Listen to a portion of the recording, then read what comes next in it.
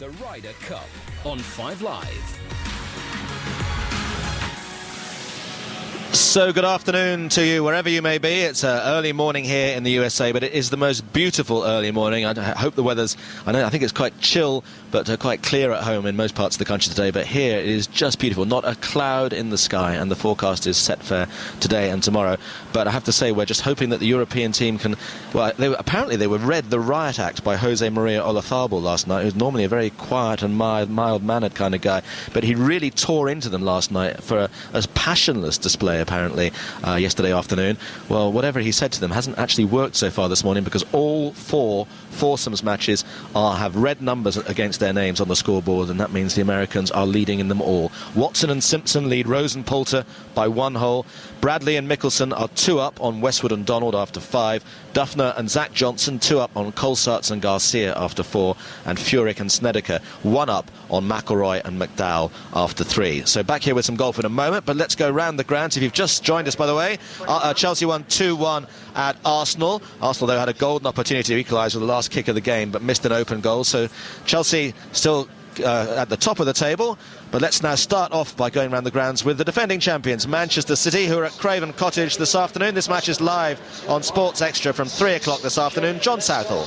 Yes, very good afternoon, John. It's a beautifully sunny day here at the cottage, and Fulham have one of the most formidable home records at the moment in the country. 8 goals scored from their 2 games here, and none conceded. But how will they cope without Dimitar Berbatov? He's missing with a hip injury, and he gives them that X factor. The Bulgarian is replaced by Petric. It's one of 2 changes, with Brian Ruiz replacing Katja Niklic. Fulham's impressive start, in contrast to City's stuttering one. They haven't won now in 4 games in all competitions, and are really struggling to find last season's fluency. The last time they went 5 games without a win, incidentally, was December 2008, the days of Robinho. Roberto Mancini still insists City will win the league this season. He shuffled his pack again, 3 changes from the last league game, 3 survivors from that Carling Cup exit in the week, and a different partner once again for Vincent Kompany at the heart of the defence for City. Nastasic replaces Lescott, Gareth Barry comes in for Scott Sinclair,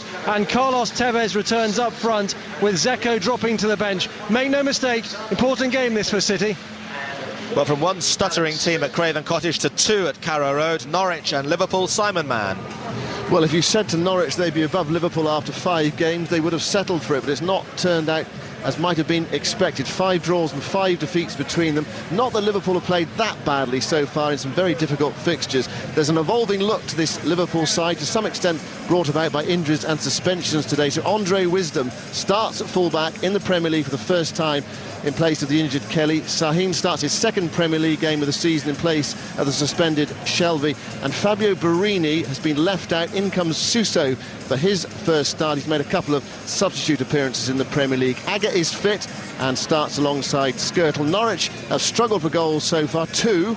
Semin Jackson comes in up front for Wes Hoolahan is on the bench, and Michael Turner replaces the injured Sebastian Bassong in defence. Norwich won 3 of their last 13 at the end of last season. No wins in 5 this. They're getting a bit anxious here. Well, Everton were knocked out the League Cup in midweek by Leeds, so how are they going to pick themselves up from that? They're playing Southampton at Goodison today. Ian Dennis. Well, I'm sure Nigel Adkins, the Southampton manager, is wary of an Everton backlash after that League Cup exit at Elland Road. In his programme notes, David Moyes has said, for the first time in a long time, where his team didn't give the fans what they deserve. Well, in the league, they've started well. They're 3rd in the table, and today they welcome back Jelavic for Anachibi from the team that won so convincingly at Swansea last weekend.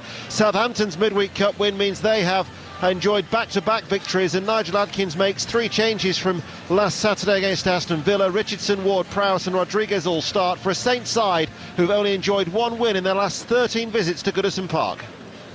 Well, next up for us is the Medeski in Reading, where Alan Pardew, who is obviously going to be the Newcastle manager till 2020 now, after signing that contract yesterday, returns to one of his old sides. Jonathan Overend. Yes, you've got to love an 8-year contract, haven't you? Pardew started his managerial career here, actually at the Medeski Stadium in the late 90s, a job now held by one of his great mates and former colleagues, Brian McDermott. Reading yet to win in the league, but boosted by a nice cup win at QPR in midweek, and because of that, McDermott rings the changes. No surprise that 5 of those new starters today all played in that win at Loftus Road. Mariappa, Caracan, Hunt, Kebe and Cummings. As for Newcastle, Kabaye is unwell, Tiote comes in, Bigirumama replaces Anita. So does Stoke City. Is Michael Owen making his first start? Pat Murphy. No. He's not 100% fit, we're told. They're trying to get him fit during the international fortnight. My bet is because he's going to be one of those, here's an original line, impact substitutes for the rest of the season. They're unchanged, Stoke, from the team that plays so well against Chelsea. Swansea, 3 league games without a win. Ashley Williams and Pablo Hernandez are fit, though. This could be a clash of styles, and lovers and apostles of the long throw will be delighted to know that although Delap or Shotton aren't in the side for Stoke, they've got Jeff Cameron, who I'm told throws it even further. Plus ça change, as they say around these parts. 12 games without a win for Sunderland. Can they rectify that at Wigan? Or against Wigan? Peter Slater. Afternoon, John. Yeah, wonderful symmetry about Sunderland's season so far. 4 games, 4 draws, 4 points, 4 goals for, 4 against, all scored by Stephen Fletcher. But it's that long run you talk about without a win which will concern Martin O'Neill. March 24th here against Queen's Park Rangers was the last victory, so can they end it against Wigan, who've been a model of inconsistency so far, capable of some great football, but still with only 4 points from 5 games. Both sides had good victories in the League Cup in midweek. Wigan especially taking confidence from a 4-1 victory at West Ham. But as with other sides, it's easier to give today's changes to the last Premier League games. Wigan have James MacArthur fit. He replaces Ben Watson, and Adam Johnson starts for Sunderland. Great striker of a dead ball, of course, but so far in the league, and here's a stat I really like, Sunderland have won just 3 corners. He replaces the suspended Lee Cattermole. That is the top stat of the day, Peter, undeniably. Thank you very much. New Donald Fagen album out on Monday fortnight, by the way, to Peter, just in case you didn't realise that. Right, to John Murray here at Medina, where the first match, Colin Montgomery, the first thing this morning, said this was absolutely key. Europe had to get something out of this game, or else almost like a pack of cards, things could start unfolding, and things aren't going well against elsewhere. one of John the Murray, strong American players, Justin Rose and Ian Poulter, are up against Webb Simpson and Bubba Watson. And the Americans are 1-up as we play the par 5 7th here.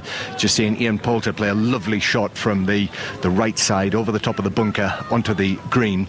But even though the Europeans went 1-up in this match, Simpson and Watson, I think, have arguably played the better golf since then, and they lead in this match 1-up against Rose and Poulter. Well, sadly, it's going from bad to worse for Europe elsewhere. Alistair Bruce Ball.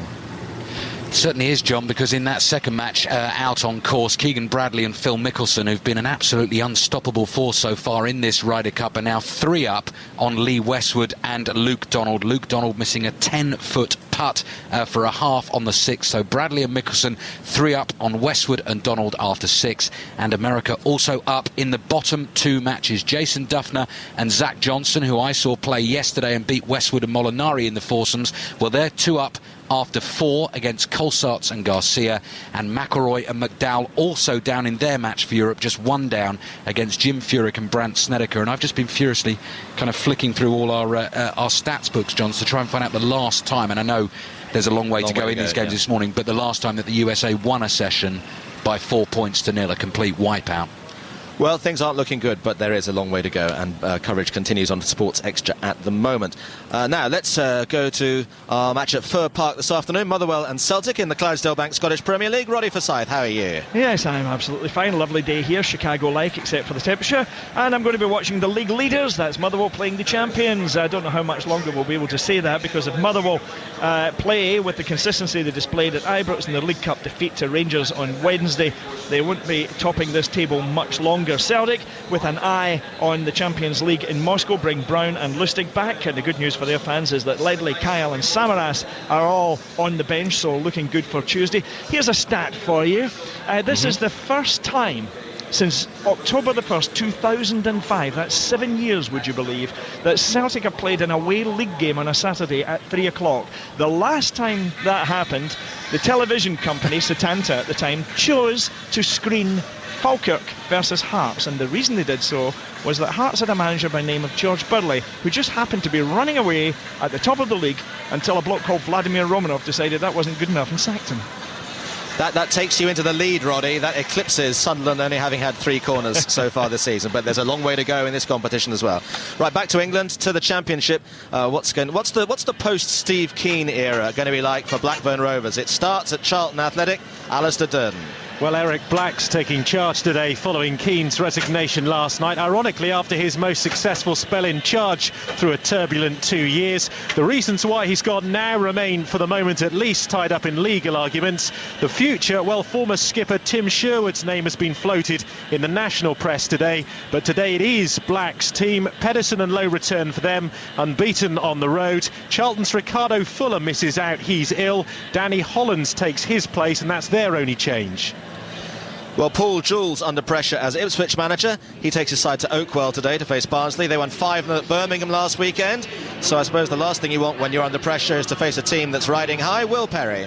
Yeah, who wouldn't be confident, John, after thrashing, as you say, Birmingham at St Andrews a week ago. It's not just that will worry Ipswich, though. Barnsley are unbeaten here. They're conceding just 1 goal at home so far this season. Barnsley are unchanged today. 3 changes for Ipswich. A first start for the on-loan Danny Higginbottom, who's in for Tommy Smith. Gwen Endow replaces Massimo Luongo, and J. Emmanuel Thomas makes way for Luke Hyam. Ipswich have already lost to Blackpool, Borough, Wolves and Charlton this season. Defeat here at Oakwell would leave them in the bottom 3 this evening and could well test the patience of the Ipswich board when it comes to Paul Jewell's job.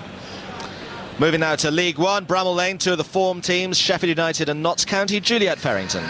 Yeah, Sheffield United 6th after winning 3 and drawing 5 of their 8 matches so far. They welcome back Michael Doyle as well. He's back from suspension. He captains the side. They've got Ryan Flynn back in the side as well. But Sheffield United facing their sternest test so far, John, against Notts County. They're second. They're managed, of course, by former player Keith Curle, proving himself to be a real shrewd touchline operator as well. And he's gone for a real attacking lineup today as they look to make themselves genuine contenders for promotion from League One.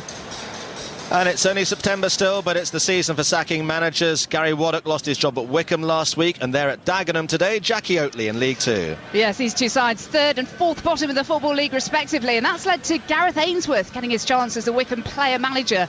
Remember them? We used to have loads of them, not so much anymore, but the 39-year-old's one of their best players. He's dropped himself altogether today. Tottenham's Scotland under-21 keeper Jordan Archer makes his debut. Ainsworth brought every player on their books here as a way of trying to foster team spirit.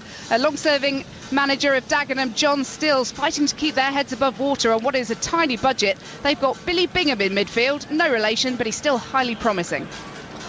And there are 2 matches later on tonight that we're going to be keeping our eye on. In the Championship, Brighton against Birmingham City. That's a 5:30 kickoff. And the late evening Premiership match is Manchester United against Spurs at Old Trafford. That's also a 5:30 kickoff.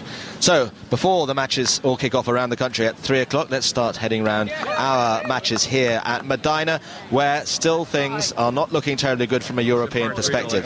First of all, let's talk to John Murray about the opening match. Just walking up the funnel between the 7th green and the 8th tee with Simpson and Watson, 1 up on Rose and Poulter, and the Americans missed a chance on the previous hole to go 2 up. Webb Simpson had a 6-foot putt, but it did not drop for him, so USA and Webb Simpson and Watson are 1 up on Rose and Poulter. I can't say too much, John, because I'm next to the tee.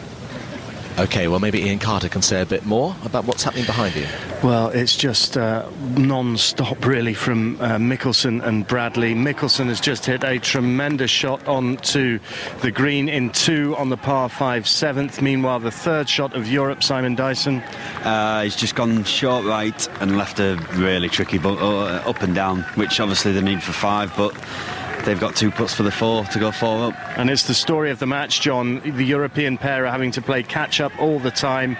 They've just lost the 6th hole to go 3 down. On the previous 2 holes, they had to hold really good putts to force halves. It's relentless from Bradley and Mickelson, and they're 3 up and possibly going 4 up here on the 7th. Are you getting rather downhearted, Ian?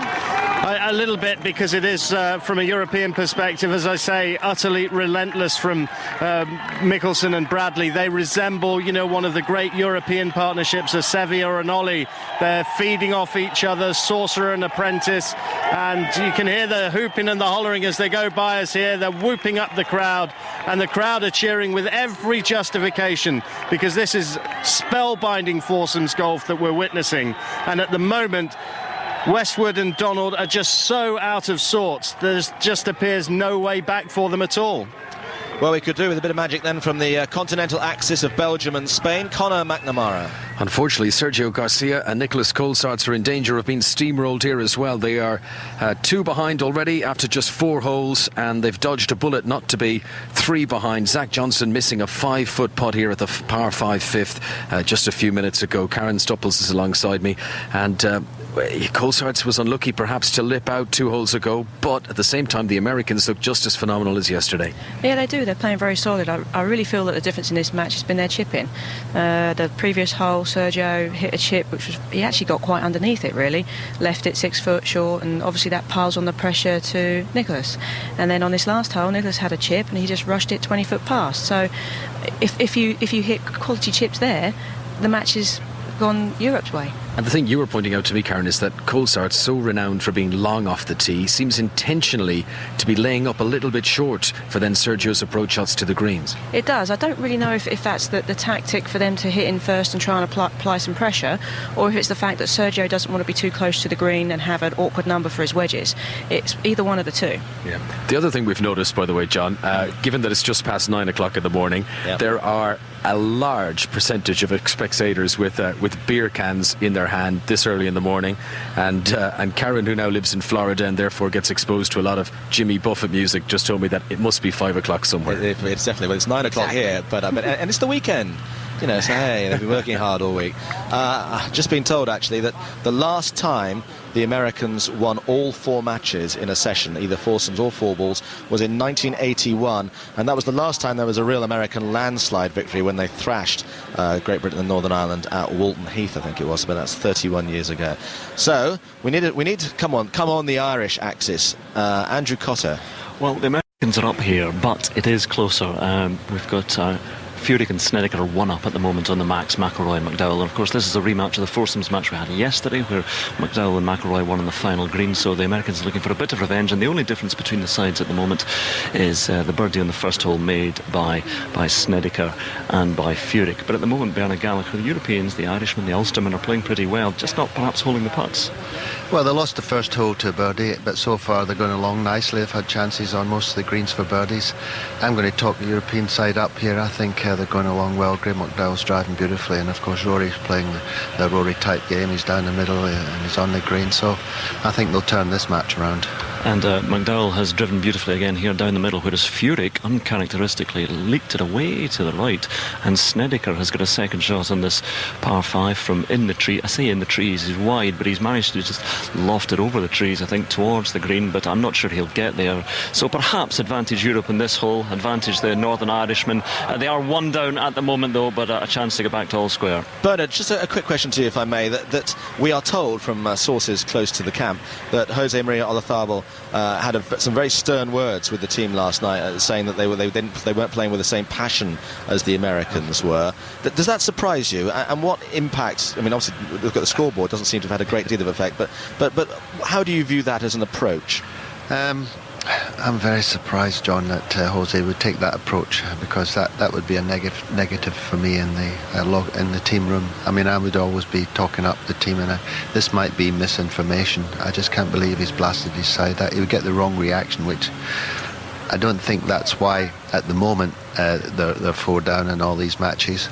But I mean, he's a passionate guy, and without scolding them, he's probably said, you know, we've got to go out there, show a bit more heart, don't listen to the crowd so much on the course, and just buckle down. But, you know, traditionally we always get off to a poor start in the first 3 or 4 holes. We've always done that, even way back in the 60s, 70s, 80s. And I always find if you can just hang on the first 3 or 4 holes, you can come back at them like we have done. So, John, can I just say that Rory McIlroy has sprayed his second shot to his par 5 way to the right, so perhaps the advantage here is gone. The Americans won. Well, can you imagine a pep talk from me? Everyone will be topping themselves by the end of it all. But 1 down here, the Europeans. No, I can't is the answer to that question. Right, there has been the first goal of the afternoon in the Premiership, or at least don't forget earlier on today, Chelsea won 2-1 at Arsenal. What's happened at Carrow Road? Simon Mann.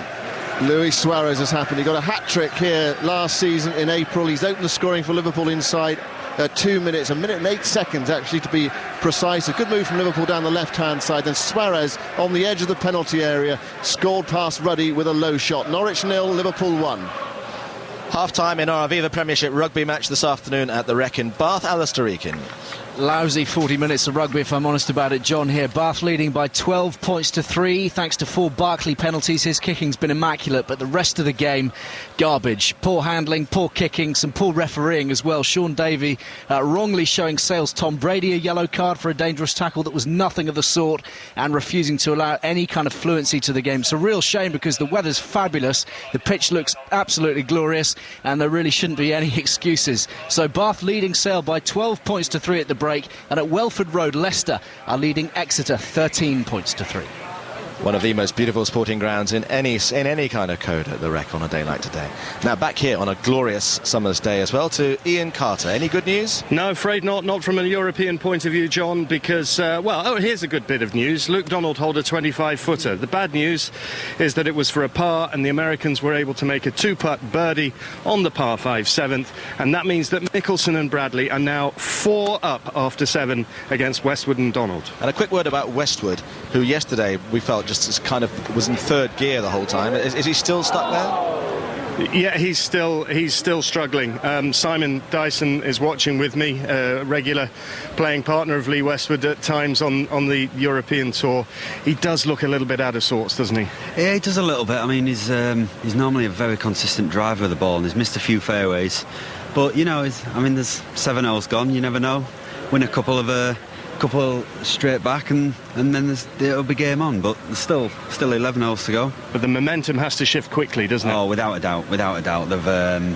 They've really got the tails in the air of the Americans, like they did yesterday, and it's going to take some turning around, I think. But you never know. Mickelson and Bradley look irresistible, John, at the moment. 4 up after 7 against Donald and Westwood. Golf and goals all the way till 4:45 this evening, but we have a bit of cricket as well because England won their T20 match against New Zealand today, so they're still alive, and Stuart Broad has been talking to Adam Mountford. Well, Stuart, a very impressive performance when the pressure was really on. Yeah, delighted. Obviously the guys, after losing the toss, came out and started really well. I thought Stephen Finn started brilliantly for us, got their 2 danger men out for us, which has been his role for us in this 2020 team. They obviously got a little bit away from us towards the end, but 148 on that wicket we were delighted with. We know how quickly this ground you can catch up runs, so at the halfway stage we were really happy with the way things had gone. So obviously we got an okay start. We thought Alex Hale's got us off to a nice positive start, but we were quite sensible with it as well. We didn't have to go hell for leather in that first 6. It was about having key batsmen in the middle period, and we managed to do that. Luke Wright's knock was fantastic. Over the last couple of weeks we've had a lot of positive to say about him, and today he really showed that in a high pressure game. He kept his calm, he showed his maturity, and he struck the ball miles. And Owen Morgan, decision to promote him up the order a bit, was that deliberate tonight, or will it be flexible as games go on? It's flexible. He came in after the first 6, and that's he'd have batted 4 in the last game if we hadn't lost 3 wickets as well. So it's not set in stone where he's going to bat. We just want to use him where he's most strong, where his skills are suited. Stuart Broad talking there to Adam Mountford. He's going to be covering Sri Lanka West Indies, the second match today, and we'll have updates from there too. Now Liverpool leading at Norwich. How are Everton faring? Ian Dennis. Not too well, John. Everton 0, Southampton 1. A corner on the left for Southampton after 6 minutes. Howard didn't claim it, and Ramirez, the Uruguayan, inside the 6-yard area, totally unmarked. Free header, couldn't miss. Southampton lead Everton 1-0. And Saints going for 3 wins in a row after their League Cup triumph in midweek. Let's hear from Adam Mountford actually in Sri Lanka. How's the match going between Sri Lanka and the West Indies? West Indies won the toss, John, and they're batting 3 without loss. We've had 1 over and 1 ball, 1 change for the West Indies. Fidel Edwards back for Sami Badri. Sri Lanka are missing their new mystery spinner, Akila Dalanjaya. He's got a facial injury, so Rangana Hereth replaces him. These 2 T teams won their opening game. They're very strong favourites in the tournament. West Indies batting 3 without loss in the second over. And that match is currently live on Radio 4 Longwave. Now at Newmarket today, a whole host of big races. John Hunt. The latest one, John, the Group 1 Sun Chariot Stakes, won for the last 3 years by the French with Sapresa. They've won it again, this time with 12-1 outsider Siuma, trained by Francois Dumaine. Remember him with the Fellow and Barracuda over jumps and Gym and Tonic on the flat. Another big race win then for the silver-haired French trainer. Siuma at 12-1 beats the fillies in the Sun Chariot Stakes. It's 8 minutes past 9 on a Saturday morning in Chicago in Illinois. 8 minutes past 3 obviously in the afternoon back home. Only 2 goals in the Premiership so far this afternoon. Liverpool 1 up at Norwich, Southampton 1 up at Everton. Back here at Medina, Watson and Simpson 1 up. John Murray. Well, on the whole, we've just watched the par 3-8. It could have gone either way. It was effectively a shootout from a similar range. Justin Rose putting first, Webb Simpson putting second from sort of 7-8 feet sort of range, and they both missed. So Simpson and Watson for America remain 1 up on Rose and Poulter. Andrew Colt is watching it all with me. Andrew, what's your overview of this match so far? Well, tee to green, the Americans have definitely found their swing. Unfortunately, the Europeans have made a couple of errors out there. Ian, unfortunately, has been uncharacteristically edgy, really. He left a 40-yard pitch, fifth, 30 feet short. He just went right underneath it, a chip from just off the green. Dropped it in the bunker and left a putt 10 feet short at the 8th. Yeah, so there is that edginess to Ian Poulter, surprising. Americans, Simpson and Watson 1 up on Rose and Poulter. There's a penalty at Craven Cottage. John Southall. And it's gone to Fulham. It's Fulham 0, Manchester City 0. And it'll be Petric who takes it. Mladen Petric in front of the Manchester City supporters. John Arnorisa was brought down inside the penalty area. Looked a fairly extravagant dive as he went down. We'd have to see another replay of it. We're just waiting as Petric steps up onto the penalty spot. And the roar will tell you around Craven Cottage that he has scored it. And Manchester City's problems continue. It's Fulham 1, Manchester City 0. Fulham really hard to beat at Craven Cottage at the moment. Now another team that's in trouble, Ipswich Town, and there's been a goal at Barnsley, Will Perry. And it's a fantastic start for Paul Jewell. 7 minutes gone, Barnsley 0, Ipswich 1. A free kick laid off to the left back, Aaron Cresswell, who drove the simplest of shots goalwards, but the keeper, Ben Ulrich, made an absolute mess of it. It went right through his hands in a central position, dribbled into the back of the net. Ipswich had the lead. Barnsley 0, Ipswich 1. Back to the golf, and a shift in the balance of power in the third match out on the course. Fortunately, from a European perspective, Conor McNamara. Yes, Sergio Garcia and Nicholas Colsaerts have won the 6th hole. There was a difficult bunker shot for Zach Johnson. He couldn't get it close enough to the hole, so that was a bogey for the Americans, and it means that the Americans are now just 1 up in this match after 6. To Andrew Cotter.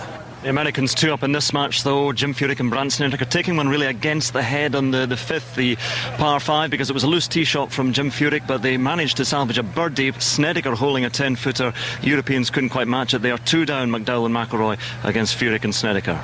Earlier on today, Chelsea won 2-1 at Arsenal. Mata and Torres with the goals, or at least Mata's free kick was deflected. Not quite sure who they've accredited that goal to. You know that Fulham lead Man City through that penalty a few moments ago. Latest news from Carrow Road now, Simon Mann. Well, it's still Norwich 0, Liverpool 1. That goal from Luis Suarez after 68 seconds. Norwich look a bit suspect at the back, a bit nervous, but they have had a chance.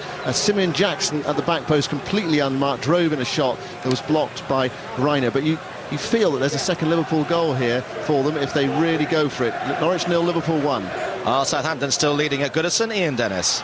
Yes, they are. They lead by a goal to 0. Ramirez with a header after 6 minutes, but they came very close to a second. A ball played forward out of defence for Rodriguez, and he was away from a sluggish Heitinger, but his right-footed shot was pulled across the face of goal. They still lead 1-0. To Reading now, Jonathan Overend. It's 0-0 here, pretty even in terms of possession in the early stages. Best moment for Newcastle, though, with Demba Ba breaking down the right-hand side, tried to cut it into his strike partner, Pavis Cisse, but put far too much on it, and the ball behind for a goal kick. Reading 0, Newcastle 0. And now here's Pat Murphy at Stoke. Goal to Stoke, Peter Crouch header from a corner, 10 yards out, shocking defending, back to the drawing board, Swansea. Stoke 1, Swansea 0. And Sunderland, Peter Slater. Goalless here after 12 minutes. Wigan has settled better, could have scored early on. Jack Colback slipped, James MacArthur intercepted, and Simon Mignolet had to be quick off his line to block. Sunderland 0, Wigan 0. Right into Scotland now, and here are Celtic at 3 o'clock on a Saturday at Motherwell. Roddy Forsyth. Yes, indeed, still scoreless here, hitting the 10-minute mark, and let me tell you that that statistic I gave you became a banner in the Celtic end, where they were saying 7 years exile for devotion to sport. Fans before television. There we are. But it's still scoreless here, although Motherwell started well. Celtic have picked up. If you had to bet on who would get one, you'd say it would be Celtic. That's absolutely brilliant. And Roddy, what was the score Aberdeen-Hibernian earlier on today? Aberdeen won 2-1, and that deprived Hibs, or Hibs deprived themselves, I suppose you could say as well, of the chance to take the lead in this SPL table. They didn't do so. They lost late on to a Gavin Ray goal, 2-1 there up at Pittodrie. OK, thank you. To the Championship in England, let's go to Charlton and Alistair Dern. Where it's goalless, low-key start. Charlton with a bit more drive. Dale Stevens a shot over from 20 yards. Nothing much from Blackburn yet. It's 0-0. Right, back here at Medina, let's tell you what's happening in other football matches, actually. Are you double sort of banking today? Goals and golf. Goals and golf. Goals and golf, but this is goals. Okay. We've just done the Premier League, John. We heard about Ipswich leading 1-0 at Barnsley in the Championship. Liam Trotter's given Millwall an early lead at Burnley in the Championship. Lots of goals in League One as well. Colchester 0, Hartlepool 1. Yeovil lead 1-0 at Preston. Scunthorpe have taken a 1-0 lead at Portsmouth. And MK Dons lead Crewe by a goal to 0 in League Two. Bristol Rovers are 1-up at Exeter. Oxford are 1-up at Rotherham, and it's Burton 1, Northampton 0 in the SPL. Ross County have taken the lead at St Mirren. St Mirren 0, Ross County 1. Well, we know this from yesterday when Nicola Colsaerts just couldn't miss, that when you're hot, you're hot. Ian Carter. And Keegan Bradley has got a 12-foot putt on the birdie for birdie on the 8th that would take the United States 5 up in the second match against the much-vaunted former world #1 pairing of Luke Donald and Lee Westwood. Donald has putted across the green to within 3 feet with the second shot for the Europeans on this hole. And here's Bradley looking for a birdie, borrowing from left to right, and just going past the left edge and running on and leaving a little tester for his partner Phil Mickelson. Yeah, a little bit of work left to do. Got to fancy him to hold it though, the way they've been putting, both of them. But the Americans have not lost their turn here, and Mickelson is prone to the odd miss from short range, and this might just open a door for Europe, who've been utterly dominated. It's been, I think the Europeans one's been conceded, so this is for the half.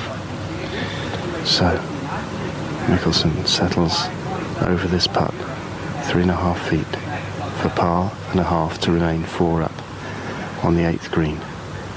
Sends the ball towards the hole and straight in without any messing whatsoever, and that means that the American pair of Keegan Bradley and Phil Mickelson remain in front, 4 up against Luke Donald and Lee Westwood as they head to the 9th tee. So just to update you on all the scores in the Premier League so far. Man City are a goal down at Craven Cottage. That game is live on 5 Live Sports Extra at the moment. Norwich 0, Liverpool 1, Suarez. Everton 0, Southampton 1, Ramirez. Reading 0, Newcastle 0. Stoke 1, Swansea City 0, a Peter Crouch header. And Sunderland 0, Wigan 0. Let's go to Sheffield United in League One. Juliet Farrington. Sheffield United 0, Notts County 0, but Sheffield United having the better of the first half. Paul Gallagher, Michael Doyle and Ryan Flynn, they've all gone close. Notts really needing to look to turn the tide here. 0-0 at Bramall Lane. And to the Daggers against Wickham in League Two, Jackie Oatley. 14 minutes played, Dagenham 0, Wickham 0. Dagenham third from bottom of the Football League. They've had a bit more of the possession, but Wickham just above them have gone closest to scoring. Young Ollie Taylor with a shot on the turn was saved, and Dean Morgan's free kick also saved. It's Dagenham 0, Wickham 0. And updating you on all the matches here at Medina, Watson and Simpson are 1 up on Rose and Poulter playing the 9th. You just heard from Ian Carter that Bradley and Mickelson are 4 up on Westwood and Donald. It could have been worse. That's after 8. Furyk and Snedeker are 2 up on McIlroy and McDowell after 5. What's happening in the other match? Conor McNamara. Well, we're here at the 7th. It's a long par 5, 617 yards, and Sergio Garcia and Nicholas Colsaerts have found themselves in the bunker. It's front right, and Karen Stopples has had a look at it, reckons it's not too bad a position. Can't actually see where the ball is, but that front right bunker's not too bad. You should be able to get a decent amount of spin and get it fairly close to the hole. Johnson and Duffner have left their second shot short of the green. Bit of an awkward length, I think, but the way these boys play, who knows? I imagine to put that pretty close. The Americans 1 up in this game. In the last hole, when they were 2 up, you said to me, Karen, that the Europeans will win this one. I have a feeling they should. I think that I don't know, they're just playing too steady not to. They're doing the right things. They're, putting the ball in the right place. I mean, you look at Colsaerts, his long-range putting has been superb today. His feel for the pace has been good. The only thing that was holding them back on those early few holes were those few chips, and those few chips made the difference in what the score is. So once they get the feel for those, they'll be all going. And in this very vibrant atmosphere, Duffner and Johnson are not the most dynamic individuals, are they? So it's, of all the players in the American team, you don't feel that they're the people who will inspire the crowd and who maybe will feed off them as well. Yeah, I think that's fairly true. I also think, I've also heard more anti-Sergio remarks than most so far today, and that's been kind of surprising, and it must be fairly hard to take, actually, when you're given, what he did here when he was just a youngster. It's kind of a surprise, really. And I can tell you that Ian Poulter has just holed a putt to win the 9th, so that means that Watson and Simpson and Rose and Poulter are now all square. In fact, just seeing on my monitor here, huge bit of traditional fist pumping from Ian Poulter, and that means people saying that he was the man who was going to inspire the European team on this second day, and that means that match is now all square. America remain up in the other 3 matches. Back to the football in the Championship, a goal at the Valley for Alistair Durden. Yes, and the post-Steve Keane era starts with an early goal for Blackburn. Jordan Rhodes and Danny Murphy involved to slide in Dixon Atuhu. Low composed finish inside the penalty area, and Blackburn lead Charlton 1-0. Ipswich 1 up on Barnsley in the other featured match that we have for you in the Championship this afternoon. Now let's head back here to Medina. Andrew Cotter. And Jim Furyk and Brandt Snedeker 2 up on McIlroy and McDowell, who slayed them on the final hole yesterday in the foursome. So Furyk and Snedeker looking for a little bit of revenge, and well, they've made 2 birdies so far, and that's the difference. McIlroy and McDowell playing fairly well. Bernard Gallagher, but again, it's just dropping the putts. That's what matters. Well, they unexpectedly lost that par 5, and it's given the Americans another little bit encouragement. But they're still playing well. The Europeans are down the middle, they're on the green, down the middle, on the green. I mean, eventually they'll start winning holes. Well, we're not downcast in European point of view terms here, because McIlroy and McDowell are playing pretty solid golf, but Furyk and Snedeker in particular has holed a couple of putts for birdies, and that is the difference. Furyk, Snedeker 2 up. What is the atmosphere like on the course out there? Well, we are down here in the dead zone in the 6th, which is the quietest corner of the course in terms of fans, but the noisiest in terms of traffic. So it's, I don't know, there are certain bits of the course it seems quite quiet, but yeah, I think the Americans are happily quaffing their breakfast beers. Well, things have changed for the better from a European perspective in the opening match. John Murray. Beautiful by Europe. It was played beautifully, and it ended with Ian Poulter holing from 7 or 8 feet, really touchy putt, just sent it on its way, and it crawled down the green and into the hole. And as you said a few moments earlier, the fist pump from Poulter. Andrew Coulthard did say to us, didn't he, that Poulter had looked edgy the last couple of holes. I think that's what he needed to get him going again. And we haven't quite seen the spectacular confrontation that I thought we were going to see over the course of the first 3 holes, with all of the emotion and excitement that there was on the first tee. But 9 holes to play. It's all square in this match between Rose and Poulter and Simpson and Watson. Just behind them are the foursome being watched by Ian Carter. Yes, the players have arrived at their balls on the par 4 9th, with the Americans 4 up, Bradley and Mickelson. They have utterly dominated this match in much the same way as Westwood and Donald did on the same day of the match last time at Celtic Manor, when they were up against Tiger Woods and Steve Stricker and took them apart. Well, now the boot is on the other foot, and there's a second shot coming up here for Lee Westwood, Simon Dyson, that he's got to get very close. Yeah, I think it's about time they started winning a couple of holes. I mean, the Americans have hit a few really wayward drives, but the type of course that it is, there's no rough, and there's a lot of space in the trees, and they've always managed to have a shot to the green, and they've always hit the green, so a bit fortunate in that respect, but they're on fire. Well, Westwood has found the heart of the green. He's put it within 20 feet of the flag as we go to Conor McNamara. At the 7th, the par 5, where both teams have a birdie attempt. First, Sergio Garcia just chipping from the edge of the green and slips the ball a foot or 2 past, and that now will give the opportunity to the Americans, if they can sink this birdie putt, to return to being 2 up in this match. Yeah, The ball in the bunker actually ended up in a really nasty lie. It was in the back right edge of it. Nicholas didn't really have much of a chance to get it on the green, to be honest. He was either going to be short, which is where he ended up leaving Sergio the chip, or he was going to run it past 20, 30 foot. It was very awkward for him, and I think they made the best job out of it. Now, here we go with Zach with a chance to redeem himself for the last miss on the last par 5. Here's Zach Johnson, who missed from 5 feet at the 5th hole. At the time, that would have put the Americans 3 up in this game, and it just shows how the pendulum can swing.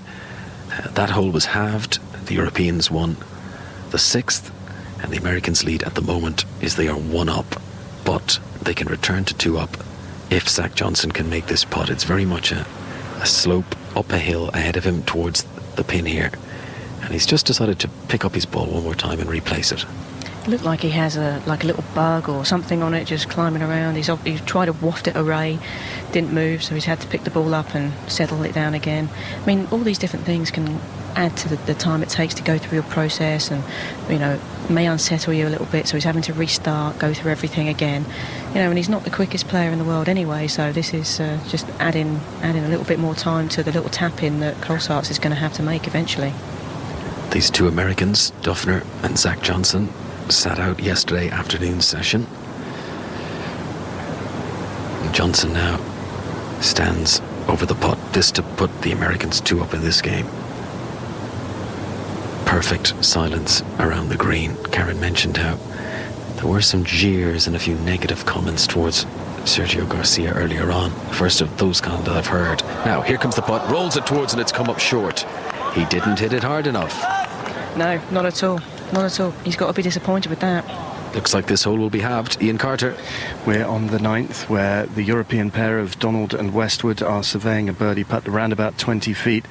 Westwood's approach came up 20 feet short from 120 yards out, just suggesting that he's probably still not dialed in. When they're hitting the exact distances, the swing is absolutely spot on, even if the line might be out 10 feet either way. On this occasion, when he's come up short, not the cleanest of contacts, but even so, it's a birdie chance. It's up the slope. I think he's got to be from now on. They need birdies. The Americans aren't making bogeys, so the Europeans are going to need birdies, and this will be a good start. And the American pair are inside the Europeans here, so they've got, in theory, a better birdie chance to come. So this, you sense, is must-make for Luke Donald as he goes 20 feet up the hill, sending the ball on its way, and just coming up short. And frustration there for the Europeans. Lee Westwood comes over. As we go to Everton, there's been a goal there. Ian Dennis. Yes, Ian, Everton have equalised after 25 minutes. It was Morelos who delivered a pacey cross from the right-hand side. Actually struck the back of Jelavic, but it fell kindly to Leon Osman, running in, following up, 7 yards out, top right-hand corner, 1-1. Thanks, Ian. Sergio Garcia made that putt, so the Europeans remain 1 down in that match after 7 holes. As we watch Keegan Bradley now have a look at a birdie chance of around about 10-12 feet, which would be enough to take the Americans 5 up in this match. I think it's one of those, you'll know if he's hold it when it's about 4 foot out. He seems to be racing after the ball when they're on line. Slightly more awkward for him, even though it's shorter, just given the terrain of the green? Yeah, I think so. I think it's a very, very fast putt, maybe a little bit left to right as well. It's hard to tell because we're back a bit from the green, but he's been judging the downhill putts very well, so we'll see. Those eyes are burning at the ball now. He's been down on his haunches, the Americans in navy blue tops and grey trousers today. He has a blue visor on. Sends it on its way down that slope, tracking towards the hole and in! And a repeated fist pump from Keegan Bradley. Bradley and Mickelson are on fire in this match. They're moving inexorably to yet another point for the United States. They high-five as they exit the green. They've gone to the turn here, 5 up with some brilliant foursomes golf. Yeah, it really is. It's unplayable against that type of golf, and thoroughly deserve the lead. It's very, very hard indeed to see the fortunes reversing in this match. Donald and Westwood are being outclassed right now. And that birdie for Keegan Bradley and Phil Mickelson, their 4th of the front 9, means that they're 5 up at the turn. Long way back for Europe there. Watson and Simpson and Rose and Poulter all square in the match ahead. Duffner and Johnson 1 up now on Colsaerts and Garcia. They were 2 up. And Furyk and Snedeker 2 up on McIlroy and McDowell. But our crew out on the course saying that perhaps doesn't represent the way that match is going. In the Premier League, Chelsea won 2-1 at Arsenal in the lunchtime game. Fulham lead Manchester City by a 1-0. Liverpool 1 up on Norwich at Carrow Road. 1 apiece at Goodison, as you just heard, Everton and Southampton. And Stoke leading Swansea by a 0-0. Those are the only goals in the Premier League so far. Elsewhere, Alistair Bruce Ball. Goals going in the Championship. Portsmouth equaliser against Scunthorpe. Gabor Gipesh scored that. Portsmouth 1, Scunthorpe 1. Matthew Connolly has given Cardiff the lead against 4th place Blackpool. Cardiff 1, Blackpool 0. Ben Mee has scored in the game between Burnley and Millwall. Equaliser for Burnley. Burnley 1, Millwall 1. And Emil Sinclair has given Peterborough the lead at Hull. Remember, Peterborough bottom of the table with no points. In the SPL, Dundee 1, St Johnstone 1. St Johnstone took the lead there. Dundee have equalised from the penalty spot. Doncaster are 2-0 up at Leyton Orient. Gillingham 0, Rochdale 1, and elsewhere Mansfield 0, Hereford 1, and Accrington Stanley lead by a 0-0 at AFC Wimbledon. And may I congratulate you on your very quick costume change here in this extremely hot commentary box, because I thought we were going to have a Mario Balotelli fighting his bib incident there for a second. I'm doing my Tony McCoy impression in a sauna trying to lose some weight. I must just say, I saw somebody wearing an Accrington Stanley shirt out on the course yesterday, so I suspect he probably is a man alone. But anyway, now to Sri Lanka. Earlier on today, England beat New Zealand in their T20 Super 8 match. Sri Lanka, West Indies now, Adam Mountford. And the West Indies are being strangled by some tight Sri Lankan bowling in a raucous atmosphere here in Pallekele. 20 for 2 is the West Indies score. We're in the 6th over. Chris Gale out for a 9-ball 2 just a moment ago, caught behind off Kulasekara. And before that, we saw the dismissal of the other opener, Johnson Charles, top scorer against England, but he fell stumped by Sangakkara off Mendes for 12. 16, well now for 2 it was at that stage, now 20 for 2 in the 6th over, John. A second goal in the Championship at the Valley, Alistair Durden. Yeah, it's a Charlton equaliser. Captain Johnny Jackson scored it, heading in Salim Kirker's goal-bound drive, and just 60 seconds before that, Jackson had seen his penalty saved by the Blackburn keeper, Paul Robinson, after a foul on Jackson before that. But it's now Charlton 1, Blackburn 1. And a goal at Dagenham in League 2, Jackie Oatley. It's Dagenham 1, Wickham 0. So not the start the caretaker boss Gareth Ainsworth was after. Dwight Gale scored with a tap-in from close range after the keeper Archer had initially saved a header from Howell's free kick. Dagenham heading for their first league win of the season. Dagenham 1, Wickham 0. Obviously aware that people are switching on and off the whole time, so if you've just joined us, it hasn't been the greatest of mornings on this second morning in America for the European team. It's only 9:30 in the morning here, and so the last 2.5 hours have really just seen endless streams of birdies from the American clubs, which means that Bradley and Mickelson lead Westwood and Donald 5 up at the turn. Duffner and Johnson are 1 up on Colsaerts and Garcia after 7. Furyk and Snedeker 2 up on McIlroy and McDowell after 6. The only shaft of life for Europe is that the Rose, Poulter, Watson-Simpson match is all square at the turn. That's the first match out on the course. Right, to all our games in the Premier League this afternoon. Let's start at Craven Cottage. John Southall. And a raucous Craven Cottage where it's Fulham 1, Manchester City 0. The goal from the penalty spot from Mladen Petric. Looked a soft penalty, but Sergio Aguero's just missed a really good chance for the champions. 6 yards out on the left-hand side. His header unmarked into the side netting. It's a decent game this. Man City, though, not quite themselves. Fulham 1, Man City 0. Next up, Norwich City and Simon Mann. It's Norwich 0, Liverpool 1. Luis Suarez in the second minute of the game. We've had another one of those Suarez penalty incidents. Suarez down in the box in a tango with Leon Barnett. No penalty, said the referee Mike Jones. Barnett then chased after the referee Mike Jones to complain, but I think you could make a case for a Liverpool penalty. You really could. And Norwich have also missed a great chance. Morrison heading back across goal, and Jackson volleyed over from inside the penalty area. It really should have been 1-1. Norwich 0, Liverpool 1. Well, it was 1-1 when last we heard from Ian Dennis at Goodison. And it still is the case. Everton 1, Southampton 1, but since that Leon Osman equaliser for the home side after 25 minutes, Jelavic has dragged a shot wide across the face of goal for the home side. They had fallen behind through a Ramirez free header after 6 minutes, but Osman has restored matters here at Goodison Park. 1 apiece. OK, next stop for us is Reading. Jonathan Overend. Where it's still Reading 0, Newcastle 0, but only thanks to Steve Harper, who continues to deputise for Tim Krul in the Newcastle goal. Wonderful save from him a few moments ago, tipping over left-handed from Pogrebniak's towering header. It's 0-0. And we will head to Stoke and Sunderland shortly after Conor McNamara. I'm here at the 8th, which is the par 3, and Europe have not got on the green with the tee shot, just on the left verge. Slightly tricky stance on a dip down towards a bunker, but not the most difficult shot, and they are closer to the pin than the Americans. Jason Duffner will have a putt which is on the green, but must be fully 35 yards from the pin. Yeah, the Americans to play first. It'd be interesting to see what they do with this. I'm pretty sure his pace has been great today, so he'll just cosy this one up there. And then it looks like the shot there for the chip is very makeable, and I fancy the Euro team to give it a good roll. Lovely natural amphitheatre around this 8th green, and the spectators forming a horseshoe ring around it, as Jason Duffner with the navy sweater and grey trousers sends his shot up the hill towards the hole, which is 35 feet away from him, and he just stays above ground. I think that's a little bit short to the left-hand side. While we wait for the Europeans, there's been a goal at Everton. Ian Dennis. And Everton have come from behind and now lead Southampton by 2-1. The goal came after 32 minutes. Morales with a forward penetrating ball that picked out Jelavic. He was onside. He ran on into the penalty area and scored with a left-footed shot low into the bottom right-hand corner. Everton 2, Southampton 1. And we can go to the Britannia. Stoke against Swansea. Pat Murphy. Still Stoke 1, Swansea 0. Peter Crouch's goal. Stoke Swansea faffing around here. No match at the moment for the hairy-chested style of Stoke City. Although Charlie Adam is applying a little bit of craft for Stoke. Stoke 1, Swansea 0. Thanks very much, Pat. Here at Medina on the second day of the Ryder Cup, Nicholas Colsaerts has a shot here from just off the green at the 8th hole. The Americans one up in this game.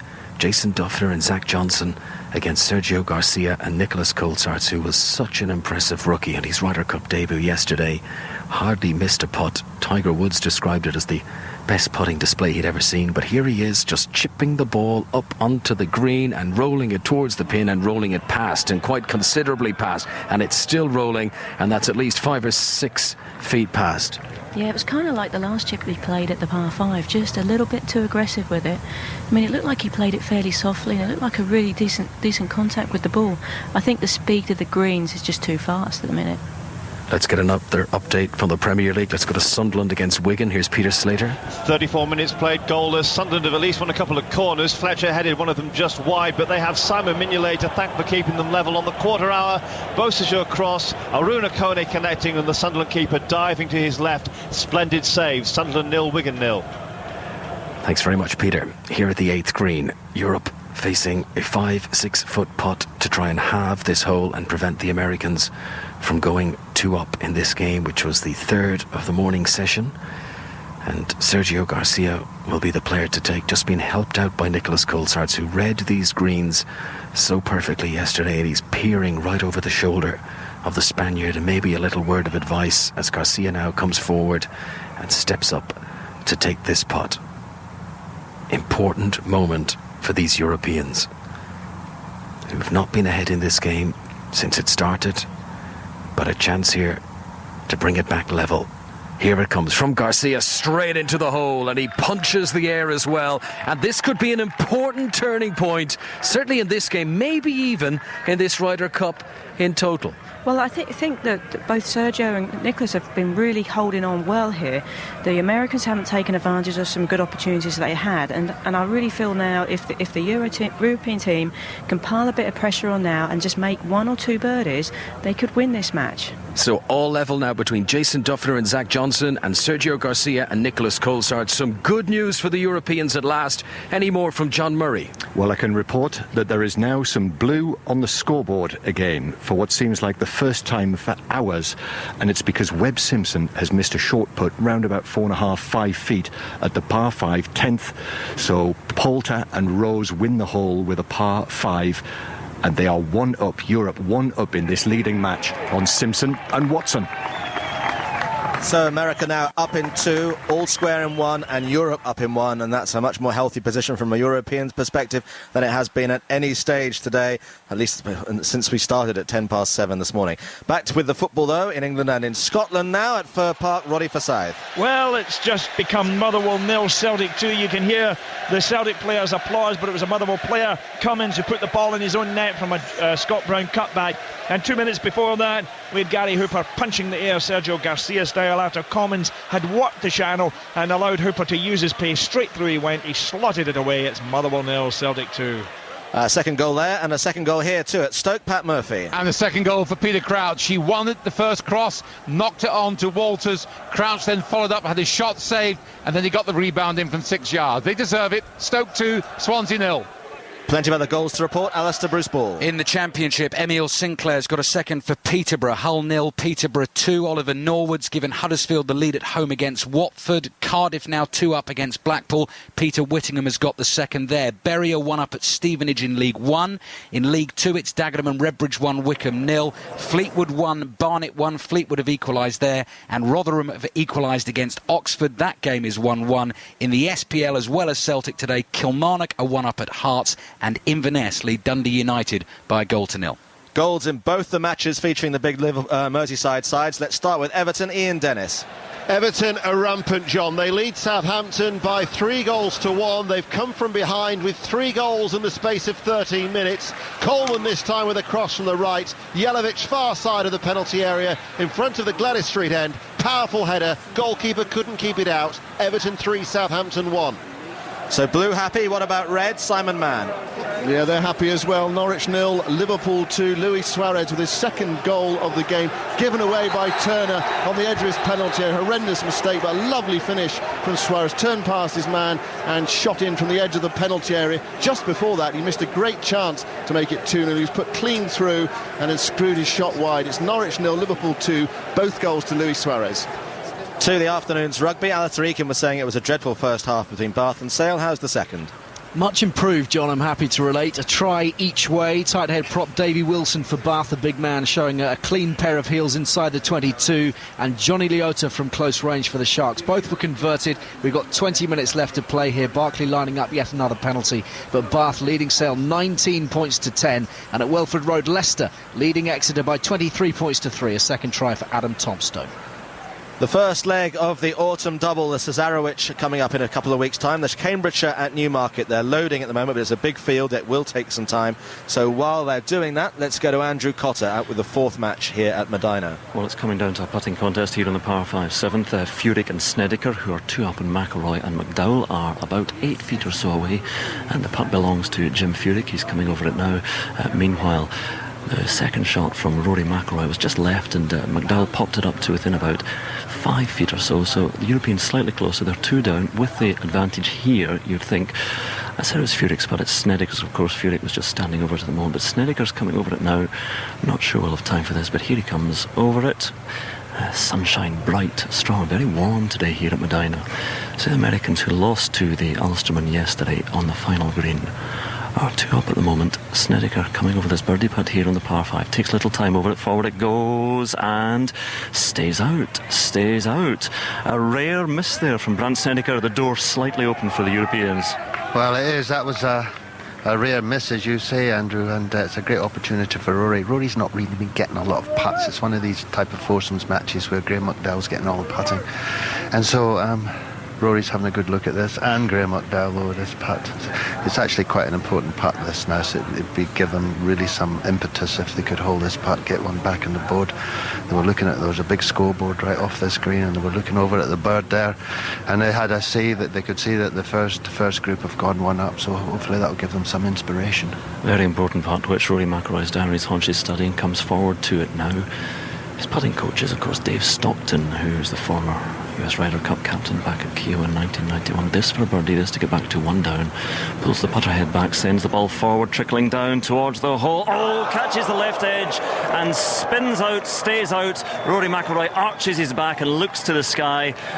and suddenly, well, nothing gained there. So the Europeans 2 down to the Americans of Furyk and Snedeker. We'll head to Newmarket and John Hunt. And we're just passing halfway here in this cavalry charge with 33 runners. Stevie Thunder was a late withdrawal here, but they're bunched in 3 groups coming down the tracks. Bars Dancer leads the near side group together with Double Dealer, who is nicely there. Meanwhile, Prince of Johanna's not far away, bidding to become only the 7th horse in history to win this great old race twice running. Also staying on is Bronze Angel now, but they're right across the track. Meanwhile, over on the far side, Mull of Killock has come there with Boom and Bust arriving on the scene as well. And now Mukka Drum, one of the fancied runners, also into top gear. Moore and Gra as well is also finishing off well. The best finisher is Bronze Angel, right up the middle of the track though, as they head to the closing stages. Mull of Killock, Bronze Angel is trying to get there down the near side and won it. Bronze Angel for William Buick, Mull of Killock, Boom and Bust, and in behind those Bancora Hainen.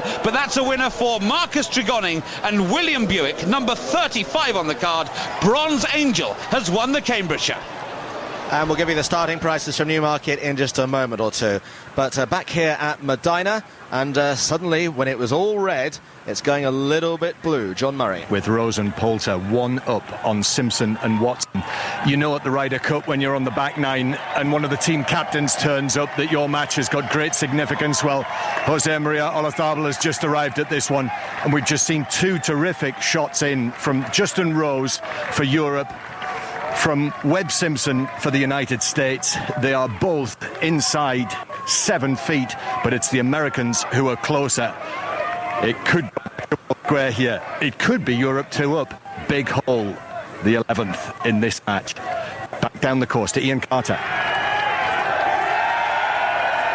Well, here in this match, it's going all the way of the United States. Bird, Nicholson and Bradley at the par 5 10th. They very nearly eagled the hole. Was enough to take it. Luke Donald's brave effort from 25 feet for a birdie just went past the edge of the hole, and it means now that after 10 holes, Bradley and Mickelson are now 6 up.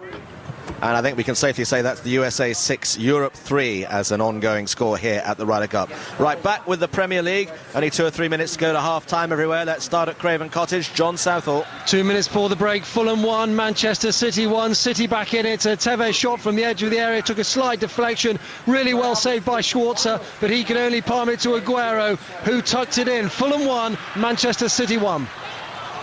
Just to remind you that Liverpool are 2 up at Norwich City. Everton are leading Southampton by 3-1. Reading 0, Newcastle 0. Stoke lead Swansea City by 2-0. Both goals from Peter Crouch. And Sunderland 0, Wigan Athletic 0. Alistair. Wolves have just taken the lead against Sheffield Wednesday. Bakary Sakho has scored that one. Couple of scorelines in the SPL. Inverness have got a second against Dundee United. Inverness 2, Dundee United 0. St Mirren have equalised at home against Ross County. That's 1-1.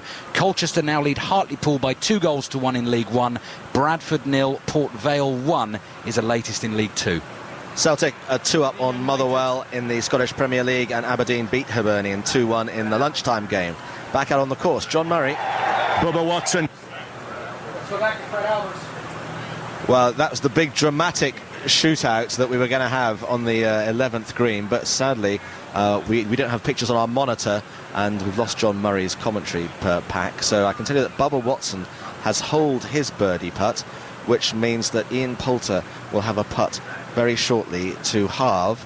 Otherwise, the Americans will get the match back to all square. I'm approximately 2.5 miles away from where this putt is being attempted, so I can't do anything about it myself. Can we hear from John Murray? Can you hear me? Can you hear me? Yeah, we can hear you. Yes, I'm on. We're on. We're on. Well, Bubba Watson holed his from 7 feet. Now, Justin Rose, Ian Poulter has got to do the same for Europe. This is high-tension stuff, Andrew Coltart.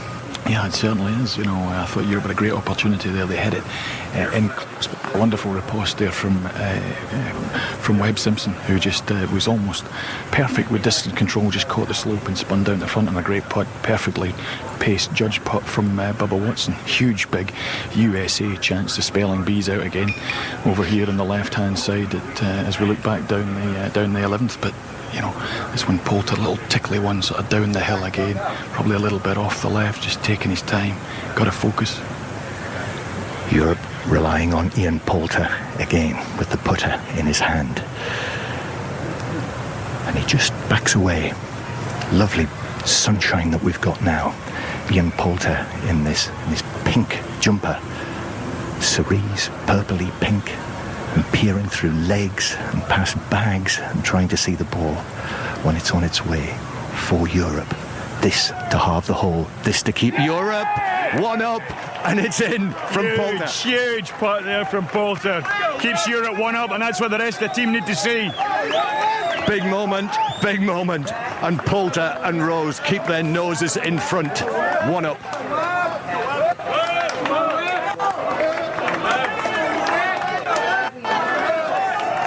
Nicholas Colsaerts has just landed a long-range birdie to put pressure on the Americans, and Jason Duffner now faces a tricky putt just to try to have... He does. I mean, it was amazing, really, the second shot's coming in. You know, Sergio's just bounced on just a little bit, and Zach Johnson's spun all the way back to about 5 foot here. Now, this is to halve this hole. First in win, so hopefully that's the case. So Duffner has to try and follow the act of Nicholas Colsaerts, who's landed his first big of the day. Here is Duffner, head down. So the putter sends the 5 feet, and in it goes. And listen to the American crowd. They realise the importance of that. And this American pair of Jason Duffner and Zach Johnson are hanging on to their lead, but that's about all it is. It was, and now hung on too with that putt, dipped in from the low side, so he was fairly lucky with that one. Say, still one up in this one. Just quick apology as well for one of the two of the problems we're having, technical problems we're having, but we are not alone. All the broadcasters, there's a kind of a dark hole in one corner of the course around sort of holes 8, 9 and 10, which is where a lot of the groups are at the moment, so we're having a bit of trouble there. But anyway, you get the gist. Europe are up in 1 and down now in 3, so America could find themselves 8-4 to the good at half-time as far as today's players are concerned, but there's a long way to go. It's half-time in all the Premiership matches, though. It's full-time at the Emirates earlier on. Chelsea won 2-1 at Arsenal. Half-time at Fulham, John Southall. And it's been a really good half. Fulham won, Manchester City won. Mladen Petric gave Fulham the lead from the penalty spot. Looked a soft decision, but as the half progressed, City grew in stature. Sergio Aguero and David Silva both went close before the equaliser, and you have to say it was coming. Tevez shot from the edge of the area, deflected off Silva. Schwarzer produced a really good save, but could only palm it into the path of Aguero, who tucked in his first league goal of the season. Fulham have shown real intent going forward, but City look in the mood now. Should be an intriguing second half. Half-time, 1-1. Good first half for Liverpool at Norwich. Simon Mann. Norwich 0, Liverpool 2. Liverpool could have been out of sight. They've scored 2. They've had 2 other clear chances as well. The goals in the 2nd and 38th minutes, both scored by Luis Suarez, both sharp finishes. The second after a mistake by Michael Turner. The other chances, Gerrard from Suarez, a delightful ball forward. He had his header superbly saved by Ruddy, and then Suarez clean through, put his shot wide. Norwich have not looked convincing at the back at all. They've had their moments in the Liverpool penalty area, not least when Simeon Jackson had a volley. He really should have scored. He put it over. Norwich 0, Liverpool 2. And an equally good first half for Everton. Ian Dennis. Yes, Everton 3, Southampton 1. Everton have recovered from a slow start and a goal down. They finish with real fluency, threatening goals with every attack. Poor defending enabled Ramirez with a free header to give Southampton the lead after 6 minutes. But as soon as Everton equalised after 25 minutes, the home side have been dominant. 3 goals in the space of 13 minutes. Osman running in, shot high into the net, top right-hand corner. Jelavic then ran onside after a good ball through from Morales, scored with a left-footed low shot, and then 7 minutes before half-time, Coleman's cross, and Jelavic with the far side of the penalty area with a powerful header. Fellaini on the stroke of half-time hit the crossbar from a right-wing corner. All Everton, they lead 3-1. So goals everywhere except at Reading. Jonathan Overend. Reading 0, Newcastle 0. A magnificent last-ditch, last-minute tackle from James Perch. The young Newcastle fullback keeps it scoreless. He appeared from nowhere just as Pavel Pogniak, I've promised with him all afternoon, Pogrebniak, that's him, was about to shoot from close range. Pogrebniak, we'll give him another mention, was previously denied by Harper's fingertip save as Reading came more and more into it as the half went on. At the other end, no real danger from Newcastle. Ben Arthur excites every time he tiptoes around the edge of the box, though. So far it's leading to nothing. Reading 0, Newcastle 0. We're heading to Stoke and Sunderland in a second, but here's Andrew Cotter. 8-hole Snedeker trying to chip in for the half and misses. So the Europeans, McIlroy and McDowell, get their first victory of the day. They get back to just 1 down after 8 holes against Furyk and Snedeker. OK, as promised, let's go to Sunderland. Peter Slater. 0-0 between Sunderland and Wigan. Wigan's half better chances, none better than on the quarter half. Both Sergio's cross, Saruna Koenig connected. Mignolet somehow keeping it out, diving to his left. Sunderland have at least more than doubled their season's corner count, 3 to add to the previous 4. Fletcher headed 1 effort wide, but Adam Johnson not seeing enough of the ball to be influential. It's not been particularly inspiring from the home team. Sunderland 0, Wigan 0. And it's the Peter Crouch show at Stoke. Pat Murphy. Stoke leads Swansea 2-0. Crouch has got both. Swansea effete, Stoke dominant, Adam creative, Crouch decisive. Header and a knockdown just before half-time. Stoke 2, Swansea 0. Into Scotland, where Aberdeen beat Hibernian at the 2-1 in the lunchtime game. Latest score from Fir Park at half-time. Roddy Forsyth. Yes, Motherwell 0, Celtic 2. 2 goals in the space of a couple of minutes. As Celtic worked the channels, it was a simple enough tactic. Long ball through the channels to let the pace men go. Common setting up Gary Hooper, who was off like Usain Bolt, and there was nothing Motherwell could do with him as he drew the goalkeeper Randolph and slotted it into the net. And then there was Brown taking over as the flanking man, propelling the ball right across the box. He was looking for Hooper again. Adam Cummins, in his anxiety to stop the Celtic striker, put the ball into his own net, and that's why at half-time Motherwell 0 and Celtic 2. Into the N-Power Championship. Let's start at the Valley with Alistair Durden. Yes, Charlton 1, Blackburn 1. Eric Black will have been very happy with Blackburn's start. Dixon are 2 who drilled them in front after just 16 minutes, but Charlton got this game by the scruff after that. Johnny Jackson's headed equaliser came just 60 seconds after he'd seen a penalty saved by Paul Robinson. The home midfield more dynamic and dangerous. Danny Green has had a shot kiss the outside of the post late in the half, and Blackburn's fans are quite subdued. All of a sudden they have to find something else to sing about. It's 1-1 at the break. Could be a big away win for Ipswich today. Will Perry.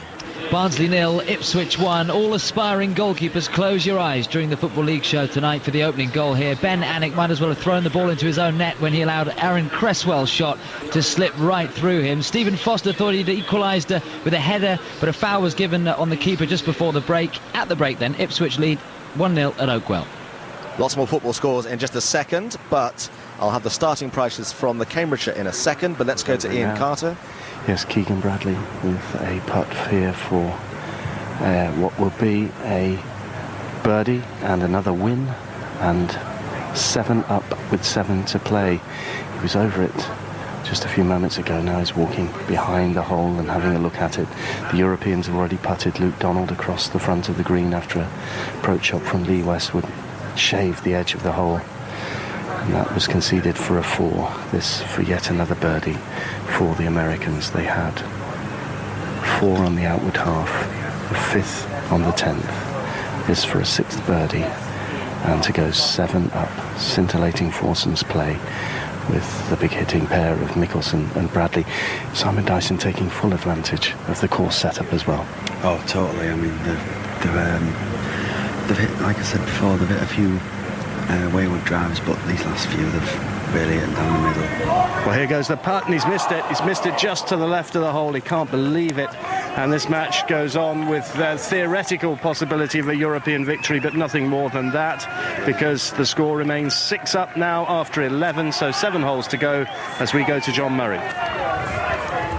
We're on the 12th, the par 4 12th, where Rose and Poulter are 1 up on Simpson and Watson, but the Americans have gone way left.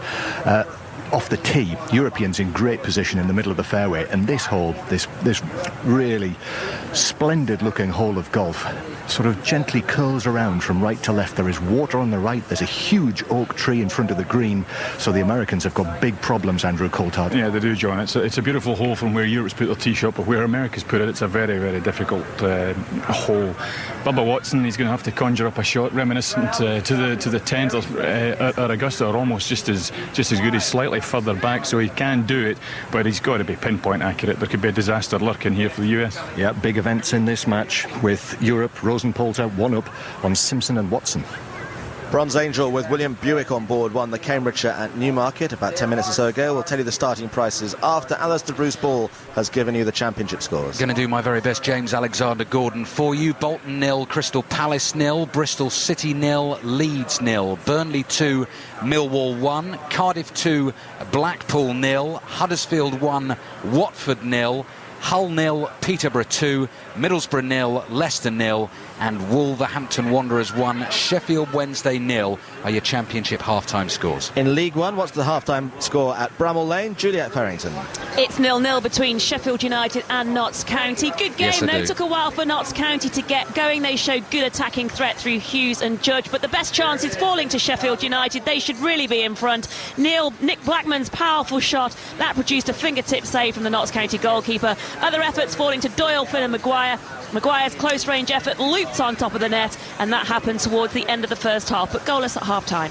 And the rest of the League One half-times. Bournemouth 0, Walsall 1, Carlisle and Crawley is 0-0, Colchester 2, Hartlepool 1, Doncaster 2-0 up at Leyton Orient, MK Dons 1, Crewe 0, Oldham and Coventry is 0-0, Portsmouth 1, Scunthorpe 1, Yeovil lead 1-0 at Preston, Shrewsbury 0, Swindon 0, Bury 1 up at Stevenage, Tranmere 0, Brentford 0. Into League Two at Dagenham, Jackie Oatley. It's Dagenham 1, Wickham 0. Dagenham good value for the lead, which puts them on course for their first league win of the season. Dwight Gale scoring from close range on 25 minutes on the rebound, but it could have been more. Wickham working hard for the new caretaker boss, Gareth Ainsworth. Lewington saved from Morgan and Spring. But they could really do with Ainsworth bringing himself off the bench, except he's dropped himself altogether. Dagenham 1, Wickham 0. And the other scores in League Two at half-time. Accrington 1 up at AFC Wimbledon, Aldershot 0, York 0, Port Vale 1 up at Bradford, Burton 1, Northampton 0, Chesterfield and Torquay is goalless, Bristol Rovers are 1 up at Exeter, Fleetwood Town 1, Barnet 1, Gillingham 0, Rochdale 1, Plymouth and Southend is goalless at half-time, Rotherham 1, Oxford United 1. And let me take you onto the scorelines in the SPL. Aberdeen 2, Hibernian 1 was a result from earlier on today. St Johnstone are 2-1 up at Dundee. Kilmarnock lead 1-0 at Hearts. Inverness are leading Dundee United by 2-0. As we've heard from Roddy, Celtic are 2-0 up at Motherwell. It's St Mirren 1, Ross County 1. In Scottish Division 1, these are latest scores, as far as I'm aware. Airdrie United 1, Greenock Morton 0. Cowdenbeath and Falkirk is 1-1. Hamilton Academical 0, Dunfermline 0. Livingston leading Dumbarton by 3-0. And Wraith Rovers 0, Partick Thistle 0. And in Division 2, one half-time I've got for you is Stenhousemuir 0, Arbroath 0. And the other latest so far, Ayr 1, Brechin City 0. 4 for 2. Albion Rovers 0, Queen of the South are 0-0 with Alloa, and East Fife are leading 3-1 at Stranraer. Blue Square Bet Premier. Again, all these games approaching half-time. Alfreton Town 1, Braintree 0. Cambridge United 2-0 up at Barrow. Hyder leading 1-0 at Dartford. Gateshead 1, Telford 0, I beg your pardon. Kidderminster Harriers leading Macclesfield by 1-0. Luton 1 up at home against Southport. Mansfield 0, Hereford 1. Newport and Grimsby is goalless, as is Nuneaton and Wrexham and Stockport and Ebbsfleet United. And Tamworth are leading 2-0 at Woking. I think I'll stick to live football and live golf any time after that, John. Absolutely, a good audition. Now to Newmarket, those starting prices were, John Hunt. Bronze Angel the winner, John Popular winner as well, 14-1 this morning, back down to 9-1. Second was Mull of Killuck at 33-1. Third, Boom and Bust at 20-1, with Banker Hen fourth at 50-1. Siuma in the Sun Chariot Stakes, Roche du Queen in the Cheveley Park Stakes, and Steeler in the Royal Lodge Stakes were the other big race winners today. Can't be long to go at the wreck in the Aviva Premiership between Bath and Sale. Alistair Eakin. Just a couple of minutes left here, John. A second try for Bath. They lead 24-10. Captain Stuart Hooper tumbling over under a pile of bodies from a catch and drive at the line out. The Sharks heading for a fifth defeat in a row at the moment. It's Bath 24, Sale 10. Just 2 minutes on the clock. And at Welford Road, Leicester now leading Exeter by 30 points to 3. There's a hat-trick there for Adam Tomstock. And I hear that Ian Poulter's in a bit of bother, of which more in a second after we've heard from Adam Mantford watching Sri Lanka play the West Indies. The West Indies 78 for 2 in the 14th over. Rebuilding after a poor start. They were 16 for 2 in the 6th, but a good partnership, 62 runs between Samuels and Dwayne Bravo has put them back with a chance of putting a competitive score. Remember, West Indies will qualify for the semis with victory here. 78 for 2 in the 14th. Now, this is the only match in the Ryder Cup foursomes this morning where Europe currently leads. So, John Murray? Well, last time we were reporting on it, we said how the United States were in real problems, having missed the fairway, and that the water of Lake Khadija may come into play. Well, Bubba Watson hit it out of there, down the bank. It stayed dry, but then from a perfect position, Ian Poulter went way right down the bank, and the European ball has only just survived and stayed dry, and Justin Rose down there in the long grass just next to the water is trying to pitch it up this bank to the hole which is cut right at this side of the green as well, closest to him. John, that was a huge opportunity. Going a beg in there for Ian. Poor shot, it was weakened obviously to the right, could not afford to go right, and basically we're as it lies at this moment. Big moments in this game. Justin Rose now throws it right up towards the edge of the green, and it clings on, not quite on the green, on the second cut there, the second cut of the strip of lime green grass, and I thought for a moment it might be going back down the slope towards it, but it stayed up there. That's a great effort, John. I didn't think it was possible to leave it short and not have it running back down to your feet or even worse into the water. So Europe's in not too bad a position there, and it's over to you, Webb Simpson. Really important moments in this match, this opening match of the Saturday morning foursomes. Justin Rose and Ian Poulter for the United States, 1 up on Simpson and Watson. Simpson and Watson, the two reigning major champions in this American side. Justin Rose and Ian Poulter, who downed Tiger Woods and Steve Stricker yesterday morning. So the European ball just off the front of the green from down on the bottom of the slope in front of the water, and now Webb Simpson is preparing to play out from a similar sort of position. Just the grass down there at the bottom of the bank, just about as long as we can see it at any point on this course. It's quite shaggy down there. I can't see Webb Simpson's white shoes at all at the bottom of his grey trousers. Has a couple of practice strokes, just tugs on his white glove, and then another final practice stroke, staring intently up the slope, which is quite a sharp rise from where he is down there. Dozens of lenses pointed down the slope at him. Television cameras looking at him as well, under this bright sunshine. Simpson now ready to play it. Up it goes, and that may well fall short, and it will drop back down the slope. Back down the slope, all the way back down to his feet. Still rolling, and it comes to rest in that long grass again. That was what could have happened to Justin Rose. It didn't, but it did happen to Webb Simpson. There is a goal at Norwich. Simon Mann. And it's a third goal for Liverpool, 2 minutes into the second half. Again, Suarez at the heart of it, darting into the penalty area. His first cutback hit a Norwich defender, came back to him.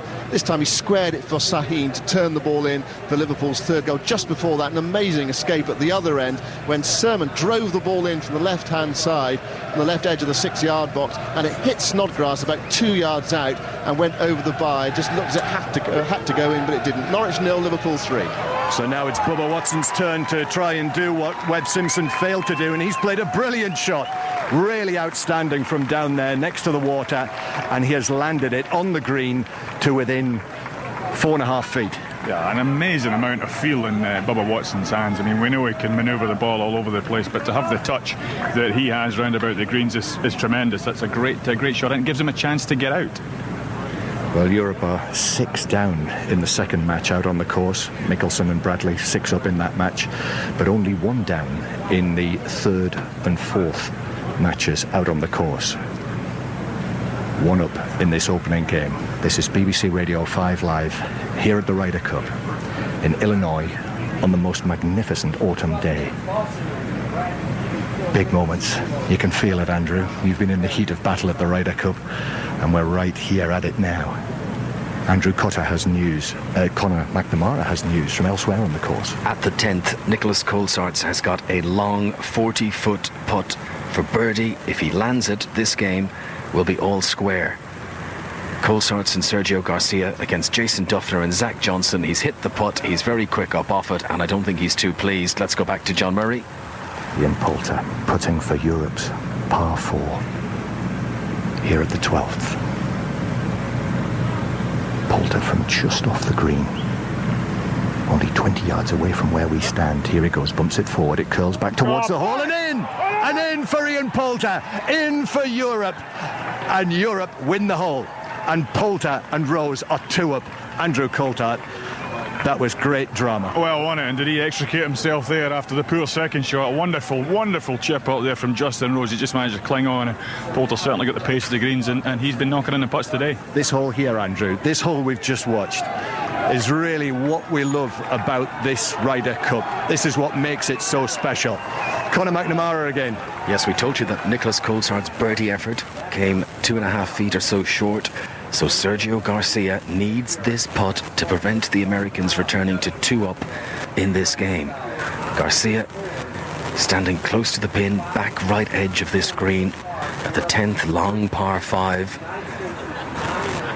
Sends it now on its way, and it drops, and that was an important moment. It wasn't the long putt Karen he's had all day, but we'll come back to Karen later on it, but it was very important that it landed, and for now the Americans remain 1 up in this one.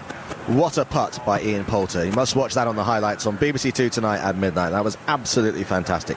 Back to the football, and a red card at the Stadium of Light. Peter Slater. Yeah, Jordi Gomez of Wigan's been sent off. Untypical from a player who's normally known for his ball-playing skills, but this was a rather nasty tackle on Danny Rose. Studs up, maybe a little bit harsh, but Howard Webb, very, very professional referee, right on the spot, no hesitation, straight red. Wigan down to 10 men, and it remains 0-0 here at the Stadium of Light. 7 minutes past 4 on a Saturday afternoon, almost overdosing on golf and goals. Let's take a break. It's news time. On digital radio, digital TV, mobile and online. This is BBC Radio 5 Live. With the headlines, I'm Richard Foster. Police are out in force in Belfast, where around 30,000 people are taking part in one of the biggest Protestant parades for years. They're marking the 100th anniversary of the signing of the Ulster Covenant, which opposed Home Rule for Ireland. There's been a small protest by nationalist residents. Ed Miliband says the country's facing an economic emergency. Addressing voters in Manchester on the eve of the Labour Party conference, he says he wouldn't be able to reverse all spending cuts if he was in government. A 15-year-old schoolgirl who disappeared to France with her maths teacher more than a week ago is now on her way back to Britain. Megan Stammers was found in Bordeaux yesterday. The teacher, Jeremy Forrest, is due to appear before a French court on Tuesday before coming home. A British man who was killed when he returned to Pakistan to give evidence against a gang accused of kidnapping him last year has been described as a determined and brave man. Malik Iqbal was shot on the doorstep of the home where he was staying. Friends in his hometown of Bradford say the authorities failed to provide him with adequate protection. And at least 8 people have died after heavy rain caused flash floods in southern Spain. Hundreds of people have been moved from their homes in the regions of Andalusia and Murcia. The strength of the waters swept away vehicles and closed roads. BBC Radio 5 Live's Oktoberfest is coming. Hang on. I was leaving a dramatic pause. And this year we're heading to Sheffield. From the 11th to the 13th of October, we'll decamp to the city for a free 3-day festival. 5 Live's Oktoberfest. Featuring live broadcasts, fighting talk, 7-day Sunday, 5 Live Sport. Lovely audience, and tonight of them as the extra pundit on the show. Simon Mayo and Mark Kermode's film review. Richard Bacon, 606, Sheila Fogarty. And be in the audience for 5 Live Breakfast's Your Call. As we ask, is there a north-south divide in the cost of living? And how are we coping with the recession? 5 Live's Oktoberfest. Go online to find out more. Click bbc.co.uk/5live. The Ryder Cup on 5 Live. The Ryder Cup and all the football too. First there's a red card and then there's a goal at Sunderland. Peter Slater. Yeah, 4 minutes after they went down to 10 men, Wigan have fallen a goal behind. Good play by Sessignon, found McLean. Lovely burst of pace from McLean, and the cross to the far post. And who else? Stephen Fletcher. He's the only player who scores for Sunderland in the league. They scored 5 this season. He scored all 5 of them, and it's Sunderland 1, Wigan 0. It's all over in the rugby at Bath. Alistair Eakin. Bath the winners over Sale by 31 points to 10. The tries from Davy Wilson, Ben Skirving and a penalty try at the death. 16 points from the boot of the departing Ollie Barkley. Fittingly, the final act of the match, a conversion from Barkley in front of the post. Andy Powell could be in trouble with the disciplinary officer, the Sale number 8, flicking a V sign at supporters when he was shown a yellow card for a high tackle. Bath up to 4th place for now after that. For Sale, a desperate 5th defeat in a row. The crisis deepens for Steve Diamond and Brian Redpath. Also, Leicester have beaten Exeter by 30 points to 8. The Tigers go 3rd.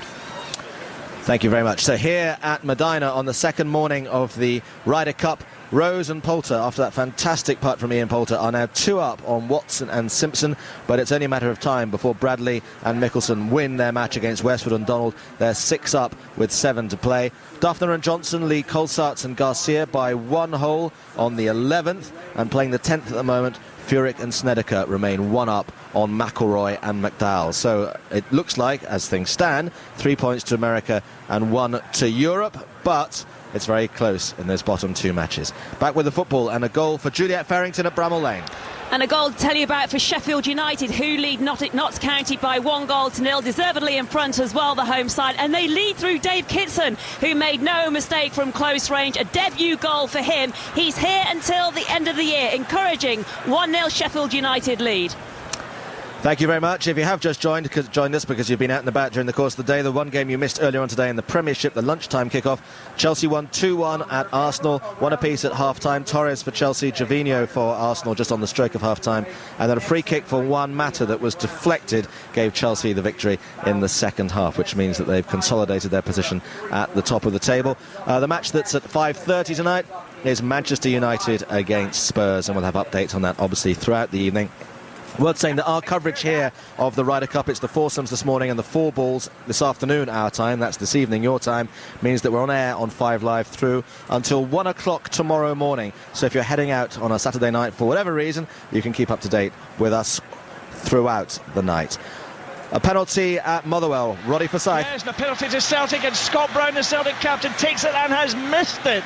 Or rather, Darren Randolph, the Motherwell goalkeeper, who was diving away from the ball, connected with his foot, and that took it over. But what a bad afternoon it's been for Adam Cummings. He was the man who put the ball into his own net for Celtic's second. He brought down Chris Commons there to concede that penalty kick. It was a clear goal-scoring opportunity, only one course of action. Red card, Motherwell down to 10 men, and very fortunate indeed not to be down 3-0. As it is, still Motherwell 0, Celtic 2. So back here in Chicago, are Westwood and Donald about to be put out of their misery. Before that, there's a goal at Norwich for Simon Mann. And it's another goal for Luis Suarez. He scored a hat-trick here back in April. He has done it again. Norwich 0, Liverpool 4. Edge of the penalty area on the left-hand side, and he found the far corner. Exquisite finishing today from him. Clinical. Norwich 0, Liverpool 4.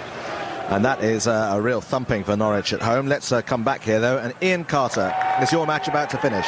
Not quite, no. It's Advantage Europe, actually, on the 12th. They might win their first hole of the match. But having said that, oh, my goodness gracious me. The third shot of the United States from Phil Mickelson from short of the water, from around about 60 yards. He pitched it on the left shoulder of the green. The pin is cut in the back right corner, and that ball tracked round on the contours and very nearly dropped. What a dramatic moment that would have been. And now it looks like it's going to be a par 4 for the Americans, an unlikely par 4 at one stage, and a birdie chance to come for the Europeans. But this is just inspired golf, and when things like that happen, it just stokes up the crowd. We can see the little grandstand to the left of the green. They're all standing there and they're greeting the players onto the green. What a moment. Well, I'm sorry, there's just nothing this guy can't do from 150 yards and in. I mean, that was just a fantastic shot. He knew there was a bank at the back of the green and he used it to full effect, and from the reaction of Keegan Bradley, I think it was pretty close. Yeah, he was willing it to drop, and amid the cacophony, poor old Luke Donald and Lee Westwood are having to plot this birdie putt attempt for Lee Westwood, which has to go in. They're 6 down in this match, John, and the momentum is all with the United States. I began by saying this looks like a hole that Europe might win. Well, there's now an outside chance. Phil Mickelson has well and truly come to the party at this Ryder Cup, hasn't he? Back with us here in Chicago in a second, but you wait for a goal to come along and then two come in the blink of an eye. Jonathan Overend. Absolutely, 2 goals inside a minute here, and it's Reading 1, Newcastle 1. Jimmy Kebe gave Reading the lead. Lovely little individual bit of skill taking him inside the box, and then he wrong-footed the keeper after a slip by the Newcastle substitute to Vernier. But then just now the equaliser, and what a goal from Demba Ba, volleying home a high ball from the back. He watched it come over his right shoulder and then absolutely thumped it first time down the centre of the goal. Terrific strike. Reading 1, Newcastle 1. Demba Ba is a good man to have in your fantasy football team, don't you think, Jonathan? I'll take that as a yes. Right, back here then, and the European stranglehold, I was going to say, but that's taking it a bit too far. But anyway, their control of the match at the top against Watson and Simpson may be getting even more emphatic. John Murray. Yeah, the stranglehold, I think, is an overstatement of the day in this match. Nerves are really jangling in it now here at the par 3 13th. Both Europe and the United States missed the green. Europe just short in the long grass. The Americans in the bunker. Webb Simpson hit his bunker shot and flew it right over the top of the green. And we're more on this in a moment, but back to Ian. Yes, we're on the 12th, and this is Lee Westwood putting from around about 18 feet. Curving putt from left to right. This for a birdie, this for Europe's first win in this second match. Luke Donald and Lee Westwood 6 down on Keegan Bradley and Phil Mickelson. 12th green, Westwood over it, glances at the hole, sends the ball on its way, borrowing from left to right, tracking from left to right. Will it drop? Will it drop? Will it drop? Not quite. Oh my word, it threatened it all the way, but it didn't, and it looks like this hole is going to be halved, John, and that would mean that the Americans would be 6 up with 6 to play. Okay. Bubba Watson chipping from the back of the green for his par 3. Down it goes onto the putting surface and races by on the left-hand side. I think it might catch the slope that's there. It just holds up, but that is still the United States on the par 3 are in a position now which must be 12 feet away from the hole.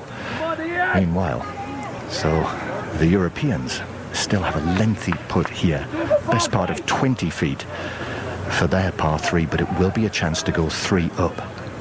Ian Poulter still looking at this, and another goal at Norwich. Simon Mann. Well, there is another goal at Norwich. We'll hear about it in a moment or two, but Ian Poulter and Justin Rose have got the chance here, Andrew Coulthard, to go 3 up. Yeah, another big chance. Obviously they'd like to have the chip a little bit closer to the hole, a little bit, I don't know, maybe a tight little lie there, or anyway, certainly sort of grabbed it up and didn't really get much acceleration with the club through the ball. He's left it below the hole, so it's easier than going past the hole, but certainly we didn't expect Europe to be in this position after 2 shots. Americans struggling to make 4. Here's Ian. Here's Ian Carter. It's all over here on the 12th. Europe have 3-putted. Luke Donald has just missed. Lee Westwood left that approach putt so short, and the amazing third shot from Phil Mickelson was conceded. A par 4 was enough. It's an absolute routing here. 7 and 6, they call it a dog licence. I think that's a record equalling margin of victory, and the European pair, a much vaunted pair of Luke Donald and Lee Westwood, have been absolutely humbled by a brilliant display from Keegan Bradley and Phil Mickelson. Back here on the 13th, Ian Poulter has just putted to win the hole, but it slipped by. So the Americans now have to hole here. And here's Conor McNamara. And I'm at the 11th, where Nicholas Coulthard has a birdie putt uphill from 8 feet, and if it lands, this game will go all square.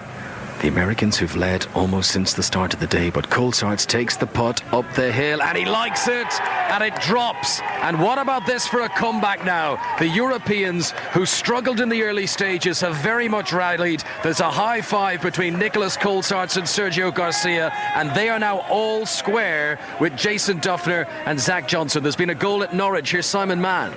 It's Norwich 1, Liverpool 4. A goal back from Norwich in the 61st minute. Russell Martin's shot came back off Rayner, and Steve Morrison smacked in the loose ball. It's Norwich 1, Liverpool 4. Just say that again. Well, the cheers will tell you that Webb Simpson has holed his putt, but it was for a half here, the whole halved in bogey 4s, and that means that Europe, Rose and Poulter, remain 2 up on Simpson and Watson. really seeing the nerves come into play in this match on that hole. And I think that's how it's going to be from here to wherever it finishes. Europe 2 up in this opening foursomes match of the day.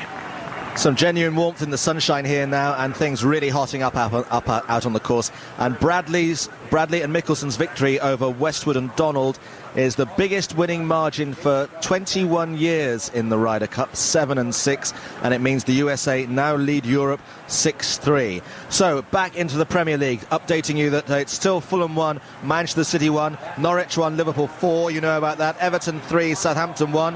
What's happening at Reading now? Jonathan Overend. Reading have retaken the lead, and a Noel Hunt header from close range, but a superb cross from almost by the corner flag from Joby McAnuff, off balance, left-footed. He drove it in at great pace and accuracy, obviously as well, because it landed straight on the head of Noel Hunt. Reading 2, Newcastle 1, 3 goals inside 5 minutes.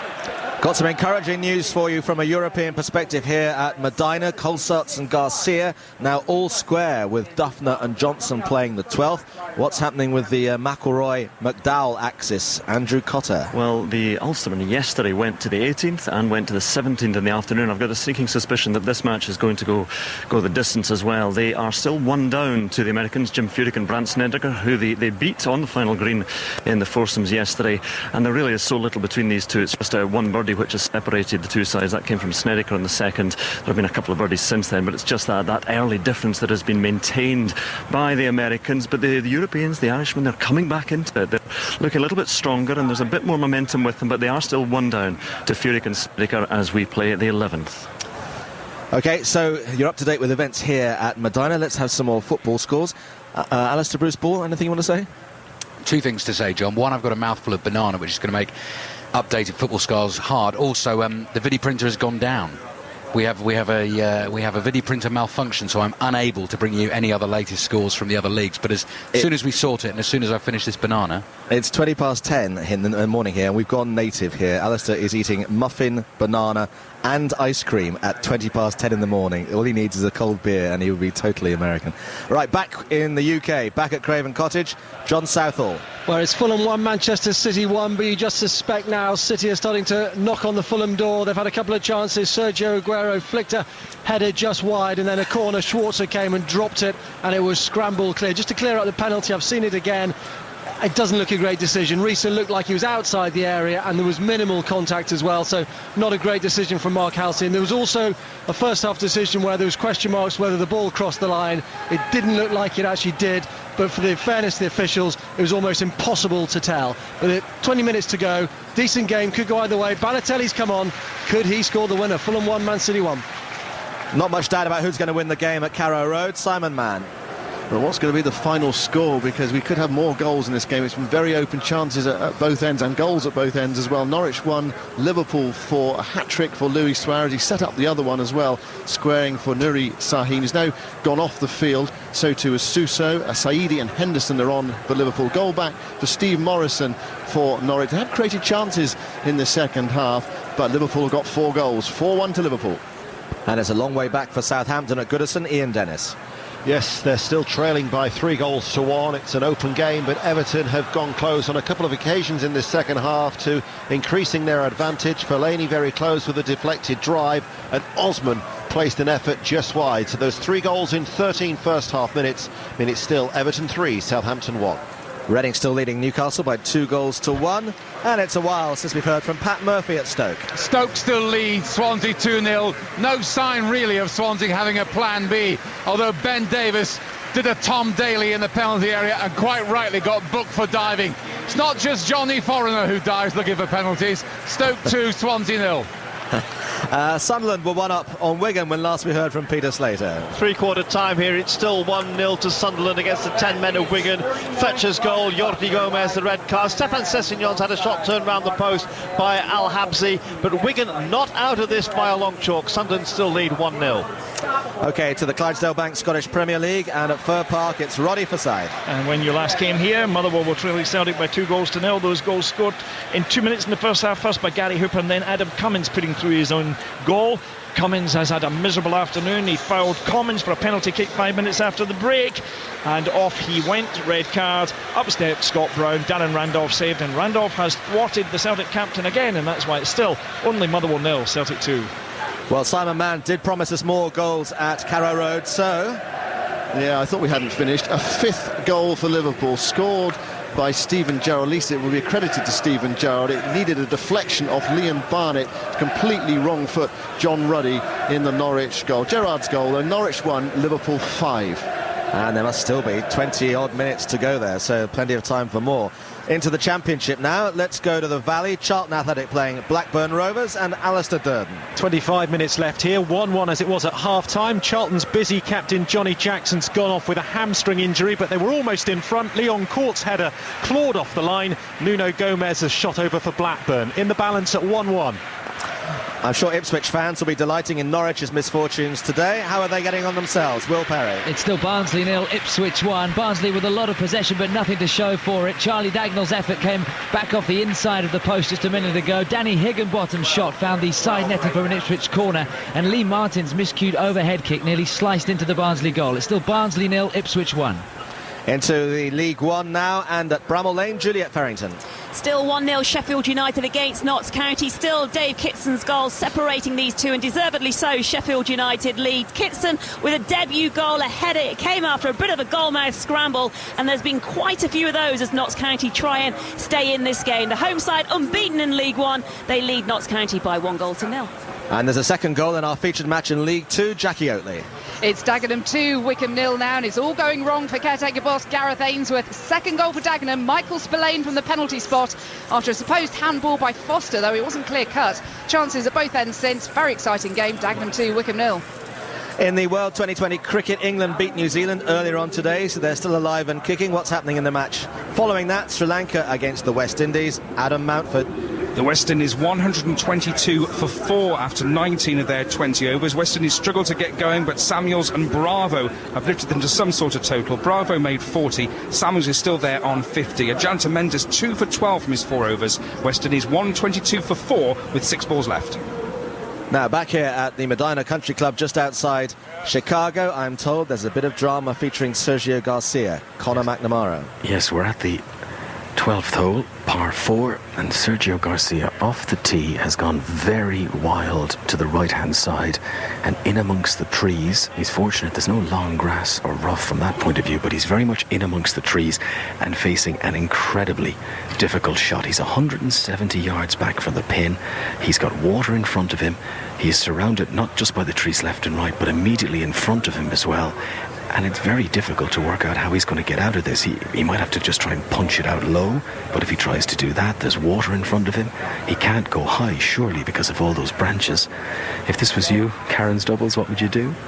They play a different game to me. They've got far more options than I ever have. I mean, I think he was looking high to see if he could go up over.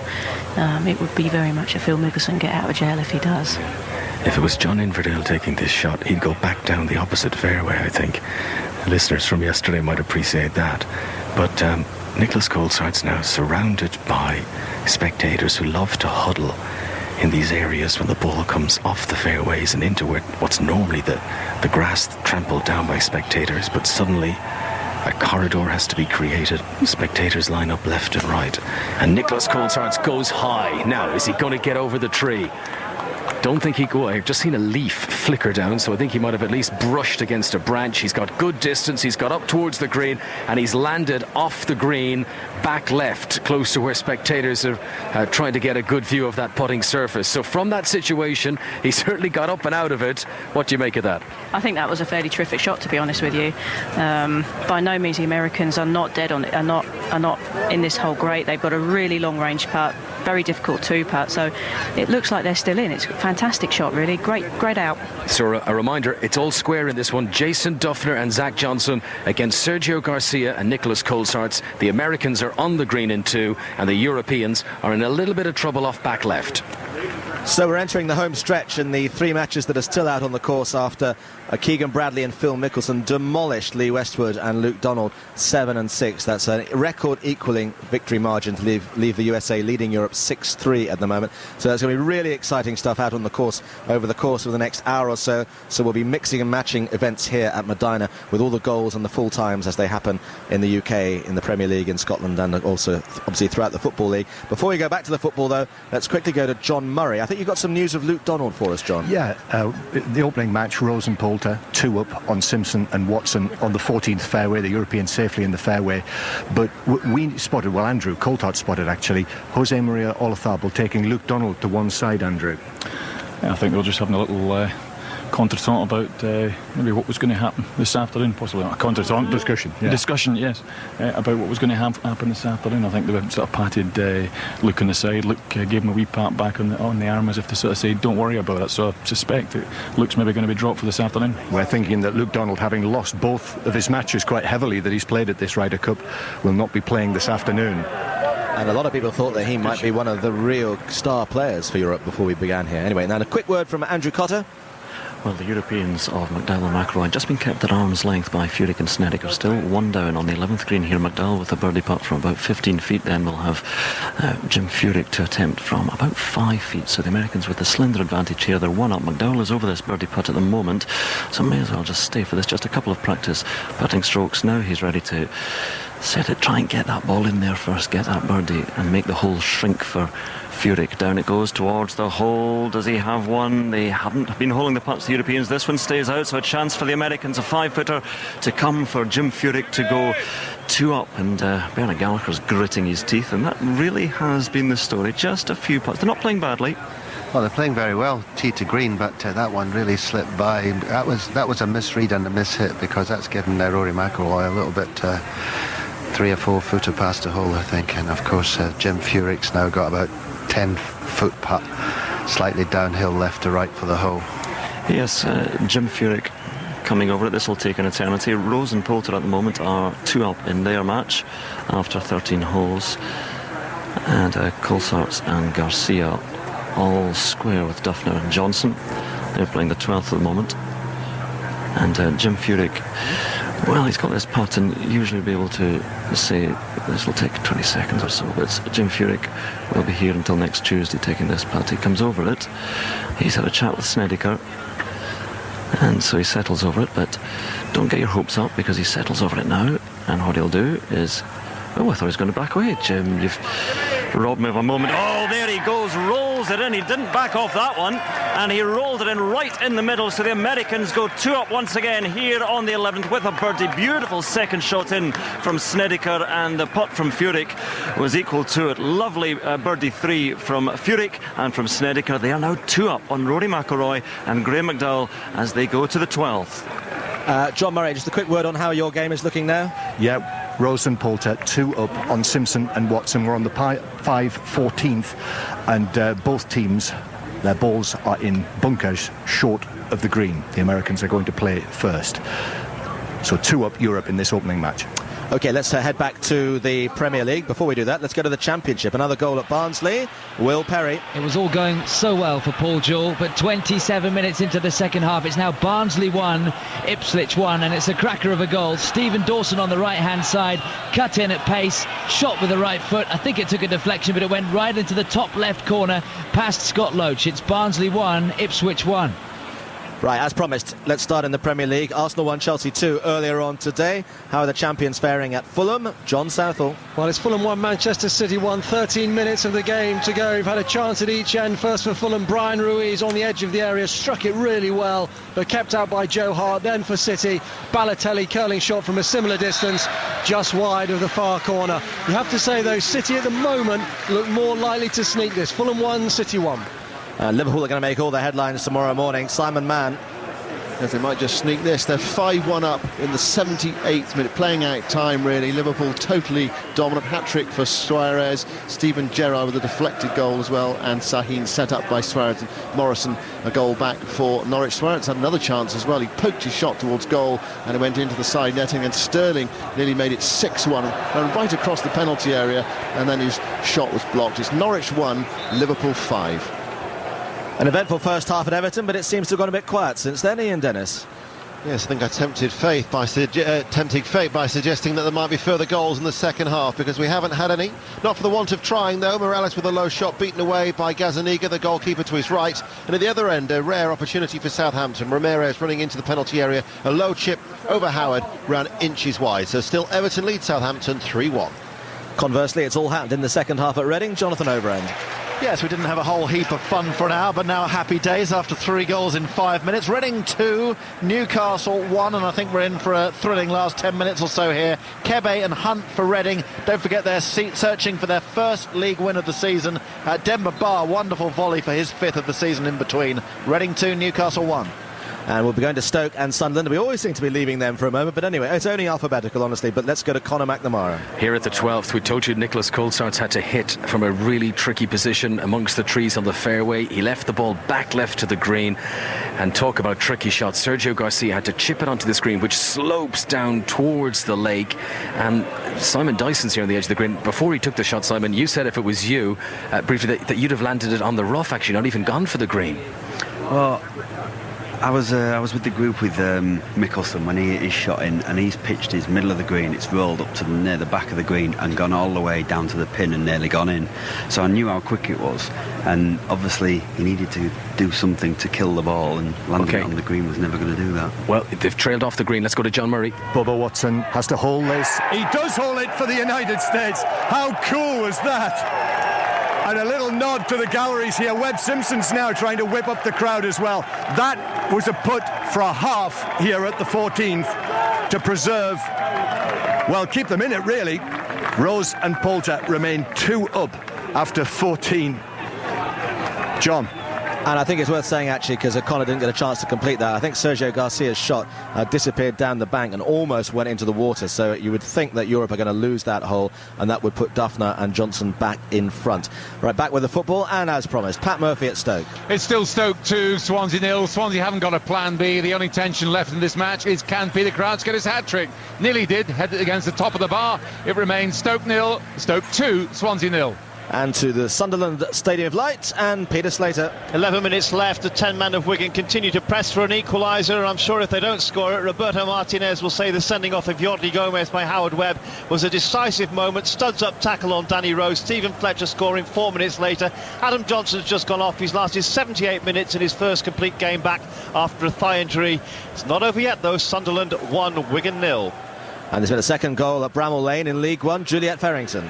And it's equaliser for Notts County. Sheffield United 1, Notts County 1. The equaliser coming from an Alan Judge corner. Sheffield United failed to clear, and at the far post, ready and waiting, substitute Lee Hughes, who turned the ball in. 1-1 here. To Fir Park in the Scottish Premier League now, Roddy Forsyth. 10 minutes remaining, and I cannot understand why the scoreline is stuck at Motherwell 0. Celtic 2, those early goals in the first half from Gary Hooper and Adam Cummins' own goal. Cummins being sent off later for fouling Commons. Penalty kick. Brown saw it saved by Darren Randolph. Since then, Celtic could have scored 6, 7, 8. They haven't. I don't know why, as I say. It's Motherwell 0, Celtic 2. Back in England in the Championship. Let's go to the Valley. Alistair Durden. Yeah, it's still 1-1, John, with 12 minutes to go. Charlton still look more likely to settle this game. Danny Green's flashed a couple of distant shots over the bar. David Dunn's on for Blackburn. They've been a bit flat, in truth. 1-1. And 1-1 also, I think, at Oakwell. Will Perry. Still 1-1, 15 minutes to go, John. And Nathan Ellington, the second half substitute, just heading over from a corner for Ipswich. Who would be a football manager? I can see Paul Jules slumped over in the corner of his dugout, sipping on his water. Pressure, pressure. Barnsley 1, Ipswich 1. So let's just confirm what actually happened with that Garcia and Colsaert's comedy of errors almost. Let's go to Conor McNamara. Yes, at the 12th. And the European pair have managed to crisscross the green 3 times now. Colsaert's long effort from the rough went over the green once. Then Garcia chipped it back across the whole entire green twice. Colsaert's chipped it back again, and they're still 30 feet away from the hole. Now the Americans have 2 shots here to win this one. And the shot from Zach Johnson, this is an incredible putt. He has aimed probably 15 feet left of where the pin is, hoping that gravity will kick in and bring it around. And he's judged it very well. He's still come up some 6-7 feet away from the pin. But such is the severity of the gradient here, which Sergio Garcia knows all about, because he tried to chip on. He came in with a huge lofted effort. It dropped from a height which normally will kill it solid. But in this case, because it is so severe, the slope brought his ball away off the green and then onto the bank away to the right-hand side. So the Americans still have one more shot that they can win this with. In the meantime, let's go to Reading. There's been a goal. Jonathan Overend. Equaliser for Newcastle, but hugely controversial. Demba Ba appearing to head home a left-wing cross, but replays showing it's gone in off his right hand. Deliberate or otherwise, you'll have to make up your own mind on Match of the Day tonight, but it's been given. Reading 2, Newcastle 2. Thanks very much, Jonathan. Back here at the 12th hole at Medina on the second day of the Ryder Cup, and the European pair of Sergio Garcia and Nicholas Colsaerts, who've been able to drag this game back to all square through 11 holes, now face the prospect of going behind again. This is for bogey. Garcia from 30 feet down the hill, and he won't want this one to rush off like his last effort did. This will be a very delicate touch. The ball hardly moved off the club head, and then the hill kicks in and it picks up pace and it gathers, and the American fans are urging it to keep moving. They want it to roll well past the hole, which it does do, and it's going to be a difficult one back for Colsaerts. That's certainly not going to be a gimme, so Jason Duffner now can win this hole if he can sink it from about 7 feet. Karen.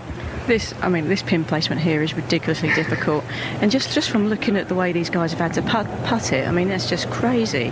I think Colsaerts actually was a little bit unlucky with his chip into the green, because by rights that ball should have come back down towards the hole. It had absolutely no right staying up there, and so they've been a little bit unlucky. So Jason Duffner preparing now. I can tell you that Rose and Poulter are 2 up in their game. They're playing 15. Westwood and Donnell have lost 7 and 6, a record defeat in the Ryder Cup.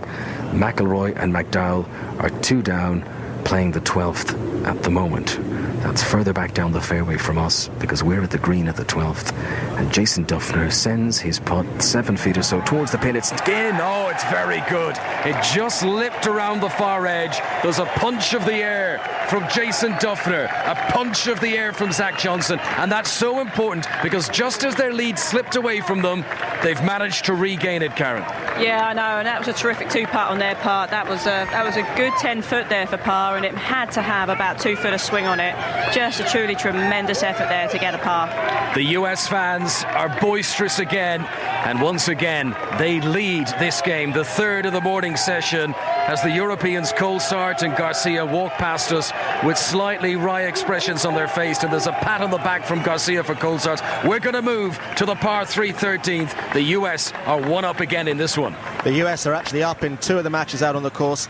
Europe up in 1, but because of that victory earlier on today for Bradley and Mickelson, that emphatic victory, it's now the USA 6, Europe 3 on matches completed on the big scoreboard. Now, quite a few goals in the Championship and the lower leagues. Alistair Bruce-Ball. Yes, after technical issues, John, we're back up and running. These games obviously getting close to full time. In the Championship, latest scores: Barnsley 1, Ipswich 1, Crystal Palace 1 up at Bolton, Leeds are winning 2-1 at Bristol City, Burnley lead Millwall by 2-1, Cardiff 3, Blackpool 0, Charlton 1, Blackburn 1, as is Huddersfield, Watford, that's 1-1. Peterborough United looking for a first point of the season, 3-1 up at Hull, Middlesbrough 1, Leicester 1, and Wolves lead Sheffield Wednesday by 1-0. Into League One, Bournemouth 0, Walsall 1, Crawley 1 up at Carlisle, Colchester lead Hartlepool by 3-1, Doncaster 2-0 up at Leyton Orient, MK Dons 1, Crewe 0, Oldham and Coventry is goalless, Portsmouth 1, Scunthorpe 1, Preston lead Yeovil by 2-1, and I'll just break away because John Southall's got a goal at Craven Cottage. And surely Manchester City have sneaked this right to the end. Fulham 1, Manchester City 2. Edin Dzeko had been on the pitch no more than 1 minute. Fulham didn't clear from 6 yards out. It was poor defending, but Dzeko finished really well from 8 yards out, and the champions look like they're going to get their first away win of the season. Fulham 1, Manchester City 2. And a 7th goal of the day at Norwich for Simon Mann. It's Norwich 2, Liverpool 5. Grant Holt has got Norwich's second goal in the 86th minute. He was away down the left inside the penalty area, and he scored across Rayner. Norwich 2, Liverpool 5. Just to finish off the scores in League One for you then, Sheffield United 1, Notts County 1, Shrewsbury and Swindon a 0-0, Stevenage lead Bury by 2-1, Tranmere lead Brentford by a 0-0, and into League 2 latest scores as we approach full time. Accrington 1-up at AFC Wimbledon, Aldershot 0, York 0, Port Vale 1-up at Bradford, Burton lead Northampton by 2-0, Chesterfield and Torquay is goalless, Dagenham and Redbridge 2, Wickham 0, Bristol Rovers 1-up at Exeter, Fleetwood 1, Barnet 1, Rochdale 1-up at Gillingham, Plymouth and Southend is goalless, Rotherham 1, Oxford 1. Back out onto the golf course at Medina, Conor McNamara's by the 13th tee. Jason Duffner has just planted a perfect tee shot into the centre of the green. It does then roll to the right-hand side, but under pressure, Duffner has found the putting surface, and the Europeans have to follow that now with Colesart. Karen Stupples alongside me. Yeah, it's a lot of pressure now on Colesart to hit this green. It's a toughie, it's a very long hole, but he has the length to do it, so just waiting for him whilst he steadies himself. Well, the Americans are 1-up now in this game, and Nicholas Colesart stands on the tee, which is very much an elevated tee box. He's got to strike it 245 yards over water and try and get it on this green, which is protected left, right and front by bunkers. Colesart steps up. Wind just bellowing the flags behind him. I think it has picked up a little bit recently as Colesart swings through the shot. Took off initially towards the left-hand side. Now, where is this going to come down for the Europeans? It's front edge left, and it stays there as well. The pace instantly killed out of the ball, and Colesart will be pleased with that. Let's go back to John Inverdale. Well, you just heard that Manchester City have stolen a late winner, we would think, anyway, at Craven Cottage against Fulham. United start against Spurs at 5:30 at Old Trafford. Team news from Alistair Yeomans. And Rooney is on the bench, so still no start alongside Van Persie. One change each from their last league game. Scholes is in for the injured Valencia for Manchester United. For Tottenham, Corker in for Sigurdsson, so Vertonghen goes to left back and Gareth Bale can move forward. Back here at Medina, we're watching the first match between Rose and Poulter and Watson and Simpson, and just sort of ticking off the holes, hoping that the Europeans can hang on to their lead. John Murray. Yes, Europe 2-up in this match. Both sides chose to lay up at the drivable par 4 15th. They're both on the green, and it's another put-out, John, that we've got here, both round about 20 feet from the hole. The puts to come. Europe 2-up in the opening match. The bottom match features Furyk and Snedeker and McIlroy and McDowell. Andrew Cotter. Things swinging back towards the Americans, it seems, at the moment. They've got a putt from about 8 feet to win this hole, the 12th, after birdieing the last hole to move 2-up. They've got a putt here to go 3-up. This match, incidentally, being watched by Lee Westwood, so he is not playing this afternoon. I believe that Graham McDowell is not going to play this afternoon either. Well, if Westwood and Donald are both left out this afternoon by Jose Maria Olazabal, that means that he's decided that the world number 3 and the world number 4 are surplus to requirements. But they were smashed 7 and 6 earlier on today, a long time ago, by Bradley and Mickelson, who've now played 3 and won 3. To Jonathan Overend, another goal. Well, it's 2-all here. Yeah, that goal a few minutes ago, very controversial, off the arm, if not hand, of Demba Ba. We'll have to watch it closely later with the replays, but Reading really going for it here in the last few minutes. Steve Harper, wonderful one-handed save to deny substitute Jason Roberts, and Joby McAnuff a few moments ago hitting the post with a right foot curler. Injury time. Reading 2, Newcastle 2. Back with the closing moments of lots of games in the Premier League in just a moment, but back to Andrew Cotter first of all. Snedeker for the birdie, for the win on the 12th. Down the slope it comes, quick putt, but no, it stayed out, and that one's sliding on a little bit. That was to move 3-up, but this is where Graham McDowell and Rory McIlroy look at each other and pretend they're not looking at the Americans, because that one is not going to be conceded. So Jim Furyk will have to hold that for the Americans to remain 2-up. Now Wigan fighting desperately for an equaliser at Sunderland. Peter Slater. Into 5 minutes of stoppage time, they've made their 3 substitutions. McManaman and Rio Miyachi just come on for Emerson Boyce and James MacArthur. I think the tactics for Sunderland now, keep the ball down the other end of the field. That's what they're trying to do. They still lead by 1-0. What chance for Fulham getting a point at Craven Cottage now? John Southall. Very unlikely, I think, John. Fulham 1, Manchester City 2. Fulham have created very little in this second half, and you really can't see them equalising. The goal from Edin Dzeko, he'd just come on as a substitute, but poor defending from Fulham. John Onorisa just should have got rid of it, played it straight into Dzeko. He swivel turned and smashed it into the net from 8 yards out, and it looks like City are going to get that first win in 4 games. They could add a second here, because here's Aguero, and he just flashes it over the bar from 16 yards out. We've got about 1 minute to play. Fulham 1, Manchester City 2. A couple of updates from out on the course here at Medina in the Ryder Cup. First of all, John Murray. Because Bubba Watson is about to put on the 15th green from round about 20 feet from the United States. Europe 2 up in this match. But this, if it goes in, would halve the lead. They're urging it on. They're urging it on. No, it doesn't go. So, as long as the various puts are conceded, and I'm not sure they're going to be, but if the Americans hold that, the Europeans will be 2 up with 3 to play. Golf and goals, it could catch on. Now to Dagenham in League 2, Jackie Oatley. And it's now Dagenham 3, Wickham 0, and Dagenham guaranteed their first win of the season. Billy Bingham with a third. He gathered the ball and then finished expertly from just inside the box. Bad start for Gareth Ainsworth. Daggers 3, Wickham 0.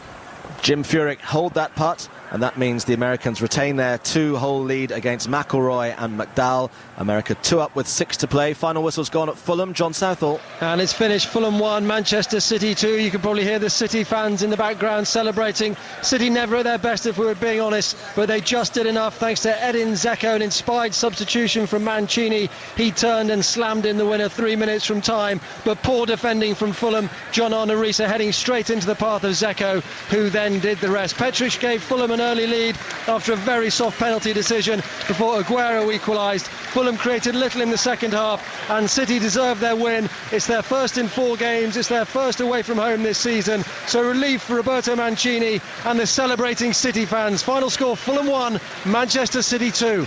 And the end at Carrow Road, perhaps mercifully for the home side. Simon Mann. Yeah, I think so. Norwich 2, Liverpool 5. A first Premier League win for Brendan Rodgers and another Carrow Road hat-trick for Luis Suarez. All shots clinically put away for around the edge of the penalty area. 2-0 at half-time. In the second half, Suarez set up Nuri Sahin for a third. Suarez scored the fourth. Steve Morrison got one back when the ball came off Rayner. Steven Gerrard's deflected shot made it 5-1. And then Holt's very good finish, 4 minutes from the end, he scored Norwich's second. Norwich 2, Liverpool 5. Final score coming from Stoke shortly after we've heard from Conor McNamara. With Nicholas Colsaerts, who's got a putt from 3.5 feet to try and have this hole at the 13th, and he's missed it. And the American fans, you can hear cheering around us, because their pairing of Jason Duffner and Zach Johnson are now 2 up on Sergio Garcia and Nicholas Colsaerts. The man who couldn't miss from 30 feet yesterday just misses from 3. Final whistle at Reading, Jonathan Overend. And it's finished 2-2. Reading will probably feel a little hard done by there. They had plenty of chances late on, with McAnuff hitting the post and Jason Roberts denied by a wonder save from Steve Harper. The controversial equaliser for Newcastle from Demba Ba, his second of the match. It looked like a glorious header from a left-wing cross, but the slow-motion replay is showing it came in off his hand. Earlier, Kebe gave Reading the lead. Noel Hunt restored their advantage, but it's finished 2-2. All done at Stoke. Pat Murphy. Never any doubt. Stoke 2, Swansea 0. 2 goals from Peter Crouch first half. Swansea never really got into the game. Best part of their performance was the contribution from their supporters. I do love a hymns and aria rendition. Stoke 2, Swansea 0. Sing when you're losing. Now to Everton. Ian Dennis. Everton 3, Southampton 1. Everton bouncing back from their midweek cup exit and from a goal down to gain 3 points, and they've now made their best start to a season since 2005.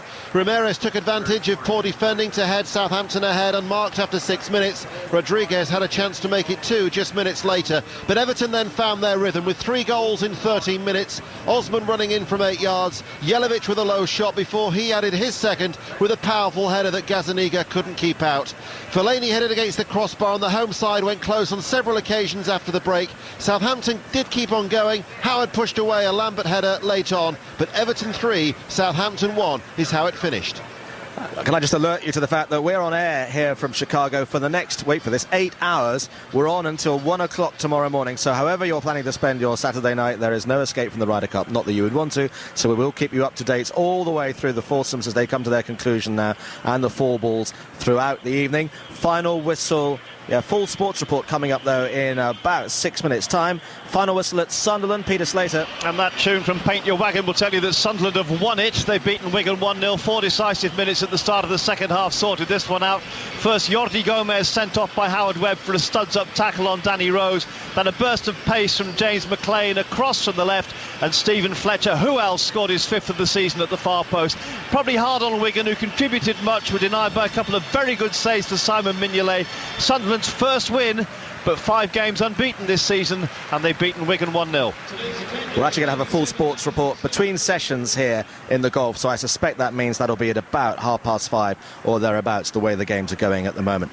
Now to Scotland, to the final score at Motherwell. Roddy Forsyth. And by the way, sports report will be taken up entirely by my description of goal scorers if you have a look at the Scottish Premier League today. And curiously, Motherwell only lost by 2-0 to Celtic, despite being down to 10 men when Adam Cummins was sent off for conceding a penalty kick, fouling Chris Commons. In the second half, Scott Brown stepped up. The attempt was saved by Darren Randolph, and that's why Celtic, who had scored through Gary Hooper and a Cummins own goal in the first half, were unable to add to their tally. Randolph was in inspirational form on an afternoon when goals were raining in throughout the SPL. At Fir Park, Motherwell 0, Celtic 2. To the Championship, final score at the Valley comes from Alistair Durden. Yes, Charlton 1, Blackburn 1. Eric Black ensuring Rovers are still unbeaten on their travels. Dixon are 2 who crashed them in front after just 16 minutes. But Charlton grew into this game. Johnny Jackson had a penalty saved, but made amends 60 seconds later, heading in Danny Holland's drive. They also hit the post through Danny Green. Blackburn a bit lethargic. Jordan Rhodes, the £8 million man, didn't have a chance until the 89th minute, glancing a header wide from Lowe's cross. It finished Charlton 1, Blackburn 1. And is that how it finished at Oakwell? Will Perry. It is. Barnsley 1, Ipswich 1. Ben Annick's howler in the Barnsley net led to Ipswich's first half goal. Aaron Cresswell's shot went right through his body to put them in front. Barnsley huffed and puffed with balls flying across the 6-yard box. Eventually they found their wolf through Stephen Dawson, who drilled an equaliser into the top left corner. Scott Loach pulled off some decent saves late on to ensure Ipswich got a point. Ipswich have stopped the rot though, and they've drawn 1-1 at Barnsley. Into League One at Bramall Lane, Juliet Ferrington. Full-time whistle just gone here, John. We played 5 minutes of stoppage time and the points are shared. Sheffield United 1, Notts County 1, and fair on the balance of play. End to end, both finishing in desperate search for winner. Sheffield United thought they had it. Doyle heading in from a free kick. That was disallowed after Lee Hughes levelled for the visitors to keep their unbeaten record away from home intact. Sheffield United 1, Notts County 1. And last port of call in League 2 at Dagenham, Jackie Oatley. Dagenham 3, Wycombe 0. Dagenham's first league win of the season, spoiling Gareth Ainsworth's first game in caretaker charge of Wycombe. They haven't won since the opening day of the season. Dwight Gale gave them a deserved half-time lead. Wycombe rallied in the second, but they couldn't finish off their improved approach play. Spillane added a second from the spot, and Bingham finished them off late on. Dagenham 3, Wycombe 0. Full classified check coming your way as normal in just a few moments' time. The rugby scores earlier on today. Bath beat Sale by 31 points to 10. Equally emphatic victory for Leicester over Exeter. As we go to Sri Lanka, England beat New Zealand earlier on today in the ICC World 2020. Latest news now on Sri Lanka against the West Indies comes from Adam Mountford. A modest target from the West Indies, 129 for 5. Only Samuels with 50 and Bravo 40 managing to escape the Sri Lankan stranglehold. Sri Lanka off to a flyer, 22 without loss in the third. A win for Sri Lanka leaves all 4 sides in this group, including England, with a chance of qualifying for the semi-finals. Right, let's between now and 5 o'clock, we'll keep you up to date with events here at the Medina Country Club on the second morning of the Ryder Cup. It's coming up towards 11 o'clock in the morning here. It's been a fairly wretched morning for Europe overall, and especially for Lee Westwood and Luke Donald, who've both been left out of this afternoon's 4 balls that are coming up after they were resoundingly thumped 7-6, a record equaling margin by Keegan Bradley and Phil Mickelson. So there are 3 matches out on the course at the moment. All of them have one pair or another 2 up. So first of all, let's look at one one that's quite bright from a European perspective, John Murray. Yes, but don't count yet against this going all the way. Europe 2 up in this match. Rose and Poulter 2 up on Simpson and Watson. On the 16th tee, both sides have missed the fairway. Andrew Coulthard is watching with me. How do you read it at the moment, Andrew? Yeah, Europe a lot further back, John. Obviously, it's a narrow green. I think we're going to have to go over to Andrew Cotter at the minute. We'll come back and talk to you about this one. Yeah, just quickly on the 13th, John, Rory McIlroy has a putt for a birdie. There is still a birdie putt to come for the Americans, so this is not yet a decisive putt. This one from about 20 feet across the slope. He's sent it after McDowell's tee shot. Will they finally get a putt? No, nothing has dropped for McDowell or McIlroy at the moment, so the Americans will have a putt to go 3 up in a couple of minutes. And from Cotter to Coulthard again, you can finish that sentence. Yeah, I'll try and get it finished. Yeah, well, a bit of a narrow green here, and it's obviously elevated, so it's a tough shot for Europe from a long way back. But the Americans are down the left-hand side as they play it, and they got a huge big tall oak in the way. Bubba's going to have to either hit a huge big slice or a huge big hook, either way, but about 30 or 40 yards to try and get it on the putting surface. So I think the advantage here, Europe. Yep. So Rose and Poulter 2 up on 16. Next to the match, Conor McNamara's watching. Yes, I'm here at the 14th, and there's more trouble for Sergio Garcia and Nicholas Coulthard, with the US 2 up in this game now, having won the last hole, the par 3 at the 13th, and the Europeans off the tee have gone way left. There's a corporate hospitality tent run by the American TV network NBC Sports, and they virtually went in the front door of it. The ball has come to a stop at the porch of this hospitality tent, and it's going to be difficult to dig it out of here. Let's go to Andrew Cotter. Brandt Snedeker with a putt to win on the 13th, putt for a birdie. McDowell and McIlroy doing no better than a 3 here in this giant par 3 down over Lake Kadija. Snedeker then, will he find the hole with his putts? No, a groan from the crowd down there. We're on the other side of the lake looking down in the distance at them, so it's going to be a half and 3, although that one's not been conceded yet for Jim Furyk, so he's going to have to tap that one in. The Americans 2 up at the moment on McDowell and McIlroy. Furyk with a putt to remain that way. OK, well, we're here at Medina with live action all the way through until 1 o'clock tomorrow morning. Yes, we are, and we're going to be checking whether you're with us all the way through as well. Our Premier League commentary continues on 5 Live Sport on Monday night. QPR against West Ham. Man United Spurs kicks off a bit later on. Updates, obviously, throughout the evening. And in an hour's time at 6:15, Warrington play St Helens in the Super League semi-final playoff. The winner plays Leeds in the grand final. There's full commentary on that on 5 Live Sports Extra. The Champions League on 5 Live. On Tuesday night, Man United head to Transylvania.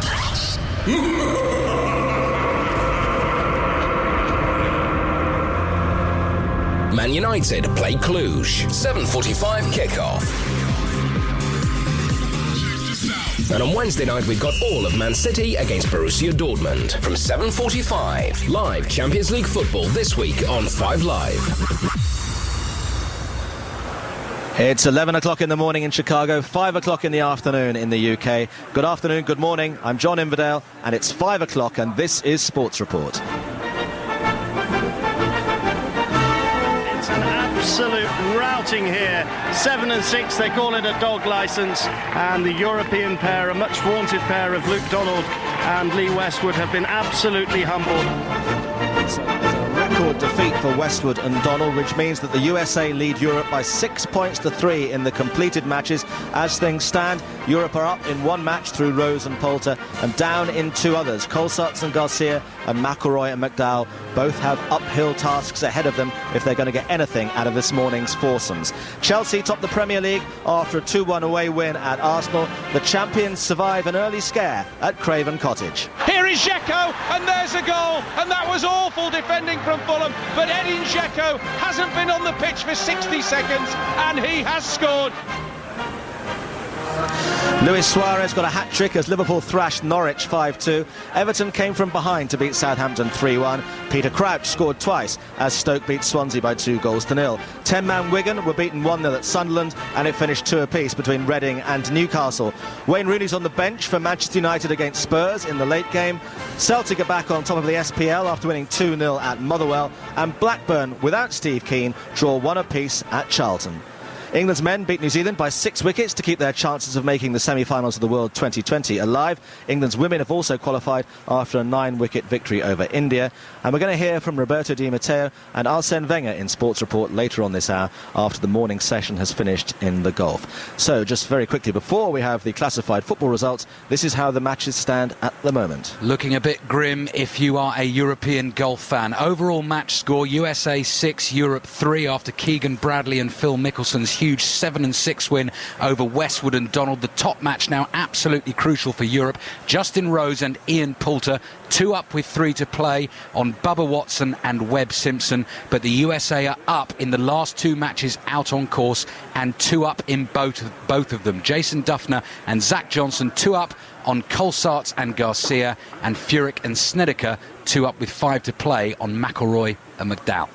2 minutes past 5, time for the classified football results with James Alexander-Gordon. Barclays Premier League, Arsenal 1, Chelsea 2, Everton 3, Southampton 1, Fulham 1, Manchester City 2, Manchester United against Tottenham Hotspur, late kick-off, Norwich City 2, Liverpool 5, Reading 2, Newcastle United 2, Stoke City 2, Swansea City 0, Sunderland 1, Wigan Athletic 0, Empire Championship, Barnsley 1, Ipswich Town 1, Bolton Wanderers 0, Crystal Palace 1, Brighton and Hove Albion against Birmingham City, late kick-off, Bristol City 2, Leeds United 3, Burnley 2, Millwall 2, Cardiff City 3, Blackpool 0, Charlton Athletic 1, Blackburn Rovers 1, Huddersfield Town 2, Watford 3,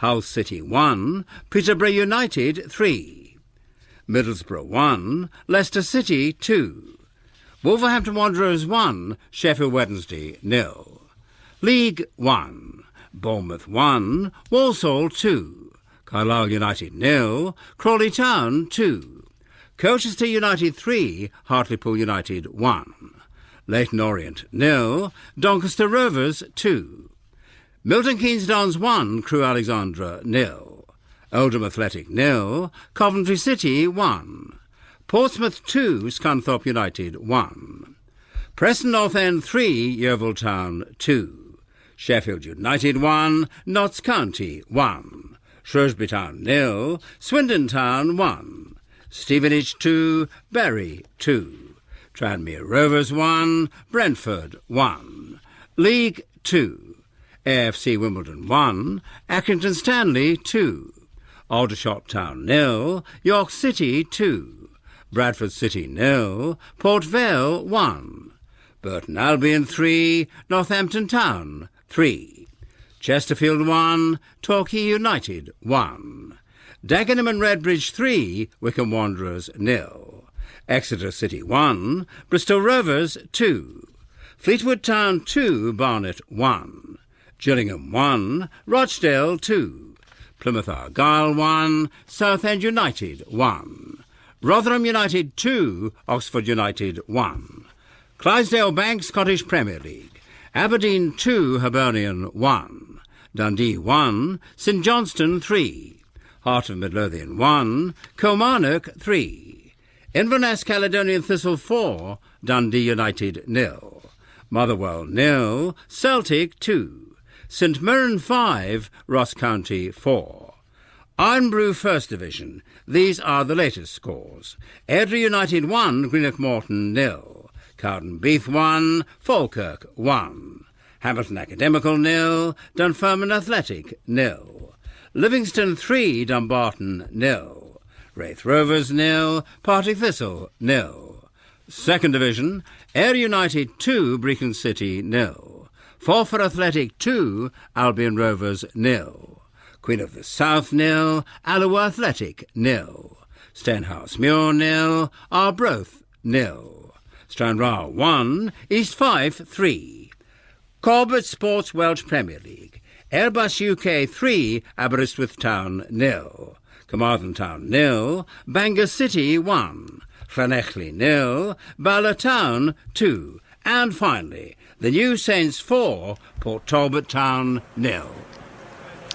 Obviously, we'll keep you up to date with all the reaction to the events in the Premier League especially, but everything else from a footballing, rugby, cricket, horse racing perspective coming up in Sports Report, I would guess in about 25 minutes' time. But there are 3 matches out on the course at the moment that are reaching crucial points, not least the game in which Rose and Poulter lead Watson and Simpson. John Murray. Oh, Bubba Watson has just putted for a par on the 16th to win the hole, but it's slipped by on the left-hand side. We've seen some scraggy golf from both sides on this 16th hole, and Europe still have a little tickler of a putt to hole for their bogey 5. Yeah, a little tickler, John. It's about 5 or 6 feet there, mate. Yeah, this is a tough one. Both teams have played a little bit clumsy up this 16th hole, and Europe are facing an enormous putt here in terms of what it means to this game. They don't want to go one up with 2 holes to play this to in effect guarantee half a point. Huge moment for Justin Rose. Yeah, a little tickler in theory, but as Andrew Coulthard says, a huge putt. This has to go. No, it doesn't. It rolls by on the right. The USA win the hole. They win the 16th, and that means Rose and Poulter are now one up with 2 to play.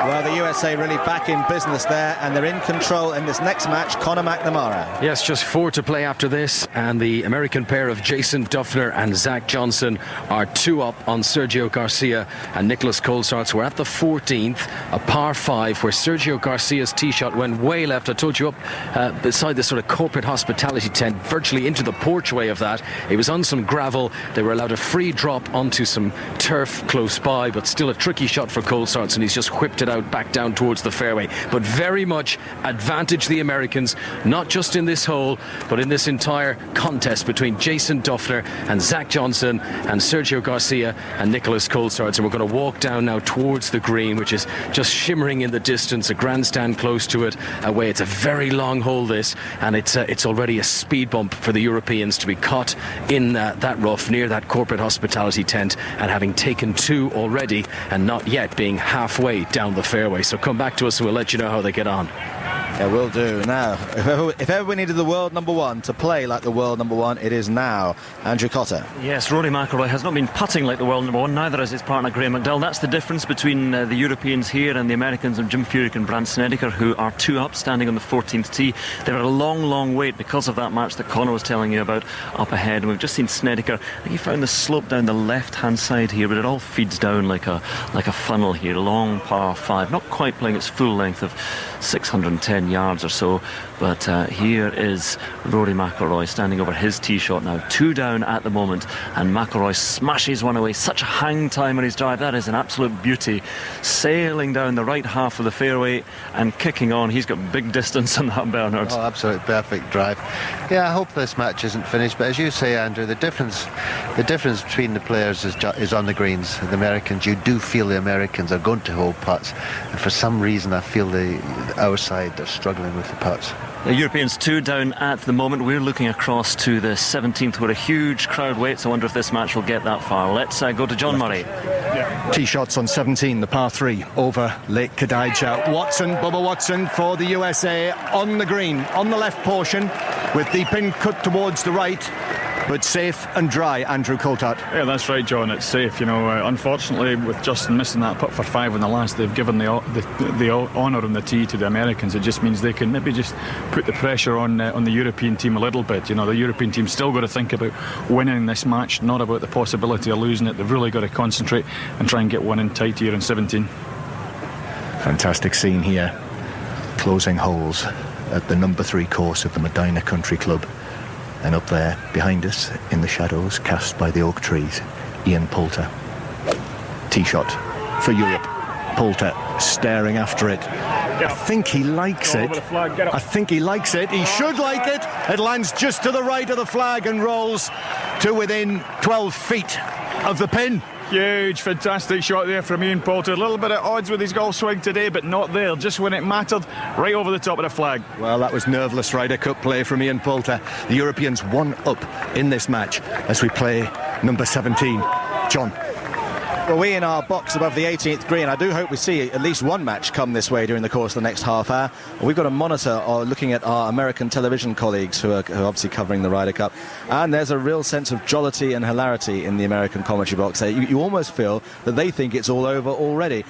Ian Carter, is that the impression you get from the mood out on the course as well? Very much so, out on the course. I've actually just come back to the media centre area, been talking to colleagues, both European and American, and there is a real sense, people are in a sort of gallows humour of journalists saying, well, can we get on the plane tomorrow, and that sort of thing, because it just feels like it's relentless one-way traffic in favour of the United States at the moment. They have really used the lead that they built yesterday quite brilliantly. We saw that particularly in the performance of Keegan Bradley and Phil Mickelson. That was the match that I watched, their 7-6 victory over Luke Donald and Lee Westwood, and by putting those holes on the board very early on, they continue to reinforce the message from yesterday, and that filters through the other matches. There's no question it piles more and more pressure onto the Europeans, and at the moment they don't have the touch on the greens to be able to do anything to arrest this American tide.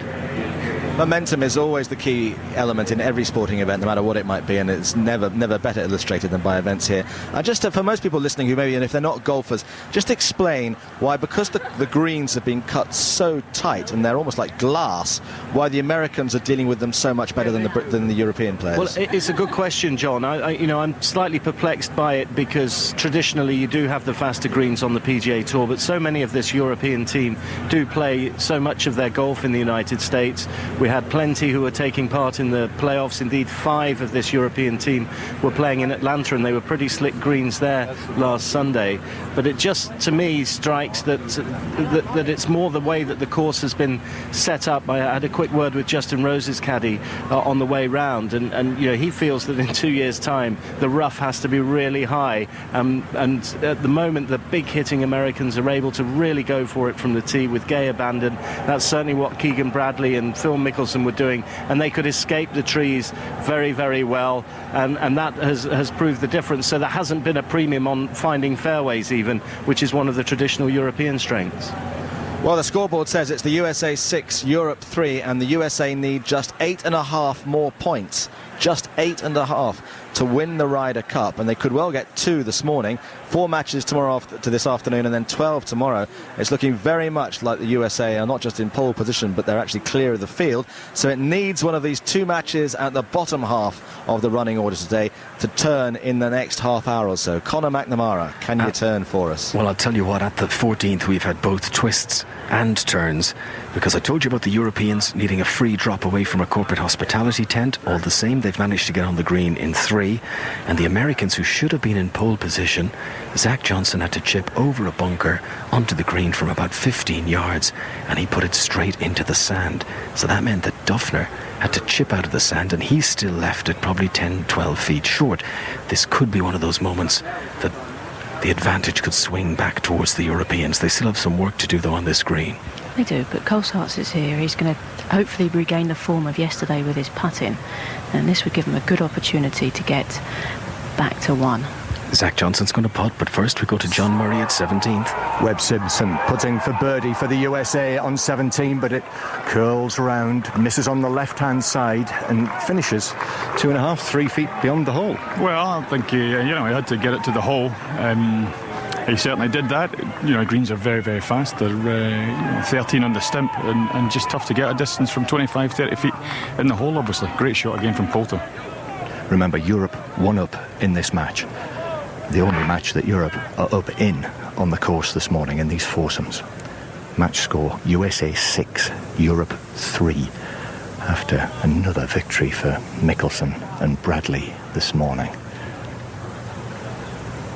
Poulter and Rose, really from a European point of view, have to produce the goods. They have to produce the point here. But 1 up with 1 more hole to play, and a chance for birdie here. Andrew, this putt, what about this putt? Oh, well, this would wrap it up, wouldn't it, John? You just got to get it to the hole, but not be too hasty. Take your time, give it a chance. Let the ball and gravity take effect, but don't race it. It's Justin Rose, who is very much being aided and abetted by his English colleague, his English teammate, his English friend, Ian Poulter. Poulter wanders away now and leaves Justin Rose to it. And Rose, one final look from him. The range, something in the region of 12 to 14 feet. Another huge cheer rings out in amongst the oak trees. We'll tell you about that in a moment. But Rose now for birdie to win the hole, to win the match. Will it go? No, it's by on the right, and it has slipped by 3 feet. 3 feet and a little bit more. Go to Conor McNamara, who will tell us about that cheer, I'm sure. Zach Johnson has managed to get his par putt from about 7 feet, and it means that this hole is halved and the Americans remain 2 up. It was a pressure putt from a distance that he's missed 2 from that sort of distance already today, but Zach Johnson put it in. Cue high fives and fifth bumps everywhere, and the Americans delighted. They're still 2 up in this one. Short putts to be tidied up here at 17, and if you say it like that, it sounds as though they're just going to step up and roll them into the hole, no problem at all. Europe, first of all, from 3.5 feet. Yeah, I don't think Ian will be too delighted at Justin giving him this little 3.5 footer to stay 1 up. Look, it's supposed to be easy, but we're playing here in the Ryder Cup. It's the 17th. This match is huge.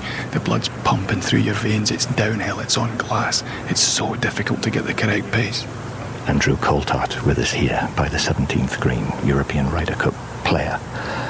2 huge stands behind the green. Hundreds and hundreds and hundreds of people gathered on the banks. Bright colours everywhere you look, including the blue sky above. And Ian Poulter now for the European par 3 on this 17th from 3.5 feet. Oh, big nerves. Big nerves. It's in. Oh, goodness me. Goodness me. Oh. And Watson, have they conceded the US? But no, they certainly have not. Not from, 3 feet? 3 feet. Yeah, not at all. Not a little bit slippery. It's going to be a little bit from the right. But of course, with Bubba being a left-hander, this is a tricky putt for him. Goodness me, that was a nerveless putt there from Ian Poulter, wasn't he? Just touched it and started walking in after it. I've just noticed, actually, the first time today, I don't know if all the Americans, this applies to them, but just as Bubba Watson bent down there, he's got stars and stripes socks on. How very Bubba. Watson, then. This is only 2.5 feet. But in the Ryder Cup, these are imminently missable.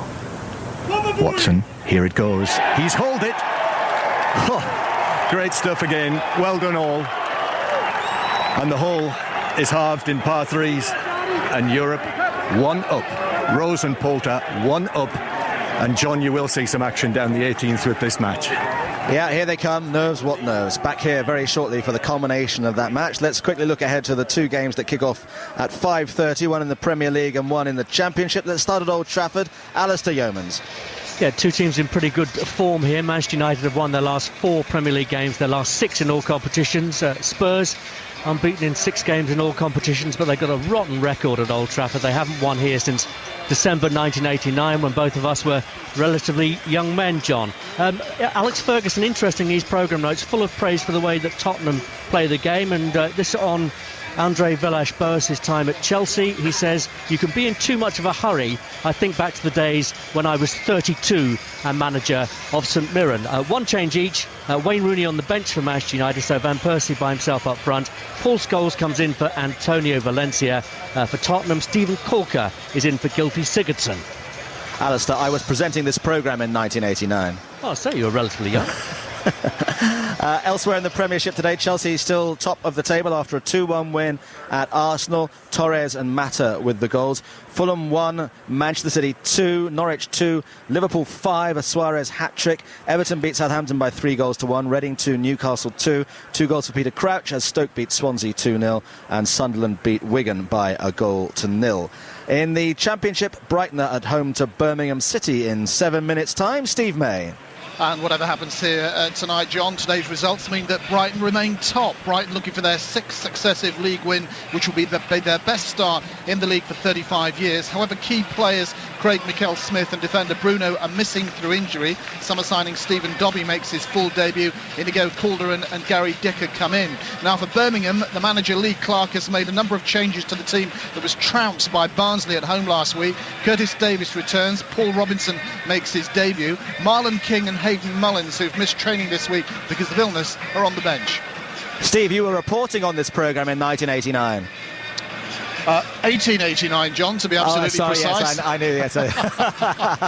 Okay, now here at Medina, it's Rose and Poulter. This is the match, really, because if Europe only get a half point out of this and America somehow extricate themselves from being 2 down a couple of holes ago, this will be a real body blow. Let's go to John Murray. Well, clouds of dust now being blown across the 18th fairway. The Americans have teed off in the fairway, and Justin Rose, his ball has bounced left and down into a little hollow here. Similar distance, but the difference is, Andrew Coulthard, the Americans are on the fairway and the Europeans are not. They are. Europe's, of course, one up, which is a great thing. I've got a tricky little shot. Delai's okay here in the rough over on the left-hand side. Pin slightly over on that left-hand side, which is a little bit tight. It was tough to get as much spin as he would like on it. The Americans probably get some more control from the fairway, obviously. I would expect Ian just to sort of shove this one in. There's a huge, big, tall American flag behind this 18th green. If Ian could just sort of take it on line with that, it's up to the Americans to try and make 3. OK. Europe 1 up on 18. Connor? Yes, we're here at the 15th. After this, just 3 holes to play, and the Americans are 2 up for now.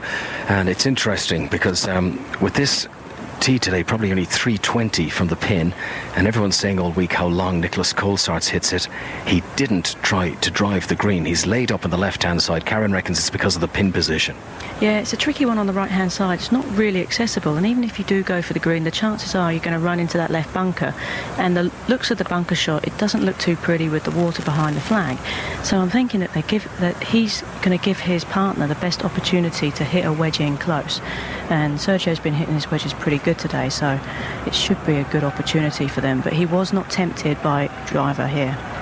So the Americans 2 up, and many of their spectators celebrating as if this game has already been secured. Let's see how Sergio Garcia gets on here, chipping in from the left-hand side, gets it up onto the green, and that seems to be a decent position, the crowd liking it. Yeah, the European fans here behind the green are going a bit mad for that one, so obviously giving himself a good chance at birdie here. It's an important hole, this, for the Europeans. Come back to us for the putting. We'll go to Andrew. Just a little bit behind you here on the 14th green. Now this hole, this big par 5, did seem to be in favour of the Americans after 2 shots, but Bernard Gallagher, what a shot from Rory McIlroy. Well, yes, Graham McDowell cut his second shot, missed the green right, and Rory McIlroy chipped absolutely stone dead, so close. Brett Snedeker went across and gave it to him. And Brett Snedeker's chip from pin high right off the green has really given Jim Furyk some work to do, because he's about, I would say, 6 feet, Andrew. Now, up till now they've been holing these putts, so let's see. Well, this is a putt from 5-6 feet, certainly, which Snedeker is lining up now for Jim Furyk, and then Jim Furyk backs off. This is his routine, his laborious, painful routine, but it works all the time. This is the man who won the US Open nearby Olympia Fields back in 2003, and this is a putt for a birdie. This is a putt for a half. This is a putt to remain 2 up with 4 holes to go. Cack-handed grip, just shuffles his legs into position, Jim Furyk. Piers from beneath that cap pops it forward, drops right in the middle of the hole from Jim Furyk, never going anywhere else, and Brandt Snedeker says come on to the fans, and they lift their voices once again because the Americans are edging closer to a notable scalp. They are 2 up with 4 holes to play over McDowell and McIlroy. So let's come back to the 18th, and this is going to be, these are going to be a couple of crucial shots now. John Murray. With Rose and Poulter 1 up, playing the 18th on Simpson and Watson. And it will be Bubba Watson from the fairway to play first. Here it comes towards us. And it lands over the flag on the green and pulls to an almost immediate stop. And Bubba Watson has given the USA a real chance with that. He is 8 feet away, if that. Oh, what a cracking shot from Bubba Watson there. Just cut it up into the air so it would land soft, almost on top of the flag. As you said, 8 feet just behind the hole there. And if Europe want to get a point out of this, they've got a really good shot from the rough on the left-hand side. I don't think they can go directly at the flag because of this tree. Maybe just 10-15 feet right would be as good as they could hope. Just tell us, Andrew, with the rough that we've got here on this course for this Ryder Cup, you know, it's down, the rough is down, but how difficult is it to play this shot from where he is? Well, it's easier than it normally would be at an US Open Championship or something like that. He can get the club on the ball, no problem at all, but this is the last hole of the Ryder Cup. Europe are in immense trouble at this particular stage. We have to get every sort of point available. Half points are no good, so they've got to take plenty of time at this, and Justin Rose has just got to put a great swing on this second shot here at 18. They are together.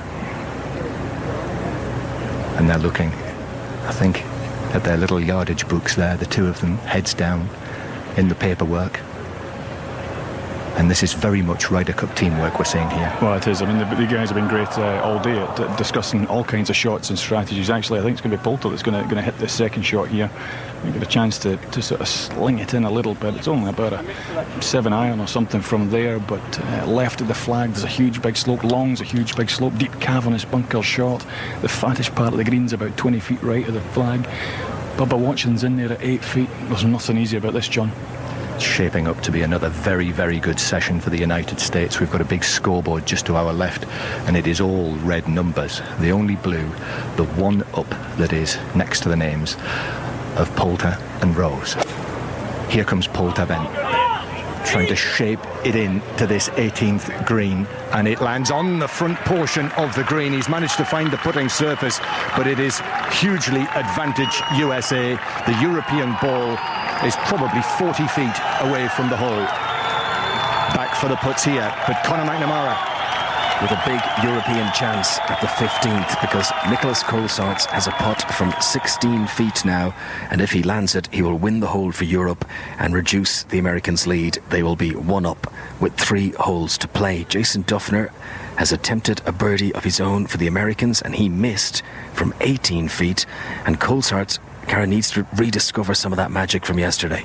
Yeah, he really does. However, I would say that the strategy off the tee was probably the correct one, and it's been one that he's been implementing for most of the day, actually. Just keep the ball in play and give them the chance on every hole. That strategy to lay up on the left-hand side to give a better angle with the approach shot. And now, from 16 feet, Colsaerts sends his putt rolling along, and he likes it, but it stays up. Now, that was a whisker away from dropping. Nicholas Colsaerts brings his head to his hands, and it's another halved hole. The Americans remain 2 up in this one. We have got 3 holes to play. John Murray. Back on 18, the travelling army is still coming down the 18th fairway, but the players are up here on the green. The Americans in their navy blue shirts with the horizontal white stripes. Watson and Simpson together, major winners both this year. Watson, the US Masters champion, Simpson, the US Open champion.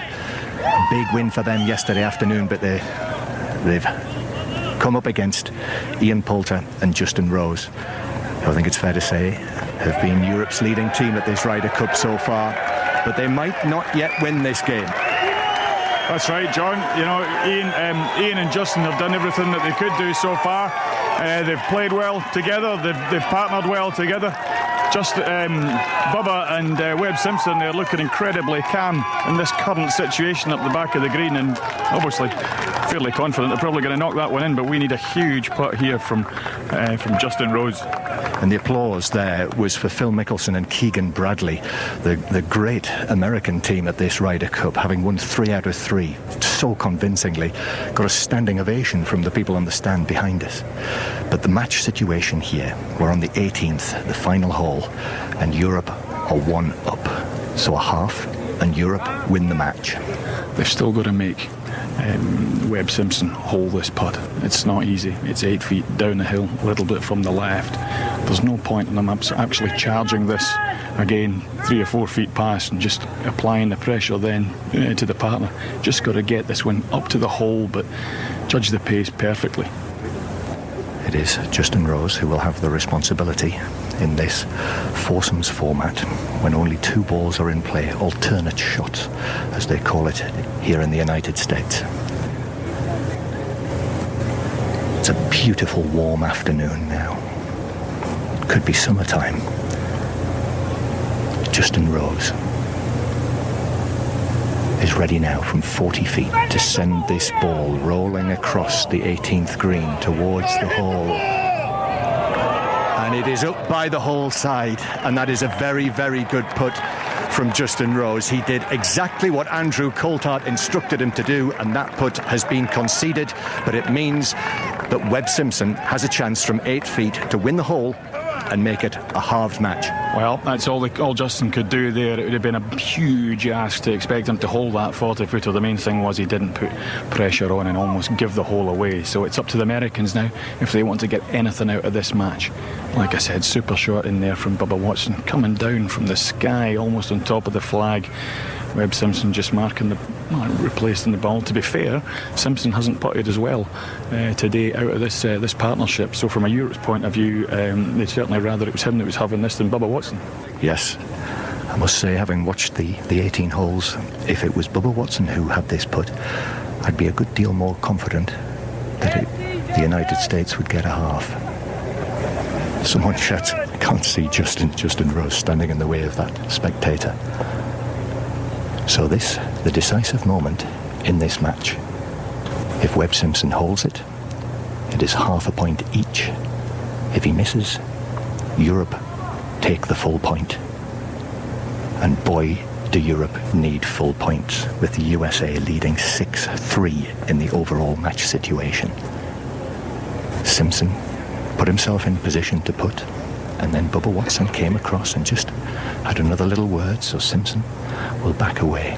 So here he comes, this Ryder Cup rookie. His first experience of this sort of golfing pressure and intensity from 8 feet. This is rolling by the hole, and it stays out, and the match is halved. The hole is halved, and the match is won by Europe. Justin Rose and Ian Poulter, winners, one up on Webb Simpson and Bubba Watson. And once again, just as they did yesterday morning, Rose and Poulter embrace each other in delight. Well, that's great. And of course, we remember Bubba Watson and Simpson having a fantastic start in their games yesterday. And Justin and Ian managed to put paid to that. They did exactly what they were set out to do. So Poulter and Rose together win again. 2 wins out of 2 as a partnership. And there's another point on the board for Europe. First of the day, John. It's now USA 6, Europe 4. And I've got the pairings for this afternoon as well, and these are interesting. We thought Luke Donald had been dropped. He's actually been selected. That's what Jose Maria Olazabal was going to see him about, saying, who do you fancy playing with? So we have Dustin Johnson and Matt Kuchar first off in about half an hour's time against Colsaerts and Laurie. I suspect that match is going to have to be postponed a bit because the Colsaerts is out on the course at the moment, so they might have to rejig this order. Anyway, Bubba Watson and Simpson out again against Justin Rose, but this time Rose is going to be paired with Molinari. Woods and Stricker return to the fray against Sergio Garcia and Luke Donald. You could say 2 very much underperforming players there, but obviously 2 great players. This is their moment. In fact, you could say 3 underperforming players in that quartet, so that'll be an interesting match. And McIlroy is now paired with Poulter.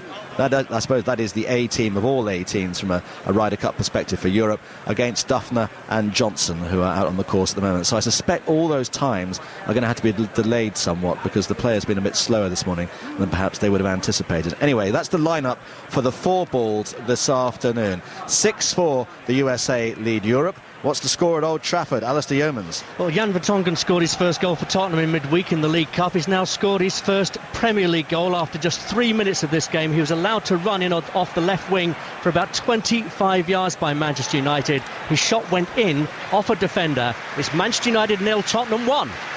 Scores in the Premier League today were Arsenal 1, Chelsea 2, Fulham 1, Manchester City 2, Norwich 2, Liverpool 5. Everton beat Southampton by 3-1. Reading and Newcastle finished 2 apiece. Stoke beat Swansea with 2 Peter Crouch goals, and Sunderland 1, Wigan 0. It's Radio 5 Live on Saturday afternoon evening, 26 minutes to 6. on digital radio, digital TV, mobile and online. This is BBC Radio 5 Live. With the headlines, I'm Richard Foster. Lawyers for the school teacher from East Sussex who went to France with one of his pupils say he won't fight efforts to extradite him to the UK. Jeremy Forrest was arrested for child abduction after being spotted with 15-year-old Megan Stammers in Bordeaux. It's thought she's just arrived back in Britain. Unionists have been taking part in one of the biggest parades in Belfast for more than 20 years. They're marking the signing of the Ulster Covenant back in 1912, which declared opposition to Irish Home Rule.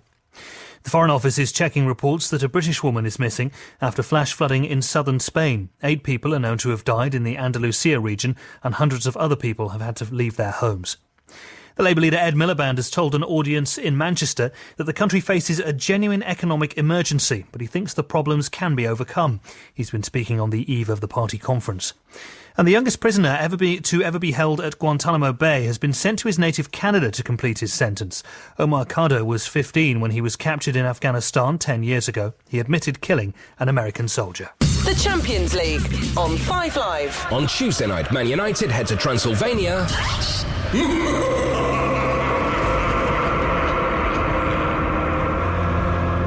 Man United play Cluj. 7:45 kickoff.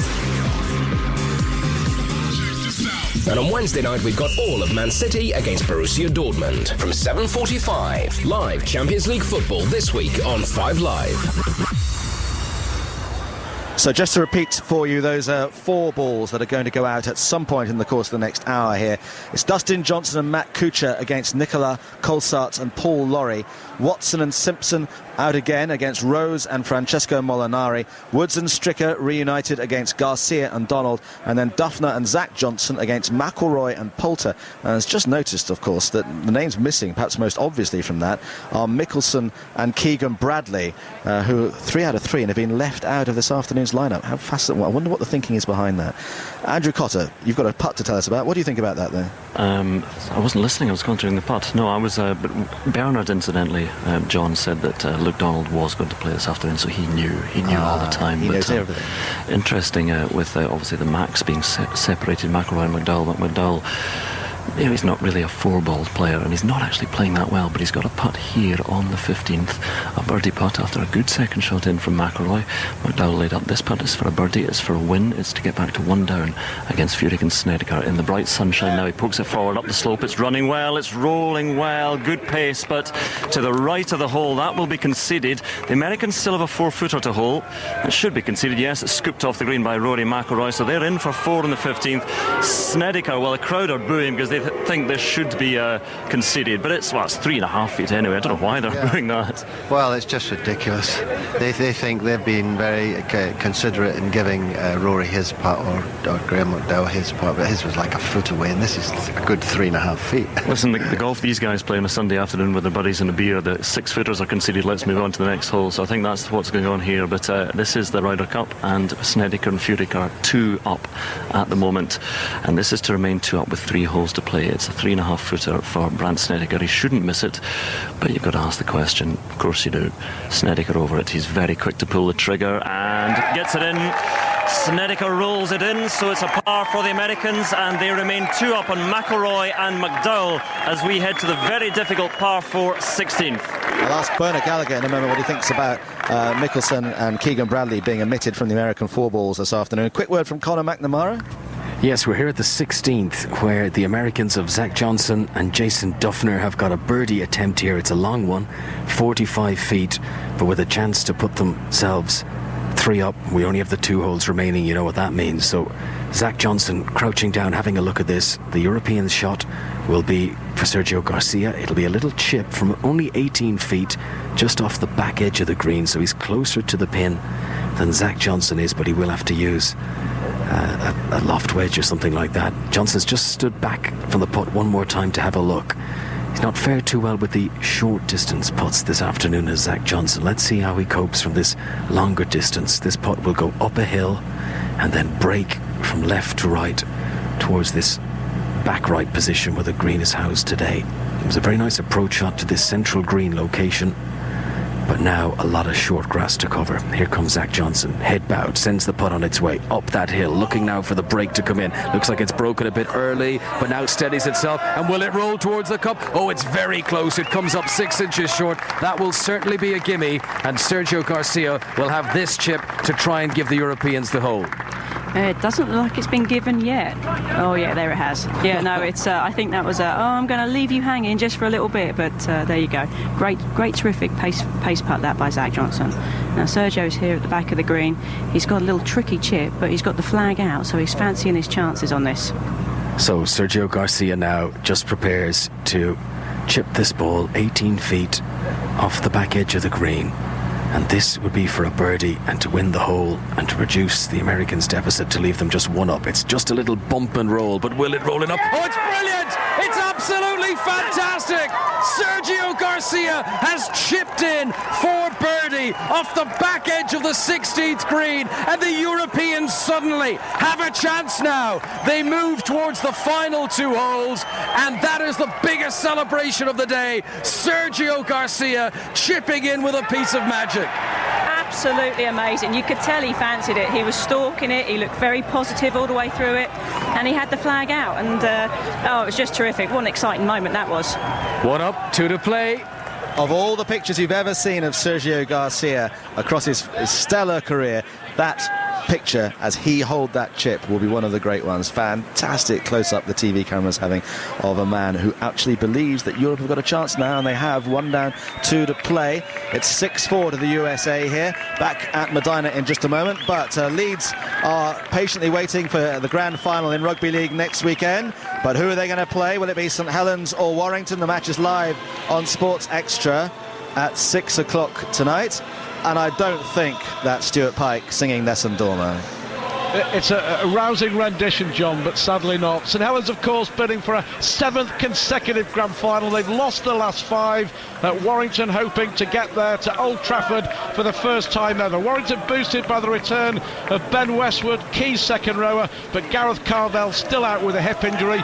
Chris Flannery returns for St Helens. Too close to call. Leeds next Saturday at Old Trafford for the winners. Thank you very much, Stuart. Just to repeat, that's live on Sports Extra from 6 o'clock this evening. Now we'll have a word with Connor McNamara, after which I'll have a chat with Ian Carter about what the American thinking might be behind leaving out the redoubtable Mickelson and Keegan Bradley and choosing perhaps some lesser lights for this afternoon's 4 balls. But Connor. We're here at the 17th. This is my favourite hole on the course. It's the par 3, where you tee off at the top of the hill. You've got to cover some distance before you get to the lake. You've got to get over the lake, and then a small landing area of a green just on the bank immediately at the far side. Bunkers left and right, enormous steep grandstands behind that green, and probably more spectators can get a view of this hole than any other on the course, so we get huge crowds here. Everything just settling down. Nicholas Colsaerts will be the first to play for Europe because, of course, they won that last hole. And the match score at the moment is that the USA are 6 and Europe are 4. And as things stand in this game, the Americans are 1 up with 2 holes to go after that amazing, absolutely incredible attempt to chip in from Sergio Garcia. In the final match, America are 2 up with 3 to play. So this could be so important now for the Europeans. I think Colsaert is taking his time here because he's concerned that the wind has just picked up and there's a bit of a gust, but he's got to get on with it. And here he comes now, the tall figure with the pink top and the white cap, and he bows his head and looks towards this green in the distance. Here comes the shot, plenty of height over it to try and beat its way over the water. Now where is it going to come down? It's come short, it's in the water, and you'll hear the cheers from the American fans because Europe are wet at the 17th, and a huge chance now for Duffner to finish this off right here at the 17th. So Jason Duffner will be the man on the tee for America. Karen Stoppels alongside me. It looked like they got the wind direction wrong, to be honest. The caddy was signalling left, and yet you can clearly see the flags behind the green moving to the right. So, and that's obviously where the ball went. The ball drifted to the right.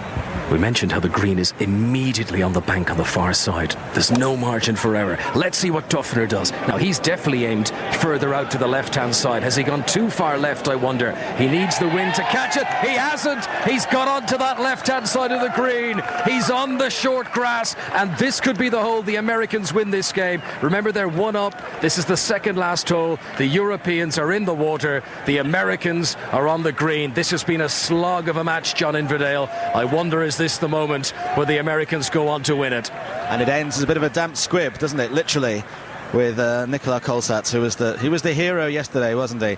I'm not saying he's the villain today, but I'm sure Sergio Garcia is thinking, look what I did on the last hole. What on earth were you thinking there? Anyway, as things stand, it's 6-4. There are still 2 matches out on the course, but it doesn't look too clever from a European perspective, and it could be 8-4 to the USA as we start our 4-ball matches this afternoon. Now, I'll give you all the Premier League scores from this afternoon in a moment, after Alistair Yeomans has told us the latest score from Old Trafford. 17 minutes gone. It's still Manchester United 0, Tottenham 1. The goal after 3 minutes from Jan Vertonghen. Since then, Clint Dempsey has gone close with a shot. Aaron Lennon is terrorising the United defence with his runs towards their penalty area. And more worries for United. Robin van Persie had a very nasty knock to the left ankle. He's continuing at the moment. It looks a little bit stiff. It's Manchester United 0, Tottenham 1. Arsenal 1, Chelsea 2 means Chelsea still top the table. Fulham 1, Manchester City 2, their first away win of the season.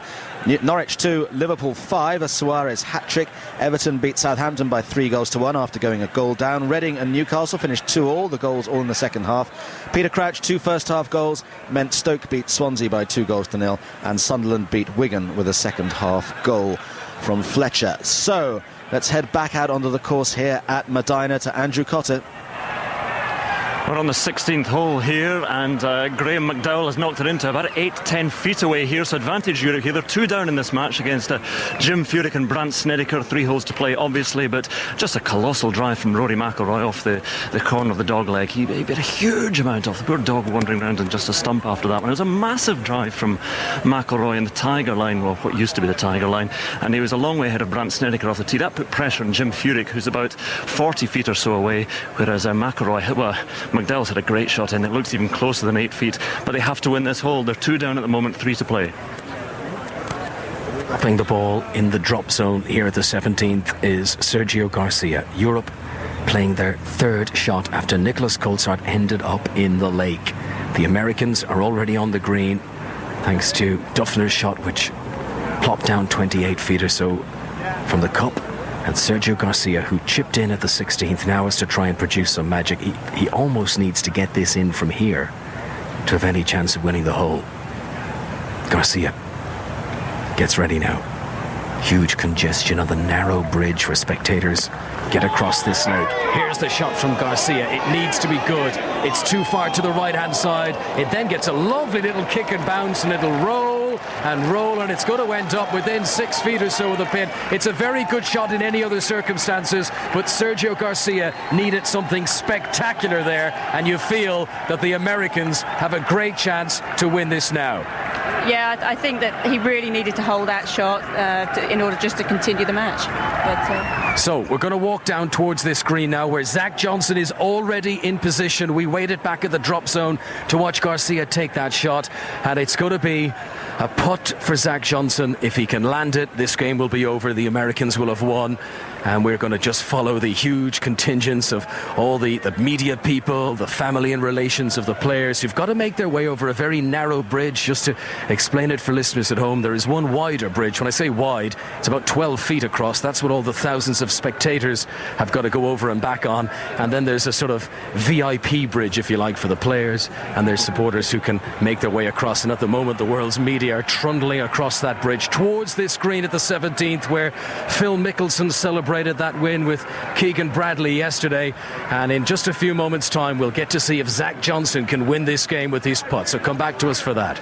We'll come back to you just after I've told you what the lineup is for this afternoon's action this evening at home. This is your Saturday night entertainment here on 5 Live. Forget X Factor and all that stuff, although you can watch the lottery because there's 20 million quid up for grabs. But the lineup in the 4 balls is Dustin Johnson and Matt Kuchar against Nicolas Colsaerts and Paul Lawrie. Bubba Watson and Webb Simpson united again against Justin Rose and Francesco Molinari. Tiger Woods and Steve Stricker against Sergio Garcia and Luke Donald. Garcia seems to be getting his mojo back. That could be an interesting game. Woods against Garcia after all these years. And Duffner and Zach Johnson against Rory McIlroy and Ian Poulter. This to win the match, though, for the USA. Yes, we've crossed over the bridge to a little corner of golfing utopia. Won't be feeling that way at the moment for Garcia and Colsaerts, but this just looks like a piece of earth that was carved out to be a beautiful location for golf. And Zach Johnson just crouching down over this putt, which will be the best part of 30 feet. And everyone waits to see how he gets on. Very good shot off the tee from his playing partner Jason Duffner to set him up in this position. And despite Garcia coming in from a good angle on the drop zone and managing to get within 6 feet, this is the moment that Zach Johnson can start the morning for himself and his partner with a win. Most of the afternoon the Americans have led this match. The Europeans trying to peg them back on occasion, back to all square briefly. But it's been the Americans in front all morning. This could be the moment it's sealed. Here comes the putt. The shouts of get in the hole come from the American supporters way out to the left-hand side. Now it turns and it bends. 3 more feet to make up. Fans are urging it on. Down to 1 foot. It's so close. It's within gimme range. That will be that. And the Americans have won this game. Sergio Garcia shakes hands with Zach Johnson. Same happens between Duffner and Colsaerts. And the fans celebrate another home victory. The celebrations continue. That was quite amazing golf. These two really played terrific together. They didn't make any mistakes, and even when they did, they got out of jail and made par. We'll go straight to Andrew Cotter. Rory McIlroy has a putt for a birdie here, a putt to get back to 1 down. It's from no more than 6 feet. In it goes. McIlroy holds it. The first putt that has dropped for the Europeans, for these 2 Northern Irishmen. A little high five from McDowell to McIlroy because they've got back to 1 down against Jim Furyk and Brandt Snedeker with 2 holes to go. Finally they got one, but it wasn't a long one. Well, it was a drive set that up and a great second shot from Graham McDowell, you know, and it's about time they hold something. So let's put them under pressure and keep going and get a result here. More drama heading to the 17th, where Conor McNamara has just seen a match ending. Yes, the Americans victorious here. We'll try and get a word with some of the European players, but 7-4 now the scoreline in favour of the home nation, the Americans. And incredible here actually when you consider that more play will have to come through. At the moment there's about 40 people standing on the green. They're going to try and conduct interviews down there and everything, which isn't much respect for the playing surface, but big smiles across the faces of Zach Johnson and of Jason Duffner, and the familiar chant continues in the background. John. USA 7, Europe 4. It means that the USA need just 7.5 points now to win the Ryder Cup. There are 4 matches this afternoon, the 4 balls, 12 singles tomorrow, and there's still 1 match out on the course. And you actually think that if Europe could somehow get half a point from this by getting a victory on either the 17th or the 18th, maybe even both, and scramble the full point, that would be absolutely fundamental in keeping the Ryder Cup alive, because the USA are trying to strangle all the life out of it at the moment, and an 8-4 lead at the halfway point really would, you think, be almost insurmountable. But you know, that's the joy of sport. Let's have the tee shots, and then I'll talk to Ian Carter about the selection of the sides this afternoon. That Mickelson and Keegan Bradley have been left out of the USA octet. I was thinking what the word was for 8 people. There we are, octet. Who's doing this? Andrew, of course. Hello there. Graham McDowell, 2 years ago at Celtic Manor, he was on the 17th, of course, with Hunter Mahan, and that was about a 5-iron par 3 under great pressure, slightly downhill. This is quite a similar hole, except there's a huge amount of water in the way of Lake Kadija. But it's McDowell on the tee now after that birdie putt from Rory McIlroy to get back to 1 down. The dust blows across the tee, whipped up from a path nearby. McDowell, though, ready to unleash this, what should be a 6-iron perhaps, and forward it goes. Colsaerts found the water. McDowell's walking to the edge of the tee. Is he unhappy with that? Is he unhappy? No, he's very happy indeed. Right at the flag it is, and that's finished about 6 feet away. He walked to the side of the tee because he knew it was good, Bernard. Yeah, absolutely. It's a bit like Howard Clark did when he holed it and won at Oak Hill. He hit the putt shot at Oak Hill hit it absolutely perfect, walked away and it went in the hole. And I think in some ways I was hoping it would be the same. It was a tremendous shot. It's about 6 feet short of the hole, but right on line. So the pressure swings and the wind swirls and picks up a little bit, and the pressure swings to Jim Furyk. But if ever there's a man to respond well to that, it's this canny old fella. I say old fella, he's only 42 or so, but he's one of the more experienced members of the US team, and Fluff Cowan looks like he's about 328 years old. It just gives him a few final words from underneath that big white moustache. And Furyk now will go through his timeless routine, where time seems to stand still, and just settles over it now. White sleeves, long sleeves poking out from beneath the blue shirt. Unbelievably still seems to be feeling the chill, despite the fact that it's baking here. It feels like summer heat now, and Furyk with that long looping swing sends it towards the green now. It's coming down in the crowd, the noise, the atmosphere builds, and it's good from Furyk. It's good. It's just about pin high, just hopping on a little bit, but about 20 feet left of the flag and a little bit beyond.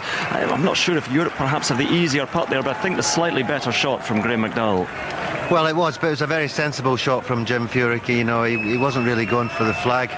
It's a funny sort of green. The water diagonally goes up, so it sort of makes it longer on the right-hand side. He just played into the left-hand side of the green. I mean, when he's one up, that's what you've got to do. But Rory McIlroy's got the putt, which I think is a good thing, because he held the putt at the last hole, and it's not far away. Two very good shots from two great players under great pressure. One up, the Americans, Jim Furyk and Brandt Snedeker, and Graeme McDowell and Rory McIlroy as they walk past us and over the bridge to the green here at the 17th. It's still Manchester United 0, Spurs 1 at Old Trafford. That's nearly half an hour into the first half. Keep you up to date with that, but there has been a goal at Brighton in the Championship. Steve May. Yeah, a bit of a surprise here, John, because it's Brighton the leaders 0, Birmingham City, who of course were trounced last week 5-0, and the goal scorer Chris Burke knocked down just inside the penalty area, and Burke lashed onto it, and it's Brighton 0, Birmingham City 1. There's only one game on the course, as you know now, but there will be 4 matches on the course very shortly, and those are the 4 balls that will feature Dustin Johnson and Matt Kuchar against Nicola Colsaerts and Paul Lawrie, Bubba Watson and Webb Simpson against Justin Rose and Francesco Molinari, Tiger Woods and Steve Stricker against Sergio Garcia and Luke Donald, Jason Duffner and Zach Johnson against Rory McIlroy and Ian Poulter. So some big names missing from those lineups, notably Mickelson and Bradley for the Americans. Ian Carter, what do you make of that? Because they've barely played a round of golf today. Well, that's right. They only played 12 holes in their victory over Westwood and Donald, but certainly listening to them afterwards, that's exactly what they were expecting, not to play. The policy, as Davis Love said yesterday of the American team, is to rest at least everybody for at least one session, and that even includes a pair who have been utterly dominant in Bradley and Mickelson. He must have been tempted to send them out again, particularly given that they only played 12 holes, but he recognises that this is a big, long golf course, and he wants everyone as fresh as they possibly can be for the 12 singles. This is exactly the policy that was put in place by Alison Nicholas in the Solheim Cup, and it worked beautifully for the Europeans a year ago in Ireland, and so in that respect it's not a surprise, but he could have been. He would have had the luxury of sending them out again, given how easily they won this morning. And Rose and McIlroy, the only 2 players on either side who will end up playing in all 5 matches today. Oh, that's right, during the course of this Ryder Cup. But Rory McIlroy in the press conference, which seems like an eternity ago now, before we even began, said he wants to play every 5 games, every match, and he's going to get his wishes. And boy, do we need a McIlroy bit of magic now, Andrew. Yes, the 17th green, utterly surrounded by fans and caddies and the other players and all sorts of officials and paraphernalia that comes with this Ryder Cup circus. And the 2 putts, 2 very good shots we talked about over Lake Kadija down to this green here, but it's a trickier putt certainly for the Americans. Well, they've got the number 1 putter on the American stats doing it for them, so they're going to have a really good chance. And Brandt Snedeker here, that's a very slippy putt downhill. He's aiming it 2 or 3 feet left of the hole. So he has one last look at the hole from behind the ball with those sharp little eyes under that blue baseball cap and the blonde hair peeking out the back. But this is a great putter. Brandt Snedeker, we're so close to the green here, but he takes no time again, pops it down the hill, moving left to right and tracking towards the hole. and by the left edge. Oh, he turned away, thought he might have it, but it's missed. And it will be a chance for Rory McIlroy. I said it was 6 feet, it's more like 10, but it's very holeable for McIlroy, and he's just holed one on the 16th. Absolutely, Andrew, and it's straight uphill. This is just about as good a putt as you would want on this green, but it is the Ryder Cup. It is a lot of pressure, and it's a really big ask here, but if anyone can do it, Rory McIlroy can do it. Can he finish off what his great friend has started? Graham McDowell with a tee shot here. And McIlroy comes over at 7-4. The match stands at the moment. How important this match is for European perspective. They are 1 down in this match at the moment. This to get back to all square. It's tracking towards the hole, and it stays out. It stays out on the left-hand side, and American fans beating the ground in celebration. McIlroy looks longingly to the ground. He can't believe that has missed, so the Americans cannot lose this one. It'll go down the 18th, but to the chance of USA always there. The Americans lead 1-up, heading down the last. And what are the chants at Old Trafford? Alistair Yeomans. All about Tottenham Hotspur, because they are 2-0 ahead at Old Trafford. 32 minutes gone. Gareth Bale picked up the ball from the superb Dembele in midfield, completely outstripped Rio Ferdinand and tucked the ball into the corner of Lindegaard's net. And they're well worth this, John. It's Manchester United 0, Tottenham 2. Interesting watching Match of the Day tonight. Here are the opinions of AVB and AF, or SAF, I suppose, if we call them that. Ian Carter, just a quick word about how important this 18th hole might be in the general scheme of things. If Europe could salvage something, that would have a major G-up for people this afternoon, wouldn't it? Very much so, because this is a match in which the European pair have been behind throughout. They had their chance there, weren't able to take it, so they're going to have to try and just eke something out of this. Europe can't afford to shed any more points here. They have to win the 4-ball session this afternoon as well. You would think by 3-1 to have any kind of realistic hope going into the singles. So enormous pressure on all of the European teams, but particularly that pair as they come up the 18th right now.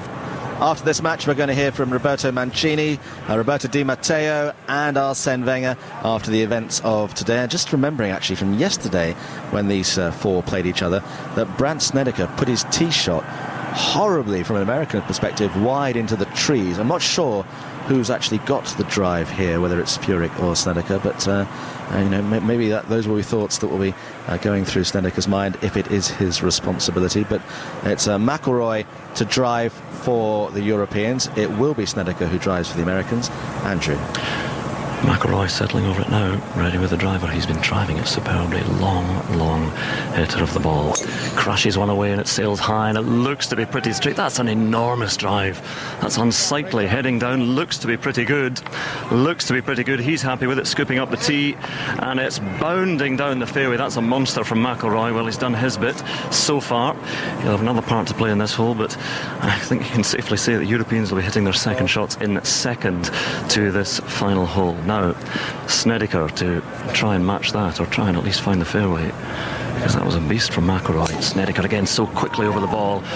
Again, that's going a little bit to the right from Brandt Snedeker. We'll see what it's finishing. I think it's finished in the sand down the right-hand side, so a little bit of an advantage here to the Europeans. But remember, the Northern Irishmen are 1 down as we head down the 18th. Bernard Gallagher's chatting to Paul McGinley at the moment, so he's indisposed. But that really is a great drive from Rory McIlroy. But that's not what they've been doing wrong in this match. They just haven't been holding the putts. They've had so many chances, and the Americans have just held a couple more putts, and that's why they have that slender 1-hole advantage. But I think, John, half a point to take from this match would be plenty of succour for the Europeans to take into the afternoon. It certainly would. It would be very much playing a get-out-of-jail card, wouldn't it? And as a student of human behaviour, as you are, how do you assess the mood of the galleries today? Boisterous. Rightly so. I'm very interested to see if the match is close going into Sunday evening. I'll be very interested to see what it's like, because I think it could get very, very lively indeed on Sunday evening. We saw what it was like on yesterday evening on the first day around the 18th. But by and large, haven't heard anything untoward. It's been very, very loud, supportive of the Americans, but they've been getting right behind their side. I think they crucially have made a bit of a difference as well, because you hear these roars, you know they're American roars, and the Americans will be feeding off that. I was only meaning that whether there's a sort of, not an air of complacency, because there clearly isn't amongst the players, but whether everybody's almost counting their chickens already. Oh yes, they're up to 120 in chickens counted. I'm pretty sure that they think this is all going the Americans' way. And to be honest, at the moment it looks as if it is. So something has got to change, and then we'll see how the chickens get uncounted, if that makes any sense at all, which I suspect it doesn't. And how their cookies crumble. Yes, and some home to roost as well. Some of them will be going, after being counted, they'll go home to roost. Meanwhile, on the first tee, Ian Carter is waiting for who? A very good question, John, because they have to have a half an hour break between matches, and my suspicion is that it will be the second match on the schedule, which will prove the first one this afternoon. That would mean Bubba Watson and Webb Simpson against Justin Rose and Francesco Molinari. Just looking at the decisions of Jose Maria Olazabal on his pairings here, the standout thing is splitting up this very successful partnership between Rose and Poulter. Clearly he wants 2 points out of those two rather than one, but you would have thought that Rose against Poulter would have been a very, very potent force to play. And maybe Molinari could have played with Rory McIlroy. Molinari would always be in the hole, and that would allow McIlroy to attack, which would be to play to his instincts. But Olazabal has shuffled the pack. It's a desperate move by a desperate captain. Well, if he's not desperate, he'll certainly be concerned, and this is a moment when at least those worst fears could be allayed, because if the shot from the sand from Jim Furyk isn't up to much, and Graham McDowell can put his second shot onto the green, then maybe Europe will escape with a half. That's the dream scenario, I suppose, from a European perspective. Andrew Cotter. Well, the tail of the tee shots is that Rory McIlroy has sailed happily down the middle in a long, long way. I mean, that's 320 yards plus, and left Graham McDowell a very short second shot into this green, and it makes a big difference with Snedeker putting it. I think he's in the sand there down the right-hand side, so Furyk, very difficult to judge from there, but the extra distance that Rory McIlroy has given McDowell, just coming in with a much shorter club, Bernard. Oh, absolutely. He killed the hole at the 16th, in which they won. But that was really Rory McIlroy's tee shot around the corner at 16 made it a very short second shot, and Graham McDowell's got a very short second shot here. It can only be about 130 yards from the flag, which is a pitching wedge. So, irrespective of where Jim Furyk goes, you would fancy Graham McDowell to put it at least 10 feet at the worst. We're getting a little bit of feedback there. I'm going to reach around and turn your volume down. Don't be afraid. No, I can't find the volume there, so it's just your headphones are probably giving a little bit of howl around. But here we are on the 18th, and the scene is glorious. Perfect sunshine, just a few white clouds in the sky. And first to play his second shot will be Jim Furyk. And meanwhile, McDowell and McIlroy stand much further up the fairway, fully 50 yards further up. And they wait. They are one down at the moment, and my goodness, they've had chances to come back. That birdie putt on the last that just slipped by the left edge from Rory McIlroy. Missed opportunity. But sounds like a helicopter overhead, generators around, and hospitality, and all the crowd, and very, very noisy around here. But Jim Furyk still in deep consultation with his camp over there. I didn't get a chance to see how it's lying over there, but still we wait. Can't even see Jim Furyk at the moment, Bernard. Well, I don't know. I think he's maybe gone to the toilet. Has he? Oh, there he is. He's hidden behind Fluff. Fluff moves out the way. Mike Cowan, who caddied for Tiger in the 97 Masters, then was moved to Furyk, and has had a great career. And grizzly old caddy. Now, the ball is sitting fine in the bunker, and I think he's far enough back, Jim Furyk, that if you make good contact, this isn't much worse than being on the fairway. So Furyk then from about 150 yards or so, perhaps a little bit more than that, 160, back in this bunker, splashes out a puff of sand as it sails towards the green. It looks good. Is it going to get up there? Is it going to get up? Oh, just grabs the front of the green. That'll spin back a little bit, but he's found the putting surface, and he's done what was asked of him, because that was a tough one to come out of the bunker. The major mistake he couldn't make was coming up short in the sand. Well, he really couldn't go at the flag there, Andrew, because of the bunker, in case he came up short. I think that's what the consultation was about. Should I just aim at the middle of the green? And of course he made the right call, aim at the middle of the green. But I think he's come up in the front of the green, so it's an outside chance for birdie, but very, very small. Yeah, I think it's going to take a birdie to win this for McDowell and McIlroy, and McDowell it is now, who swishes away a couple of practice swings with Ken Comboy, his caddy, just standing a few paces to his right. And McDowell then just hitches up the left shoulder of that sort of cerise-coloured European top, grey trousers, and McDowell, a stocky figure, comes over it now, and just disturbed by an American beastie settling on the ball, and backs off and goes through it again. White glove, never wears a cap or a visor really, McDowell. And over it now, a waggle, 2 waggles. And away it goes. This has to be close for McDowell. Always chasing the pin. Has he gone left? Has he gone left? He has, and it's just clinging onto the back left corner of the green, perhaps just off it. Not McDowell's finest from that distance. No, he was put off there with some sort of fly over the ball. And when you break your concentration like that, you can expect a wayward shot, and it is a wayward shot with a pitching wedge. But, you know, it's an outside chance of a birdie. I just hope he gets the chance. Well, it's going to have to be something magical, I think, from Rory McIlroy if the Europeans are to escape with a half point here. But McIlroy has done magical things before, John. Andrew Coulthard, what's your assessment of, well, that second shot, I suppose, but also of the general state of play? Well, it'll be disappointing from Graham there. Obviously, he knows how desperate Europe need something out of this game, so he'll be slightly frustrated with that. It's going to be a difficult shot because it's actually gone into the fringe at the back here, and if Rory's going to putt it, he's going to putt through the fringe, which will make it very difficult to get the right line and pace. Jim Furyk actually just coming up to the green on the back of a golf buggy, punching his fist in the air as though he's absolutely convinced that the Americans are not going to lose this hole and they're going to win this match, which will give them an 8-4 lead. Just before we have the action here, what's your assessment of the selections, the people who are in and the people who are out this afternoon? Certainly, you know, Mickelson and Bradley being rested by Davis Lowe. Yeah, you're kind of surprised at that.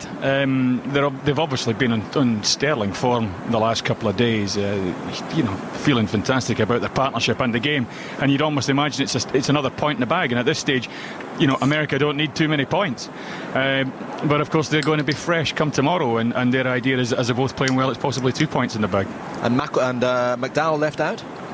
Yeah, a little bit surprised at that, but I think Rory's playing well. You certainly can't leave out the world's number one. Something would be wrong if you're leaving out the world's number one. And I think we've got to try and take advantage of the fact that some of the guys here haven't played too many games, maybe only one game so far, and they're going to be desperate to go out there and prove a point to Ollie, prove a point less to Europe, that perhaps they maybe merited another game. And that's maybe something, a little injection of that kind of haste that Europe needs. Heading towards half-time at Old Trafford, and it's Manchester United 0, Spurs 2. We'll have a report from there in just a moment. And Brighton are still a goal down at home to Birmingham in the Championship. But these are the moments, and it's the moment of truth for Rory McIlroy. Andrew Cotto. Yes, and for Furyk and Snedeker, who will be to putt first, and this is what the Ryder Cup's all about as well. It gets so crowded round the last match remaining on the course, and just to my right, I'm almost close enough to touch Phil Mickelson and Amy Mickelson. I won't, because it would be disturbing again for them, but Zach Johnson is just to her right, and we're all watching this scene in the baking sun now on the 18th, and it's a long putt first of all for Brandt Snedeker. Looks to be some 25 feet or so, perhaps more than that. In fact, I think the referee's just a look. Is it the max to go first, Bernard? It is. They had a real close measurement there, and the referee pointed to the European side, so it's not a great thing to go first in these circumstances, but I suppose he's got to hold it anyway. So it's Rory McIlroy with a sort of putt from off the edge of the green. Yes, as Andrew Coulthard was saying, as we walk past, we notice it's just off the putting surface and into the first little cut, the first bit of fringe. But he has got a putter out. The flag is out. Obviously, he has to hold this. They're 1 down at the moment. The match score at the moment 7-4. So it's either 8-4, it's 7.5, 4.5, and half points might not sound too precious, but come Sunday evening, they can be golden. So McIlroy ready now, having another look at it, just nodding a bit of agreement to Graham McDowell, who's suggested where he thinks it's going to break. But again, coming from just off the fringe, you sometimes can't tell exactly what it's going to do. No, it'd been better on the green. But anyway, Rory's up to this, if he can see the line and don't leave it short, which is difficult to do on these greens. So here he is then, a couple of practice swings, and McIlroy over this now, which really has to drop unless the Americans are going to three-putt. White glove peeking out of the back trouser pocket. McIlroy 1-2 last looks at the hole, settles down, and it bobbles onto the green towards the hole. He's given it a good chance. Oh, he sinks to his knees, McIlroy, and the ball skips on past. So that one's not yet finished, but he couldn't leave that short, as Bernard was saying. But it really is advantage now to the Americans, one up, and they simply have to two-putt. Well, it was just, you'd have to say that was a poor second shot from Graham McDowell. He's going across to his partner at the moment. Obviously, he's saying, I'm sorry about that. And you would expect him to put it right up there, quite close, and give him a real good chance at it. So America now just need two putts to win this match. And with these two, you don't expect a three-putt with these two. Well, you don't with Brett Snedeker going first. I mean, he's a great putter, and they've been putting well the whole round, so... looks over. There's going to be an almighty cheer in a moment. They're starting to build up for it in the background here, and that's even before they've hit their putt. So expect a huge cheer. I better hand over to you, Andrew, because you've got a bigger voice than me. Well, it's very kind of good to see. It's lowered at the moment. Brandt Snedeker again. He's, like McIlroy, very quick once he's over the ball. Miguel Angel Jimenez right in front of me, looking a little bit concerned. Snedeker then just down in two from here. Forward goes the ball towards the hole, rolling well. It's good, say the Americans. It's very good. It just misses. Will it be picked up, conceded? Well, the Europeans, Rory McIlroy asked the question of McDowell. Says, no, we've got to make them putt that for the win. Or are they going to concede it? No, pick it up, says Graham McDowell. McIlroy's hat comes off. The Europeans have been beaten here, this partnership. For the first time on the 18th green, Snedeker and Furyk get revenge for their defeat against this partnership yesterday in the foursomes, and the match score now 8-4. But a defeat on the final green for the Europeans, for McIlroy and McDowell. McDowell will now be rested this afternoon. McIlroy will go out with Ian Poulter against Johnson and Duffner, and Snedeker and Furyk have the point, and they have the applause, and they're shaking hands at the moment and clasping hands and slapping each other on the back, and everyone comes on to congratulate them as well, because 8-4, Bernard, that's a mighty lead. Yeah, the European side really have to do something this afternoon in the four balls. They have to win the four balls, simple as that. They cannot go into singles with such a big deficit. No, I mean, even 2-2 in the afternoon four balls, of course, would be 10-6, and that was the mighty lead that people thought the Europeans had at Brookline. So it can be overturned, but that would be a huge deficit to try and overturn. So we'll go on and try and get a word with Graham McDowell. I think McIlroy will be in a bit of a rush to get some food down him and out again, but we'll try and speak to Graham McDowell and get his thoughts from the European camp. But they have lost here to the Americans. Another good victory for the Americans, so many of them. Brandt Snedeker and Jim Furyk have beaten the Max on the last hole. Bernard, just very quickly, Oak Hill 1995, Europe 5-3 down overnight, 9-7 down at the end of the second day. So that requires Europe to get a 3-1 victory this afternoon. Do you think they're capable of doing that? Well, I do, but they're struggling for form, John. The Europeans are really struggling for form on the greens, and there'll have to be a major turnaround on the greens. The greens suit the Americans. There's no question about that. The greens are fast, they're undulating. For some reason, we just don't seem to be able to putt. If Rory or Graham McDowell had putted at all, even averagely, they would have won this match today. Right, McDowell's in a hurry, so I'm going to go and interview him, John. But right, obviously another 8-4. My goodness me. 8-4, and at Old Trafford it's half-time, and the score is, Alistair Yeomans? Manchester United 0, Tottenham 2, and the Manchester United defence is creaking alarmingly. Jan Vertonghen, the Belgian international, scored after 3 minutes. He was allowed to run 20-25 yards. His shot went in off Johnny Evans. On the half-hour, Gareth Bale, fed by the brilliant Dembele. Dembele and Sandro have been excellent in the centre of midfield, by the way, for Tottenham. Dembele put Bale away. Rio Ferdinand badly exposed for pace. A great finish by Bale. 2-0.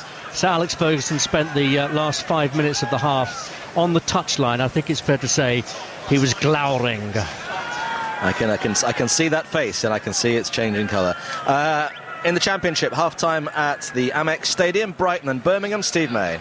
Yes, the leaders Brighton 0, Birmingham City 1. Chris Burke's 18-yarder from nothing, the difference. Leroy Lita was given a great through ball by Jonathan Spector to make it 2, putting him one-on-one with the keeper Kushak, but Lita rather muffled his shot, even though Kushak had actually committed himself to his left. Brighton are without their top scorer, Mikael Smith, in this match, and that's showing at the moment. They've hardly created at all. It's Brighton 0, Birmingham 1.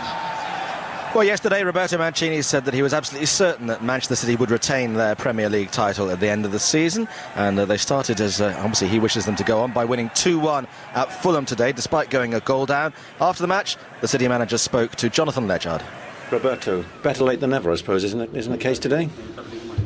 I think that we play a good game. We deserve to win this game. We had a lot of chance. It was a difficult match because we were 1-0 down, but I think that the guys play very well. I'm very pleased for this. How concerned were you by the award of the penalty? Because your players looked very, very upset. Was that a penalty, do you think? For you, it was penalty. I don't know. I'm talking for you.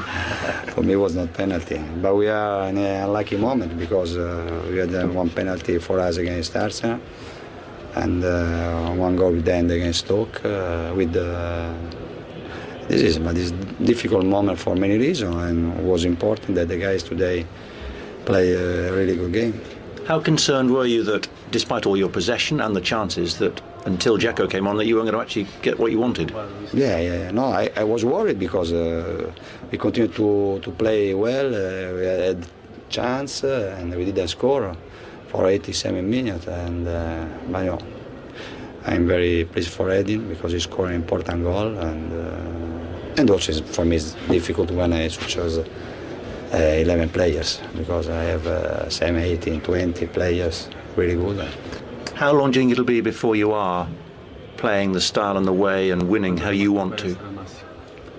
I think that we need another, my opinion, after the international break maybe it will be okay.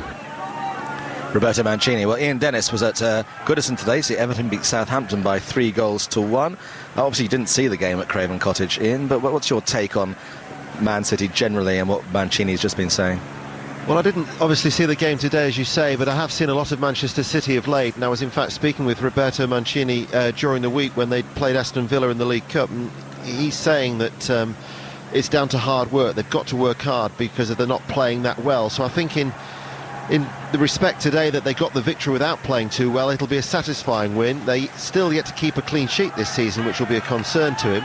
That's yet to keep a clean sheet in 9 attempts, but it's an important victory because it keeps them in touch with Chelsea. I think there would have been an element of pressure for Manchester City going into that game today at Craven Cottage, and that victory, those 3 points, it keeps the leaders within their sights. They're up to 4th in the table now, only 4 points behind Chelsea. I'll ask you about the Everton game in a second, but just to say that the first ball has been hit in the afternoon. 4 balls here between Bubba Watson and Webb Simpson and Justin Rose and Francesco Molinari. Not much time for a lunch for 1 or 2 of those players, but anyway, we're off and running on the 4th segment of the Ryder Cup with the USA leading by 8 points to 4 at the moment, but it's not insurmountable, said he, being positive. What about Southampton? Let's be positive about them. Well, they started well and they kept on trying, but they were far too open, and Everton's football in the first half for about 25 half an hour period was David Moyes described it as scintillating. There was excellent movement. I mean, I know that you had a Belgian yesterday who made an impact in the Ryder Cup. Well, we had too in Morales and Fellaini, who were linking up, and along with Leon Osman. But it was good movement from Everton, and they blew Southampton away with 3 goals in a 13-minute period in the first half. And Fellaini also hit the crossbar, and they could easily have been leading 4 or 5-1 at half-time. The second half, the goals didn't materialise, but David Moyes was very, very satisfied in the manner how they responded to that League Cup defeat against Leeds United in midweek, and it's the best start now for Everton, since 2005. They are challenging. He hopes they can continue to make a consistent and concerted effort to stay in the top 4. And he also said that this is a fixture that 2 or 3 years ago that they might well have lost, so he was very, very content afterwards. I'll ask you for your take on the Chelsea win at Arsenal in a second. Let's hear, though, from Roberto Di Matteo and also Arsene Wenger. It's difficult when you come to the Emirates playing against a quality team like Arsenal. They are in good form, so I think our performance was excellent today. We were very, very good in defensively and offensively. We took the initiative away from home against Arsenal, and we pressed them very well as well to not allow them to get into any kind of rhythm, and so I think we deservedly won today. And you seem to have just changed the whole style of Chelsea for this season. It's a completely different looking Chelsea. Is that really difficult to do? Is it just a matter of getting good players in? No, it's good players help, yes, but it's difficult, and we're in the process, and we're trying to change a little bit, and as I always said, it takes time, and we still have to improve. I think there's some psychological damage because we lost the game today, and the players are very disappointed, and especially we have lost a game we should not have lost, and that's where we have some work to do, especially on in some aspects of our defensive game, and apart from that, keep the morale high and the confidence high. Arsene Wenger, and before that, Roberto Di Matteo, talking to Ian Dennis, who's at Goodison. Obviously, you wouldn't have seen this game either, but I mean, Arsenal had an open goal in the last minute. It was almost unmissable, except of course it was missed. But 3 points for Chelsea, and you never quite know when the final analysis is made how important that result might be. Absolutely. I mean, they have changed the style of play from last year. They've brought in some undoubted quality in players like Oscar and Hazard, and allied with people such as Mata and obviously the Torres, who was on the score sheet I think today as well. Yeah, And I think the most pleasing thing from Chelsea's point of view today is that was their first real test for this new look Chelsea, if they are going to be title challengers, and to come through that I think will please Di Matteo. And last week, speaking to Arsene Wenger at the Etihad, he was talking about the collective quality that he had, and also that the spirit that the players have shown so far this season. And just having a text conversation with an Arsenal fan this evening that they didn't really show up, that might be a source of disappointment for Arsene Wenger. And then he talked in that interview then about the negative effect psychologically it might have on his players. So it'll be interesting now to see how Arsenal respond to that setback today.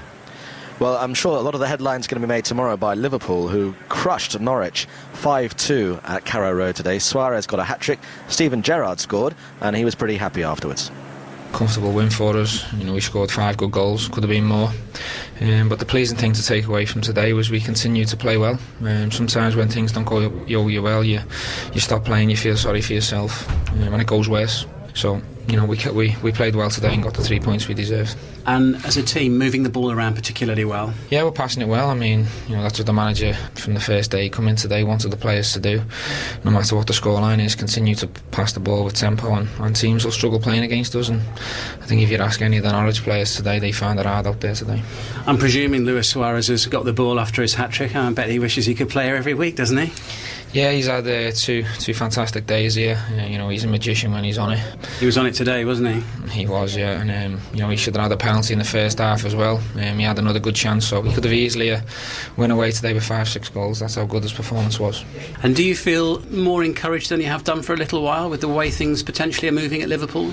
Yeah, I said that last week. Usually when you get beat from Manchester United, you go home and you're down and the depression kicks in. But last week it was a strange feeling. I come off the pitch really positive and feeling good because, you know, we played very well against Man U and should have beat them. And I think if decisions would have went our way, we'd have 3 more extra points than we've got now. Steven Gerrard. So, Ian, is this perhaps the moment when the corner is turned for Liverpool? Yes, I think obviously they've built on the performance against West Brom in the week in the League Cup at the Hawthorns, and also as Steven Gerrard alluded to as well, I think the performance last week at Manchester United warranted more than the defeat that they suffered at Anfield as well. And for Luis Suarez, that was his 50th appearance in the league today, and he's marked it with another hat-trick. And what Steven Gerrard was talking about, or Simon Brotherton's question to him about wish he could play here every week, it was only back in April he scored a hat-trick, and I think I'm right in saying that there's a little bit of history in the illustrious history of Liverpool Football Club that Luis Suarez is the first player to score back-to-back hat-tricks on an away ground. Obviously he did it last April, and he's done it today, so good a good victory. Yeah, well, it's one I picked up on Twitter, and if I'm not careful I might end up speaking like Steven Gerrard because they're threatening to close the press box. I think I'm the only person left in Goodison Park. So if I'm not careful I might end up being a Scouser by the end of the evening. Tell them 5 minutes and you'll be done, okay? Now, one of I suppose the most controversial thing that happened today was Newcastle's late goal from Demba Ba, which got them a 2-2 draw at Reading. You can see it on Match of the Day tonight on BBC One. Apparently, it went in off his hand. Here's what he made of it. I think he crossed it and I had it, and unfortunately my hand was on the way to the ball. I mean, and it goes in. The referee said it was a goal. Yeah, what can I say? It was not purpose. He just fortunate for Reading. So unfortunately, it hit his hand. Here's what the Reading manager Brian McDermott had to say. Brian, your emotions about that game and the result? Oh, I'm absolutely gutted, really, because we deserved to win the game. And, when you see the goal back, it's such a shame because they've made a massive error. And it's happened to me not once this season. So, what can you say? It's going away from the goal and the score's handballed into the net. Is there anything, because look at the performance overall, like you say, that was destined for a win perhaps for you. I mean, can that override any of the feelings about the goal? Oh, listen, they've made a mistake. I've said that before this season. And the last thing you want is to hear another manager talking about referees, but that's a blatant error. Having said that, our team were fantastic today, played really well. That was the identity of our team. We played on the front foot. We had opportunities, and even at 2-2, when it got back to 2-2, we were trying to win that game. We've hit the post. Jason Roberts has had a chance, and the goalkeeper's made a fantastic save. So, I think that Alan will be pleased with the point today, and we're obviously disappointed not to get all three. I was going to ask Ian Dennis about that. He has been forcibly evicted from Goodison because he literally was the last person in the stadium. So we'll move on from that. Just to tell you that early in the second half now at Old Trafford, it's Manchester United 0, Spurs 2 still, and you can obviously see highlights from that on Match of the Day this evening as well. Now Celtic are back on top of the Clydesdale Bank Premier League after they won 2-0 at Motherwell, and with news of that and everything else that happened today, Roddy Forsyth. If goals attract crowds, every SPL ground is going to be crammed to capacity next week. The division yielded an average of more than 4 goals a game today, although curiously the match that yielded the fewest was at Fir Park, where it would have been no surprise to have seen Neil Lennon's players run riot. Celtic were 2 goals up in as many minutes after the half-hour mark when Gary Hooper shot home the opener and Motherwell's Adam Cummins put into his own net under pressure from the Hoop striker. And when Cummins was sent off for taking Commons down inside the box after the break, it looked as though the dam would burst. But Darren Randolph saved Scott Brown's penalty kick, and he produced a string of further blocks to keep the score within bounds. That was enough to see Celtic go top. Earlier in the day, Pat Fenlon's Hibs had missed their chance when they lost 2-1 to Aberdeen at Pittodrie, and elsewhere the margins just got wider and wider. There were 2 3-1 wins for visitors, St Johnstone against Dundee at Dens Park, and Kilmarnock over Hearts at Tynecastle, where Killian Sheridan got all the Ayrshire club's goals. In Inverness, Terry Butcher's Cally Thistle demolished Dundee United 4-0. The 2 Dundee sides are now at the foot of the table, would you believe it? But top prize for teams on the rampage went to Paisley, where St Mirren fell behind to Ross County, but eventually finished 5-4 winners, and Ross County had scored only 3 goals in the league games prior to this afternoon. It's a day that's been rich in providing lots of statistics for us all. Now back to England, into the Championship. The leaders, Brighton, as you've been hearing, are 1 down to Birmingham City at home at the moment. That match is currently in the early stages of the second half. Cardiff are up to second in the table after beating Blackpool 3-0. Wolves have the same number of points in third place after their 1-0 victory over Sheffield Wednesday. Huddersfield slipped to 6th after going down 3-2 at home to Watford. Blackburn drew 1-1 at Charlton Athletic.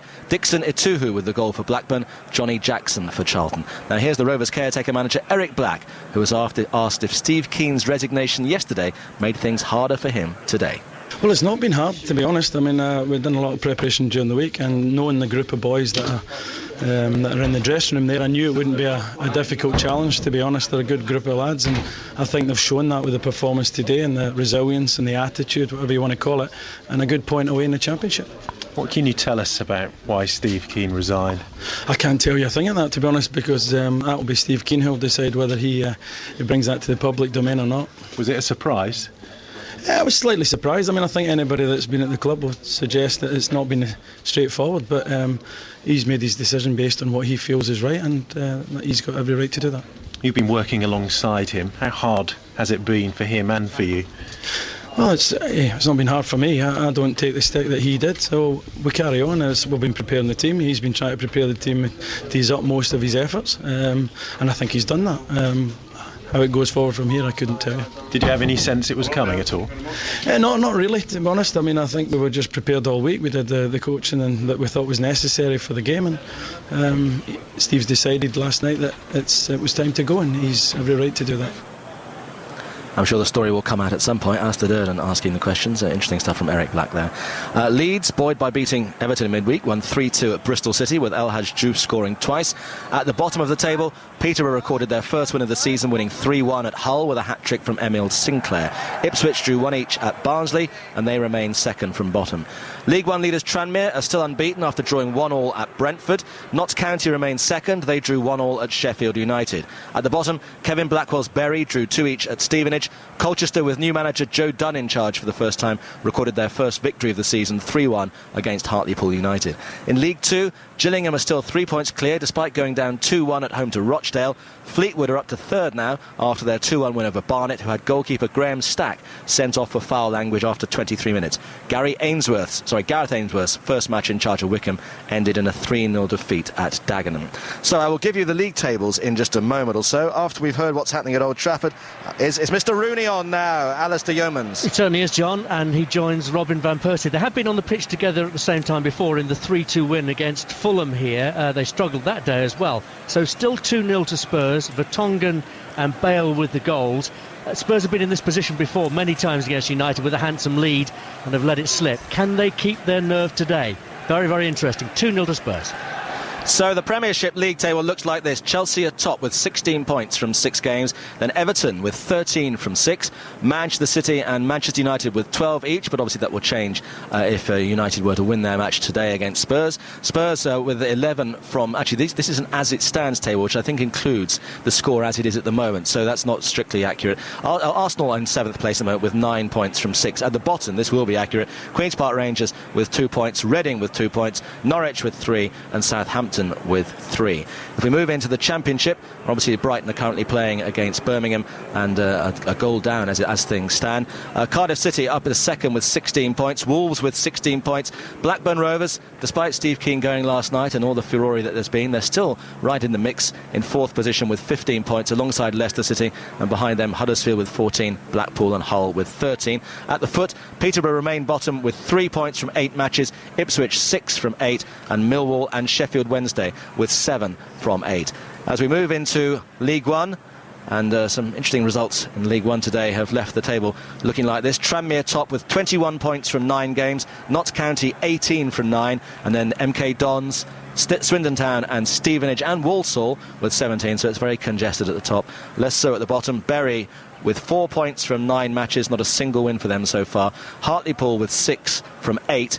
Coventry with 6 from 9, and Oldham Athletic with 6 from 8 are the sides down at the foot of the table. And one last look at Empire League 2, where Gillingham are top with 22 points from 9, Port Vale second with 19 from 9, and then with 17 points from 9 matches, Fleetwood Town and Accrington Stanley. Exeter, Bradford on 16 points. At the foot, Barnet currently bottom of the Football League with 2 points from 9 matches and not a single victory for them yet either. Wycombe Wanderers 4 points from 8 matches, and AFC Wimbledon, Bristol Rovers and Dagenham and Redbridge all have 7 points. So in the cricket today and the World 2020, there was a victory for England against New Zealand, and in the match between the West Indies and Sri Lanka, I have to be honest, I haven't got a clue who won, but Jonathan Agnew will tell us.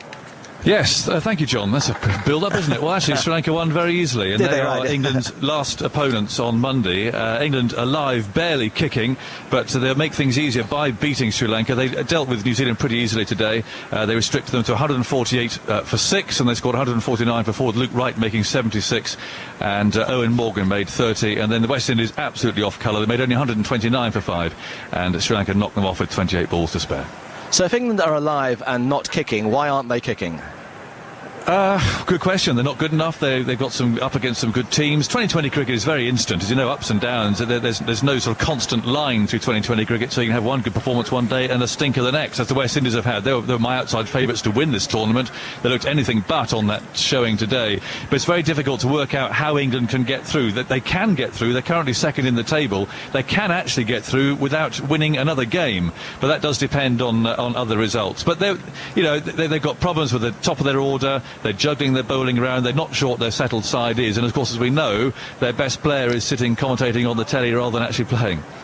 And a quick word about the women. Yeah, well, they're through, and they've got one game on Monday where they play Australia, but they are through to the semi-finals, and they are strongly fancied to win this tournament. They're not sure yet who they're up against in the semis. They're on Thursday and Friday, and then of course the final is on Sunday, but at least they've got through unscathed. Excellent, thank you very much. There's been a goal at Old Trafford, Alistair Yeomans. We were talking about nerve and Tottenham as Tottenham come up again. Bale shoots, it's going to be turned in. Tottenham are 3-1 up after conceding just a moment ago from Nani.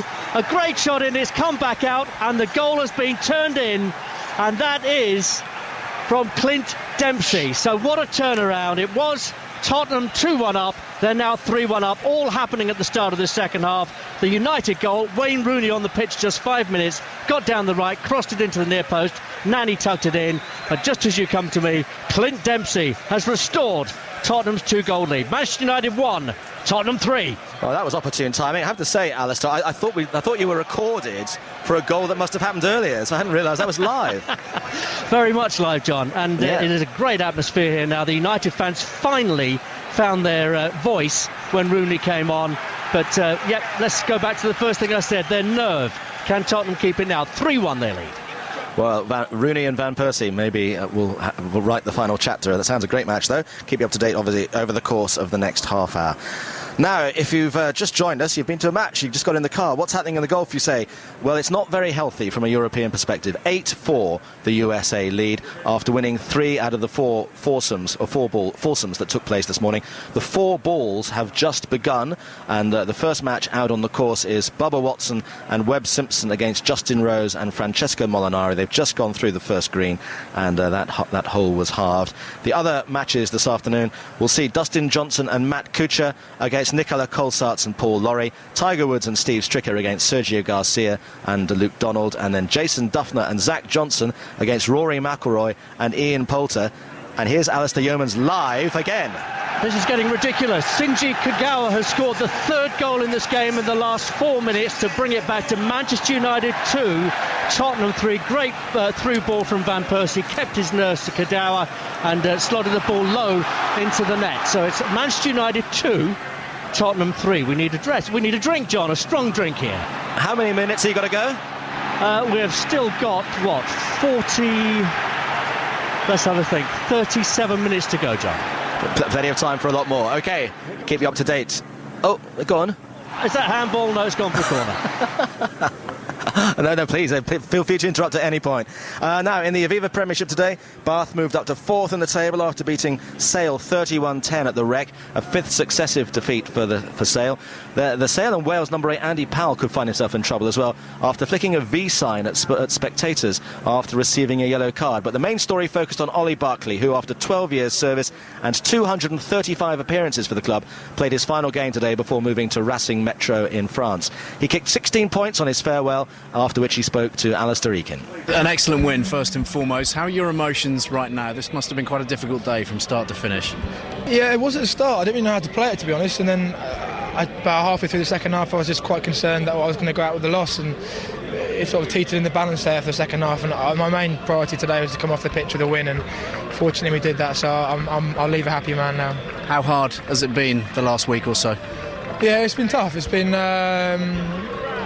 it's just trying to deal with all the emotion of leaving, and then also trying to sort out my life in France, and then almost shutting down my life in Bath, as it were, with removals and bills and all manner of things, trying to sort stuff out. So I'm an admin nightmare, so this last week has been nothing short of disgraceful for me. So it's been topsy-turvy, but I think I've come through it, and I'm just happy that we actually, I leave today with a win. Give us a little flavour of what this place and what this club means to you, because you've effectively grown up here, haven't you?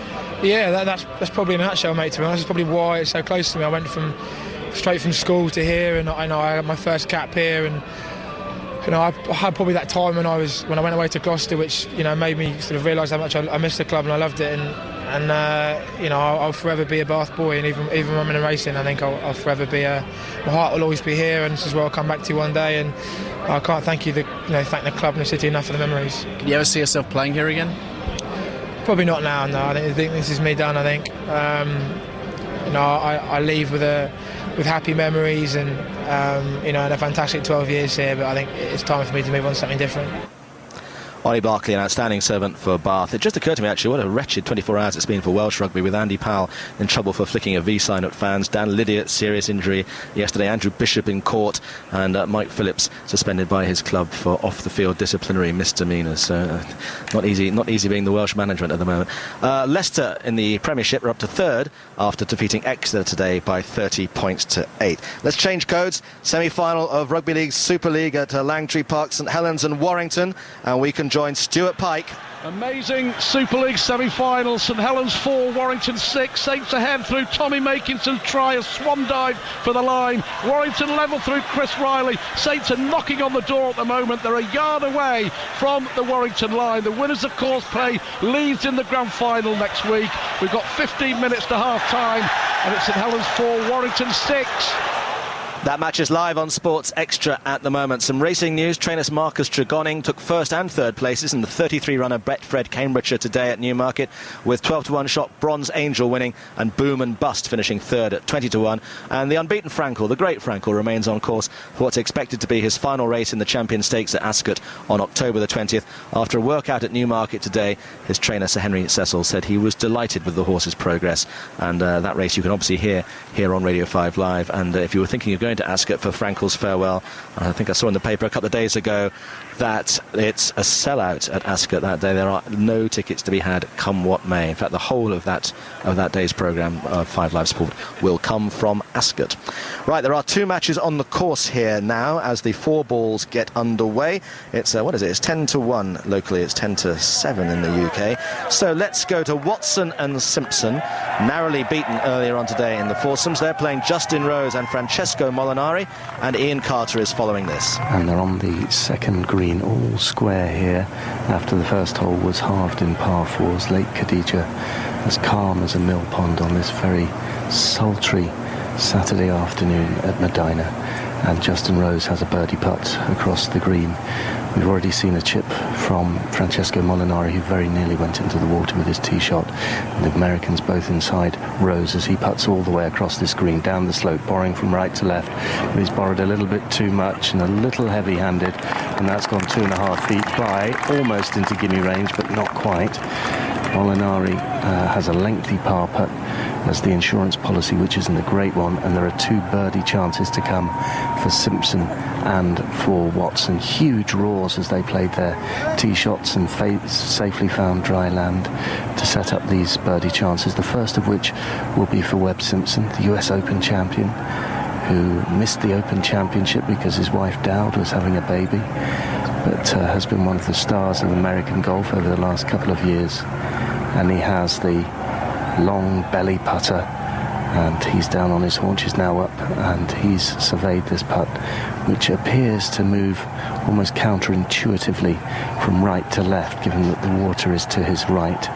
Settles over it now, his blonde hair beneath his blue cap. Quick, animated couple of glances at the hole. There's a third one. Now he draws the putter back, sends it on its way, borrowing from right to left on that ridge and missing just to the left of the hole. It'll be Bubba Watson who will have the chance of a birdie for the Americans, but before that, Francesco Molinari is away to try and get an unlikely par. Let's just get the latest on the second match that's out on the course. Alistair Bruce Ball.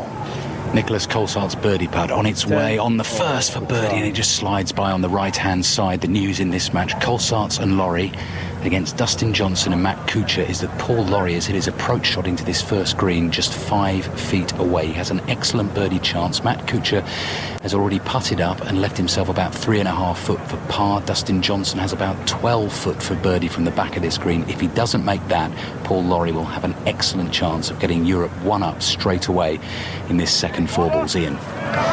Well, Alistair, I can tell you that Francesco Molinari missed that unlikely par chance, which means that Justin Rose will have to hole from 2.5-3 feet for his par, but only if Bubba Watson misses what is an outstanding birdie opportunity from 12 feet. Really was a superb tee shot. We saw him on the first as well, whipping the crowd into a fervour so that he teed off in a cacophony of noise. Normally golf shots played in dead silence, but Bubba Watson, as he did this morning and he did yesterday, whipping the crowd into a fervour and almost making contact with the ball when they were at their loudest. Extraordinary, almost like a goalkeeper taking a goal kick, that kind of deal. Well, here he is now, amid the dead silence around the second green here for first blood for the Americans in this crucial match at the start of the afternoon session. Sends it on its way. Oh, he's just missed. It's a gimme, and that's a 3 in the bank for the Americans. And let's go and find out about Paul Lawrie's putt on the first now with Alistair. Well, it's a big chance for Europe to get off to a flyer in this second 4-ball match out on course. Paul Lawrie is striding the first green at the moment. Hit a wonderful approach shot into this pin, which is really naughtily and cheekily tucked away behind a bunker just a couple of yards cut in on the right-hand side. When he's standing in the fairway, the pin doesn't actually even look like it's on the green. But Lawrie here has hit to about 5 feet in his cerise European shirt. Birdie chance. And you feel that almost every putt this afternoon has to go in. Lawrie, no, misses on the left-hand side. Really good chance for Europe. Disappears early on. So it's a half down the first. Paul Lawrie and Nicholas Colsaerts all square with Dustin Johnson and Matt Kuchar. And as I said, those chances are going to have to drop.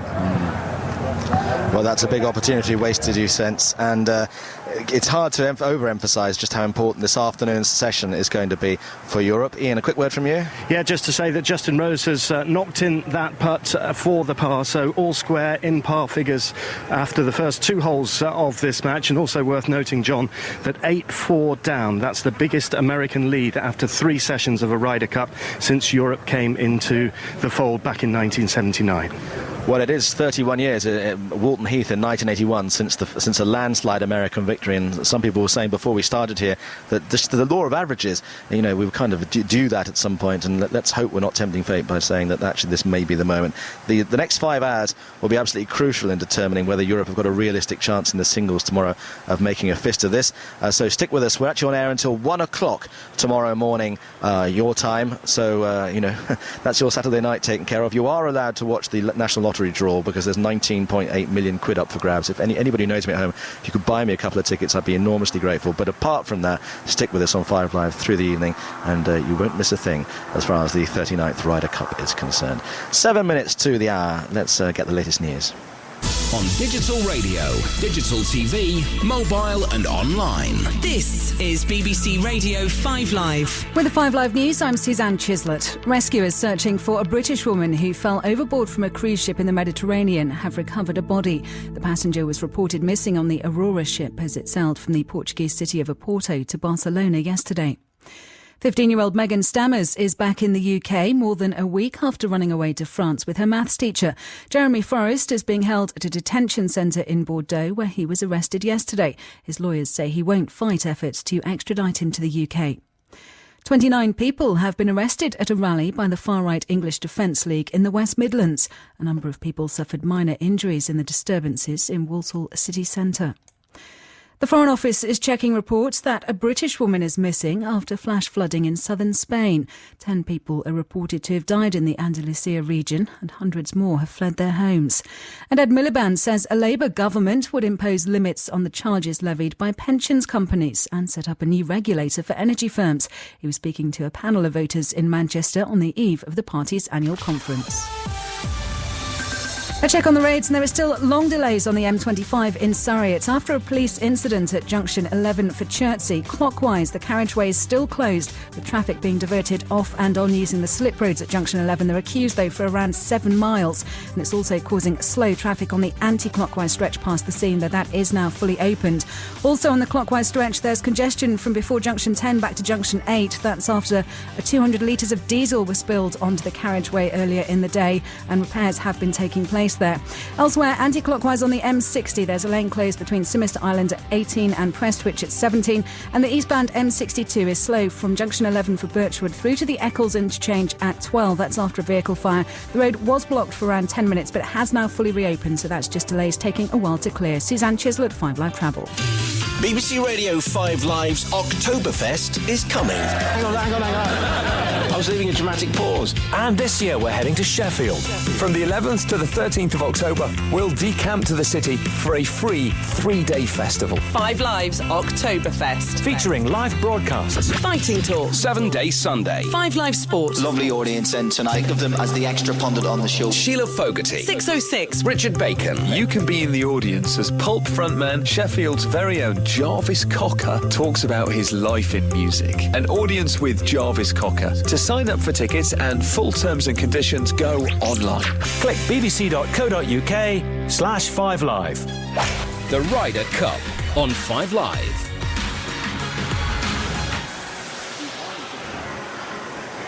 Well, it's lunchtime here in Chicago, so good afternoon, good evening to everybody back at the UK from me, John Inverdale, and all the team out on the course. Let you know that at Old Trafford it's still 3-2 to Spurs. There hasn't been a goal of late. We'll go to Alistair Yeomans in just a second, but they're just underway in the third match in the afternoon. 4 balls here between Tiger Woods and Steve Stricker and Sergio Garcia and Luke Donald. Conor McNamara. Yes, Tiger Woods, who was dropped from this morning's session, and the United States of America will be hoping he's now very fresh. He struck a fantastic tee shot, longest of this group, straight down the middle of the fairway.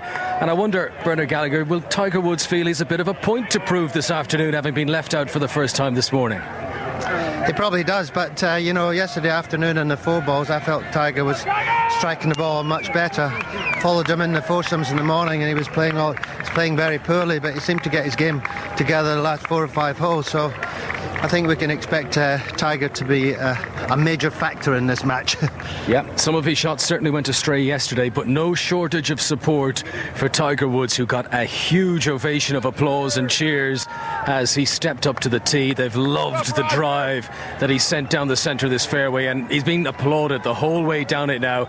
You just feel this could be a big afternoon for Tiger Woods. And for Sergio Garcia, who, he only came off just over half an hour ago from his morning session. I wonder how fatigued he'll be feeling playing alongside Luke Donald now for the afternoon. OK, let's go to Old Trafford and Alistair Yeomans. Manchester United 2, Tottenham 3. Wayne Rooney has galvanised United since he came on as a half-time substitute. He's just seen a thumping free kick come back off the post. He's got 23 minutes to go, 22 make that. Wonderful game of football, John. Manchester United 2, Tottenham 3. Certainly sounds it. OK, let's go update you on the St Helens Warrington game in Rugby League semi-final. Stuart Pike. Well, drama here. St Helens now lead by 12 points to 6. 2 quick tries. Francis Melly has gone over in the corner, and the St Helens captain Paul Wellens has just pounced 4 minutes before the break after Wilkins' high kick was fumbled by the Warrington captain and fullback Brett Hodgson. Tommy Makinson has just put over the extras, and with 4 minutes to half time, St Helens lead Warrington by 14 points to 6. For the right to play Leeds in the final. Now to Alistair Bruce Ball, who's got a couple of interesting putts coming his way. I do indeed, John. I'm watching this second 4-ball match out on course. You can listen to the home charts just getting going in the background. In the company of Simon Dyson, European Tour professional. 6 wins on the European Tour to his name. World number 52 as well, and I'm sure he'd dearly love to slip on a pair of those grey trousers and a bright pink shirt and get out there and try and hit some of these shots. But Simon Dyson, so far in this match, Colsaerts Lorry, new partnership for Europe from Jose Maria Olazabal against Johnson and Kuchar, who won yesterday. Paul Lorry's missed a good chance on the first, but Nicholas Colsaerts, who was absolutely sensational in the 4 balls yesterday, has the best birdie chance on this par 3 second.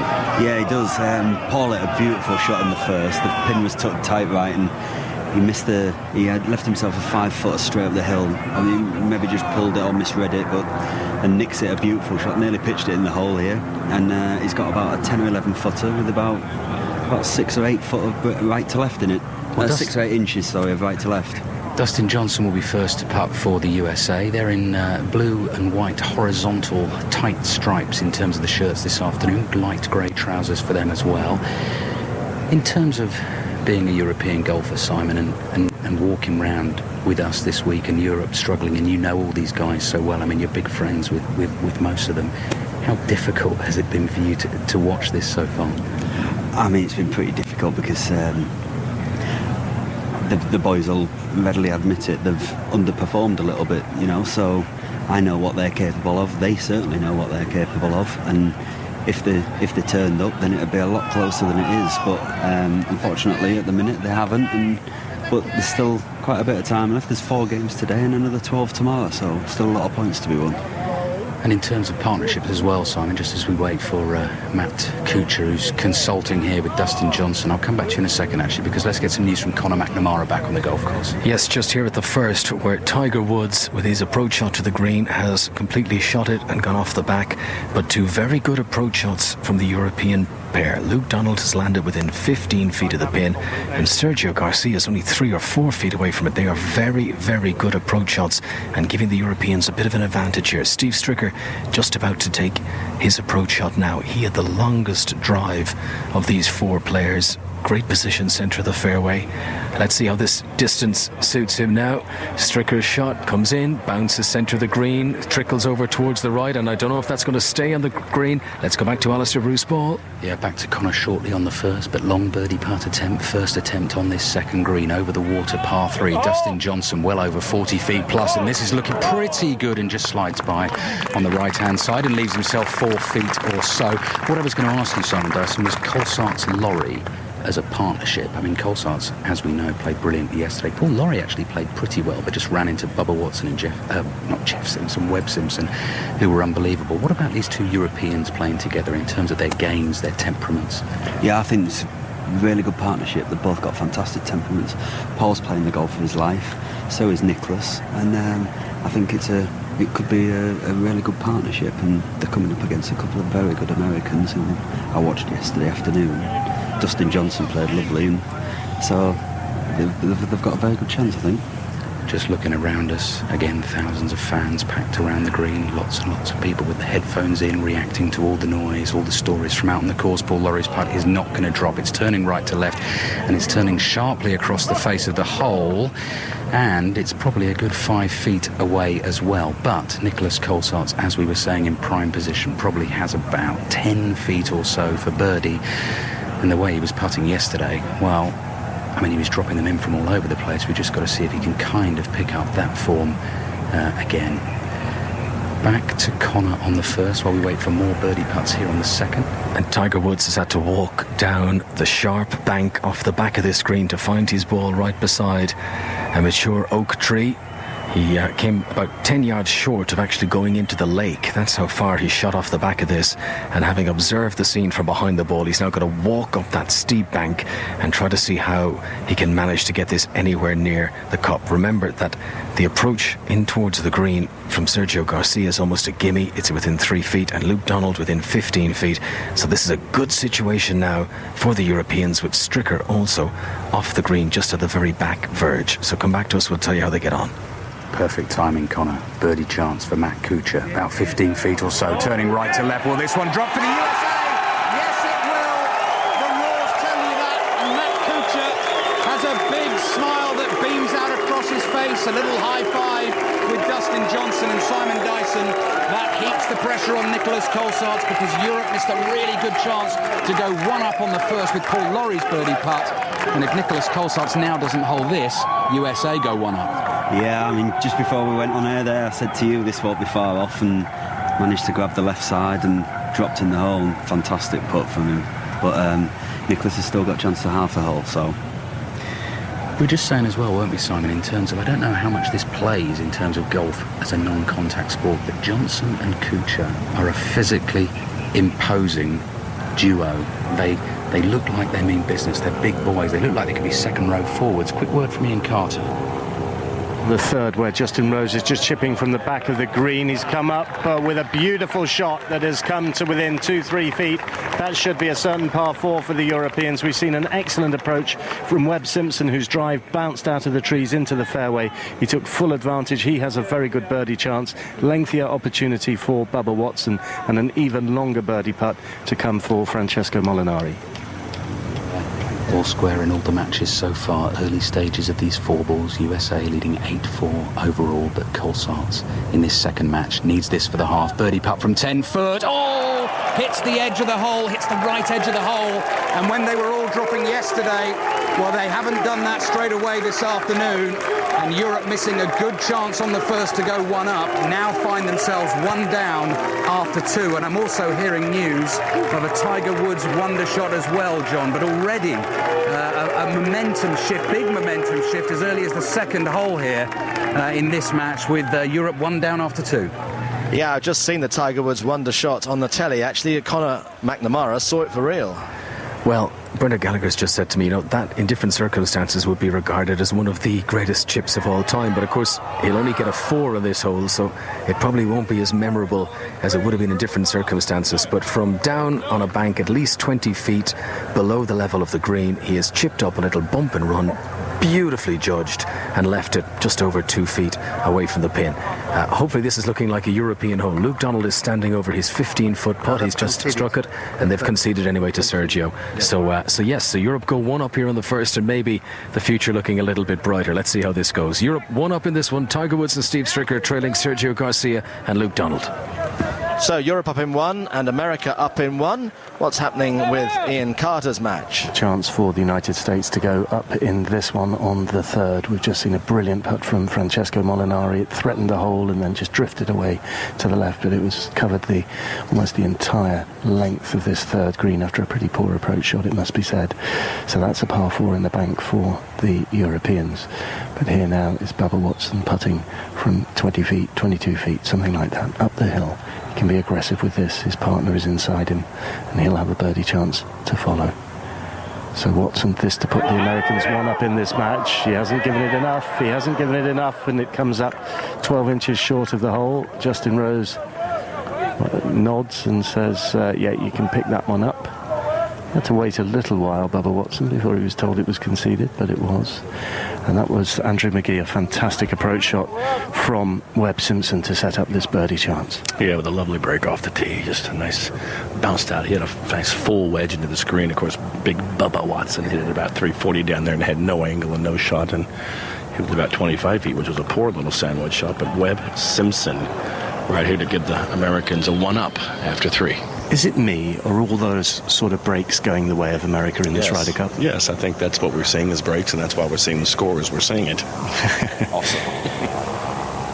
Now, quickly, let's go to Old Trafford. Latest on that thrilling match between Manchester United and Spurs. 12 minutes to go of normal time. Manchester United 2, Spurs 3. Robin van Persie, of all people, has missed a brilliant chance to equalise just a few moments ago. United 2, Spurs 3.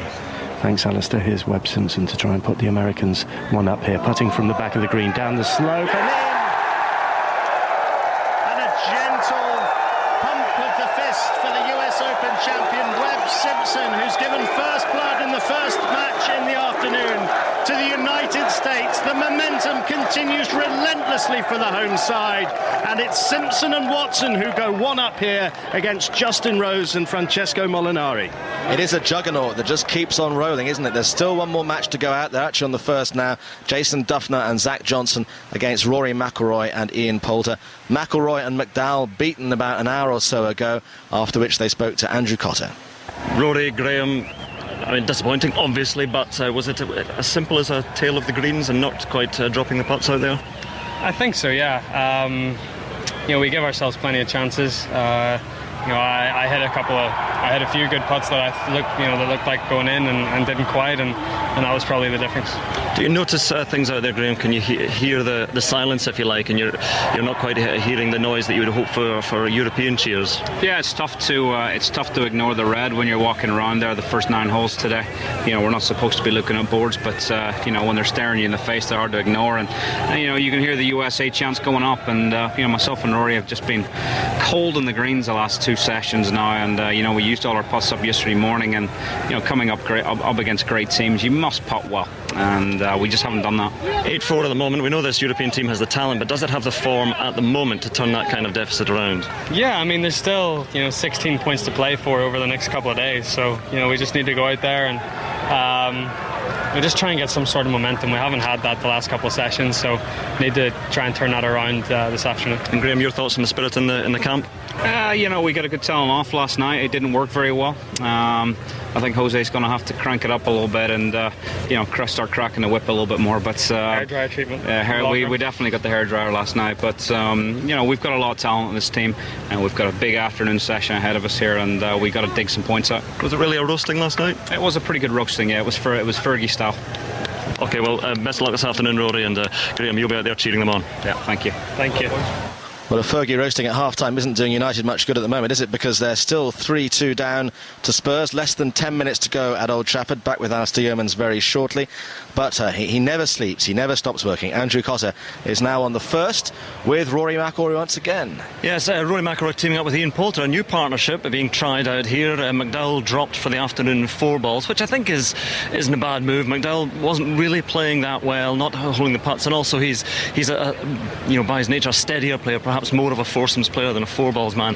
And I think McIlroy and Poulter, on paper, you'd have to say, is a fantastic looking partnership. Surely they can't be beaten, but America are sweeping all before them at the moment, and Johnson and Duffner haven't been beaten yet. So you would say, if you looked at it, you'd say, well, that's going to be a point for Europe, surely. But nothing in this Ryder Cup seems to be certain when you're talking about European victories. Well, if Jose Maria Olazabal was doing a good impression of Sir Alex Ferguson last night, what sort of impression is Ferguson doing of himself now? Alistair Yeomans. Well, his team has got just 9 minutes of normal time to save this game. It's still United 2, Tottenham Hotspur 3. Tottenham on the break now if Defoe can get to that ball, but Johnny Evans will run it back to Lindegaard. Paul Scholes has just turned back the clock with one of those hard, flat shots which bounced off Brad Friedel.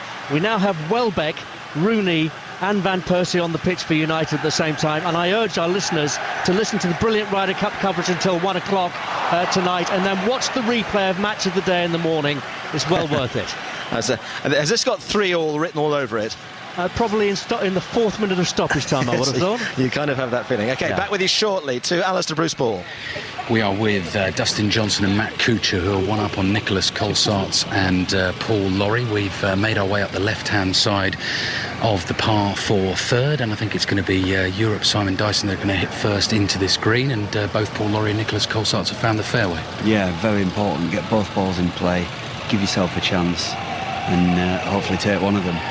And the way things are going out here as well, John, you do sense the atmosphere ramping up almost half hour by half hour as the sun continues to shine and the beers continue to flow and the red numbers go up on the board. You get a feeling if the USA get ahead in a few of these matches this afternoon, it is going to get pretty lively out here. They're one up in this match we're watching. Lawrie and Colsaerts 1 down against Dustin Johnson and Matt Kuchar. In the Super League semi-final, St Helens lead Warrington 14-12 at half-time for the right to face Leeds in the grand final next weekend, as we go to Conor McNamara. Yes, just here at the second where we're walking over the bridge towards the green. Both Europeans are on the green surface. We're waiting to see exactly where the American balls ended up, and you can always tell by the reaction of the crowd. The Americans were rather quiet. I can see that one ball is on the back edge of the green. I don't think that's in the sand, but it's not a great position from there, and I think we're going to have to get a little bit closer, John, before we can give you the complete picture here at the second hole. Thank you very much. So as things stand, Johnson and Kuchar are 1 up on Colsaerts and Lawrie.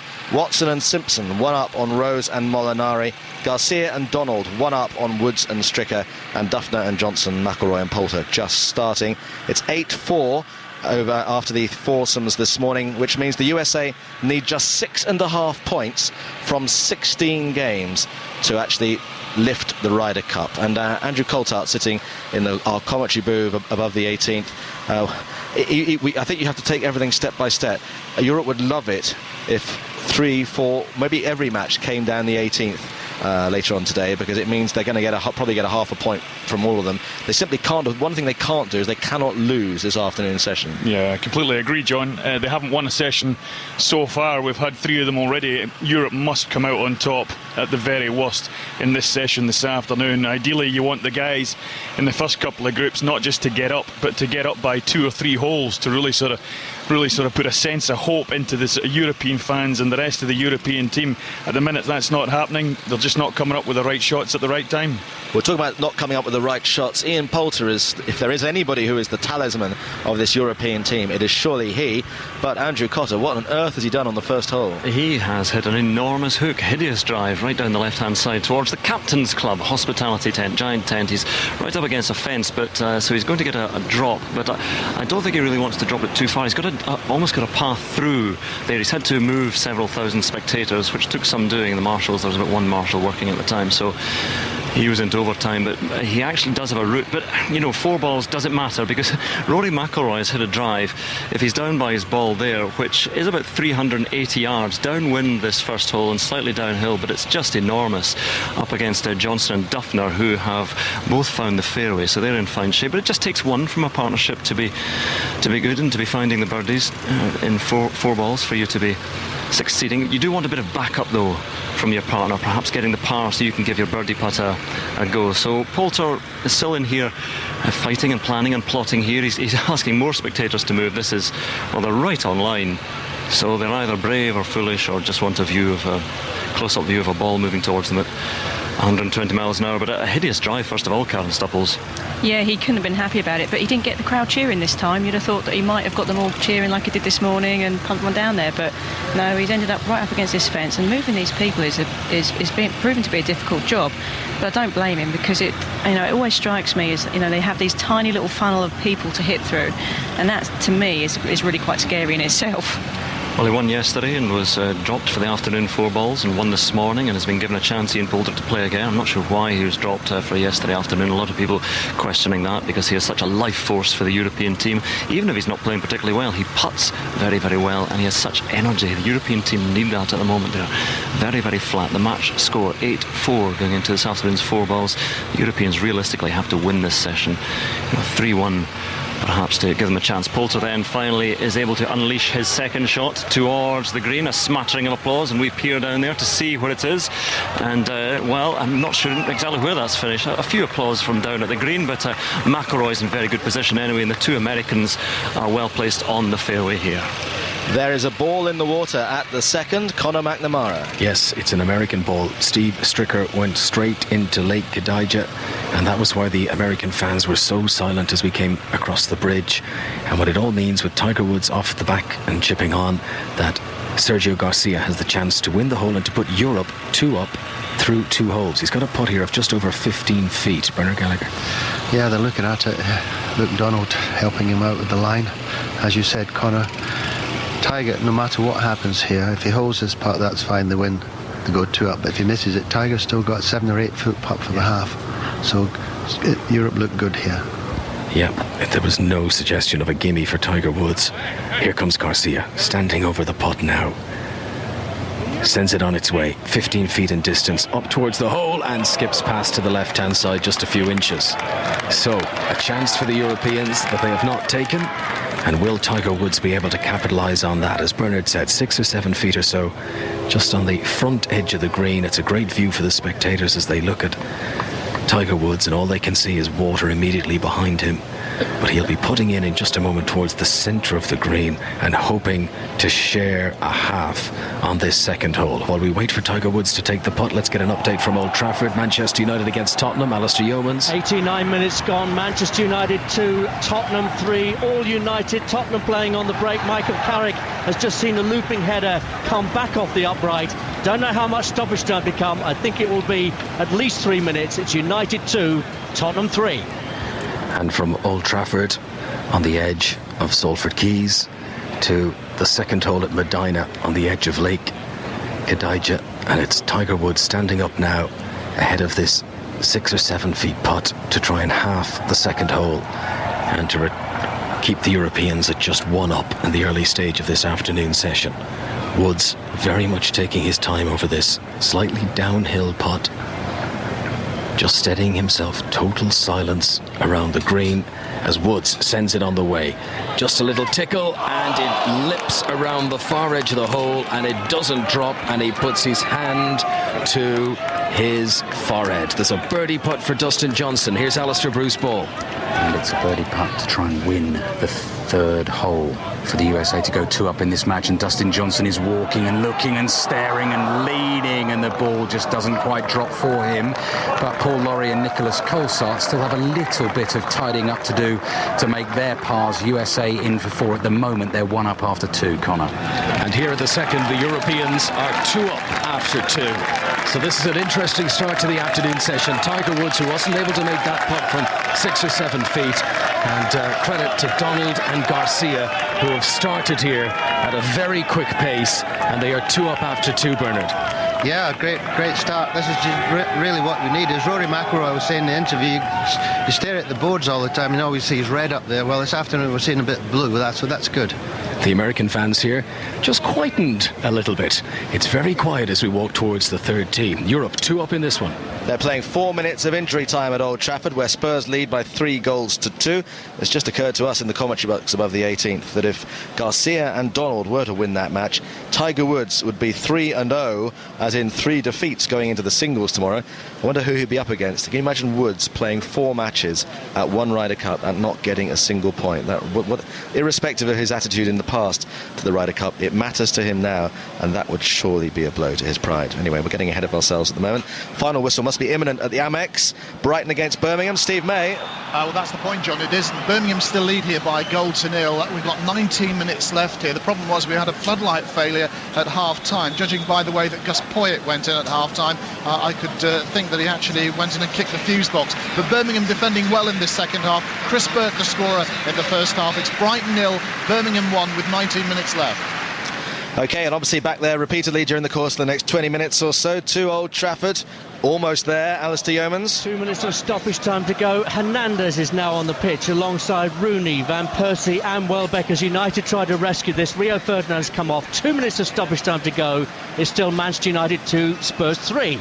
OK, back with you again after Alistair Bruce Ball. Nicholas Colsaerts has just holed an important 6-foot par putt on the par 4 third hole. Dustin Johnson couldn't quite make his birdie, and Nicholas Colsaerts, who was having such a good look at the hole with all his putts yesterday afternoon, had one of those curly whirly ones. It hit the edge of the hole, spun round and disappeared into the bottom. So Europe 1 down after 3 in the second 4-ball out. USA overall leading by 8 points to 4.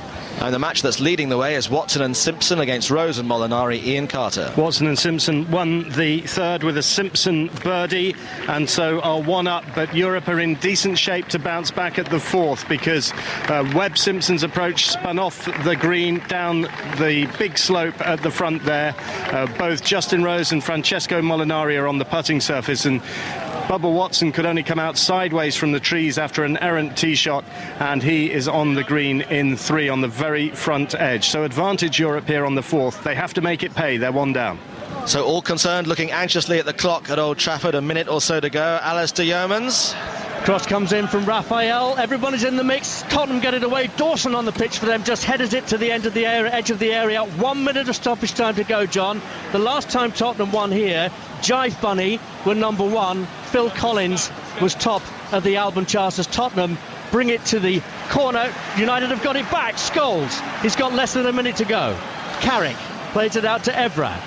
Andre Villas-Boas, John, is absolutely jumping up and down on the touchline. Rooney, cross comes in. United running out of time. Headed away by Tottenham. You don't mind staying here for the last minute, do you, John? I'm very happy to keep talking to you, Alistair, because I can imagine what the atmosphere is like. It's a corner to United at the Stretford end, which Van Persie will take. They're rushing the ball out to him here. Remember, it's Lindegaard who's up with the attack here, John.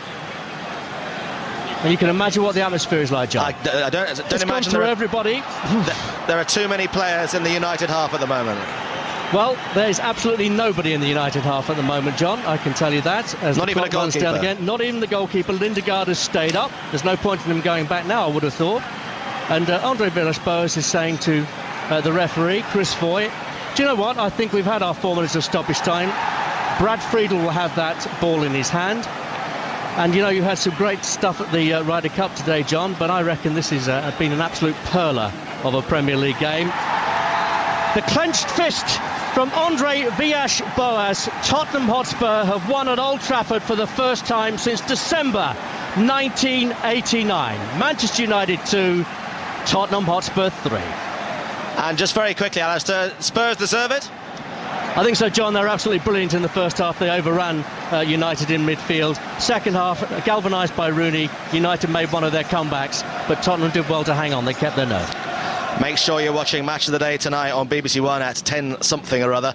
Meanwhile, back here at Medina, let's go to Ian Carter. At the fourth, where Justin Rose is putting for a win from the back of the green down the slope on a very, very fast green.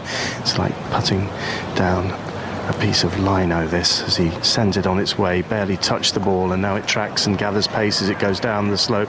It'll need to borrow from right to left. It is borrowing from right to left, but not enough, and it drifts beyond the hole, and it's gone 4 feet by.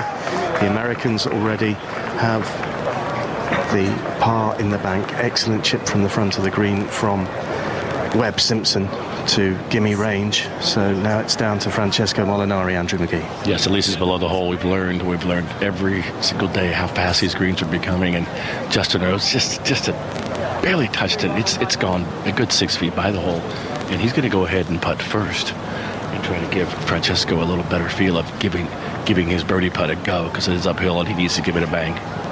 Yeah, Justin Rose just to get the 4 in the bank, and he's got 5 feet to negotiate here, but at least it's up the slope, and he's been in terrific form as well, as Justin Rose, finishing second at the Tour Championship last week on lightning fast greens at Eastlake in Atlanta, and partnering extremely well with Ian Poulter. Another win for those two this morning.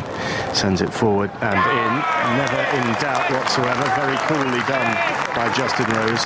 And this is a classic match play tactic, isn't it? It then says to your playing partner, well, at least get it up to the hole, because the oldest adage of them all, never up, never in. Yeah, a lovely strategy here. Let's see if it pays off for the European team. It's if he leaves this short, he should be shot. Yeah, and it has to. It's so important, isn't it, just to stem the momentum that is going America's way. We can feel it in the crowd at the moment. Definitely can feel it in the crowd. If it gets kind of going America's way in these first couple matches, it could be disaster for the Europeans. So we needed some good putts here from Molinari. Hasn't made too many putts this tournament, but such a great ball striker. Definitely in his range right here. Knocked this one in the back. Free run at the hole. Europe need this, folks. Francesco Molinari, 1 down, 4th green, putting for birdie from the front, around 20 feet, sends it up the slope, heading towards the hole. Will it drop? No, just missed on the right edge. So it's a half in 4. The Americans continue to have the advantage in this match. That's Bubba Watson and Webb Simpson, courtesy of Webb Simpson's birdie on the 3rd. That's the difference between the sides. The Americans lead Rose and Molinari, 1 up as we go to the 5th tee.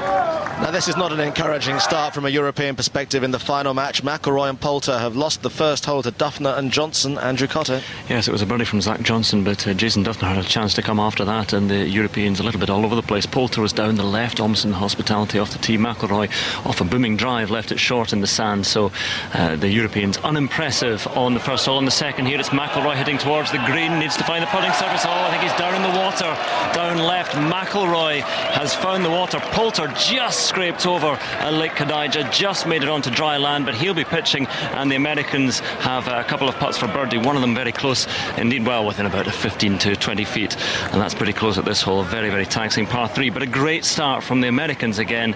Johnson and Duffner are 1 up after 1 on McIlroy and Poulter. Andrew Coulthard sitting here at the 18th green. Listen, it's so easy for everybody to judge from the sidelines, and certainly sitting here, it's easy to pontificate.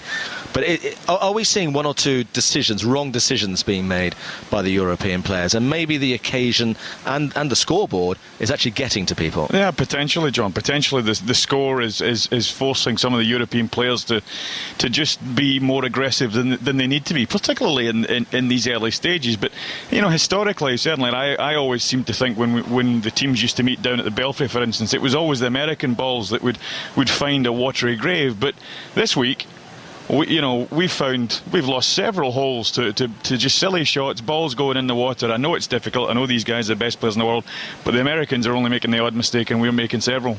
And in terms of the putting as well, I mean, at the end, I'm sure when the history of this Ryder Cup is writ, people will say that the Americans sank their putts and the Europeans didn't. How much of that is down to the way that the greens are being cut? How much of it is the way that the courses have been set up? How much of it is just that some players are in form and others aren't? Well, I think a lot of that's got to do with how the golf course has been set up. Today, the greens are deliberately as fast as they were yesterday afternoon. And the reason for that is obviously yesterday afternoon the Americans had a cracking performance in the 4 balls. What had happened was the staff had gone out there at lunchtime, they'd cut the greens and they'd ironed the greens. They've got this wonderful machine that goes across horizontally across the greens, and they sprung a surprise on the European team. The European team were under the impression that there was going to be no ironing of the greens, and the green speed went up from 11 to about 13 on the stimp, and it kind of foxed us. The Americans, it suited no problem. How can that be? You know, should the rules of the game not be that everybody is aware of what the conditions are under which you're playing?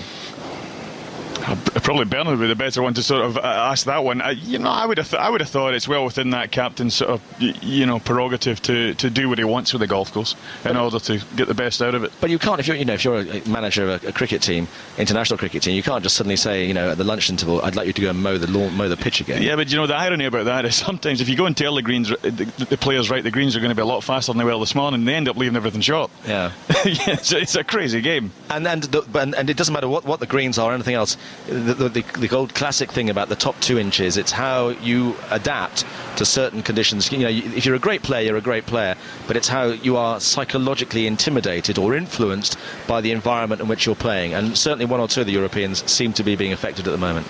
Yeah, I would agree with that. I think they're disappointed probably with a lot of their own performances. They're disappointed with the team. They're disappointed they haven't had a chance to silence the American crowd.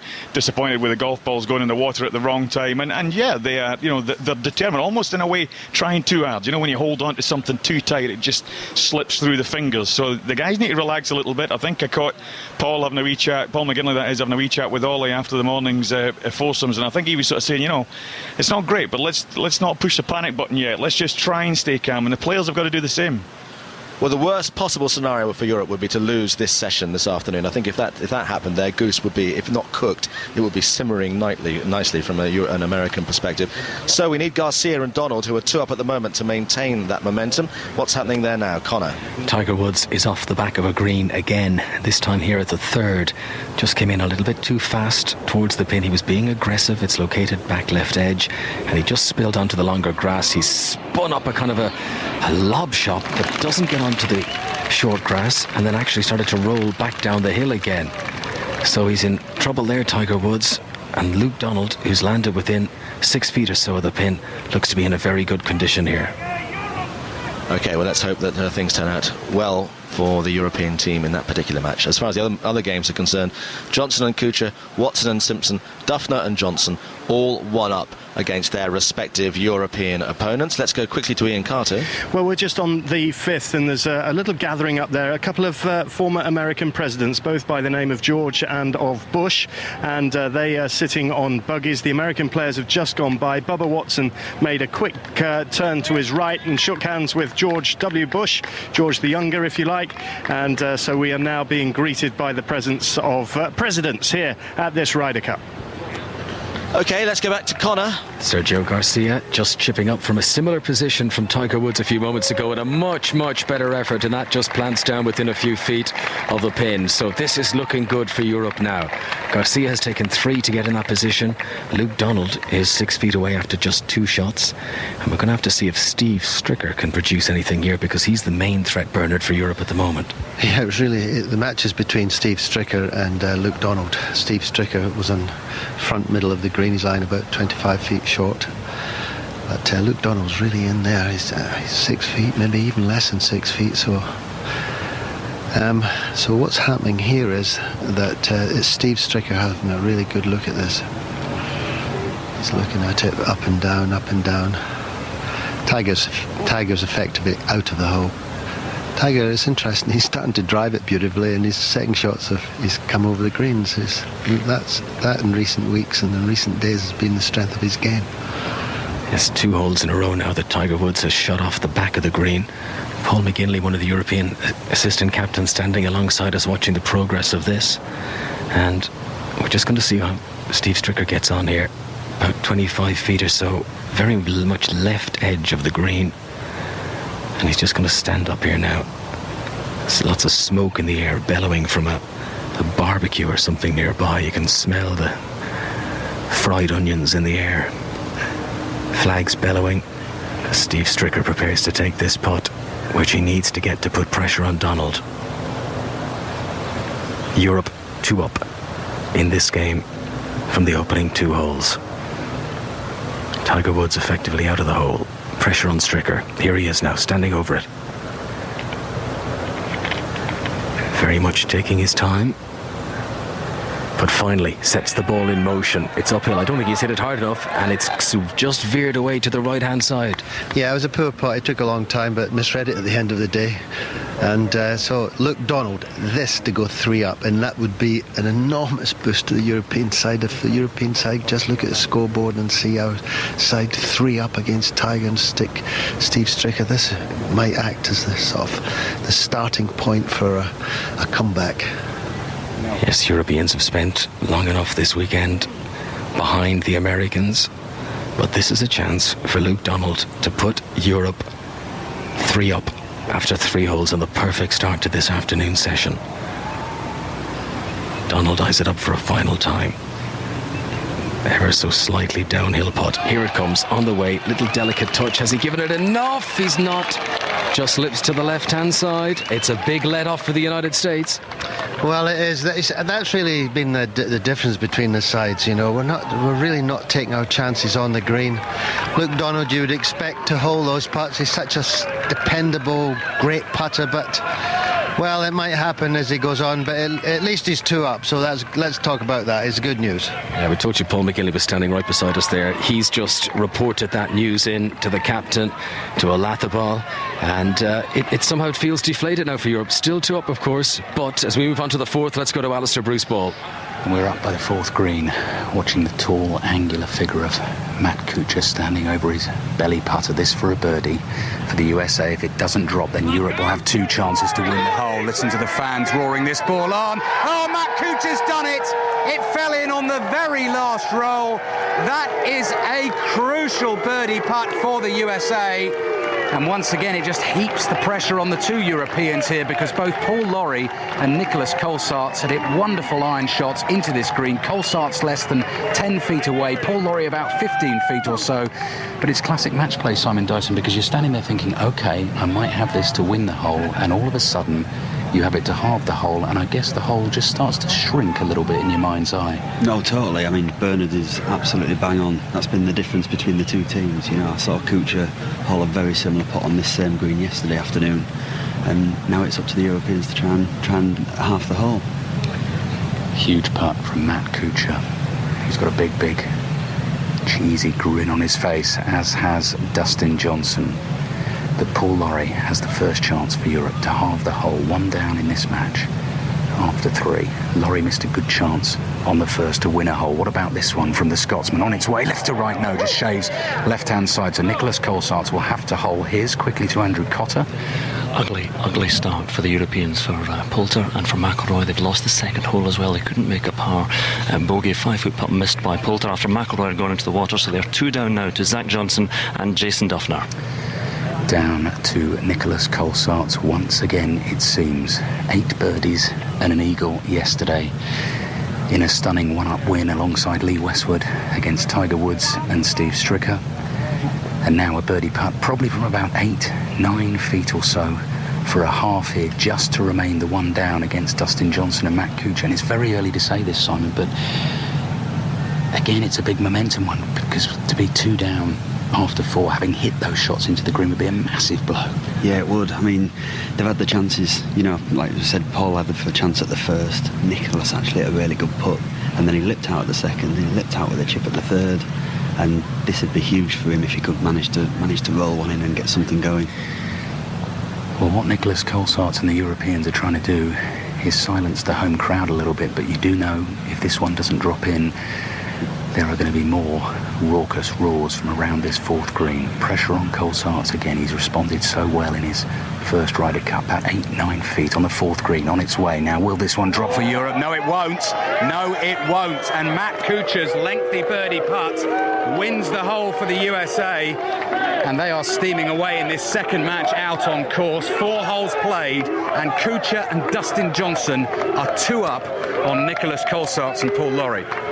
Well, this is becoming a bit of a horror show from a European perspective, especially the fact that it's not players losing points to birdies. It's actually to pars with both players bogeying in McIlroy and Poulter's instance a few moments ago against Duffner and Johnson. So what it means is that Dustin Johnson and Matt Kuchar are 2 up on Colsaerts and Laurie. Watson and Simpson are 1 up on Rose and Molinari, and Duffner and Zach Johnson are now 2 up on McIlroy and Poulter. The one shaft of light is Garcia and Donald, 2 up on Woods and Stricker, but of course it could have been 3. 8-4 to the USA are how things stand at the moment. You're listening to Radio 5 Live. It's 20 minutes to 2 on a glorious Saturday afternoon in Illinois. It's 20 minutes to 8 on a Saturday night at home. I must be almost dark by now. It's news time. On digital radio, digital TV, mobile and online. This is BBC Radio 5 Live. With the 5 Live News, I'm Suzanne Chislett. The search for a British woman who fell overboard from a P&O cruise ship in the Mediterranean has been called off after a body was found. The search began yesterday after the passenger was reported missing as the ship travelled from La Coruña to Barcelona in Spain. Lawyers for the schoolteacher from East Sussex who ran off to France with one of his pupils have said he will not fight efforts to extradite him to the UK. Jeremy Forrest was arrested for child abduction after being spotted with 15-year-old Megan Stammers in Bordeaux. The teenager has now arrived back in Britain. A 14-year-old girl has been charged with murdering 15-year-old Junior Niquele in Brixton on Thursday. He died of stab wounds. A 16-year-old boy remains in police custody. The Foreign Office is looking into reports that a British woman's missing after parts of southern Spain were struck by flash floods. 8 people are known to have died in the Andalusia region. Hundreds more fled their homes. And Unionists have been taking part in one of the biggest parades in Belfast for more than 20 years. They've been marking the signing of the Ulster Covenant in 1912, a declaration of opposition to Irish Home Rule. Let's get the sport now from Chris Latcham. Good evening. Well, away from the golf, Tottenham have beaten Manchester United at Old Trafford for the first time since December 1989 with a thrilling 3-2 victory. Jan Vertonghen and Gareth Bale had put Spurs 2-0 up before a manic 3 minutes in the second half saw United score, then Spurs, and then United again. But Tottenham held on for their 3rd straight Premier League win. Brendan Rodgers hailed one of the leading strikers in world football after Luis Suarez's hat-trick inspired Liverpool to their first Premier League win under their new manager. They beat Norwich 5-2 away from home. Everton came from behind to beat Southampton 3-1. Manchester City also came from a goal down to win at Fulham. Their first away win leaves them just 4 points behind the leaders Chelsea, who earlier beat Arsenal. Celtic have replaced Motherwell at the top of the SPL after beating them 2-0. Let's get some live football from the Championship. We'll head to the Amex Stadium, top of the league Brighton playing Birmingham. It's the last few minutes there, and Steve Mayer's watching. Yes, 2 minutes of stoppage time here. It's Brighton 0, Birmingham City 1. Chris Burke with the goal from 18 yards in the first half. Birmingham defended very well in the second half, which was delayed by a floodlight failure. Brighton's failure has been that they haven't really produced a decent shot to seriously test Jack Butland in the Birmingham goal. It's Brighton 0, Birmingham 1. Steve, thank you. St Helens and Warrington are playing for a place in Super League's grand final. Let's get the latest from Langtree Park with Stuart Pike. St Helens 14, Warrington 18 as Francis Melly burst through for St Helens. Saints led 14-6 2 minutes before half-time after Paul Wellens, their captain, got their 3rd try. But Warrington, who were outplayed for big periods in the first half, came back through Simon Grix, and Michael Monaghan's try in this second half has given them the advantage. A thrilling game, an hour gone. St Helens 14, Warrington 18. Stuart, thank you. Switching codes, and Sale remain bottom of Rugby Union's Premiership after a 31-10 defeat at Bath, while Leicester beat Exeter 30 points to 8. At cricket's World T20, England beat New Zealand by 6 wickets in the Super 8s. Luke Wright smashed 76 runs off just 43 balls as England won with 7 to spare. And in the other group match, host Sri Lanka thrashed West Indies by 9 wickets. England's women won by the same margin against India to progress into the semi-finals. And in racing, the 12-1 shot Bronze Angel won the feature race at Newmarket today, the Cambridgeshire Handicap. BBC Radio 5 Live's Oktoberfest is coming. Hang on. I was leaving a dramatic pause. And this year we're heading to Sheffield. From the 11th to the 13th of October, we'll decamp to the city for a free 3-day festival. 5 Lives Oktoberfest. Featuring live broadcasts, Fighting Talk, 7-day Sunday. 5 Live Sport. Lovely audience in tonight. Think of them as the extra pundit on the show. Simon Mayo and Mark Kermode's film review. Richard Bacon. 606. Sheila Fogarty. And be in the audience for 5 Live Breakfast's Your Call. As we ask, is there a north-south divide in the cost of living? And how are we coping with the recession? 5 Lives Oktoberfest. Go online to find out more. Click bbc.co.uk/5live. The Ryder Cup on 5 Live. Well, on this Saturday evening, you're maybe heading out for the night. I'm sure a lot of you maybe have played golf today, and there's something that's always intrinsically funny about golf. When you're on the tee and you hit the ball and it hits a tree and it comes back straight to your feet, and even if you are feeling a bit miffed, you have to kind of laugh inwardly, and everybody that you're playing with laughs uproariously, and we'll have a good laugh about that in the bar afterwards. There are some people in the world who you probably think wouldn't find that amusing, and Tiger Woods is one of them. Conor McNamara. Yep, you pretty much described it there, John. Tiger Woods stepping up on this 4th tee, and he's shot hit what is effectively the first tree that you get to on the fairway on the left-hand side and bounced backwards. So he didn't even reach as far as the fairway, and he ended up on a pathway which allows spectators to cross pretty much in front of the tee box. So he's already taken his second shot from there and somewhat skidded it down towards the right-hand side of the fairway. So he's not even got as far as the other players' drives, and he's already taken 2. There's more trouble here, this time from a European point of view for Sergio Garcia. He was wide out to the left-hand side with his drive. His shot hit a spectator. I don't think anyone's been hurt, but in the surrounding melee, as some supporters tried to move away, other supporters tried to come in to get a good look, and it seems a spectator has moved that ball, and they did call over the referee to have a call on it. But I think they've now settled on where the ball should be taken from, and Sergio Garcia would have a tricky shot from wide left on the fairway. But Tiger Woods, who's now twice overshot greens and now hit a tree and gone backwards, and this, remember, after being dropped from the morning session for the first time ever at a Ryder Cup earlier on today. So back to you, John. We were speculating, actually, that if Woods loses that match and, going into his singles match tomorrow, he will be just desperate to win. I mean, almost over-desperate to win that match, because the idea of Tiger Woods playing 4 games in a Ryder Cup and getting 0 points. Andrew Colesart. Yeah, absolutely. I mean, almost unheralded. But, it's not really the Tiger of old, this is a slightly different Tiger, somebody that's, been working very, very hard on his golf swing, obviously not 100% comfortable with it. We've seen him miss putts that he never used to miss before, so it's a long way to go before Tiger gets back to the Tiger of old. Now, what on earth has been happening with Justin Rose? Ian Carter. Well, he's putting for a birdie at the par 5 fifth, but it was a very clumsy chip for eagle that we saw from him that ran all the way down this tilting green from back to front, and he's left that way short. And we were talking, weren't we, John, about just how many mistakes Europe are making, and that's another bad one. It was never any chance of him really holding that putt, but at least get it up to the hole, because your partner is going to be putting on that line. Well, his partner's putting for eagle also, so I think that his third shot, his chip, it was on a very steep bank coming onto the green, and he gave it a bit of a go, and all it had to do was slip past the hole, and it's going to go all the way to the front of the green, which it did, to the very happy American fans here. But we do have an eagle putt from Molinari to make everything a moot point on this green.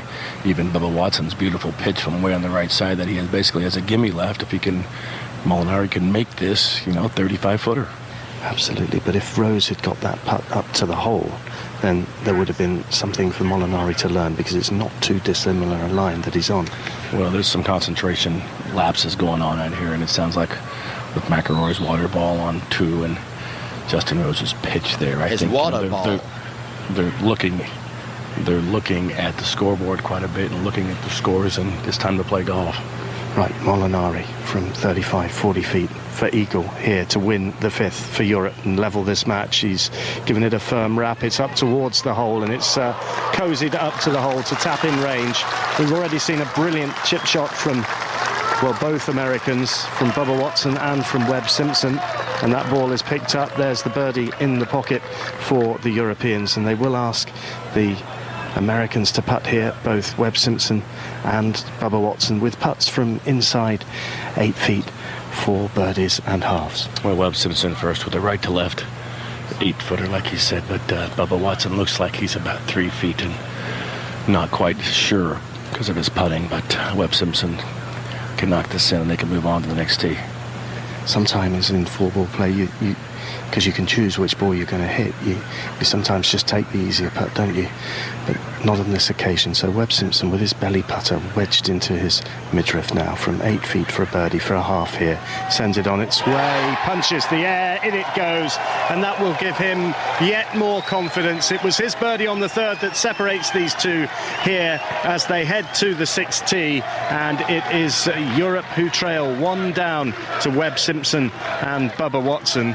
And we've got an all-star cast watching here as they go to the 6th. We've got President George W. Bush and his wife Barbara here. Michael Phelps you've spotted as well. You want me to get him? He's over here.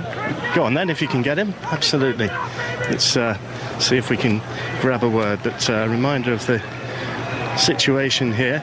And I just wonder if we can have a very quick word with Michael Phelps here. Michael, what are you making of this Ryder Cup? This is really sensational for the United States, isn't it? I mean, this is an amazing opportunity, and you know, to be out here with Bubba's group and you know, watch how they play. I think it's something that's just incredible. And you know, being on American soil, you know, you can obviously hear the crowd and hear everybody going crazy. And you know, this is an amazing opportunity and experience for me, and I'm very thankful. And you know, obviously, like to thank the U.S. team for allowing me to be out here and walk around and have some fun and see how these guys do it. You were there on the gala night on Wednesday, weren't you? And at the opening ceremony as well, though. At the opening ceremony, and you know, much was made of your massive medal haul in London to inspire these Americans. It's doing the trick.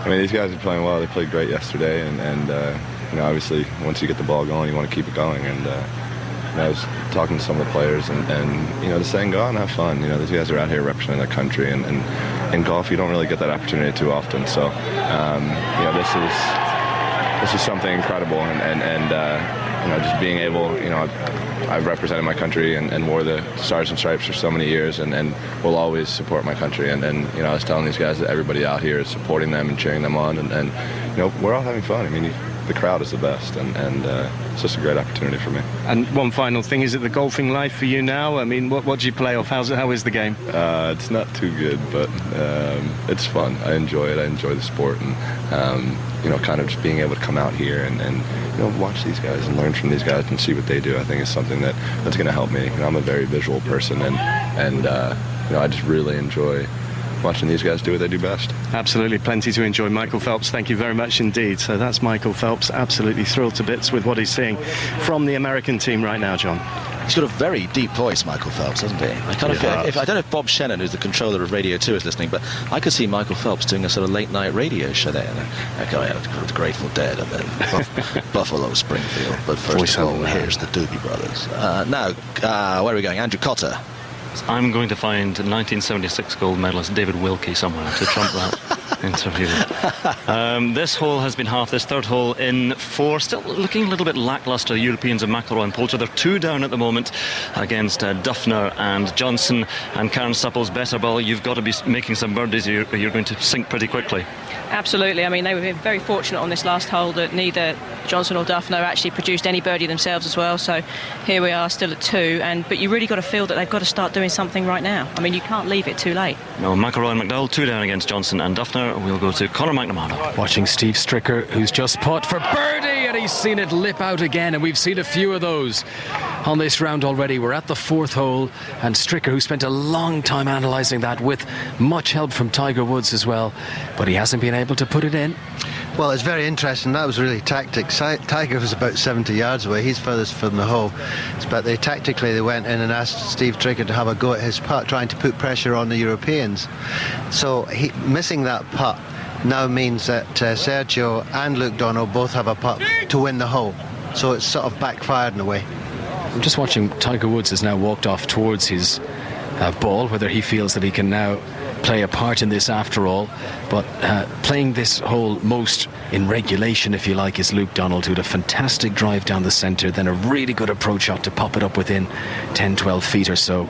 So from a European point of view, you'd expect the best chance of winning this hole is for Donald to roll it in for birdie, especially after Steve Stricker failed there. But unfortunately, where our position here in the top of the green, we cannot see Tiger Woods now. He's gone back down the hill towards where his ball was located, away out to the left-hand side. There's a big flurry of spectators and supporters, and any moment now, Bernard, I'm just expecting this ball to just pop up onto the green. Narrow alley. Tiger to hit through.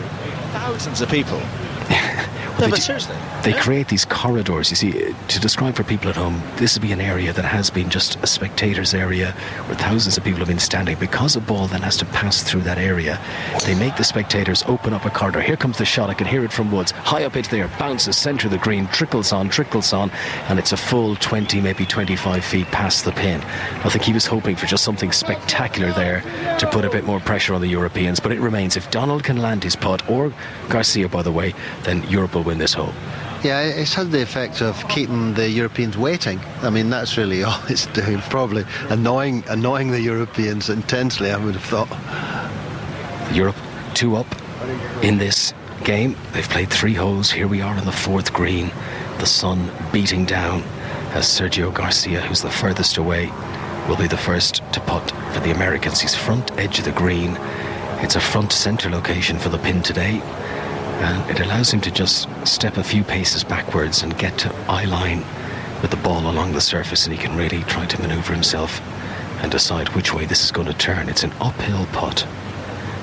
Garcia now ready to take it. If this drops, Europe go 3 up after 4 holes. Here it comes, on its way, gathering pace on the hill, beginning to slow down. Trickles, he loves it.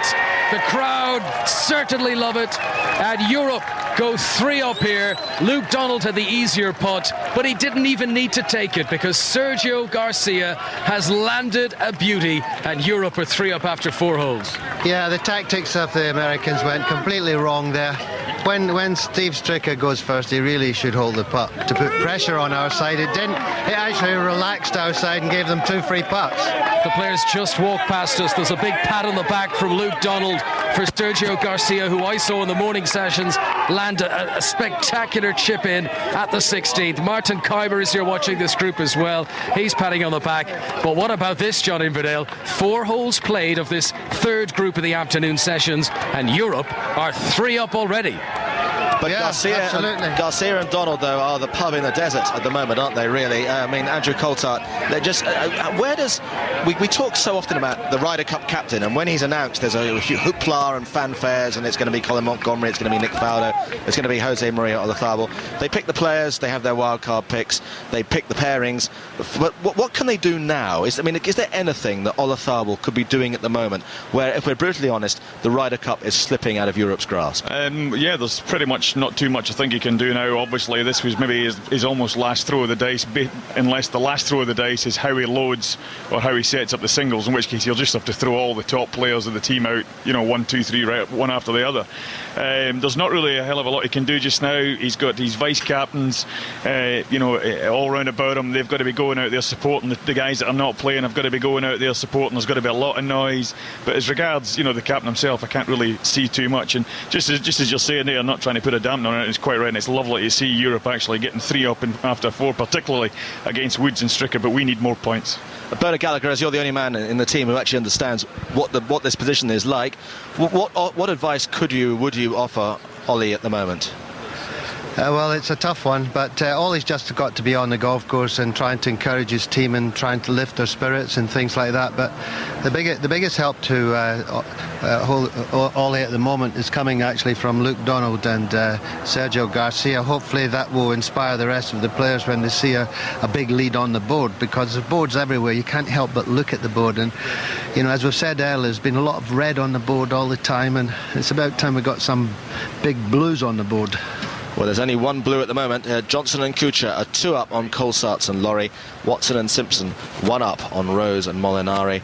Duffner and Zach Johnson 2 up on McIlroy and Poulter. And Garcia and Donald are 3 up on Woods and Stricker. Early days, though. That's the leading, or the team out at the front, the quartet out at the front, have still got another 12, 13 holes to play. So there's a lot of golf to be played. We're heading towards 8 o'clock in the UK, so we've actually got another 5 hours live for you here from well, I've almost forgot what state we're in now, Illinois. Anyway, but from Chicago. So there's whatever happens here, we'll obviously be able to follow every single shot between now and close of play this evening. And a little added bonus, if you weren't with us last night at midnight, and if not, why not, then you won't have heard there's a gang of guys walking around looking like circus clowns. That's slightly unfair, but anyway, they're dressed as they're European supporters. They're making up songs about all the European team, and they have promised to make up a song for us about our esteemed colleague Alistair Bruce Ball, which is going to get its world exclusive premiere later tonight on 5 Live. And if that's not an incentive to stay listening, then I don't know what is. Right, let's get back out onto the course now, and we'll head to Andrew Cotter. Well, we're standing here on the 4th hole. Huge drive again by Rory McIlroy, and paced it at about 318 yards. He's left his playing partner Ian Poulter some way back down the fairway. Length is not Poulter's strong point, but they are 2 down at the moment to Zach Johnson and Jason Duffner, after losing the first 2 holes and losing them in scrappy, untidy fashion, because yes, they were seen off by a birdie on the first, but they both bogeyed the second hole. McIlroy was in the water and Poulter couldn't make par, and since then they've halved the hole, so 2 down at the moment. And in 4 balls, Karen, it's difficult to, you don't want to go much further down than that, because it's difficult to get that back. I think, well, we definitely saw that yesterday, didn't we? Once the players were down, they really couldn't make it up. And this is a good example here for Rory especially, because he's hit such a big drive down here. To be going only in with a short iron into this green has to give him a huge advantage.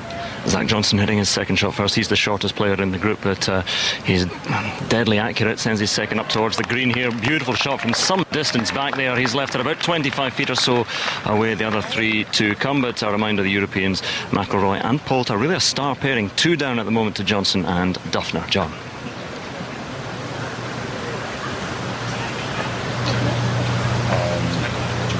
I just end each sentence with John. I presume John was going to come in there, but let's go to John Bruce Ball instead.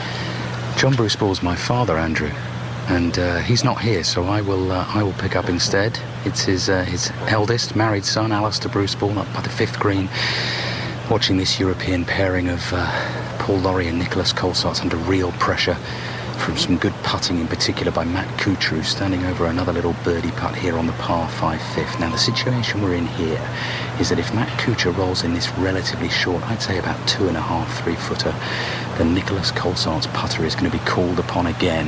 And Matt Kuchar has indeed rolled one in for birdie on the par 5 fifth. So, Simon Dyson, it is indeed up to Nicholas Colsaerts to try and make his birdie and try and halve this hole and just keep Europe 2 down rather than 3 down. In Europe, kind of chasing it a little bit already in this one.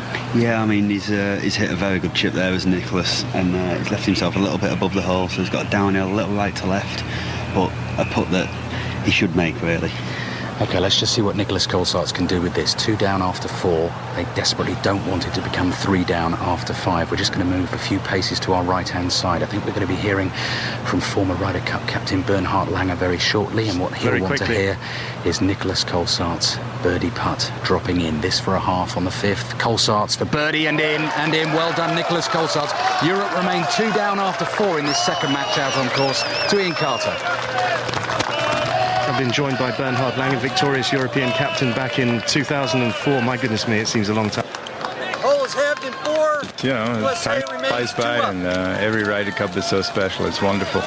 What do you make of the situation here? Because Europe really are facing an uphill battle. Yeah, we got a very tough battle on our hands here. Obviously, the U.S. team is playing at home and have a home advantage. They have some very good putters on the team, and it's showing up in the scores. So we need to get a good result here this afternoon.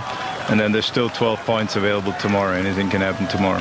Why do you think the Americans have been so dominant so far? Well, I believe, as I said, most of them are in form. Some of our guys are not in form, and they have a lot of great putters on their squad. While we have some good ball strikers, but sometimes the putting isn't always there, and it shows up in the results. Obviously, these greens are lightning fast, very slopey, and you got to make putts to win the Ryder Cup. Seems almost certain that Europe will be behind going into the singles. If that is the scenario, what would your advice be to Jose Maria Olazabal in terms of how he structures the singles lineup tomorrow? Well, behind doesn't matter as long as you're not too far behind. If they can get it to maybe 2 behind or 1 behind, that would be awesome. But if they're 4 or 5 behind, it's going to be all the way tomorrow, because the crowd is obviously very partisan-like, and that's the way it is. That's the reason we've only won 3 times on American soil, and most of the victories came in Europe, and vice versa. So it's not going to be easy no matter what he does, but he needs to get some momentum going for the European team, and very soon. If not this afternoon, then tomorrow morning. Well, it's great to hear from you, Bernhard. Thank you very much for stopping by. Pleasure. Thank you. Conor McNamara.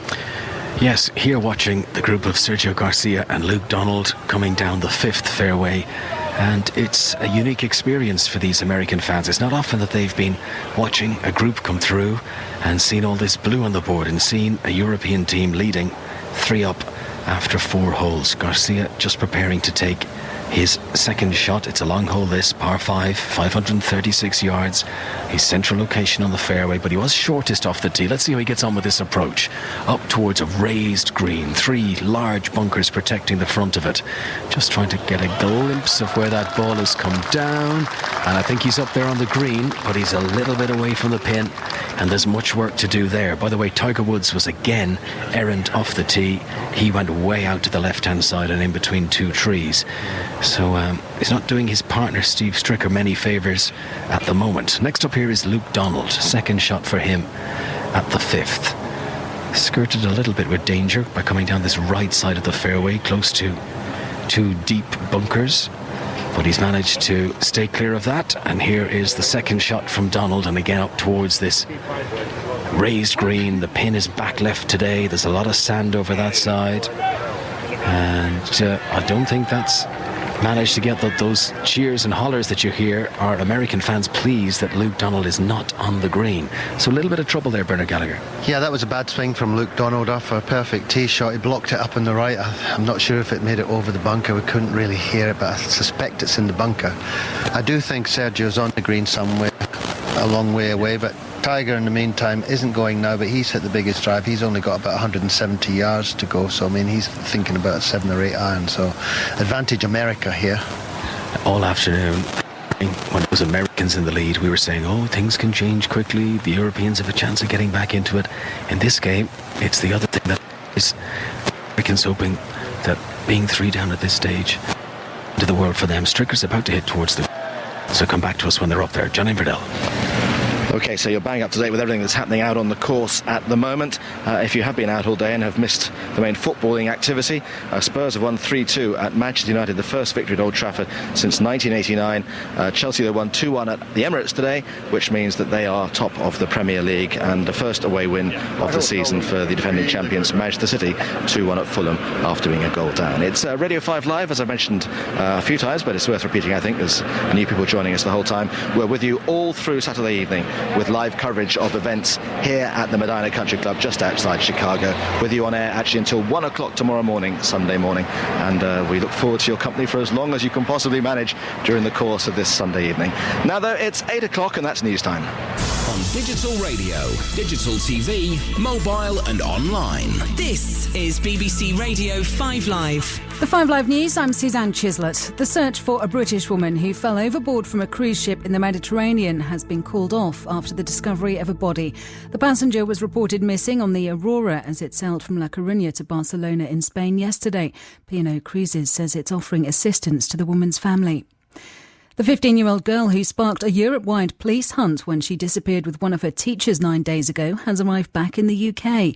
Megan Stammers was found by French police in Bordeaux yesterday, along with 30-year-old Jeremy Forrest. He's accused of child abduction and remains in France.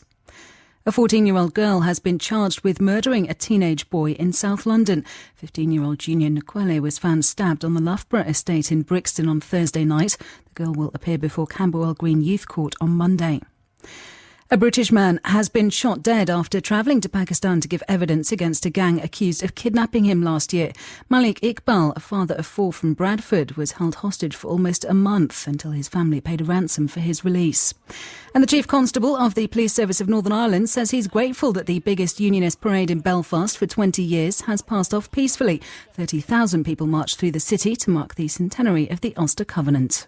The Champions League on 5 Live. On Tuesday night, Man United head to Transylvania.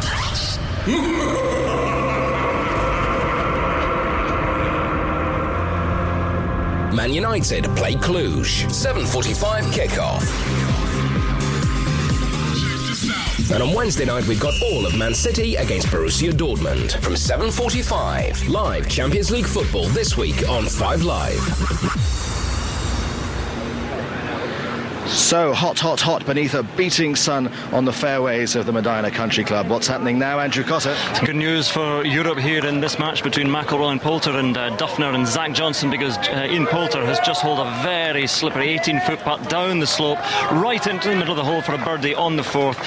Really, McIlroy still a very good chance for Europe, so it might not have been needed, but Poulter rolled it in, so Poulter and McIlroy back to 1 down against Johnson and Duffner. That's what they have to do, Karen, just drop a few putts. Absolutely. I mean, that was totally crucial that one of these boys made that putt to get it back to 1, so they can continue the momentum. And I think this is a good turning point for this match.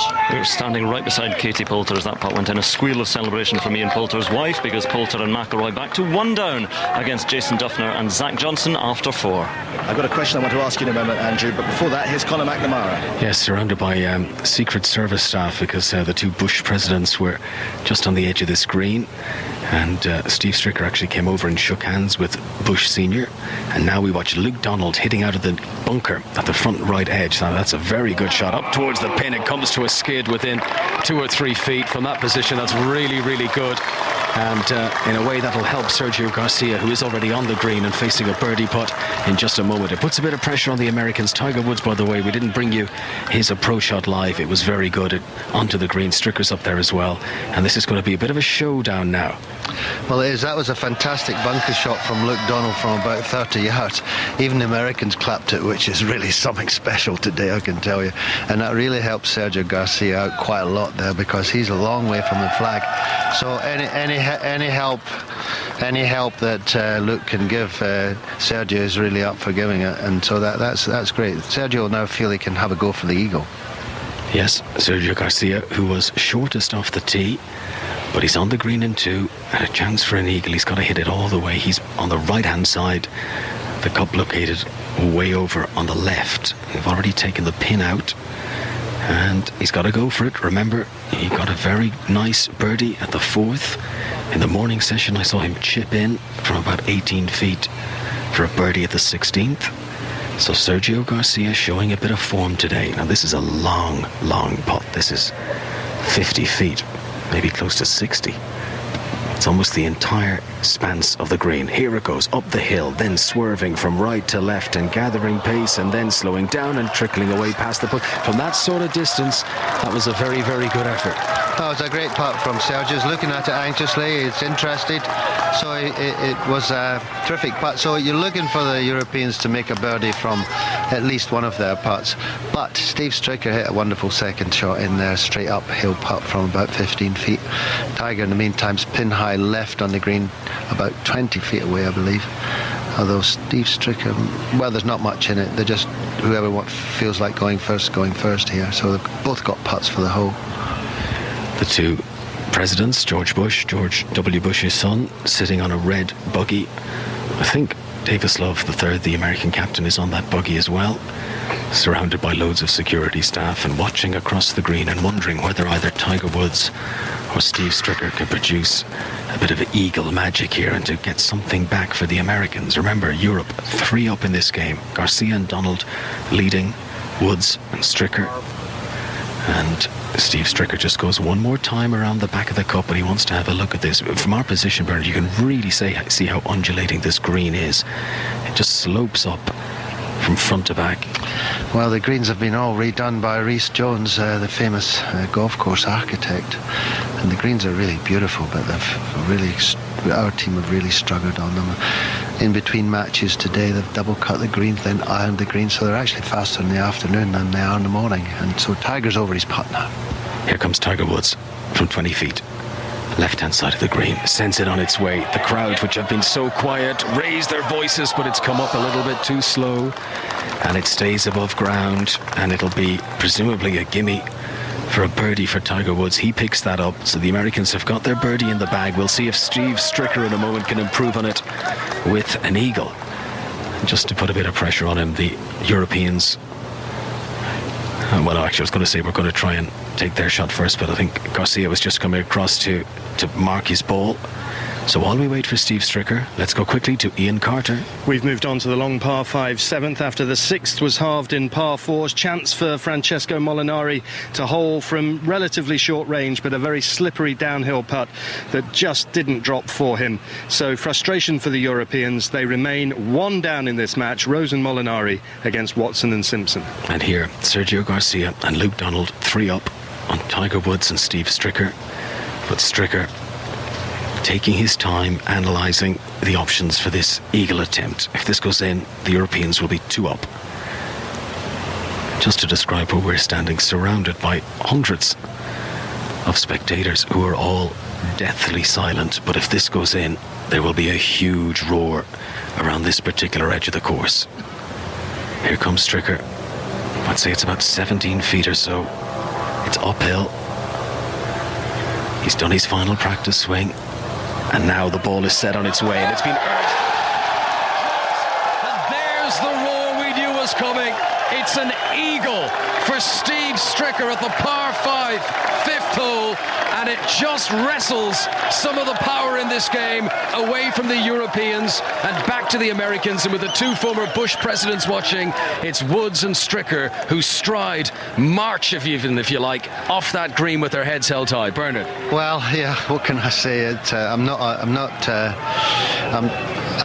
thought he would do it. Steve Stricker's the most fantastic putter, and this looks like the start of the comeback. Yep, the Americans will hope that the tide is turning back in their favour in this one. Sergio Garcia and Luke Donald are now just 2 up on Tiger Woods and Steve Stricker. OK, well, away from events here in Chicago just for a moment, John Murray has details of the other sporting news back home. Yeah, the main stories in the Premier League today. Tottenham's thrilling 3-2 win against Manchester United at Old Trafford. Top of the table, Chelsea beat Arsenal 2-1. Manchester City were 2-1 winners over Fulham at Craven Cottage, and Luis Suarez scored a hat-trick for Liverpool in their 5-2 win at Norwich. There were also wins for Everton, Sunderland and Stoke, while Reading Newcastle finished in a 2-2 draw. Celtic have replaced Motherwell at the top of the SPL after beating them 2-0. It will be Warrington against Leeds in the Super League Grand Final. Warrington have beaten St Helens by 36 points to 18 tonight. In the Rugby Union, Sale lost 31-10 at Bath. Leicester beat Exeter 30 points to 8. At Cricket's World T20, England beat New Zealand by 6 wickets in the Super 8s, and England's women progressed into the semi-finals with a 9-wicket victory over India. Thank you very much. Well, we'll hear from Phil Mickelson in a moment or so. It's an interesting interview about how he views this particular Ryder Cup. But Andrew Cotter, I mentioned I had a question for you.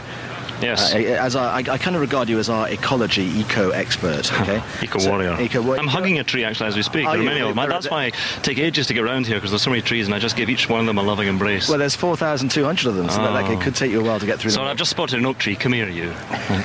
But a lady, a tall, rather striking blonde lady, saw me walking down the 3rd fairway with my broadcasting equipment and said, "Hey, are you one of the guys who's broadcasting?" And I said, "Yes." And she said, "You guys are on for so long, you need some energy bars." And she just produced, out of her back pocket, half a dozen energy bars for all of us. I thought I'd just read you what the ingredients are, and then I'd like you to tell me whether you think I should eat it or not. Yes. I won't tell you what the name is, because that'd be advertising. But anyway, the ingredients are organic brown rice syrup, dates, cocaine, cashew butter, yes, oats, chia seeds, whatever they are, and buckwheat groats. Well, it sounds as if it might be very good for you, but might taste absolutely awful. Yeah, so what do you think? I think you should eat it, and you should be my official taster. Like, I'm the king, and you're the sort of jester who tastes things from me and keels over, and I say, no, I'll give it a miss. Thanks. I'll have one bite of it in a minute, but I'll have one bite of it while you're listening to Keegan Bradley and Phil Mickelson, who have had an extraordinary Ryder Cup really so far. They've played 3 matches, won all 3. Today, a resounding victory, 7-6, an absolute demolition job on Sergio Garcia and Luke Donald. And so here's what they've made of the experience of Medina so far. When you're making birdies and have the crowd and the support of the people here in Chicago have been awesome, that it gives us such energy, such emotional lift that it brings our best golf out. Keegan, what's your view on it as the rookie? It's been the time of my life the last couple of days, and me and Phil have partnered up great, and we've just brought out the best in each other and hit very good shots all week. Tell us what it's been like with this, legendary golfing figure. It's unbelievable. Like I've been saying, I get to do all this stuff in front of my idol, and we just brought out the best in each other, and we were helping each other out on the greens, and it just worked very well. And Phil, I mean, it has been said plenty of times that in the Ryder Cup, it could be better for you. Your record in recent times, has this young fella here got the juices flowing in this thing? Well, he certainly has, and what I've found over the years is that when we enter a Ryder Cup with the mind focus of we need to win, we want to win, we're going to go out and try and win, we never play well. We play well when we have fun, when we let our emotion out, when we enjoy each other's partnership. And Keegan and the crowd here in Chicago have got me emotionally connected, emotionally involved, where I'm loving every minute, I'm having fun, and I'm having this energy lift that is bringing my best golf out, and we've really enjoyed doing it. And when we spoke, Keegan, just before the Ryder Cup began, you were telling me about, as a little boy at Brookline, the memories that you had. How does this compare? It's obviously it's more fun because I'm here, but I'm making my own memories of Ryder Cup, and to think back then that I'd be a part of this is pretty special. Just one final question, Phil. You're not playing this afternoon. We think that the original plan that's been for a long time is that mathematically, statistically, the guys that have played all 4 matches heading into singles have not done well in singles, and it's important that everybody have a rest. And we've played with so much emotion that we need an opportunity to get rested. We entered this morning's match saying let's put everything we have into this match because we're not playing in the afternoon. We played some of our best golf, and now we're going to focus on getting ready for the singles tomorrow. We don't want to put 2 potential points tomorrow at risk to try to salvage 1 when we've got so many guys that are playing some incredible golf and can give us every opportunity to win the same point. Well, very well done so far. Very well done to you both. Thanks very much. Thank you. Keegan Bradley and Phil Mickelson talking to John Murray. Can I just say, perhaps against the odds, the buckwheat groats and chia seeds are absolutely delicious. So I'll be bringing it around the team very shortly. Andrew Coulthard, what's your take on Mickelson, who seems to be rejuvenated here? Well, he certainly has a fantastic partner in Keegan Bradley, the past USPGA champion. Really is a stunning, cracking golfer. He drives the ball immense distances, hits it way up in the air, which is perfectly suited to the type of golf course that we got here. And he is on fire. He has so much adrenaline flowing through his veins. He probably feels about 10 foot tall just now, and he can't do anything right. And whoever comes up against him tomorrow is in for a real hard ride. As regards Mickelson, I went on record yesterday as saying if you broke both the woods he's got in his bag, he'd have every chance of winning just about everything that's out there. When he's in the trees, he's an absolute magician. He somehow conjures something up from all shapes and angles and sizes, gets it on the putting surface and either holds the putt or lags it up there. If he could get more balls in the middle of the fairway, he would be world's #1 for sure. I agree with the dynamic of giving them a rest and going out there fresh for the singles tomorrow. And it's just nice to hear that Phil's so in love with how everything's going.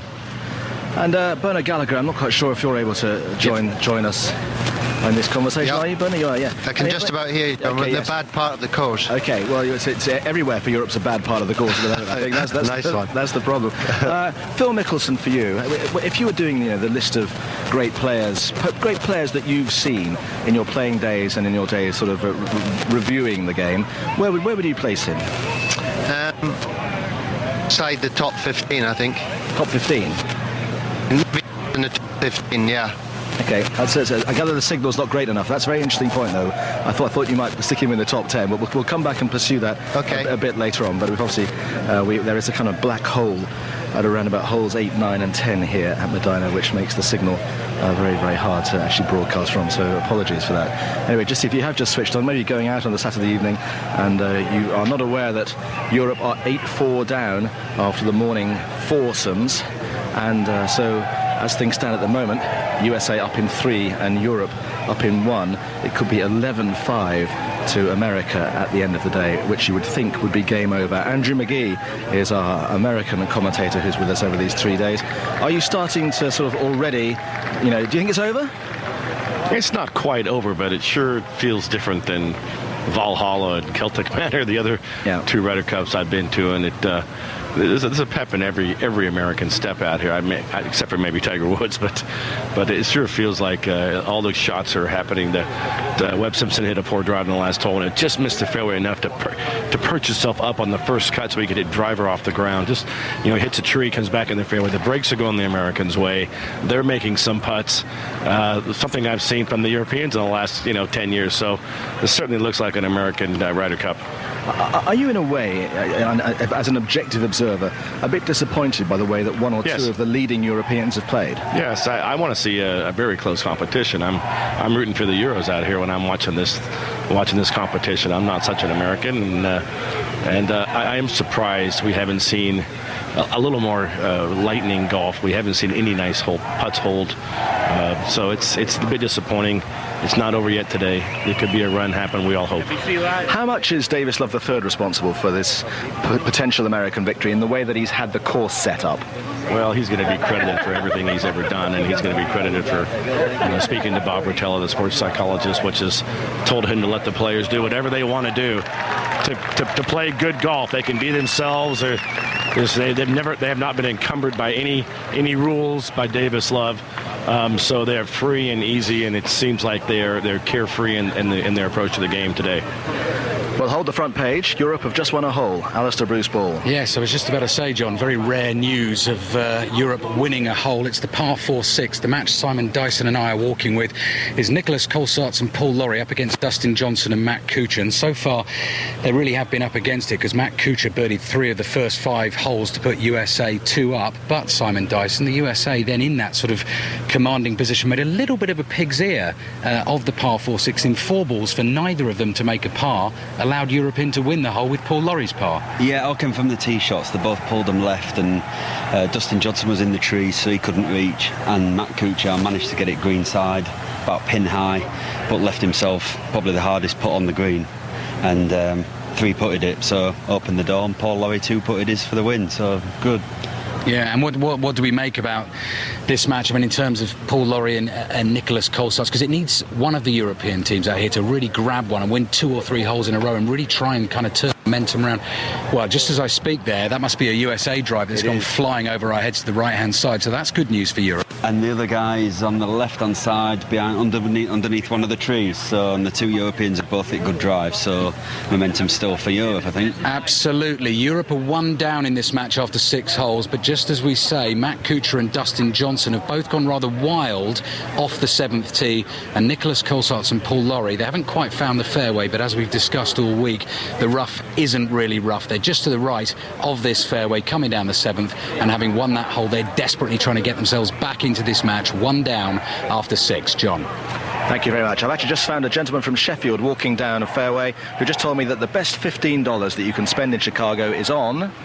It's these 5 Live little radios. They're wonderful. Just RyderCup.com and 5 Live. It's been invaluable. So we've kept up to date, done a bit of sunshining, and it's all thanks to my mate Jason, who's the pro from Austin in Doncaster. So he says the best thing you can buy as soon as you get here, get one of these bought, and it's been honestly amazing. Are you having a good day though, apart from the score? Well, apart from the score, it's been the most amazing experience and the most amazing few days. I mean, you can't fail to be excited with the atmosphere. I mean, yesterday we dropped lucky. All the drama on the 17th, we were there for every minute of it, and like I say, it's just a unique experience. I've never in my life known anything like it. It's just quite overcoming at times. But as a big Sheffield United fan, you have been keeping up to date with things at Bramall Lane, and you know it finished 1-1. I know it finished 1-0. I'm sure the Blaze did well without me, but I'm sure they'll win once I get back. Excellent. Listen, guys, have a great couple of days. Cheers. Nice to talk to you. Thanks, John. OK, let's go to Ian Carter. Yep, we're on the par 5 7th, where it looks very much as though Europe may go 2 down in this match against the United States, unless Justin Rose can do something special here on the 7th green, because all the players found the green in 3 in various different ways. We saw Webb Simpson hitting a driver off the deck for his second shot into a greenside bunker. Bubba Watson was also in a greenside bunker. Watson spectacularly splashed out to just a couple of feet, maybe 3 feet, something like that.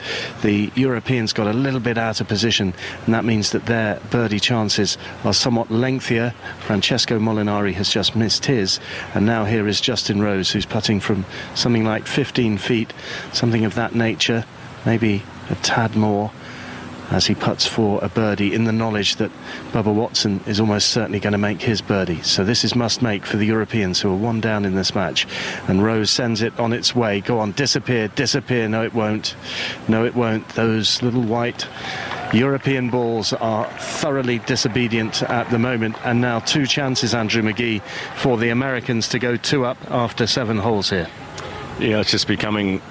We just don't think those balls are going to go in, do we? I mean, we just don't expect it because we haven't seen them. And it looks like Bubba, I think Bubba's about 3 feet, so this is Webb Simpson going to go first from 12 feet below the hole. Take a little pressure off his mate, the long-hitting Bubba Watson, who's curving the ball all around these trees out here and having all kinds of fun. Well, he is. He managed to do one of his curly-whirly ones into the greenside bunker after putting himself behind the tree. And, you know, it's players like him and Keegan Bradley and Phil Mickelson that this course has been set up wonderfully well for, and they're delivering at the moment. But Webb Simpson's been the star man in this partnership so far, and from 12 feet he's putting for a win here for a birdie, and it doesn't drop. It doesn't drop, and so the best he can do is a par 5, but here comes Bubba Watson. And it's interesting, we were hearing from Graham McDowell earlier in the programme, who said that it was a Fergie-style hairdryer dressing down that the European team got at the end of play yesterday from their captain Jose Maria Olazabal. I was talking to someone fairly close to the European team just a short while ago, and I think it, gleaning from that conversation, it rather centred around a failure from the Europeans to follow instructions. Now, I just wonder if that might have been just keeping 2 balls in play in the 4 balls, something like that in yesterday afternoon's play, where some cavalier play threw away positions for the Europeans, put them behind the 8 ball, and they're firmly in that position now. 8-4 down going into this sequence of 4 balls, which aren't going particularly well as well. America firmly on top here, and here's Bubba Watson to improve their position further. This for a win, this for a birdie. In it goes. Bubba Watson takes the American pair 2 up here. Watson and Simpson are 2 up on Rose and Molinari as they make their way to the 8th tee, and we take you to Andrew Cotter. Well, 3 birdies have already been secured here on the par 5 5th. One for Ian Poulter, one for Rory McIlroy, one for Jason Duffner from about 30 feet. Huge roar to greet that, as he was really just trying to get the 4 so that Zach Johnson could have a go at this eagle putt from about 30 feet, 25 feet perhaps. The Americans 1 up at the moment after 4 holes, and we're watched by the Bushes, Senior and W on the side in the buggies. 2 past presidents watching on as Zach Johnson again with that claw grip sends it forward towards the hole. Can give this a go for eagle for the win on the 5th. So close, hands on hips, it stays above ground, and so it's a half in birdie 4. All 4 players getting birdie 4s here on the very reachable par 5 5th. So the Americans remain 1 up on McDowell and McIlroy as we head to the 6th, and I'm going to send Karen Supples to interview George W. Bush. Have you got your questions ready, Karen? That could be... go on. No, I'm going to pass. Oh, come on, Karen. That is the challenge. That's Frost Nixon right there. Yeah. When Stupples met Bush. Yes. I'm looking forward to that. We can have that after the news, okay? It's an extraordinary sight around the golf course at the moment because, I mean, it's just blisteringly hot. It's the most perfect summer's day you can ever imagine. Not a cloud in the sky. There are thousands of people listening to the radios all around the course, just basking in the sunshine, topping up their suntans. The grandstands at the 17th are absolutely packed with people watching the TV screen and listening to their radios as well. Heaven knows how many matches are actually going to get that far. Never mind the faithful thousands who are waiting on the 18th. And wherever you look around this magnificently manicured golf course, there are just people just sort of passed out in the sunshine, just loving the dog days of this summer. But you have to wonder if the sun is going to start setting very shortly on the European reign as Ryder Cup champions. Anyway, back here at the Medina Country Club very shortly. It's news time. On digital radio, digital TV, mobile and online. This is BBC Radio 5 Live. For 5 Live News, I'm Suzanne Chislett. A British woman has died after falling overboard during a P&O cruise. The passenger was reported missing as the ship sailed from La Coruña to Barcelona yesterday. Her family has been told. The Sussex schoolgirl who disappeared with her maths teacher last week has returned to Britain. 15-year-old Megan Stammes is now believed to have been reunited with her family. 30-year-old Jeremy Forrest remains in Bordeaux in France, where the pair was spotted. He's been arrested on suspicion of child abduction. A 14-year-old girl will appear in court on Monday, charged with murdering a 15-year-old boy in Brixton on Thursday. Junior Nkwele had been stabbed and died where he was found near a block of flats. The youngest prisoner to be held at the Guantanamo Bay campus has been flown back to his native Canada to serve the rest of his 8-year sentence. Omar Khadr was 15 when he was detained in Afghanistan. He admitted killing an American soldier. And the Labour leader Ed Miliband has told a panel of voters in Manchester that the country faces a genuine economic emergency. Speaking ahead of his party's conference in the city, Mr Miliband told them Labour is on your side. The Ryder Cup on 5 Live.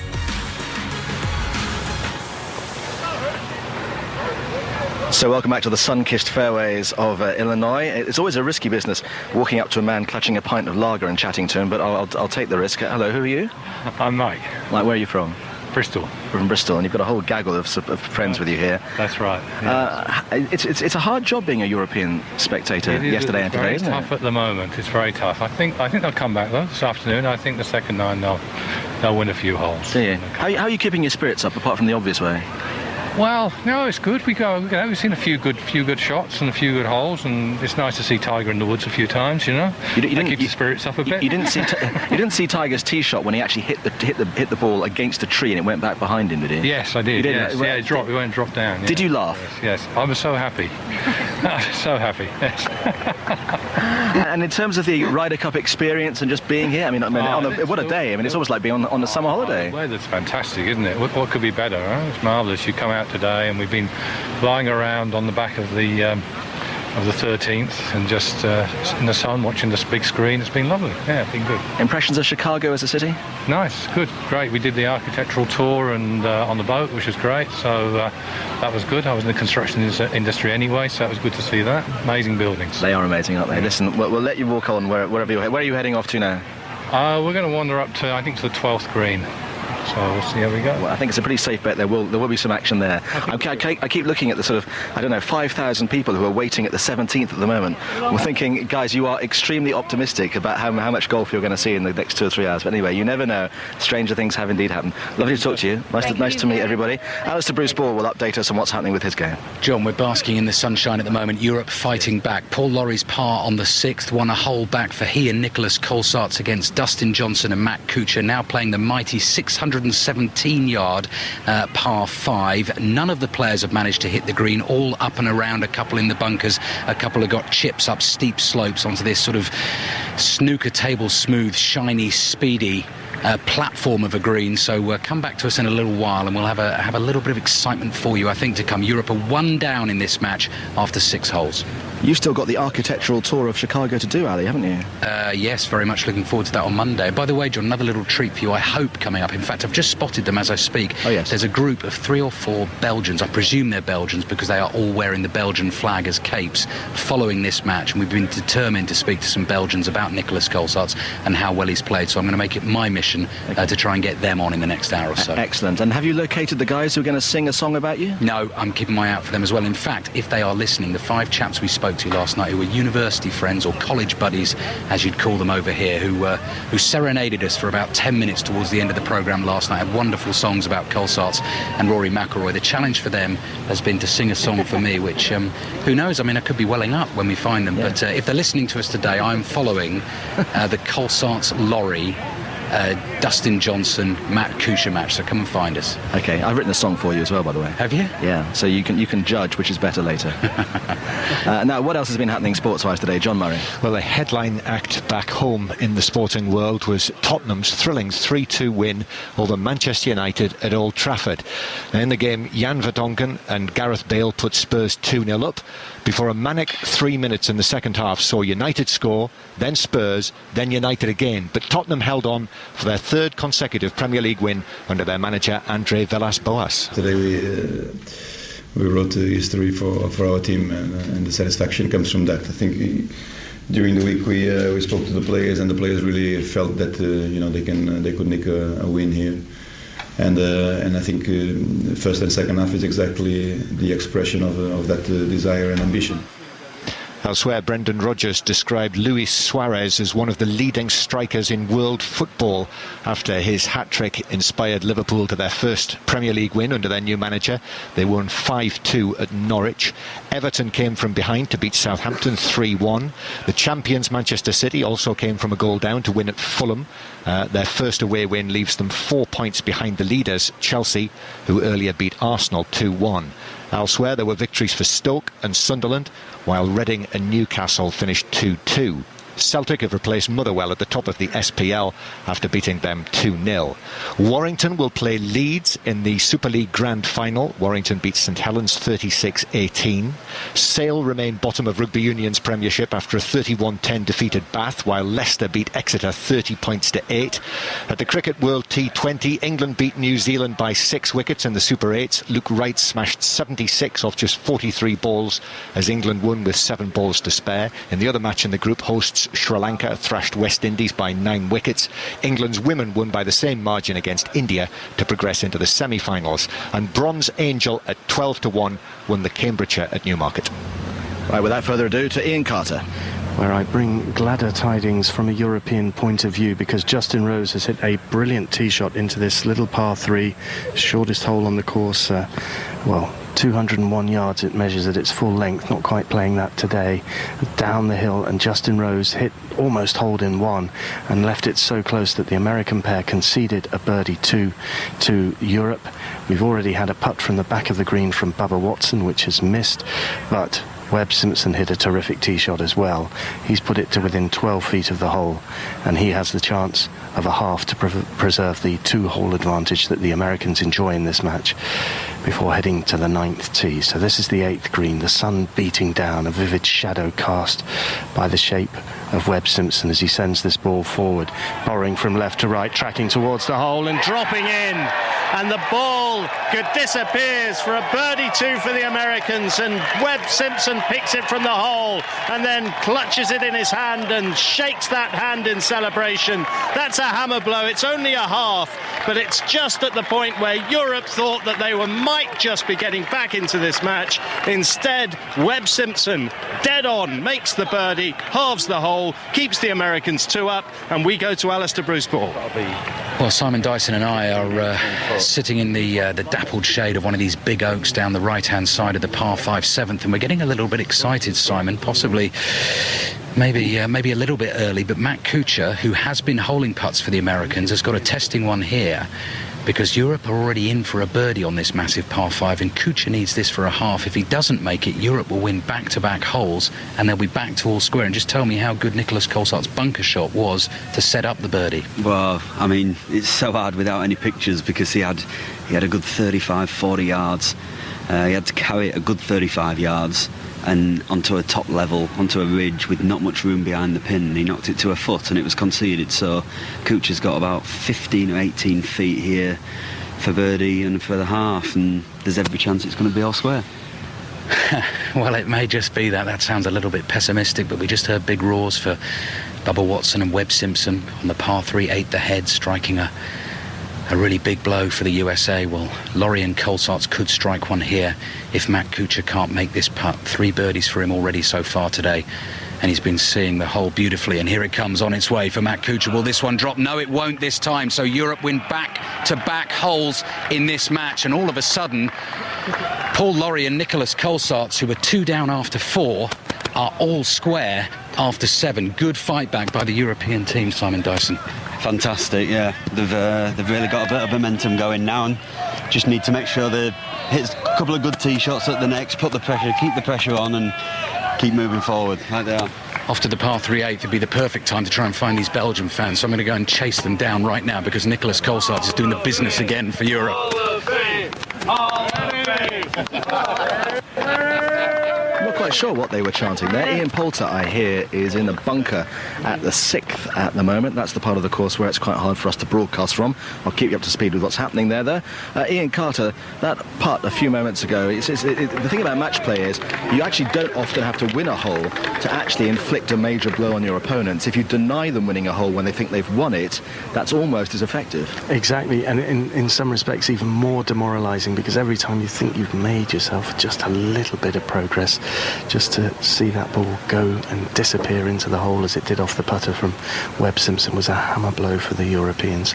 I mean, just keep my voice very low here because we're on the 9th tee. Justin Rose is teeing off, and I can see the European captain, Jose Maria Olazabal, and he does look very, very concerned at the moment, as well he might, given the nature of the scoreboard. Rose unleashes his tee shot, but the Europeans have still to win a hole in this match, and they're 2 down. They're playing the 9th. They're dovetailing reasonably well. They're creating opportunities. They've got to just keep hammering away, Andrew McGee, but it's not easy when the opposition are doing just what Webb Simpson did just there. Yeah, this group is ham and egging in beautifully. If it's not Webb, it's Bubba on the other side making a putt or making a shot. Just keeping this European team at bay right now, but just keep hammering away, keep hammering. It's only the 9th hole. We got a long ways to go.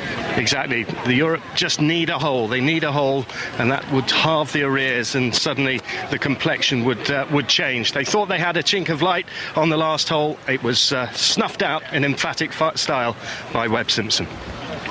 OK, let's move from Ian Carter to Conor McNamara. Yes, we've emerged from the 6th hole, which is the dark side of the moon in terms of broadcasters here at Medina, and we're now walking back up the 7th. Let me just tell you what happened to the 6th in this group, which is Tiger Woods and Steve Stricker against Sergio Garcia and Luke Donald, and the European pair are still 2 up because that hole was a tie, and it was Luke Donald who had a par for the Europeans, and Tiger Woods, under a bit of pressure, holed a good putt to make it a par as well. Woods found trouble on the way down the fairway. His tee shot actually hit a female spectator, and a nice bit of PR. Woods went over to that lady, gave her a glove which he signed for her, gave her a big hug as well, and the crowd liked that, and Woods went on to help the Americans to halve that hole. But the Europeans here, Garcia and Donald, are still 2 up. Bernard Gallagher's been watching this game with me.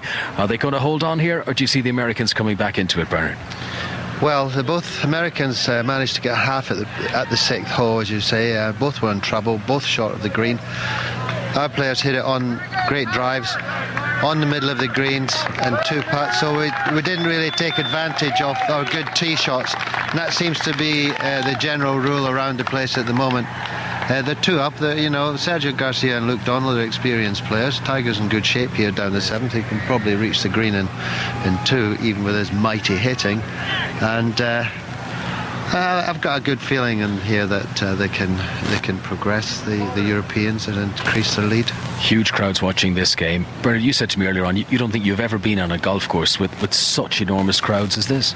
Well, I haven't. You see, the thing is, they're all concentrated on 4 matches. There are 40 or 50,000 people, and they're just all together. And, when I went down the first fairway today, I've never actually been on a golf course with such a big crowd, and trying to squeeze through the crowds, getting from one fairway and 1 tee and 1 green to the next is really unbelievable. And they've come out in force here. We knew they'd be the 13th man, the Americans, and they're here to help their team. That's for sure. Yeah, I think when Bernard, who's been to 22 of these Ryder Cups, says he's never seen bigger crowds, I think we can take it in living memory that there hasn't been. Let's see how they all get on here, though. The 7th, we'll hand you back to John for now. Connor, is it a pretty safe bet that actually if you're watching golf and Tiger Woods is playing, you're more likely to be hit by him than anybody else? I think so. Mind you, having watched Phil Mickelson yesterday, he hardly hit a fairway the whole way round. But yeah, statistically over the years, and again, it's probably, for a number of reasons on that, bigger crowds tend to, or certainly traditionally have done, follow Tiger Woods. If you know Tiger Woods is out on the course, you're more likely to edge towards his game. So I guess in his defence, he'll say there are more spectators to be hit. But this lady wasn't hurt. To be knocked over. Exactly. He pays 25 pin bowling. Yeah.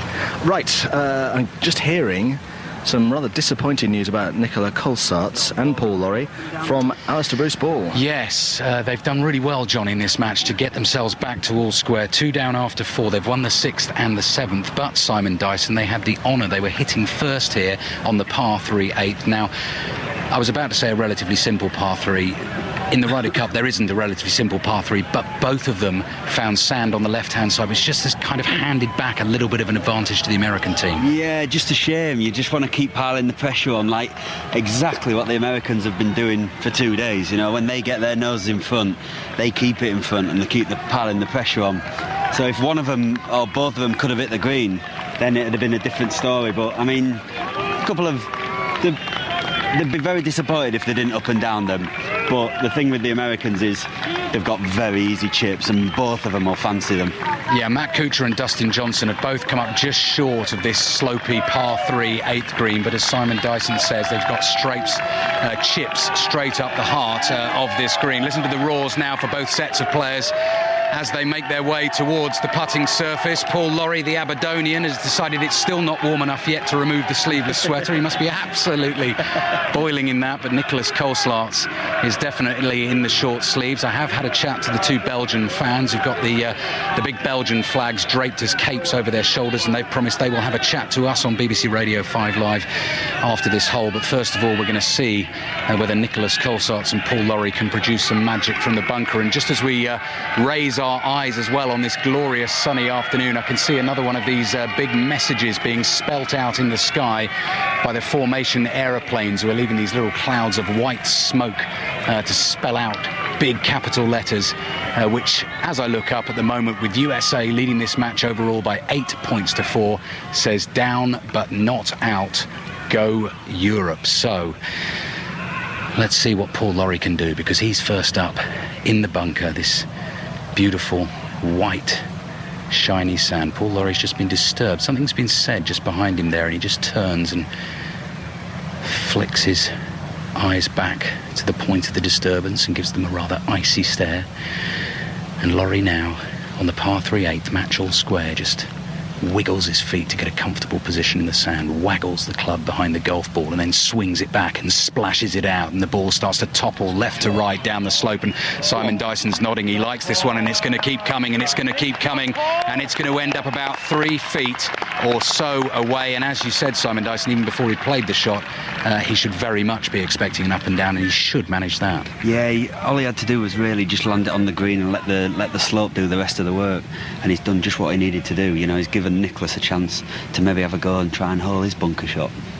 Ryder Cup on BBC Radio 5 Live this Saturday night for you listening back home. Colsaerts and Lawrie fighting hard for the European course. USA leading 8 points to 4 overall. Can Colsaerts match the Lawrie shot? His bunker shot splashed out. It's just a little bit short of the flag here, and it goes dribbling away off the slope towards the front of the green. So he'll leave himself 10 feet or so to try and make his par putt. So Dustin Johnson and Matt Kuchar are next. They've probably got 25 feet, maybe a little bit over from the front of the green. I imagine both of them will putt, and both have putts for the hole. Ian Carter.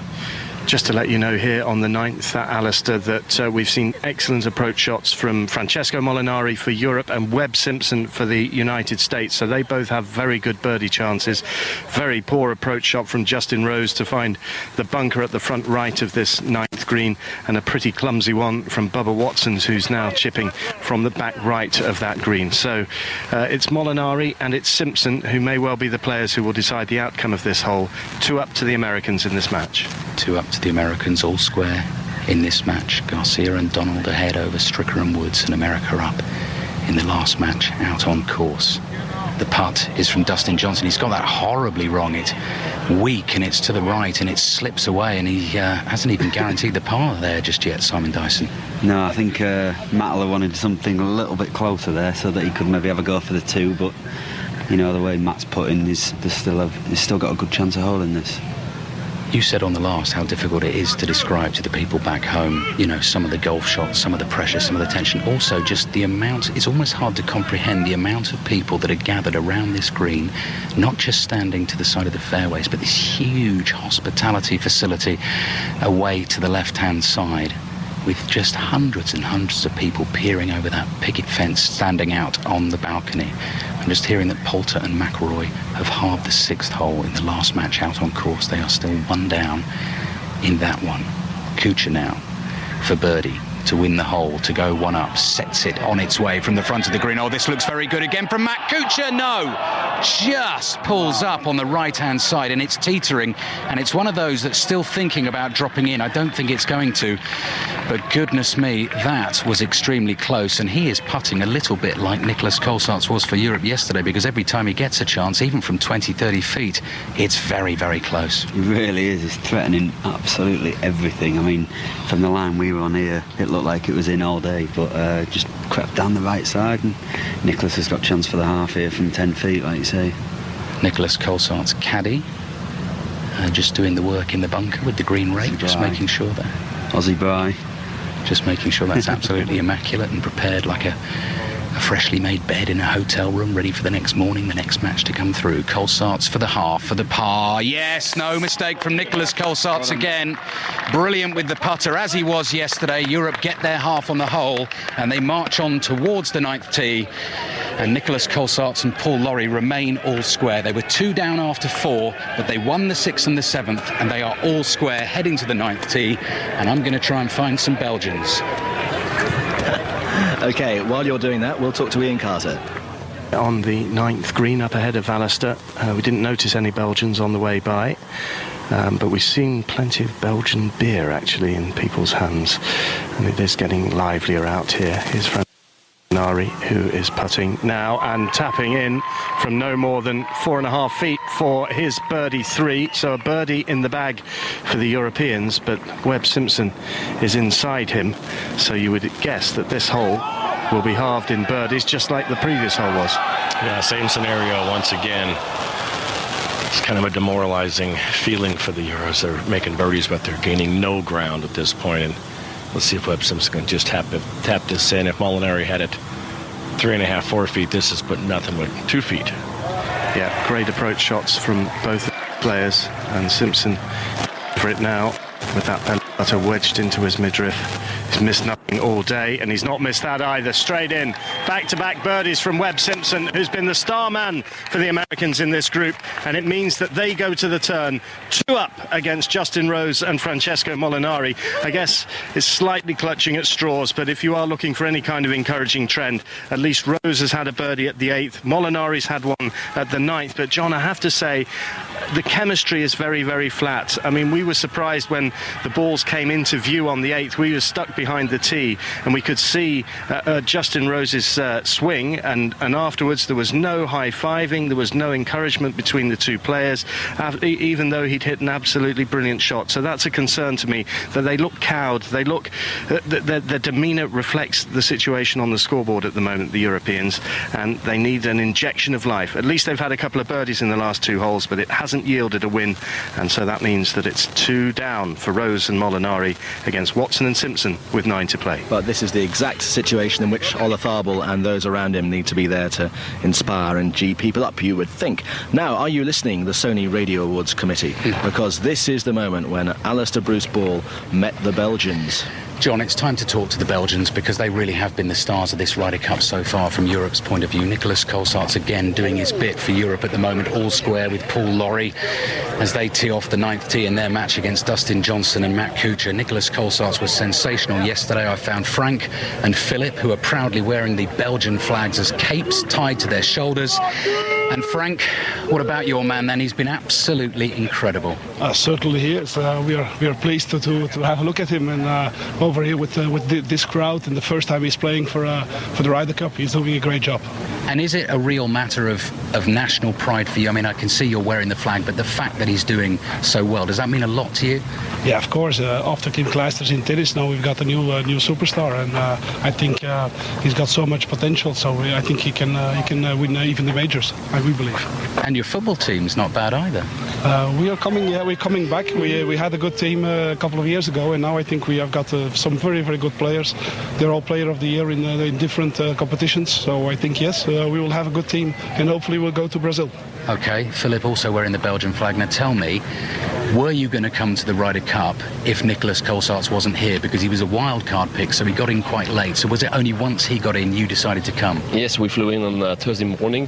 First it was quite a discussion with our wives because the lads wanted to come alone, but our wife said no, we want to join this Belgium new star. And did the wives come, or is it just the boys? No, they are there. They are with you? Yes, we are 3 couples, and we flew in, like I said, on Thursday, and we're flying back, hopefully with the cap on Monday, but it will be difficult. You've got to behave yourselves then if the wives are here. Always. Yeah. Now tell me about Nicholas Colsaerts' profile back home. How big a star is he in Belgium? How big is golf? How big's the Ryder Cup? Golf in Belgium is still not that big because it's still a little bit elitaire. And Colsaerts, it's a little bit the American dream that he's now living, because 3-4 years ago he was number 1,000 in the ranks, but then he went to Australia, had a boot camp over there for 3 months, and now he's doing great. Okay, well, we're going to carry on and follow the match. Tell me, do you have any songs for Nicholas Colsaerts? I mean, do you have anything in particular you chant or you sing? Not really. Maybe Philip has. Okay, maybe a few more beers and then you'll get going. Yeah, for sure. Yeah. Belgian beer, we had some Stella over here and it's great. Okay, and Frank, I've got to say your voice actually is going a little bit. It's a little bit hoarse because you've clearly been doing some shouting. No, I'm a little bit sick. So, no, it's not from shouting, it's a little bit sick. Yeah. But it's okay. It's quite okay. Go and catch up with the wives and go and enjoy the golf. Thank you very much for talking. Thank you very much. Bye-bye. Yes, good luck to you as well. Cheers, guys. Alistair, do you think that was the soft option, picking up 2 random Belgians when your target was actually to interview 2 former US presidents? I didn't realise that was the challenge that had been set for me. I thought that was Stupples and Cotter. Oh, it's Cotter. Ah, right, OK. Well, let's talk to him. And where are you now, Andrew? And how close are you? Have you seen the presidents lately? Catch up. We must catch up. I haven't seen them for a while. I'm on this 7th, the par 5, long down the hill, round to the right. We're just waiting for the group ahead, the match ahead, to get out of the way because we're coming through. Poulter and McIlroy at the moment are 1 down to the Americans, Duffner and Johnson. They're playing okay, actually, McIlroy and Poulter, Karen Stupples. But again, I mean, we said that this morning with McIlroy and McDowell playing together. You weren't doing that much, but in all match play matches, you've got to hold the putts. And we're banging on about this, but it's just a case of finding a few. I really think it is, and I also think that there's a factor on the pressure that they're putting themselves under with the shots to the green, like you and I were talking about just a few minutes ago. When there's a big American cheer goes up, even if it's for a fairly average shot, you tend to think that it's really tight. So then you put extra pressure on yourself to hit a good shot in there, and typically you don't pull it off quite as you want. So I think that's where you go, and I think we saw that on the last hole there, where both Poulter and McIlroy hit into the bunker, having Duffner hit a fairly okay shot into the green, but could have looked a lot closer than it was. Yep, there's another message being written up in the sky, but we've heard quite enough of that. Reminds me a little bit of the people of the Emerald City looking up and seeing the message written by the Wicked Witch of the West, "Bring me Dorothy," but that's just an insight into my childhood. So we're still waiting here on the par 5. McIlroy and Poulter 1 down against Duffner and Johnson. Again, I think this match might go all the way. I mean, the 4 balls generally tend to be closer than foursomes matches, so I think this one will go all the way to the 18th. But 1 down at the moment, McIlroy and Poulter in decent shape on the 7th against Duffner and Zach Johnson. We are all products of our childhood. Now to the news. On digital radio, digital TV, mobile and online. This is BBC Radio 5 Live. The 5 Live News, I'm Suzanne Chislett. The Sussex schoolgirl Megan Stammers is back with her family in the UK more than a week after running off to France with her maths teacher. Jeremy Forrest is being held at a detention centre in Bordeaux where he was arrested yesterday. Andy Moore is at Sussex Police Headquarters in Lewes. Megan Stammers boarded a plane in Bordeaux to come back to the UK this afternoon. That plane has now landed at Gatwick Airport, and it's believed the 15-year-old girl has been reunited with her family. The maths teacher, Jeremy Forrest, is being held in Bordeaux on suspicion of child abduction. He's due in court again in France on Tuesday. His French lawyer said he will not fight the extradition process and is content to return to the UK as soon as possible. The former Labour Energy Minister Malcolm Wicks has died at the age of 65. The Croydon North MP had been fighting cancer. The Labour leader Ed Miliband paid tribute, calling him a thoroughly decent, intelligent and compassionate man whose death left a huge hole in the party. Rescuers have recovered the body of a British woman who fell overboard from a P&O cruise ship in the Mediterranean. The passenger was reported missing yesterday while the Aurora was sailing from La Coruña to Barcelona in Spain. The Foreign Office is investigating reports that a British woman's missing after the flash floods in southern Spain, which are known to have killed at least 10 people. The 52-year-old has been reported missing in the Andalusian province of Almeria. Hundreds of homes have been evacuated. And the Chief Constable of the Police Service of Northern Ireland says he's grateful that the biggest unionist parade in Belfast for 20 years has passed off peacefully. 30,000 people marched through the city to mark the centenary of the Ulster Covenant. The Champions League on 5 Live. On Tuesday night, Man United head to Transylvania.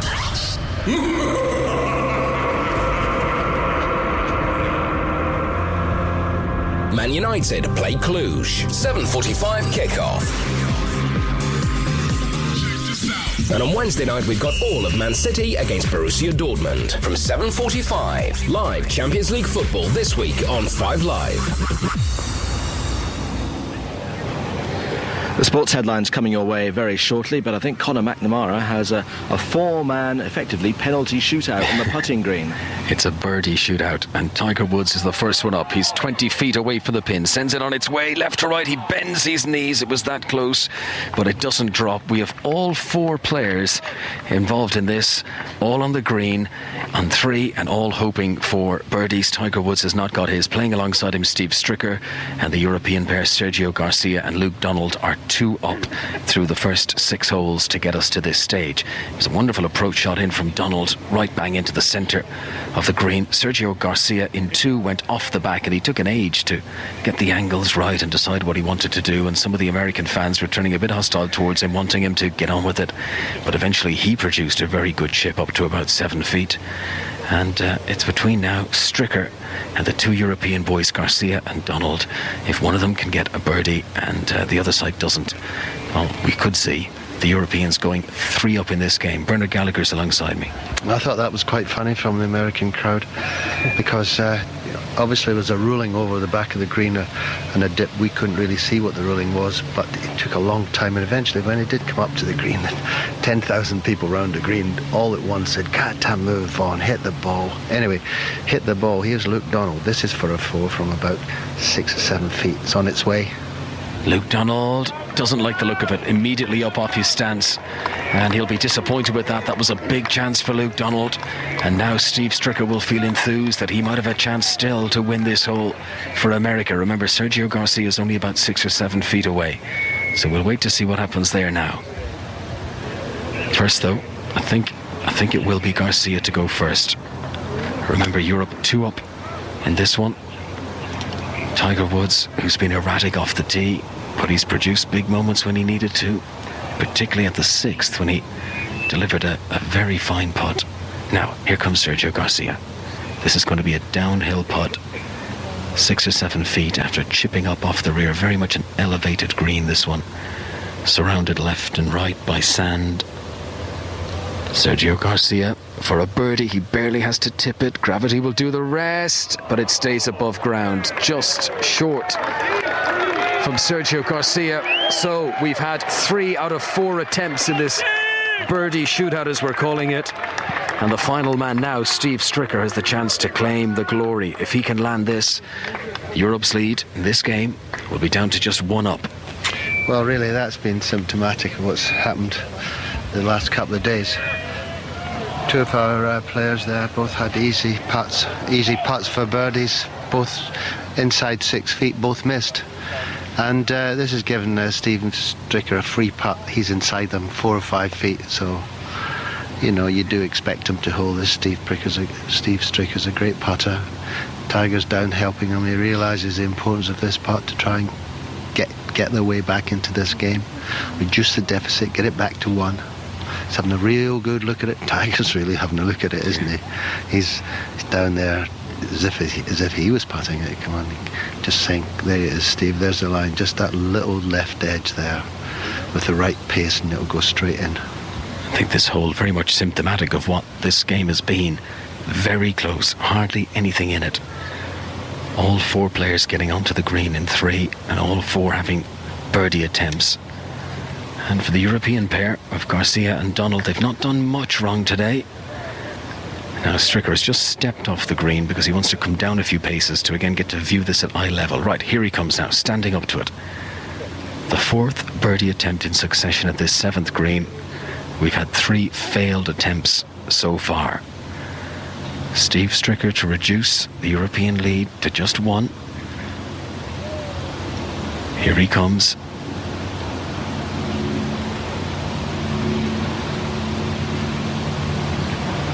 Little shuffle of his heels. Taking his time because he knows this is very important now.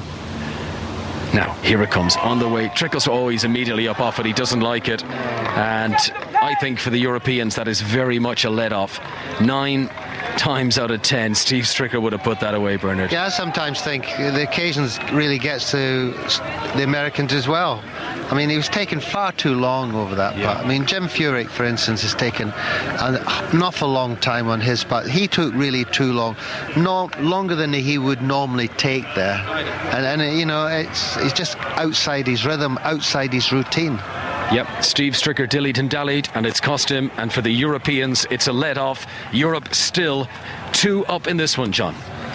Well, they're dilling and dallying, but Europe by no means can find their way home at the moment. It does look as though that the Americans are going to take a sizable lead into the final day's singles tomorrow, but just how big that lead is going to be key, I think, in determining the outcome of this 39th Ryder Cup. A break from the golf just for a moment.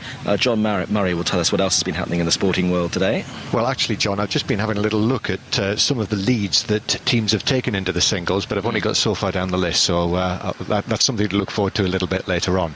But in terms of the sports headlines, the Tottenham manager Andre Villas-Boas said his side wrote history following their first away victory at Manchester United for 23 years. They won 3-2 in a thrilling match at Old Trafford.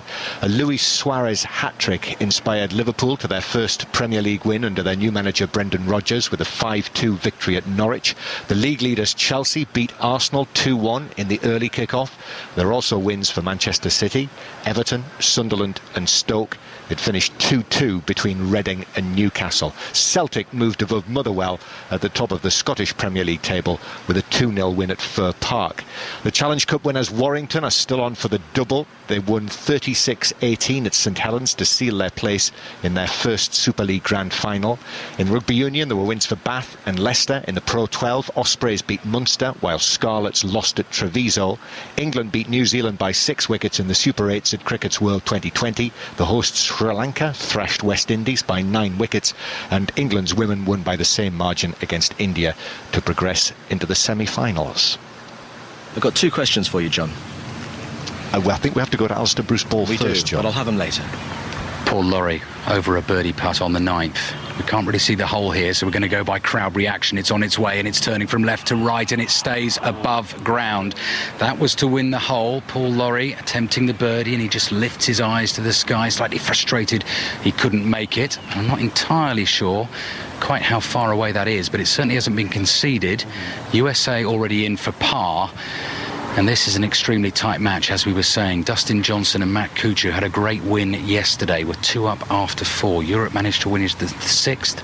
Paul Lawrie with his par there. Nicholas Colsaerts with a birdie at the 7th, got it back to all square. And now here's one of those little Ryder Cup knee knockers for Paul Lawrie, playing in his 2nd Ryder Cup, the last one 13 years ago at Brookline, where he rose to the challenge, and this a little tester for him for the half to keep the match all square. No problem. That really wasn't very far at all. I tell you what, I'm a bit surprised that wasn't given. Down, it looked about 2 feet. Well, he managed it anyway. He responded well, Paul Lawrie, and so Paul Lawrie and Nicholas Colsaerts are all square at the turn. And John, yeah, you know, I'll hand it back. I'll talk to you later. I'm sure there was something ribald that you were about to say, but sadly we're not able to pick it up. So save it for later. The 3 questions actually I'd like to ask John Murray actually all require numbers as answers. Oh, good. Okay. The first one is, what is the biggest margin that's been turned over on the final day of any Ryder Cup? So the biggest deficit that somebody has turned around to actually win. Okay. Right. Well, actually, somebody's just whispered to me. Okay, 10-6 Brookline. That's the biggest ever winning margin that was turned around. Oh no! Now the little voice says, maybe it was.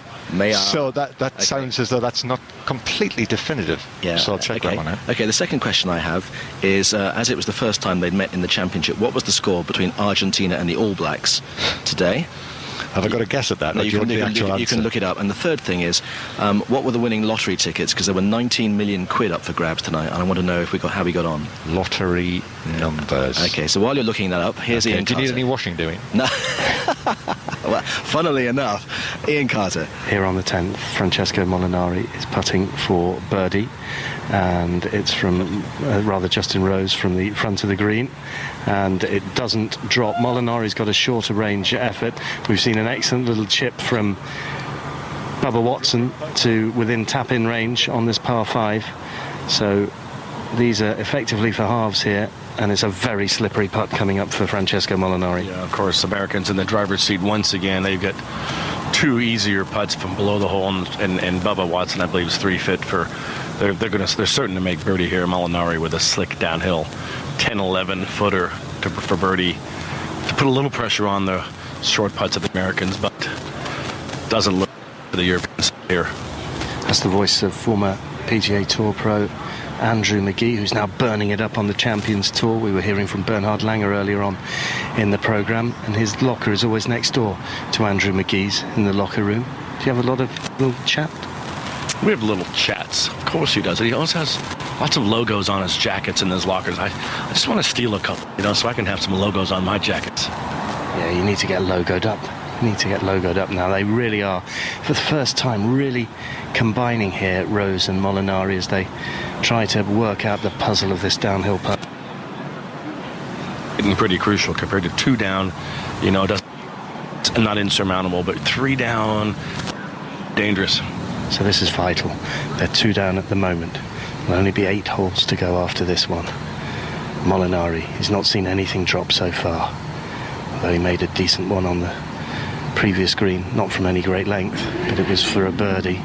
An unfortunate rev of the engines. He sends it on its way. The passing traffic goes on, oblivious to the fact that that ball will not drop, and so the Americans with 2 short putts to come here to go 3 up with 8 to play. Yeah, just Molinari's putt. I mean, it was one of the fastest putts I've seen so far this week. This pin is cut in the front on a very severe slope, and that ball, he just tapped it, and it just kept trundling and trickling by the hole, maybe 6 feet past, to show you how difficult his putt was. But here we go again. Americans with the easy putts under the hole to take a 3-up lead. They're just keeping themselves in each and every hole and just playing the better golf all the way through. This is my 22nd hole today, and I've yet to see a European win one. So it's been a pretty miserable day following the Europeans. And you think the eyes of the world are on this place, and yet just the other side of that green fence, the traffic rumbles on the highway. And a little bit of noise, and an insect just distracts Webb Simpson as he was settling over the ball. This is for a birdie. This is to take his team 3 up in this match. They went to the turn in a 5 under par 31, and they're now 6 under par, because that goes right into the middle of the hole. Webb Simpson's missed nothing in this match, and once again the Americans stretch their lead. 3 up with 8 to play, and Francesco Molinari and Justin Rose need something magic to happen, and very, very quickly. Yeah, Webb Simpson playing a beautiful round of golf today. Even if he hits it in threes, he's recovering well, and he's made every putt. I believe he's made every one. He has, and he's had 5 birdies so far, and I believe we're off to Andrew Cotter now. On the 7th hole, where the Americans are 1 up, The Americans of Zach Johnson and Jason Duffner and Rory McIlroy and Ian Poulter, and they're in the ascendancy in this hole courtesy of a couple of great third shots into this par 5 from 120 yards and 80 yards from Duffner, and from Johnson 80 yards from the sand for Johnson, and they've knocked them in very close, both to about 5 feet, whereas Poulter and McIlroy both found the front right bunker, both out to about 10-15 feet. Poulter first of all for the birdie, catches the left edge of the hole, stays out, so he can't get the birdie. Now McIlroy will putt from about 10-12 feet for a birdie, and then it will be down to the two Americans, to Duffner and Johnson, to try and hole from well. Looked very close in there indeed, and you'd have to imagine, Karen Stupples, that the Americans are going to make one of those at least. Absolutely, yeah. And I think that Rory knows that he has to make this to keep it just at the one. They've given it a lot of attention. The pair of them are working together at it, and it's very important. In fact, it's crucial. Putting. It's what the Ryder Cup comes down to, especially on a course like this where you do not get punished for wayward shots quite as much. Rory McIlroy now has studied this from behind the ball, and he has a look at it now from the side, from the low side, then comes back and just hitches up his shirt on his right shoulder, down on haunches again, peering from beneath white baseball cap at this birdie putt, with a little American flag in the crowd fluttering behind him, and a gentle breeze, a welcome breeze today, cooling because it's very, very warm indeed. Surely in the upper 70s, a very warm autumn day. McIlroy, a couple of looks at the hole, again takes very little time over it, forward it goes, and does he have it? He's starting to celebrate, raise the putter, but it stayed out, so America's surely about to go 2 up in this, because they've got 2 fairly short putts, 2 attempts, 2 chances from Duffner and from Zach Johnson to get the birdie. That would win them this par 5, that would move them 2 up. I'm just kind of wondering about Ian's strategy there, really. If you can't actually get to the green and you're only playing for the front half, why would you take on that and leave yourself that extremely long bunker shot? And not give one of you a good chance at making a birdie by hitting a great pitch shot in there, like both the Americans did. Yes, McIlroy reached the front right bunker, but he was really getting himself out of trouble off his tee shot. He had a great shot out of the trees, but Poulter was in he's in a great position rather in the middle of the fairway of his drive, and found the front right bunker, which is neither here nor there. It wasn't a layup, it wasn't going to get to the flag. So as Karen was saying, perhaps a strange decision, a bit of a machismo. But anyway, it's left Jason Duffner with a shortish putt here for a birdie. And he'll be first to attempt. Zach Johnson has a very short birdie putt to come as well. This for the win for Duffner, forward, and in it goes. In it goes for Jason Duffner. Birdie for the Americans. No need for you, Zach Johnson, but the Americans are 2 up on Poulter and McIlroy after 7. Connor. Here at the 8th, Luke Donald can put the Americans 3 up in this one, and he does as well. The Europeans, he rolls it in, and Luke Donald from only 3-4 feet looks so comfortable doing that. Steve Stricker also had a chance for a birdie, but that was from a much greater distance, over 20 feet. Stricker actually lipped out, and the Europeans, Bernard, are now 3 up. Well, that was a great tee shot from Luke Donald, because his partner Sergio was in the bunker, so all the pressure was on him, and he stepped up to the plate, as they say here in Chicago, hit a terrific shot down to 3 feet, absolutely no mistake, straight in. I knew he'd hit a good putt, even although I'm a long way away, because there was no clap and there was definitely silence, so I knew he'd hold it. So in the afternoon sessions, Europe 3 up in the first one, all square in the second one, 3 up in this, which is the third game, and 2 down in the fourth one. But these pairing, I have to say, Sergio Garcia and Luke Donald are going about their business. They're holding off the threat of Woods and Stricker, and Sergio Garcia and Luke Donald are now 3 up as they head towards the 9th. Connor, I don't know what you feel about the atmosphere walking around the course. I mean, it's almost like an English country garden, a tea party almost. People having picnics, people in various states of undress because the sun is beating down. And there's a fantastic kind of laissez-faire attitude that's helped by the marshals, who've been uniformly cheerful and really, really helpful. I think Medina as a country club, because we sometimes think of a very, very authoritarian attitude at golf clubs, especially in America. But I think the Medina Country Club and all the stewards and all the volunteers here deserve a huge amount of credit for creating a really great atmosphere. No, absolutely. They've been very relaxed, and I think the crowd themselves deserve credit on this too. I mean, they've been an obedient crowd. They're enjoying themselves. They're boisterous, but they go where they're told to go. An example is when players miss a fairway and they've got to shift, hundreds of people to get them to move to a different angle so the player can see where he needs to hit. And everyone goes about it jovially, and they all want to get as close as they can to the action. They want to see stuff. I mean, for example, one of the things that I've noticed is the leniency with regards to things like mobile phones and cameras, and they don't, obviously the marshals want to make sure that the players aren't distracted, but it's not like they're confiscating cameras. They'll just come over and they'll say, look, please put it away. We don't want you taking photographs. I think that's a really good example of how they're patrolling it, but not too forcefully, and that's why everyone's having such a good time. And it's almost like the Olympic spirit. It's like we've transported the Olympic Park from Stratford to Chicago. It really does sort of feel like it's an adjunct to what we enjoyed in the summer. Remember the summer? The summer back home. Now, John Murray has the answer to several questions, and also just give us a general resume of where we stand as far as the match is concerned now. Yeah, well, the morning foursomes today were won 3-1 by the United States, so that means the overall match score is United States 8, Europe 4. So the four balls games out on the course. The first match is all square between Dustin Johnson and Matt Kuchar and Nicholas Colsaerts and Paul Lawrie. Bubba Watson and Webb Simpson are 3 up on Justin Rose and Francesco Molinari. Europe are 3 up in the next match. Sergio Garcia and Luke Donald against Tiger Woods and Steve Stricker. And in the final match, Jason Duffner and Zach Johnson are 2 up on Rory McIlroy and Ian Poulter. Which of your questions do you want answered first of all? Get the rugby score out of the way first. Rugby score is currently 0-0 because it doesn't kick off until 12 UK time because it's being played in Argentina. Argentina against New Zealand. They're playing in La Plata. Lottery numbers, or should we do those later? No, please. I'd like to, because just wait a sec, because all the Americans lining the 12th fairway are just getting their lottery tickets out to see if they've won. So yeah, go. Okay, lottery numbers without any music. Yes. 1. Yep. 6. 7. Oh no. 8. No. 25. Yep. 42. Yep. Bonus number. Yep. Number 39. 1, 6, 7 and 8. I know, who would have thought that? Who would have thought that? Yes. So, I'm afraid I'm not able to tell you how often that particular sequence has come up. And do we know how many winners there are? An estimated total, John, of £20.1 million. Yes. And there are? There are... I don't know. Oh. Is the answer to that. That is the next question. That's the next question. How many winners are there of that record lottery figure back in the UK? Anyway, whoever they are, I'm sure there may be somebody listening to us at this very moment.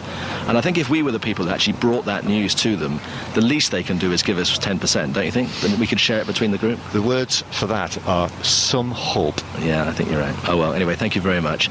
So, basically, what the situation is that Europe, in one of the 2 matches, I mean, perhaps it's the match at the bottom with Poulter and McIlroy, in one of the other 2 matches, which they're not leading in, you kind of feel they need to get victorious because if a 4-point lead is possible to overhaul tomorrow, then you think a 5-point lead is almost unassailable. Ian Carter, would you go along with that? Yes, absolutely, particularly just given the mood, the sense of momentum. I was thinking, when Jose Maria Olazabal comes into the press conference tonight, given the way it's standing at the moment, someone will say, do you have a feeling? And that will reference what Ben Crenshaw said back in Brookline in 1999 when he said, I have a feeling. That was when his side were 4 points down and came surging through to win. I think it's very, very difficult to envisage how Jose Maria Olazabal would be able to say something similar given the nature of the play that we've seen from the European players so far today. OK, Alistair Bruce-Ball. John, out by the par 5 10th, watching an extremely tense, tight match between Paul Lawrie and Nicholas Colsaerts, Dustin Johnson and Matt Kuchar. It is all square. None of the players have managed to find the par 5 green in 2. Simon Dyson, Paul Lawrie wasn't given an extremely short putt on the par 4 9th, which he holed. He then hit a monster drive, and we both thought, might have just riled him a little. Yeah, I think so. He was. There's a bunker down the right-hand side. It's about 282 to carry, and he must have been 60 yards past it. So he was 25 yards past Nicholas Colsaerts. But fortunately, he's just pulled his second shot a little left. Still got a chip to the green, but Nicholas has definitely got the easier shot of the 2. He's on the upslope, right at the front of the bunker, the front of the green, and he's got 9 or 10 yards to the pin, so a pretty easy shot for Nick, I think. All square in the match. USA leading the overall match by 8 points to 4. Dustin Johnson's on the green in 3. His playing partner Matt Kuchar has just landed his second shot in a sort of the mouth almost of one of these big curvy bunkers just at the front right of the green. So he's chipping off off the grass, and he's opened his stance, and I think he's going to throw this one up high. Settles himself with the big 6-lane freeway thundering behind him. Kuchar lands it on the front of the green. This one's going to roll away to the left-hand side, so both Johnson and Kuchar, I'm guessing, from a slightly distant view I've got the green, Simon Dyson, they've got at least 10 feet possibly for their birdies. Yeah, I think Dustin's got about 10 or 12 feet, but he's above the hole, so he's got a really fast putt, whereas Kuchar's just short of the, so he's got a pretty straight uphill putt from about 10 feet also. Must remind myself as well, John Inverdale, and you've got to note this, that when we have time in our coverage, and I know it's going to get tense and it's going to get busy, I've got a good lottery numbers story to tell you, which unfortunately doesn't end with me winning the lottery, because obviously I wouldn't be here. But No, you did. You won, but you said it wouldn't change you. That's right. I've donated it all to BBC Radio 5 Live, so we can be here this week to bring you all the Ryder Cup. Now then, Paul Lawrie, known as Chippy because his short game's so good, playing his third shot into the par 5, almost up against a fence, and he's frustrated. And he just bounces on his heels there, and he's saying he's only a couple of feet short of where he wanted it to land it, Simon, but the ball has not reached the flag and it's rolled away to the right-hand side. I think he had to skirt with the edge of the green, and he did that, but he came up about a foot short from what he was gesturing to his caddy. Still, Nicholas has got a very good chance of making 40 and putting the pressure on.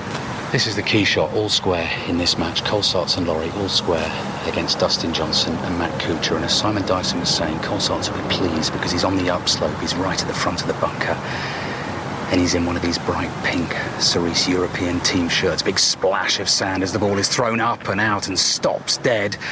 And again, certainly not gimme distance, but within range, within birdie range. He'll be the closest putting for birdies, and all 4 players will be doing that shortly. I think we're going to have to move a little bit, Simon, if we can, to get a better view of the hole. We've also got to be a little bit careful here as well, because we're right in the twilight zone where we can tend to lose our broadcasting signal. So, if we do disappear, then don't worry about us, we'll be back. But we're just doing our absolute best to get in position for you where we can see this hole, and I think we're still being heard clearly. So while the players line up their birdie putts, let's see if we can rattle off this lottery numbers story very quickly for you. I was part of one of the cruelest wind-ups I think there has ever been when I was a guest at a friend's wedding, and the bride and groom very kindly, as their wedding favour, the little gift that they decide to give all the guests that's often on the table for you as you have your dinner, was a lottery ticket for each person, because the wedding was being held on a Saturday afternoon and they thought it'd be very good fun to read out the lottery numbers with about 120 people in the marquee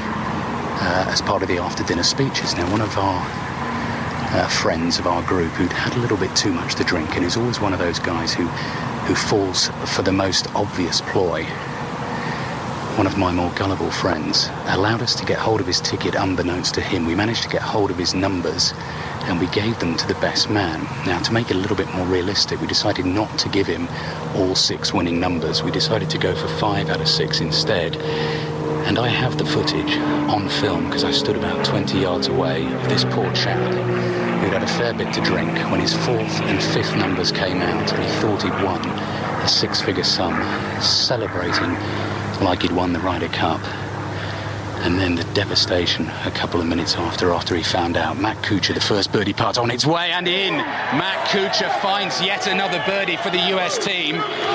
So pressure is on Paul Lawrie and Nicholas Colsaerts. And just looking down my little scoreboard here, Simon Dyson, that is Matt Kuchar's 4th birdie in 10 holes. He's been putting beautifully. Coming back to Simon in a second. Ian. Yeah, we're on the 11th, where Webb Simpson is going for his 4th birdie in a row. He's just seen his partner Bubba Watson putt up and make sure of the par 4 for the Americans. Superb approach shot from Francesco Molinari. He's got the best chance of birdie from around about 8 feet to come. This one from Simpson is 20 feet up the slope, and Justin Rose will be having a very short chip from the back collar of the green. So Webb Simpson, who has been on fire in this match with the Americans 3 up, puts up the slope now. The ball climbs towards the hole. Is this going to be another that drops? Yes, it is! The man is utterly relentless. The Americans 3 up in this match, and now a putt that Europe hoped would be for a win for Francesco Molinari, and a chip for Justin Rose are now to avoid going 4 down. Just amazing to hear. Kuchar makes another putt. Webb Simpson makes another putt. It's amazing. 4 birdies in a row. He is feeling it like crazy. Now let's see if he can chip in here. Right, Justin Rose to chip for a half and Alistair Bruce ball. Nicholas Colsaerts needs a birdie to halve the 10th hole because Paul Lawrie from 12 feet just shaved the left-hand edge of the hole. Matt Kuchar is already in for a birdie, and this match is all square. And as we were hearing from Ian, Justin Rose and Francesco Molinari right up against it in the first match out on course. Colsaerts from about 11 feet. This for birdie, this for a half, this to keep it all square. Ball is on its way. No. Misses on the right-hand edge. Europe go one down in this match. Andrew Cotter. Where Ian Poulter has just left a birdie putt short in the 8th. A putt to win the 8th, this par 3, to get back to one down against Zach Johnson and Jason Duffner. But there is a bit of backup. McIlroy still has a short birdie putt to come for the win. Ian. Andrew, we play a fair amount of golf together, don't we? We have done in the past. How good am I at chipping? You're one of the worst I've seen. Justin Rose just chipped like me. Oh, my goodness. Absolutely fluffed it. Lord help him. Yeah, barely got it onto the green. And so it's all down to Molinari. This 8-footer for a birdie to halve and just remained the 3 down. So Molinari over this putt. Here goes Andrew Cotter. Oh, McIlroy misses badly with his birdie putt. So it's halved, the 8th is halved, and the Europeans still one down.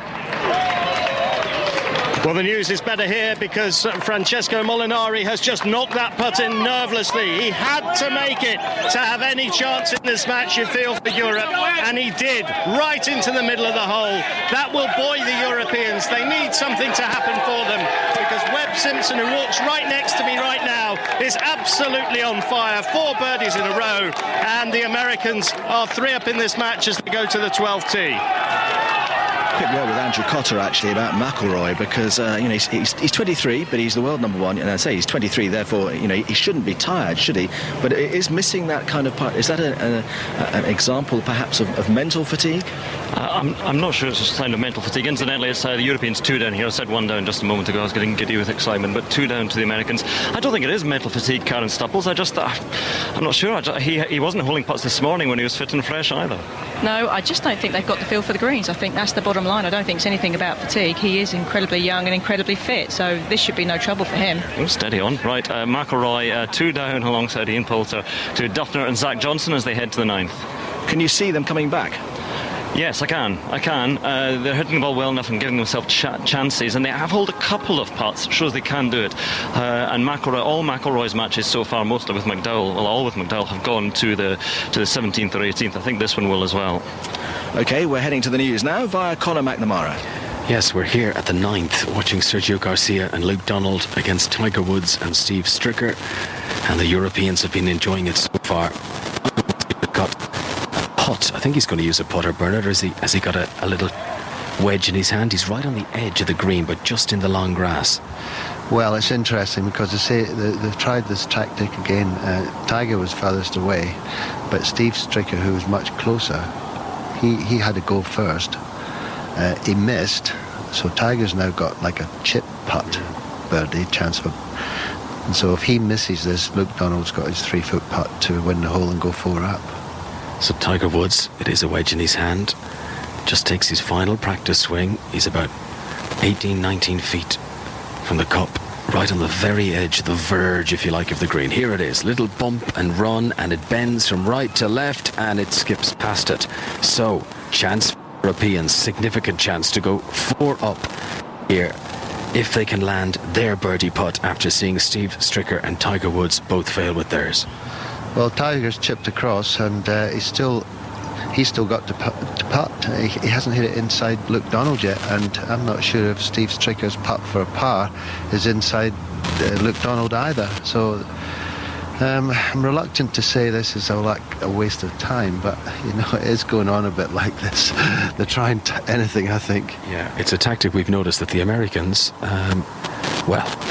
they've taken their time, shall we say, when perhaps just allow the Europeans step up and take the shot might have moved things on a bit faster. But this is the Ryder Cup. It's all about the competitiveness, and Tiger Woods will be the next to play. And as we said, we're reckoning that Luke Donald about 3 feet from the cup. It means that Tiger Woods must be outside that. So he's missed the chip by a decent distance there. It wasn't a big amount of room to make up to start with. He's come back around the back of the putt again, and he's crouched down. And for Tiger Woods, this is important now. The Europeans 3 up. in this match, and we're about to turn onto the back nine. Here comes Tiger Woods. There's a Welsh flag, green and white with a red dragon on it, just behind Tiger Woods as we look at him. We're standing on the edge of the fairway, just back 40 yards or so from him. And Tiger Woods eventually gets into a position to roll this putt, and it lips out. It has not dropped down. It was only 4 feet or so, and with head bowed, and just listen to the silence around this hole. There are thousands of spectators, and they didn't even groan. They're just stunned in silence that Tiger Woods has missed that putt. Well, really, yeah, I'm stunned as well, to be honest. I mean, he chipped from 10 feet, knocked it 4 feet putts, then missed. This isn't really the Tiger Woods that we know. Steve Stricker, his partner's now got about, well, he must be, as you say, Connor, he must be outside 3 feet for a 4. So Stricker, having seen Tiger Woods fail to make par, now has the chance himself. And remember, after all of this, Luke Donald will have a birdie attempt that can win it for Europe. Stricker rolls in his par, so the Americans know where they stand. But what's going to happen now for Europe? Step forward, Luke Donald, and the chance to put himself and Sergio Garcia 4 up. The Americans depart the green. It was interesting. The approach shot, as we say here, you know, it's inside 3 feet. It came from way back down the fairway, and even though he's not wearing a cap today, in celebration at such a great approach shot, Luke Donald doffed an imaginary cap to the crowd. So pleased was he with the approach shot, which he has now rolled in. And what about this? Luke Donald has put Europe 4 up as they head to the back nine in this one.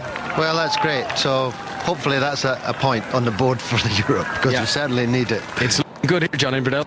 Certainly is. And Bernard, just a very quick answer. Tiger Woods' form this afternoon is vindication, yet further vindication of Davis Love as a captain, dropping in this morning. Yes, you're absolutely right, John. Although I'd have to say that yesterday afternoon in the 4-ball, I thought Tiger had recovered his driving and his game, but he's gone a little bit awry at the moment. But Tiger Woods being Tiger Woods, he can turn it around very quickly. But this is a big job for the for the Americans to recover now from being 4 down. Well, with the exception of Tiger, the sun shines on the Americans at the moment, and they are very much in control in 2 of the matches. Europe in control of 1, obviously, and 1 evenly poised. So on this Saturday evening at home, come back and join us in the second. It's news time. On digital radio, digital TV, mobile and online. This is BBC Radio 5 Live. The 5 Live News, I'm Suzanne Chislett. 15-year-old Megan Stammers is back in the UK and back with her family, 9 days after she travelled to France with her maths teacher. 30-year-old Jeremy Forrest remains in Bordeaux in France, where the pair were spotted yesterday. He's been arrested on suspicion of child abduction. The Labour leader Ed Miliband has paid tribute to former Energy Minister Malcolm Wicks, who's died aged 65. He praised the Croydon North MP, who'd been fighting cancer, as a thoroughly decent, intelligent and compassionate man. P&O says it's offering support to the family of a female passenger who fell overboard from its Aurora cruise ship off Spain yesterday. A woman's body has been recovered following a search. A 52-year-old British woman is missing after flash floods in Spain, which are known to have killed at least 10 people. The Foreign Office says it's investigating the situation in Andalusia. And West Midlands police say 29 people have been arrested following disorder during a demonstration by the English Defence League. Up to 1,000 people took part in the event and a counter-demonstration in Walsall. Conference season continues on 5 Live. Next, the Labour Party Conference. Complete coverage of conference season is right here. With John Pienaar and Victoria Derbyshire. On Monday, I'll be in Manchester with an audience of 200 5 Live listeners plus senior Labour Party politicians. Coverage of the Labour Party Conference on 5 Live. The Ryder Cup on 5 Live. With John Inverdale. And from one cup to another, actually, I've just bumped into a World Cup winning rugby player, Will Greenwood, but he's actually just gone off to find a better vantage point to watch some shots that are taking place here. So instead of doing that, I'll talk to John Murray, who's got the sports news from elsewhere. Yeah, just to first of all say how things are here at the Ryder Cup. USA 8, Europe 4 is the overall match score.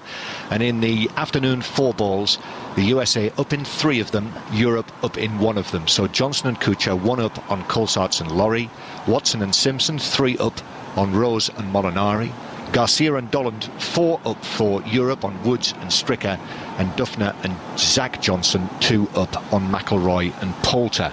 The news back home. Tottenham ended their long wait for a victory at Old Trafford with a thrilling 3-2 win over Manchester United, which is their first there in the league since December 1989. Jan Vertonghen and Gareth Bale put Spurs 2-0 up before a manic 3 minutes in the second half saw United score, then Spurs, and then United again. But Tottenham held on, although the United manager Sir Alex Ferguson was not happy with the referee. So the first one was definitely a penalty kick. I thought the referee should have given us it. But the biggest insult is the wasted time. They gave 4 minutes. It's an insult to the game, that. Absolute insult. And it's denying you the proper chance to win a football match. It's really obvious the flaw in the game in terms of referee being responsible for timekeeping. It's 2012, almost 2013, and the referee still get control of that. Sir Alex Ferguson. Brendan Rodgers hailed Luis Suarez as one of the leading strikers in world football after his hat-trick inspired Liverpool to their first Premier League win under their new manager. They beat Norwich City 5-2 away from home. Everton came from behind to beat Southampton 3-1. Manchester City also came from a goal down to win at Fulham. Their first away win leaves them 4 points behind the leaders Chelsea, who earlier beat Arsenal 2-1. Elsewhere there were victories for Stoke and Sunderland, while Reading and Newcastle drew 2-2. Celtic have replaced Motherwell at the top of the Scottish Premier League after beating them 2-0. Warrington will play Leeds in the Super League Grand Final. Warrington beat St Helens 36-18. Sale remain bottom of Rugby Union's Premiership after a 31-10 defeat at Bath, while Leicester beat Exeter 30 points to 8. At Cricket's World T20, England beat New Zealand by 6 wickets in the Super 8s. Luke Wright hit 76 off just 43 balls as England won with 7 balls to spare. In the other match in the group, the hosts Sri Lanka thrashed the West Indies by 9 wickets. England's women won by the same margin against India to progress into the semi-finals, and Bronze Angel at 12-1 won the Cambridgeshire at Newmarket. John, did I mishear that? Was Alex Ferguson complaining that only 4 minutes of added time had been added? That's how it sounded to me, yes. Just a 4? That was how it sounded, yes. That was the basis of his complaint, yeah. I see, okay. Right, to Alistair Bruce Ball. Hello, John. You surprised me somewhat there, but let's take it away. We're up by the 11th green. Tight match. USA have gone 1 up with Matt Kuchar's birdie at the 10th. Kuchar and Johnson 1 up on Paul Lawrie and Nicholas Colsaerts, but Paul Laurie's hit a stunning fairway bunker shot on this par 4 11th into about 6 feet. Now playing from the bunker here is Matt Kuchar, Dustin Johnson from the left-hand side of the green. He's knocked that into about 4 feet. Nicholas Colsaerts has a birdie putt to come as well, Simon Dyson. So I know it's match play, but you'd put Europe in the driving seat at the moment. I think John Inverdale was actually meant to go to Andrew Cotter there, so let's enjoy Andrew for a moment. Andrew Bruce Cotter. The Europeans here, McIlroy and Poulter, in a little bit of, well, just playing a bit ragged really on this hole, this round the corner, dog-leg right to left, 9th hole. They're 2 down at the moment to Zach Johnson and Jason Duffner, but McIlroy was in the trees down the left-hand side. He sort of got out of it. The Americans a little bit closer in the green than the Europeans. They are 2 up again, we remind you at the moment. I have to say that company that's doing the sign writing in the sky with the planes is it's writing pro-European messages, and even it is getting it wrong. It tried to write the message, can we have Bradley, a moment ago, and someone has obviously spelt it wrongly in the computer, and it said, can we have Bradley?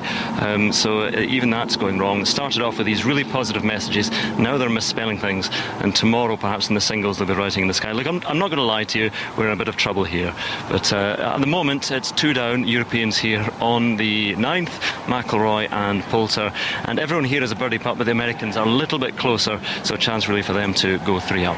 Alistair Bruce Ball. Thank you, Andrew. Always worth listening to. Nicholas Colsaerts has a birdie putt, probably 20 feet or so, I'd say, on the par 4 11th.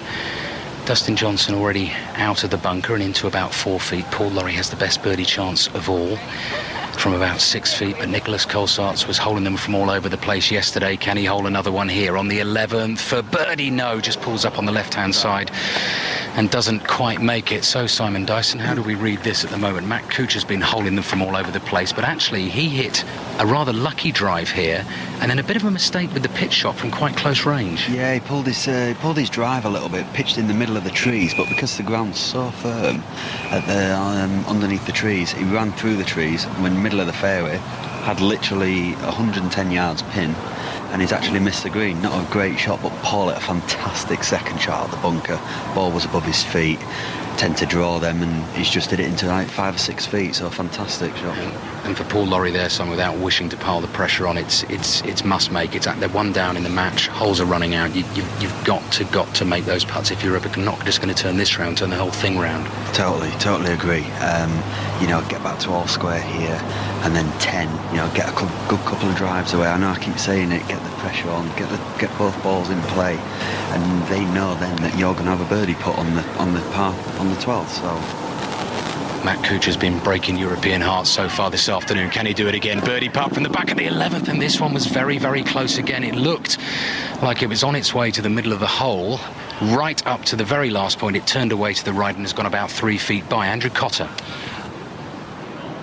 For Mac, and he doesn't quite get it, McIlroy, so it's going to be Poulter. Can't quite get hold of Andrew there, but I think we got McIlroy and missed putt, which obviously is not what European golf fans want to hear. So Paul Lawrie has hit this fairway bunker shot so close that Dustin Johnson is next to go. He's actually putting for a par here. Paul Lawrie still has the birdie chance to come. Lawrie and Colsaerts, remember, just one down in this match that's been toing and froing, and I can hear big roars from elsewhere on the golf course, and they sound like American roars as Dustin Johnson does just roll in the par putt. So here comes the chance, and this is really, really close again, because Dustin Johnson was no more. Oh, unless he's gone first. He's played out a turn there, Dustin Johnson. Yeah, maybe. Matt Kuchar might have had the longer putt, but let Dustin putt first. I was just going to say exactly the same. But I think we're right first time, about 5 or 6 feet. With Paul Lawrie about to hit this putt, my eye has just been caught by 4, I'm presuming they're Scottish gentlemen. They're certainly Scotland fans who've got the tartan hats with the red bobbles on top of their heads, the ginger wigs. One of them's listening to us because he's given us a big wave from the other side of the fairway. But let's concentrate on the serious business, because Paul Lawrie has this putt on the 11th, and it's crucial.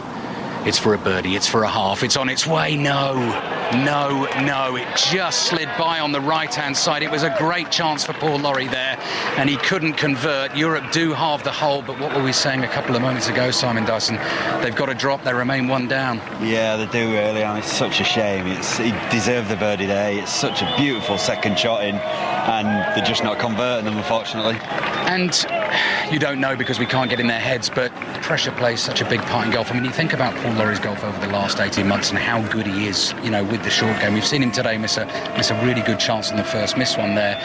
And you do just think, is it the pressure of the occasion? Yeah, definitely. I mean, it's like you were saying on about the 4th hole, when Kuchar holed that long putt, all of a sudden the hole looks that little bit smaller to the Europeans, and that's what they've done both days. They've got the ball in first and always had the pressure on Europe. Europe have never done the opposite to the Americans.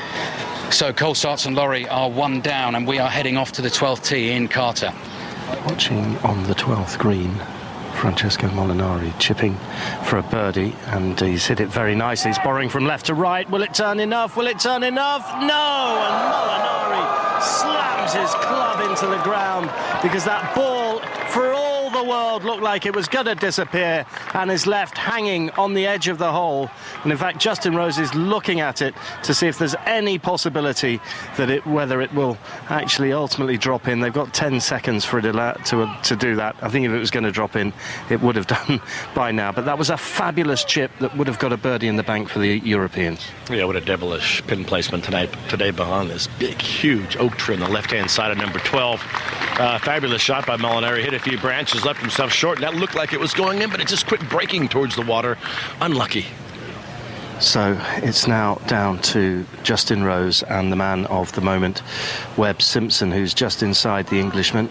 Simpson, who has now had 4 birdies in a row to help take this partnership in with his fellow major winner this year, the Masters champion Bubba Watson.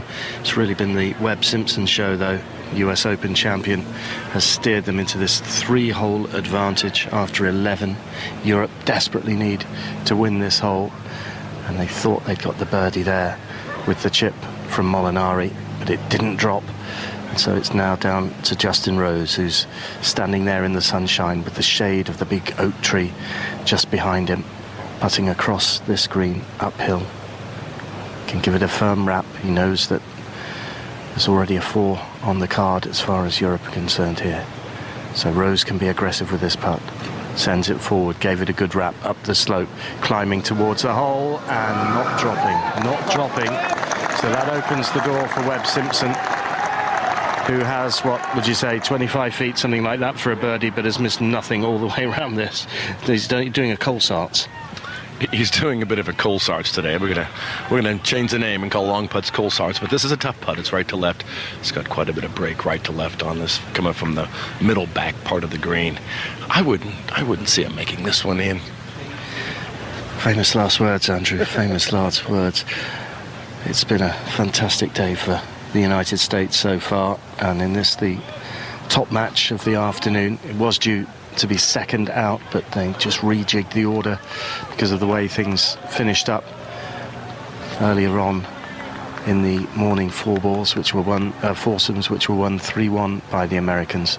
This match was sent out first. Justin Rose was a winner this morning, but he's going to have to do something very special to be a winner this afternoon. 3 down as it stands at the moment, and this is a putt for 4 up for the Americans on the 12th. 25 feet across the green, breaking from right to left, and Simpson, with that magic wand of a belly putter, is almost ready to strike this with his blue and white horizontal striped shirt, and the insects just getting in the way there, so he wafts his hand over the ball and settles himself again, now over it. 1 practice swing. Here comes the second. Now a long look at the hole. Then he moves just a little closer with those white golf shoes of his, and that peaked blue cap, sort of like a nodding bird, looks at the hole, and then he sends it on its way. It's borrowing from right to left, but for once for Webb Simpson it doesn't drop, and he's going for the marker because it's 3 feet away. He's left it short, and there's work to be done here for both Bubba Watson and for Webb Simpson. Well, not Bubba Watson, he's out of the hole.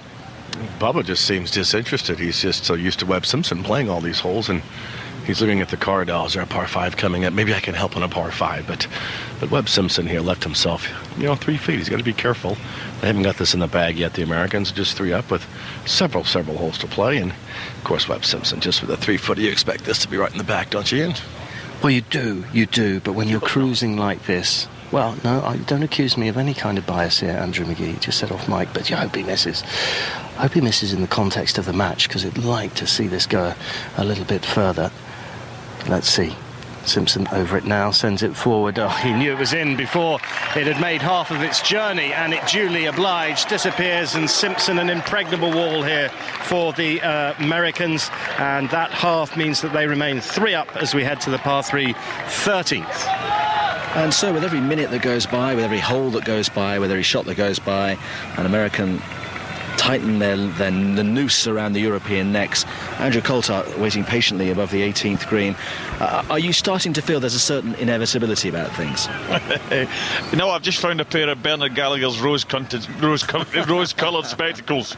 It's very, very difficult. Yeah, really, really tough.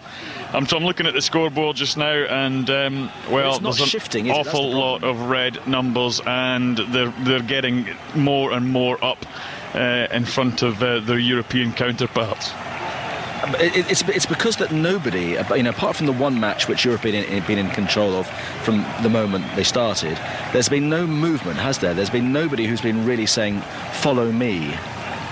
No, well, they try. Obviously, Sergio and Luke have tried with their game, 4 up, but they're out only out through 9 holes. You kind of needed one of the groups that were out earlier on to get to that kind of stage. They've not been able to do it. They've not been able to drag the rest of the team through, and it is getting more and more ominous. You're watching a TV monitor, so you're seeing coverage of all the 4 matches. It would be unfair at this point to sort of say this, but do you detect, in football speak, heads beginning to drop? Yeah, I think the guys have been told, obviously, don't look at the scoreboards, because it influences how you play. But a lot of these guys on the team are fervent scoreboard watchers, and they're getting that impression that they're just not doing the business. As we're going to head out to Conor McNamara. Yes, just watching Luke Donald here, who has missed a birdie attempt at the 10th. This is the par 5, 570 from 25 feet, and it's remained above ground. But Tiger Woods has got an eagle attempt coming up next, and if this drops, it will reduce the European advantage, and they will be just 3 up. 4 up for the moment. Woods, who has played this good approach shot to about 20 feet, just walking around the back. This is the hole that very much goes parallel to the freeway, and I'm just noticing lots of cars slowing down. They can't quite stop, but they're slowing down as much as they can. They've just realised the Ryder Cup is taking place a few metres from them, and then more traffic comes up behind, and they're forced to continue on. I'm sure that's going to cause a few traffic jams. I wonder whether they have any idea of the significance of this, that Tiger Woods is standing over an eagle putt here at the 10th. Slightly raised green, bunkers to the front and to the right as well. But Woods bypassed all of those, got into this position, and he's 20 feet away from an eagle, which I think would be a big psychological boost for the Americans here at the start of the back 9. They find themselves well behind at the moment. Here it comes from Woods, sends it down the hill. It's picking up a bit of pace, and it doesn't. It skips away just to the right-hand side, and it's actually a bit disappointing from Woods, and it allows the Europeans with a big chance to at least have this now. Well, Sergio's got hands from about 10 feet. Potential birdie. But just when we thought Tiger Woods was struggling a little bit with his swing, he hits 2 stunning shots here at the 578-yard par 5 10th hole. A low, ripping 3-wood that ran right up on the green. It was the most fantastic 3-wood you could ever see. And he missed the putt, unfortunately, but, well, fortunately, the inside missed it, but Sergio's got a 10-foot putt coming up soon. Yep, Sergio Garcia just going to stand over it now. This is for birdie.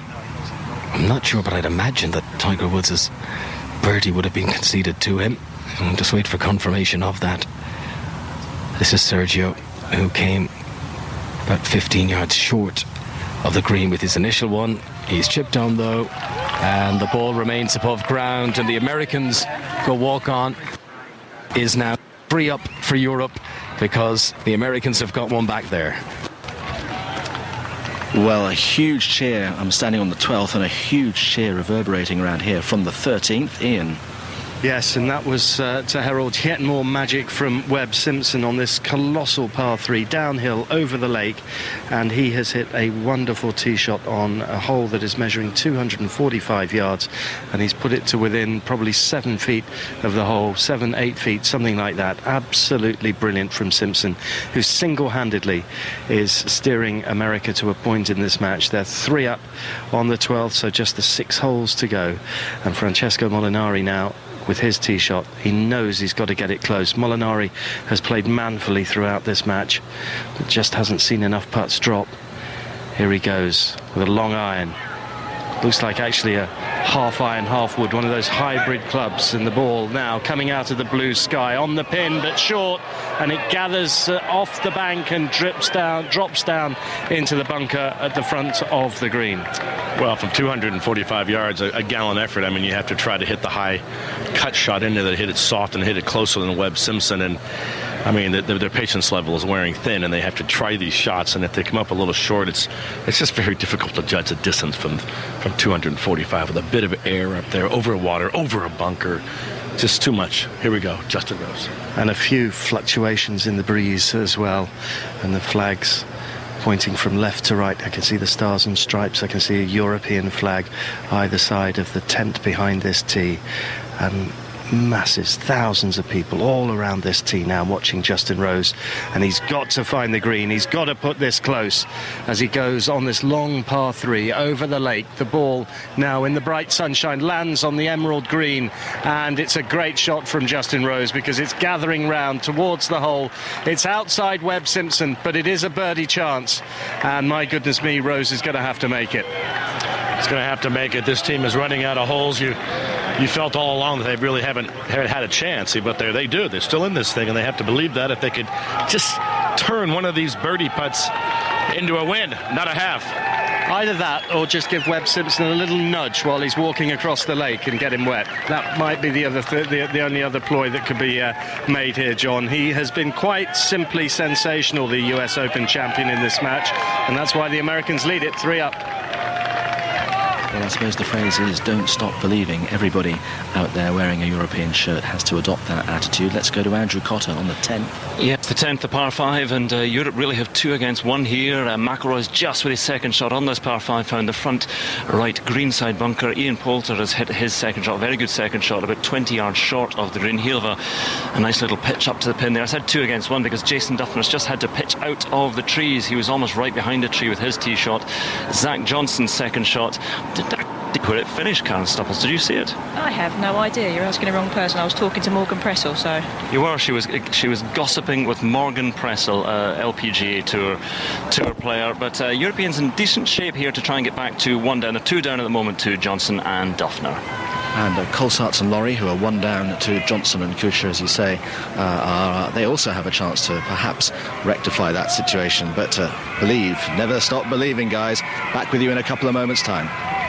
On digital radio, digital TV, mobile and online. This is BBC Radio 5 Live. For 5 Live News, I'm Suzanne Chislett. The Foreign Office is investigating reports that a British woman is missing after the flash floods in southern Spain, which are known to have killed at least 10 people. The 52-year-old has been reported missing in the Andalusian province of Almeria. Hundreds of homes have been evacuated. Dan Coughlin has lived near Malaga for the last 10 years. It was the most torrential rain I think any of us have ever seen around here. Quite literally, you would not step outside your door and walk across the courtyard to the car because it was that heavy. At that point, everybody stayed indoors. Everyone brought their dogs, their cats, everything inside. It was simply not something you could go out into. You could not walk down the street with that kind of torrential rain.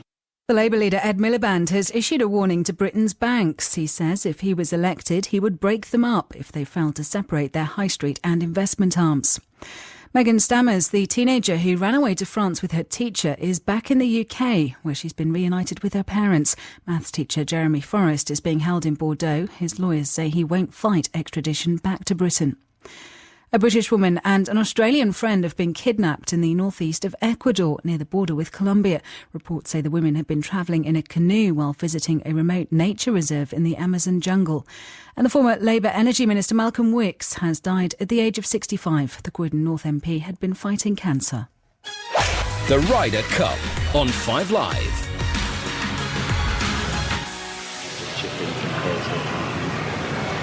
Well, good evening if you just switched on. Welcome to the Medina Country Club outside Chicago in the Midwest, where you kind of get the feeling we're in the middle of a very elongated, protracted, never-ending lap of honour by the American Ryder Cup team. What it needs to nip this in the bud, being utterly impartial, of course, is for one of the European players to sink a putt, for an American to miss once in a while, and then maybe the wheel of fortune will start turning. Alistair Bruce-Ball.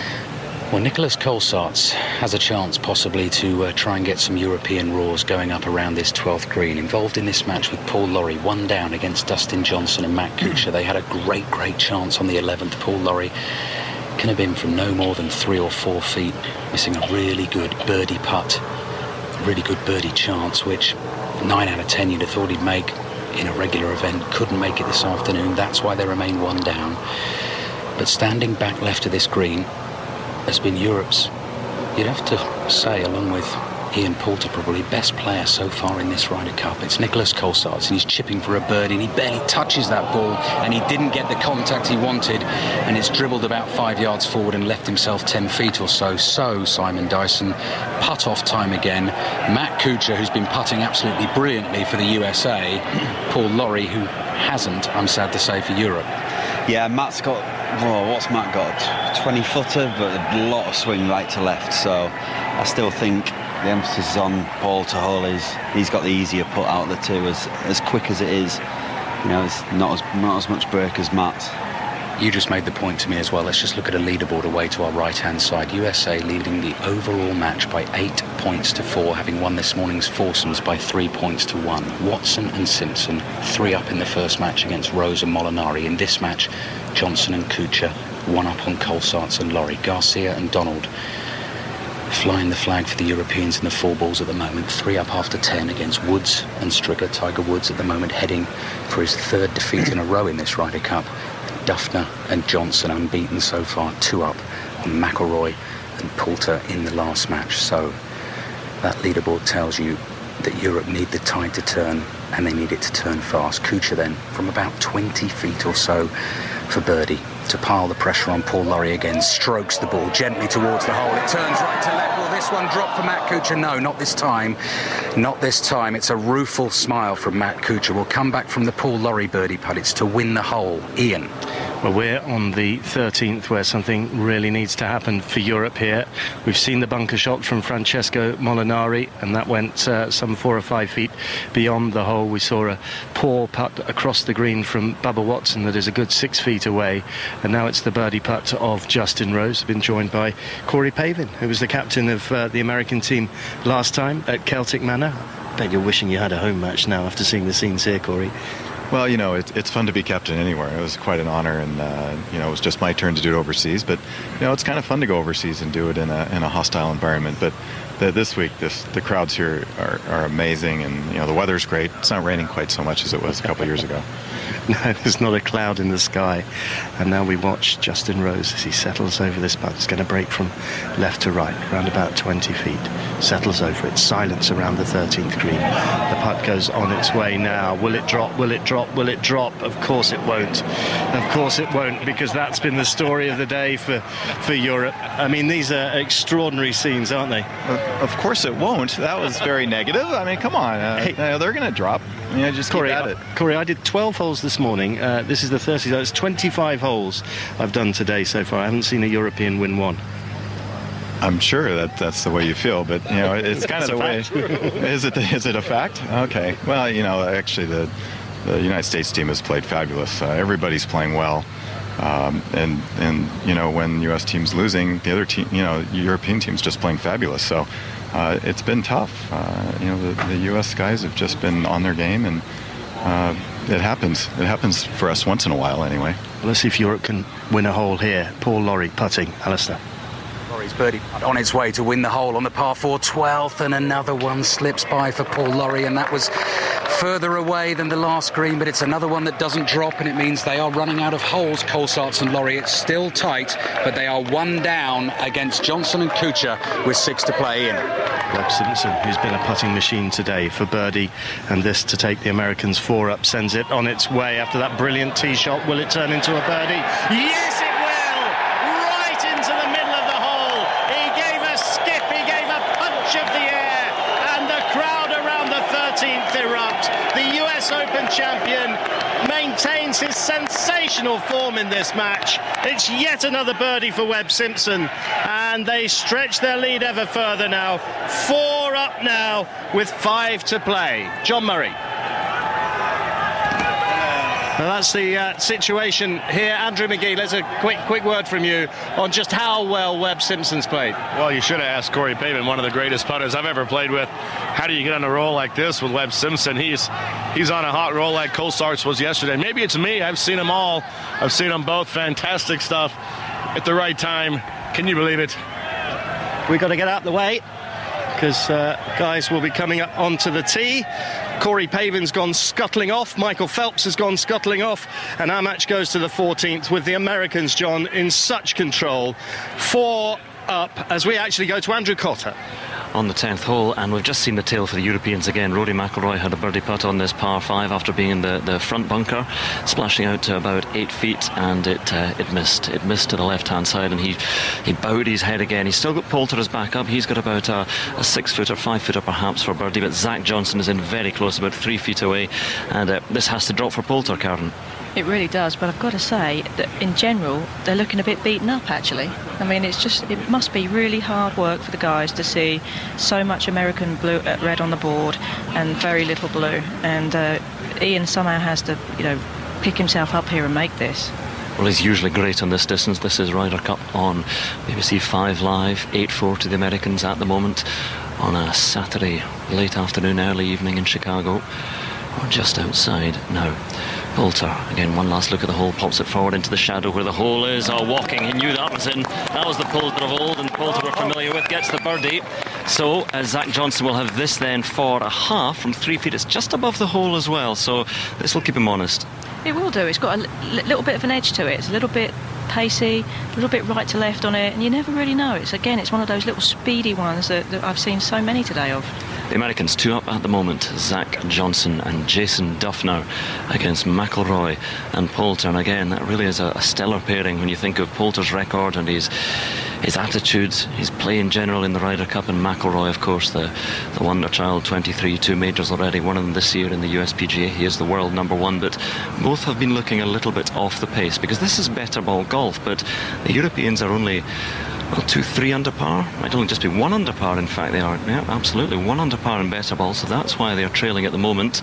Zach Johnson holds that. So the Americans remain up. The Americans remain 2 up as we go to the 11th, and we'll hand you to Alistair Bruce-Ball.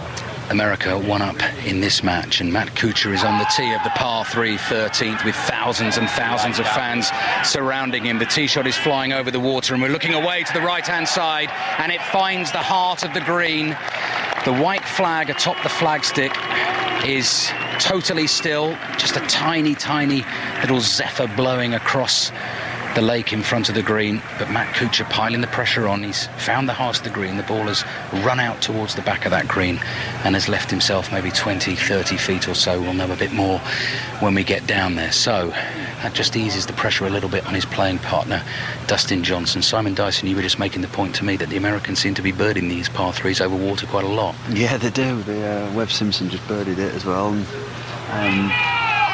Well, let's have a look here. This is Dustin Johnson's tee shot, and he was leaning to the left a little, which suggests the ball has gone right. It has, and it bounces off the slope at the front of the green, and the ball falls away into the bunker on the right-hand side. So, but like I was saying before, Matt Kuchar has just done exactly what the Europeans haven't been doing. You know, they've got the win, so they're 1 up, and then all of a sudden knocks it on the green and just puts the pressure on because it's such a long hole. European tee shots to come. Conor McNamara. I'm at the 11th, where Sergio Garcia is standing over a 25-foot putt for birdie. It's an uphill. It'll break from right to left. He sends it on its way. The pace is very good. He put his arm in the air to celebrate, and it has stopped half an inch ahead of the hole. Back to Alistair Bruce-Ball.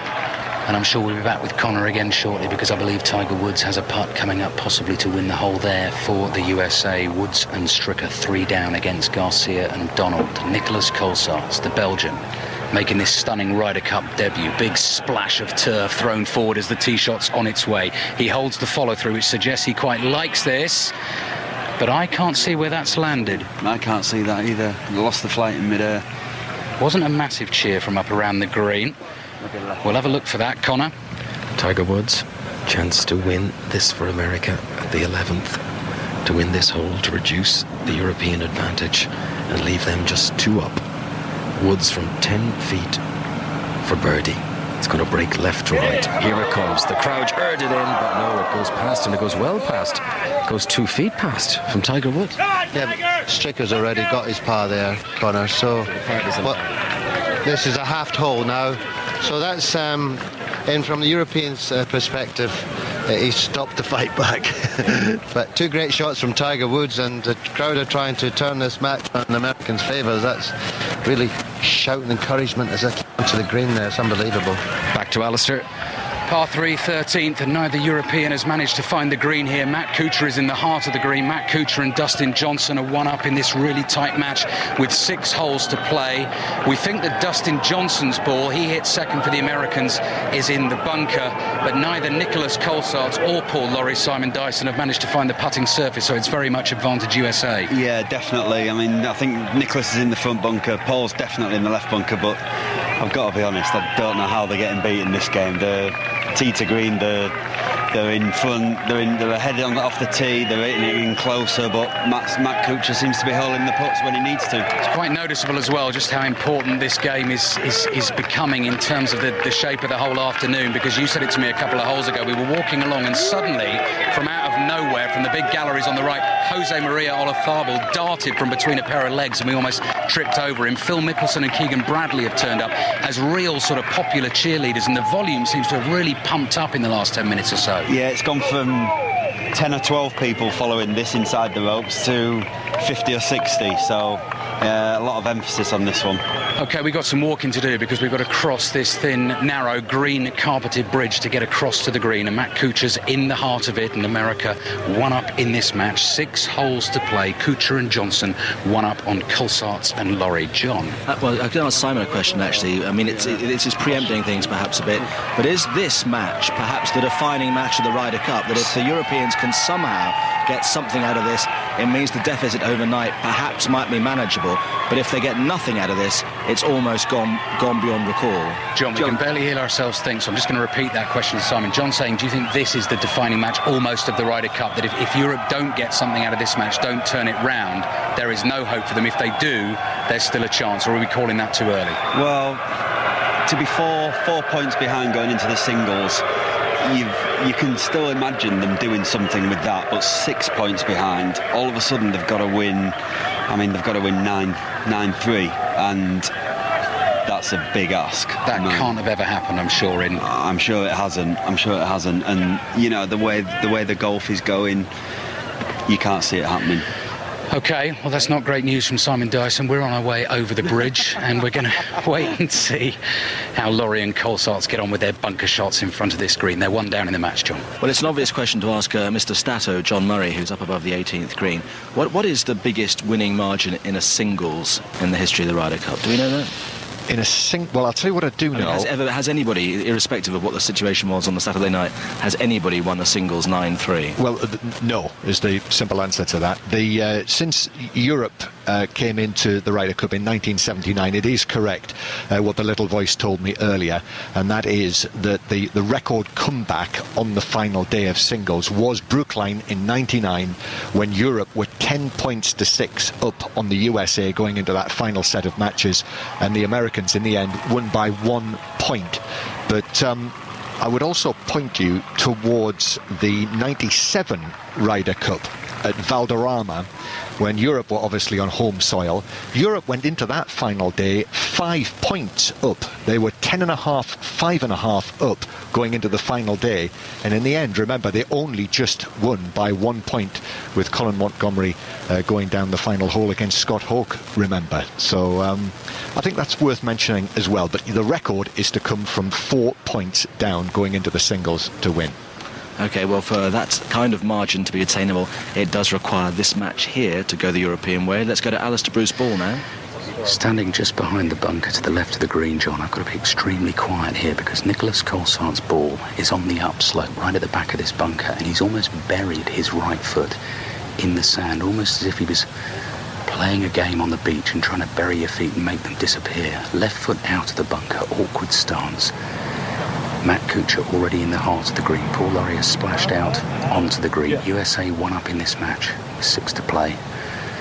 Can Nicholas Colsaerts find some more of the magic we've seen from him so far this week? Ball is on its way, throws it up into the air, and now it's going to roll down and roll down, but it's going to roll right to the front of this green, and he's going to leave himself quite a lengthy putt for par here. Dustin Johnson next to play up for the USA. Must be 15 feet or more there for Nicholas Colsaerts, and Matt Kuchar very much in the driving seat for the USA. I'm just going to try and manoeuvre myself around the green so I can find Simon Dyson, because he knows a thing or two about hitting a golf ball, and I know absolutely nothing. I just describe what I see in front of me. Paul Laurie and Nicholas Colsaerts, those bunker shots, what do you think, Simon? Yeah, just unfortunately the wrong side to miss on. Nicholas had pretty much no shot. I mean, he played it really well. Paul had a lot of distance to carry before he made the green and just couldn't get the spin, so... Dustin Johnson's bunker shot on its way towards the hole. Will this drop? Not quite. It just pulls up right to the front of the hole. And I was making myself look rather ridiculous there because we're just on a little downslope in front of this green, and I was bouncing up and down like a jack in the box to see if the ball was going to fall in. So Dustin Johnson's in for 3. Matt Kuchar's got the birdie putt to come. And once again, this is the Ryder Cup on BBC Radio 5 Live, and Europe are right up against it. But what a pleasure it is to watch these golfers performing in this A, beautiful sunshine, and B, quite incredible atmosphere. We're standing just the other side of Lake Khadija, or Lake Khadija, I've heard both, Khadija. Let's call the whole thing off, and you can see different coloured flags all over the place. Over on the bridge in the distance, fluttering in the breeze, another huge Scottish saltire flying to try and give Paul Lawrie a little bit of inspiration, but mainly around the back of this green. It's the red, white and blue of the Stars and Stripes. Colsaerts and Lawrie are 1 down at the moment with 6 to play, and they're a little bit behind the 8 ball, if you'll pardon the American colloquialism, here on the par 3 13th green, because Matt Kuchar has a birdie putt for the hole. Matt Kuchar never stops smiling. Even when he's concentrating, he's smiling, Simon Dyson. I think he was looking into the sun there, squinting a little bit, but he really does. I mean, he's just got such a fantastic temperament on the golf course. Even when he makes a bogey, you know, he walks off the green, the crowd clap him, and he'll give them a smile and a wave, and that's the way it should be. We've also got a wonderful silhouette image here of Miguel Angel Jimenez, the European vice-captain, because you couldn't mistake him for anyone else. It's that stocky build. There's definitely well, there we go. I've just suddenly seen a big puff of smoke appear. Because we're standing behind him, you can't see his face, and all of a sudden this big cloud of cigar smoke appeared. He's got the earpiece in so he can communicate with the rest of the team, and of course there's the big bushy ponytail bouncing around on his shoulders behind the white baseball cap. So this is a big moment for the USA, because 2 up with 5 to play would be a rather more comfortable lead for them as they're dominating this 39th Ryder Cup at the moment. Matt Kuchar standing just in the sunshine, just outside the shade of the leaves, and he's barely touched that, and it's on its way down the hill, this putt. And again, we're jumping to see if this is going to drop, and Matt Kuchar's ball is on its way, and it won't go in this time. So I'm going to move up the hill and stop looking stupid here so we can see properly the par putts, the putts that are needed to make the half for Europe. Nicholas Colsaerts and Paul Lawrie are the men to try and do it, and Peter Hansen is here. Oh, Peter Hansen's listening. Right, well, we better behave and be polite. Peter, how you doing? All right, we'll try and get a word with Peter in a second, but he obviously wants to concentrate on this golf as well, and this is crucial. Yeah, big putt now. I mean, the last thing they want to do is go 2 down with, you know, a long par 5 coming up. First up will be Nicholas Colsaerts, and like I keep saying, because I watched him yesterday, he rolled in 8 birdies and an eagle in one of the most incredible Ryder Cup rounds I've ever seen. He's centre stage again, and there are just thousands and thousands of eyes aimed towards him, aimed towards his little white ball, which is going to travel across this speedy, slippery surface. And it's a big one for Europe, because they've been missing putts in this match, and they need one to drop. This for the half, this to remain just 1 down with 5 to play. Nicholas Colsaerts, it rims right round the back of the hole and spits it out. It's unbelievable how often that happens. You know, you have a day where you hole everything, and then the following day you just hole nothing. But Nicholas has hit some really good putts today. He must have had 4 big lip outs, so just unlucky. So, Paul Lawrie, it's down to you, and we've got to be careful here as well, because we're right in his eye line. He is putting directly towards us, and Simon, just put us in his shoes, because he's missed a couple of relatively shortish putts recently. So how do you put those out of your mind and make yourself believe that this one's going in? Well, the one good thing about it is this is a right to left putt, and the ones he's missed have all been left to right, so, and he's got nothing to lose really. He just has to go for this. It's the golfing whisper, and it's a crucial Ryder Cup putt here on BBC Radio 5 Live. Paul Lawrie for the half for Europe. Right to left, it's on its way from Lawrie, and it goes. Paul Lawrie makes one 5-footer turning right to left, and it's an absolutely vital one for Europe, and an absolutely vital one for Paul Lawrie and Nicholas Colsaerts. They remain 1 down with 5 holes to play, and let's grab a quick word with Sweden's Peter Hansen, part of this European Ryder Cup team, who's been listening to the commentary, and I hope he thinks we've been doing an okay job. Peter, what about the European team? Can you turn this round, do you think? I hope so. I mean, we've been struggling a bit, but I mean, that was a big putt Paul has made there, because like Simon said before, if we're going to have any chance tomorrow, I think we need 1 point out of that group. Do you, or have you given any thought at all, I guess we're still in the middle of the afternoon, in terms of a lead or a deficit from your point of view that ideally you think you could turn around in the singles? I haven't actually looked at the number. I think we've all been focusing on these 4 matches we got now, and you know, we'll add it up tonight and see where we are. And I guess we're going to get a good speech out of our captain, and hopefully we can be ready and have a chance for it tomorrow. And just talking a little bit about that, Peter, Graham McDowell said to us earlier on today that Jose Maria Olazabal in the team room, who has been a fantastic captain, did read the riot act to you a little bit. I mean, what did he say to you last night? Yes, told us, yesterday he was a bit disappointed. He felt that, a few guys came out and didn't perform the way we should have done, and he was right about that. And, we came up against a very, very strong American team yesterday, and they came out the same way this morning. So we're facing a good opponent, and we just have to step it up a little bit. And Peter, just finally, I mean, obviously you'd love to be out there and playing in this set of matches, and you yesterday playing with Paul Lawrie ran into an absolute steamroller of a performance from Bubba Watson and Webb Simpson. How difficult as a player on the team to sit there and watch that, moments like that, those crucial putts? I mean, it is very difficult. I have to be honest with you, and when you're told to sit out the entire day, it is very hard to take, and I just have to accept what the captain decides, and hopefully he does the best thing for the team. Well, particularly when you've waited so long as well for this. Exactly. I mean, we all we all come here, we prepare for so long, grind it out to make the team for over a year, and I prepare really well for the last 6-7 weeks, so basically since I knew I was going to make the team. So I feel really good about my game. I'm playing very well, so I think that hurts even more when you feel that you got everything in place and you just want to get out there and play. Okay, Peter, well, I hope you can use that disappointment positively in the singles tomorrow. Thank you very much for talking to us. Thank you. Peter Hansen on his way, John, and Paul Lawrie, crucial par putt there to halve the 13th hole, so you're up 1 down with 5 to play in the second 4-ball match out on course. Well, clutching at straws maybe, but how vital that putt might prove to be come sort of tea time tomorrow, our time here.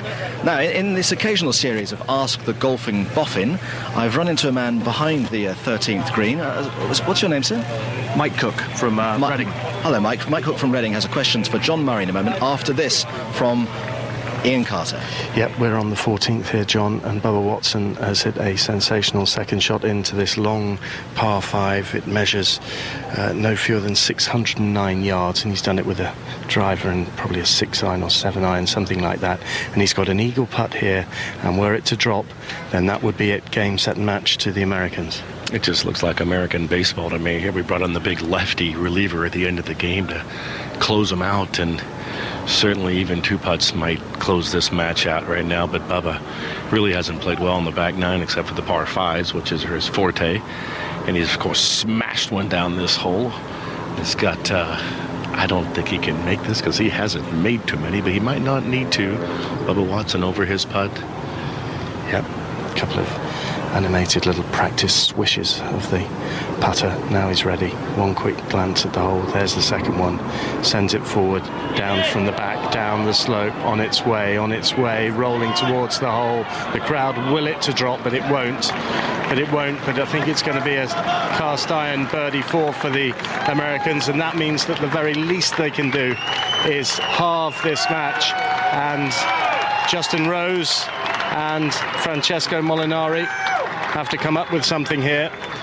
Both have birdie putts, and both have to make, one of them has to make it to extend this match. Absolutely, and they know that. Everybody knows that here. That's Captain Love is to our right, gathering for possibly another American point here, but it's not over yet. We've got a chance. We've got a chance. We'd like to make the first guy make, which would be Francesco Molinari to the right of the hole with about a 15-foot right to left breaker.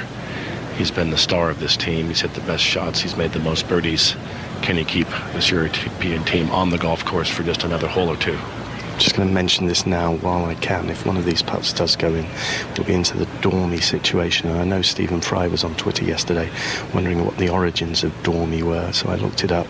Must admit I didn't know until I did look it up. It comes from the French verb to sleep, dormir, and it means that once you have got an unassailable lead, or one that can't be beaten, you can sleep easy. That's where it comes from. So will we get to that stage? We'll find out. Francesco Molinari now putting. This for birdie, this for the half to extend the match. And will it drop? Will it drop? No, it won't. No, it won't. And so it's down to Justin Rose, who went through the back of the green in 2, hit a really elevated flop shot from the back. It pitched next to the hole and then trundled on by around about 10 feet. Yeah, I wasn't too excited about his shot. He had someone green to work with. He had the wind helping him to slow his ball down going down this slope. It wasn't just a huge fast slope like we've seen on so many other holes, but now in the shadows on the front of the green, putting back up, let's say 12 feet, pretty straight in, maybe a left lip putt for Justin Rose, taking 2 practice strokes, settling over it, wiggling his feet, taking a second look. Let's have a look. Here we go. This to avoid going 9-4 down. This to avoid defeat. Oh, and it horseshoes out. And that sums up Europe's day in this match. The caps come off. It's victory for the United States. The hero has been Webb Simpson, who's played quite splendidly in this match with a string of birdies that were just too much for Rose and Molinari to handle. And the United States go 9-4 ahead with an emphatic victory here, 5-4. And the tide is very much with the home side. There is no mistaking that. Another point for Davis Love's side as Webb Simpson and Bubba Watson triumph on the 14th. Andrew Cotter. Well, back here on the 11th, far from that drama, we have Ian Poulter with a putt to win the hole. The Americans can do no better. No better than a 4. They're in for a 4 through Jason Duffner. Rory McIlroy has just missed a putt, a shorter putt than Poulter had, but it was the honour of the Europeans. It was them to putt, so either of them could go first. Rory McIlroy went and missed from about 15 feet.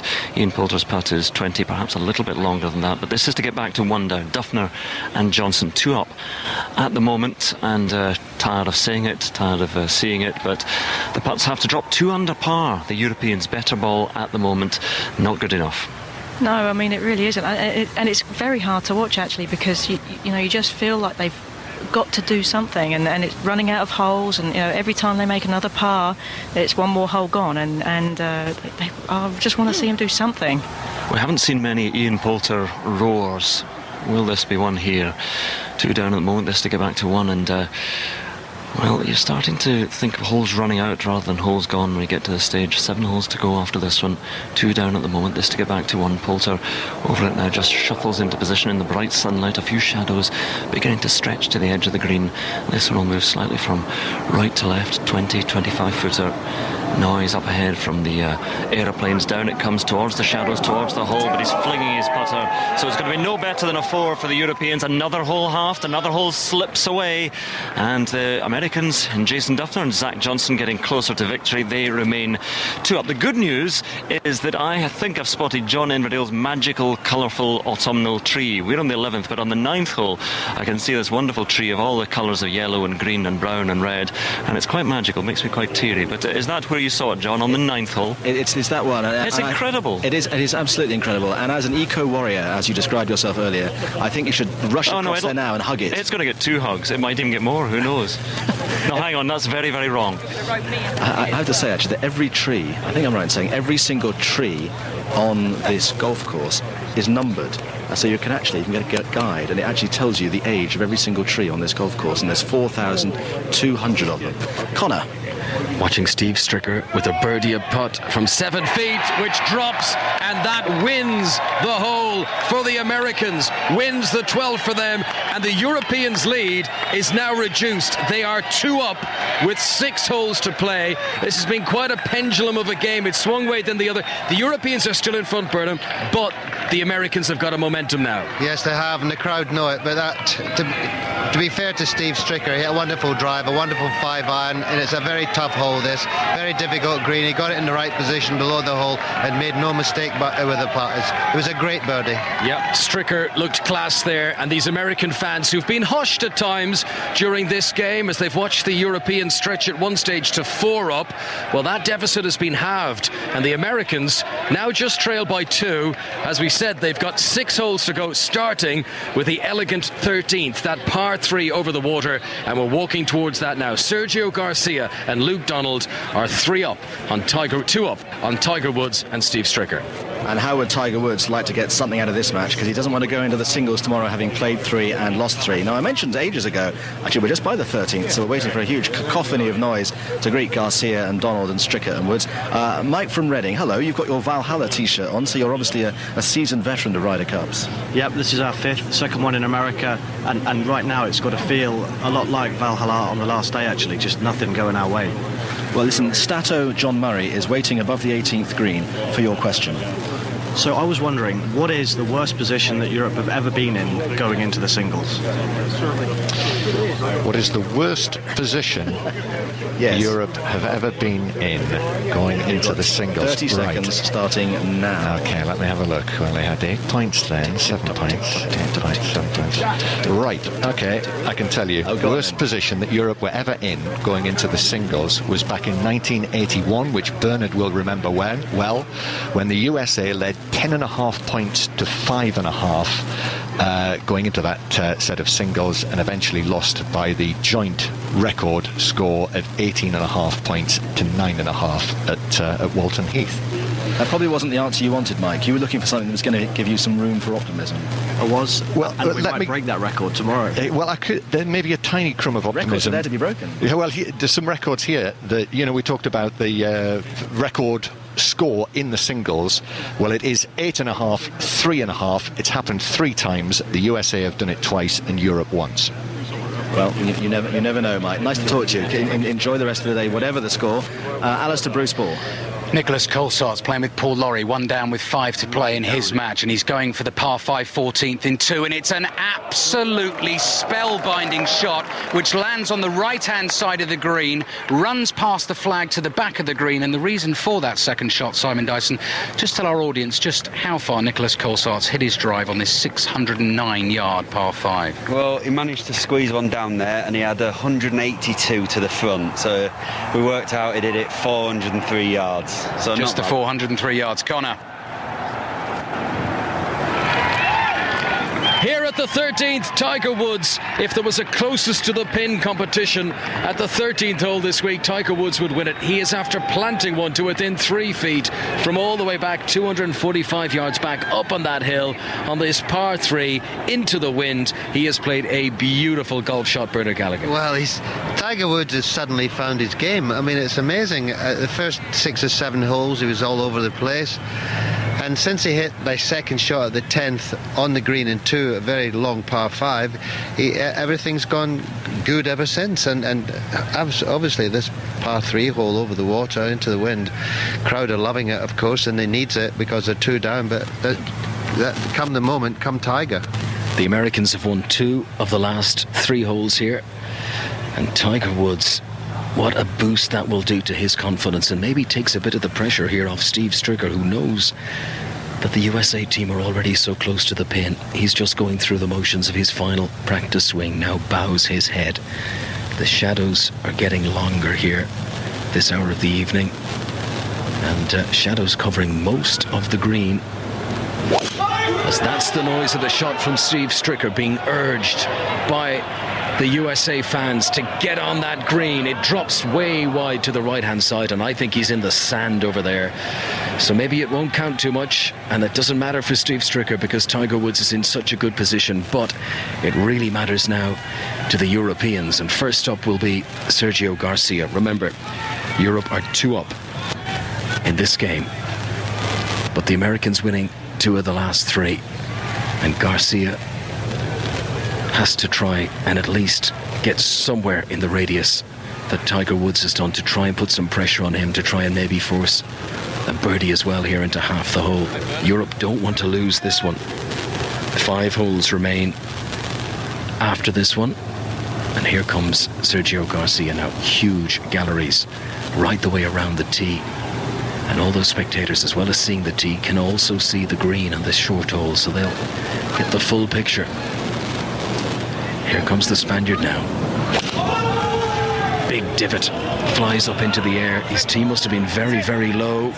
He's caught a bit of turf off the tee, and it lands front left and rolls on, and it's a good shot from Sergio Garcia, but it's nowhere near the accuracy of Tiger Woods. That's a full 30 feet away from the pin. Under normal circumstances, you'd say, yeah, fine, he's on the green, he's on the dance floor, but Tiger Woods has laid down the gauntlet here, and you would say Sergio Garcia would have a very tricky downhill 30-foot putt there for birdie. So Europe's hopes at this hole may well rest with Luke Donald. He's next up, not wearing a cap.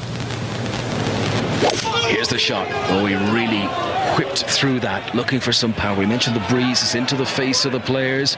As we scan our eyes towards the green, it bounces at the back and it sticks there, and in fact rolls and trickles just off the putting surface. So Tiger Woods from 3 feet has the best chance here. So this could well be the USA getting another hole back and only being 1 down with 5 to play. But we're getting ahead of ourselves. Back for those putts. Back for Woods' birdie attempt after the news. On digital radio, digital TV, mobile and online. This is BBC Radio 5 Live. With the 5 Live News, I'm Suzanne Chislett. A 52-year-old British woman is missing after flash floods in southern Spain, which are believed to have killed at least 10 people. A search is underway near Almeria in the Andalusian region. The Foreign Office says it's aware of reports that a British woman and her Australian friend have been kidnapped in Ecuador. Local authorities say the pair are believed to have been captured by Colombian rebels as they canoed in a remote area of the Amazon jungle. Lawyers acting for the maths teacher Jeremy Forrest say he won't fight extradition to Britain following his arrest on suspicion of child abduction. 15-year-old Megan Stammers, the student he went to France with last week, is now back in the UK and is understood to have been reunited with her family. Police in London have charged a 14-year-old girl with the murder of a 15-year-old boy in Brixton. Juliet Nkwele was stabbed outside a block of flats on Thursday night. And the former Labour Energy Minister Malcolm Wicks has died of cancer. He was 65. Former Prime Minister Gordon Brown says he was a great thinker, writer, campaigner and parliamentarian. 6 Music celebrates live music. Live music is sexy. At its best, it's high magic. It's this 3D, much more physical, human experience. You're interacting with the audience. Coming from somewhere as incredible as Maida Vale, it's a really special opportunity. 6 Music live at Maida Vale. Hey, this is Back for Lashes. Hot Chip. J-Bug. Adam from Kindness. This is Bobby Gillespie from Primal Scream. Join me, Lauren Laverne, for a week of live music from the BBC Maida Vale studios. With performances from Hot Chip, Jake Bug, Bat for Lashes, Kindness and Primal Scream. Every weekday morning from 10 on BBC Radio 6 Music, online and on the red button all this week. The Ryder Cup on 5 Live. With John Inverdale. 20 to 11 on a Saturday night. So if you've been out for the evening, heading home, listening to us, when you get home, if you don't have means by which you can watch it live on TV, highlights on BBC 2 at midnight this evening. But obviously get home, stick the radio on, and you can hear it all the way through. We're with you until 1 o'clock tomorrow morning. And I should say actually that those highlights of today's play here at Medina are rebroadcast tomorrow morning on BBC 2 as well. So you've got 2 chances to see it. Meanwhile, Alistair Bruce Ball. Another pivotal moment, John, about to happen in this 39th Ryder Cup. And I have to say, watching Dustin Johnson and Nicholas Colsaerts drive golf balls, it almost makes you question your masculinity somewhat, because Nicholas Colsaerts smashed one 403 yards and has hit it to about 25 feet. But Dustin Johnson, we think, crashed it even further, and he's also set himself up with an eagle chance on the par 5 14th. Colsaerts and Lowry are 1 down at the moment. With 5 holes to play, Dustin Johnson will have his eagle putt first. Elsewhere, already out on the course, Bubba Watson and Webb Simpson beating Justin Rose and Francesco Molinari 5 and 4. That just ended on this green, and it gives the USA a 9 to 4 point lead in the Ryder Cup overall. Garcia and Donald 2 up on Woods and Stricker. Woods with a 3-foot putt to come on the 13th. Duffner and Johnson 2 up on McIlroy and Poulter. This is Dustin Johnson, this is for eagle, and this will raise the roof if it drops. It's on its way, and Dustin Johnson's holding the pose, and it's tracking down towards the hole, and it doesn't quite get there. Simon Dyson. Oh, I mean, he was holding his position a long time there. I think he liked the look of it. I think he's come up about 3 foot short, and he's off down to mark it now, so must just be outside of gimme range. What about Nicholas Colsaerts then? 8 birdies and an eagle yesterday. He's made a couple today, 25 feet for eagle. Again, I mean, we say it every hole at the moment as the pressure continues to build, but it's not quite must-make, but it could be a huge moment in this Ryder Cup if it goes in. Huge. This could be huge. Yeah, he's got the 1 down, you know, this would take him to all square, and then he's got a chance to have a bash at the next one. So if he can manage to sneak this one in, you know, it'd be fantastic for the Europeans. Well, he's stalking and he's prowling, and he's going to take his time, and quite rightly so. Not just thousands of spectators here. There must be a good 20, 30 television cameras behind this green. Yeah. The snappers are here out with their long lenses like they're shooting game in a big safari park. And plenty of the fellow European players in the pink shirts and American players in the blue and white stripes are right here as well. Justin Rose has just moved in a little bit closer right next to me to watch what's going to happen to this Colsaerts eagle putt. It's for the eagle, and it's to win the hole, and it's on its way, and it's... Oh my goodness me, it's another one that hits the hole and spins out for Nicholas Colsaerts. It happened to him on the last hole. It's happened to him, Simon Dyson, 3 times in this round, and Nicholas Colsaerts was so close to the eagle there, but the Americans now have to match his birdie. That is just, I mean, that's just the way this game seems to have been going, you know. The Americans seem to be dropping, and Nicholas just can't buy a putt, unfortunately. Well. What a wonderful attempt from Nicholas Colsaerts. Tracking down towards the hole and just hit the edge, and it just threw it out. And those so often can just drop in. Remember, we'll be heading back down the golf course in a second with Tiger Woods, this 3-foot putt to come on the 13th green. Garcia and Donald 2 up, the only European team ahead of the 3 matches out on course at the moment. USA leading overall by 9 points to 4. Nicholas Colsaerts so unlucky. Can Matt Kuchar make the blow just that little bit more painful by rolling in his birdie putt for the half? Dustin Johnson also has one to come. Matt Kuchar, no, he doesn't make it, so Dustin Johnson will just have to live with a little bit of pressure here. He's really not too far away, but as we keep saying, when it comes to these moments, when it comes to the short putts and it's only a couple of feet, Paul Lawrie didn't get given one on the night from a couple of feet, then the nerves really get tested. Big match for Europe, big match for the USA. Johnson and Kuchar 1 up at the moment on the 14th green, and Johnson from 2 feet to keep that 1-up lead with 4 to play, and then we're off to the drivable par 4 15th, and we've got some boys here who can reach that green with something to spare. Dustin Johnson from 2 feet for the USA, straight in the middle of the hole. Dustin Johnson snatches the half for the USA. Nicholas Colsaerts cruelly lipping out for eagle. The USA remain 1 up, and there are 4 holes to play. Connor. At the 13th, watching across the lake towards Tiger Woods, who's on the green and looking to hole in 2 to get a birdie here that would win the hole for the USA and mean that they would have won 3 of the last 4 holes. This is Tiger Woods, who was dropped from this morning's session but has the chance to be the All-American hero now. Wonderful tee shot, dropped it to within 3 feet of the pin, and after attempts from Sergio Garcia and Luke Donald from long distance to try and get birdies of their own, they have failed with those. So Tiger Woods now has the chance to reduce the deficit and leave Europe just 1 up. At the turn, after 9 holes, Europe were 4 up. Here is Tiger Woods at the 13th. Silence around the green. Shadows stretched across it. Might even be crossing his line. Tiger Woods immediately springs towards the hole to recapture his ball, to get moving towards the 14th tee. There is a real momentum about the Americans now, and Europe's lead in this one is just 1 up. I can see the anxious faces of Donald and Garcia as they leave the 13th green. The pressure, the force really with the Americans here at the moment. 5 holes to go, just 1 hole adrift. Now, earlier on, Rose and Molinari were beaten. They were the first of the European quartet or pairs to lose this afternoon, and Ian Carter has been speaking to them. Justin, Francesco, many commiserations. Webb Simpson was just way too hot to handle, wasn't he, this afternoon? Yeah, Webb played really well. He made the putts this afternoon. I mean, I played him in foursomes this morning, and he let us off with a putter, to be honest with you. I mean, he missed 5 or 6 makeable putts in the early round, and he obviously clicked into gear this afternoon. Both of them. I mean, I think they birdied every hole but 2 from the 5th hole. And we obviously ended the match here at 14, but like Francesco just said, you'll give credit where credit's due. I mean, they were hot today. Francesco, nonetheless, it must be a very frustrating feeling right now.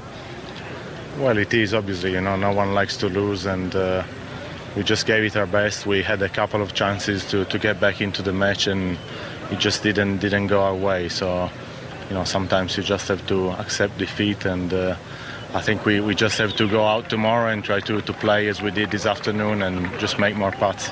Justin, with all the roars that we can hear going around the course all the time, I mean, you must be aware when you're playing the way that the momentum is going. Does it feel like it's slipping away?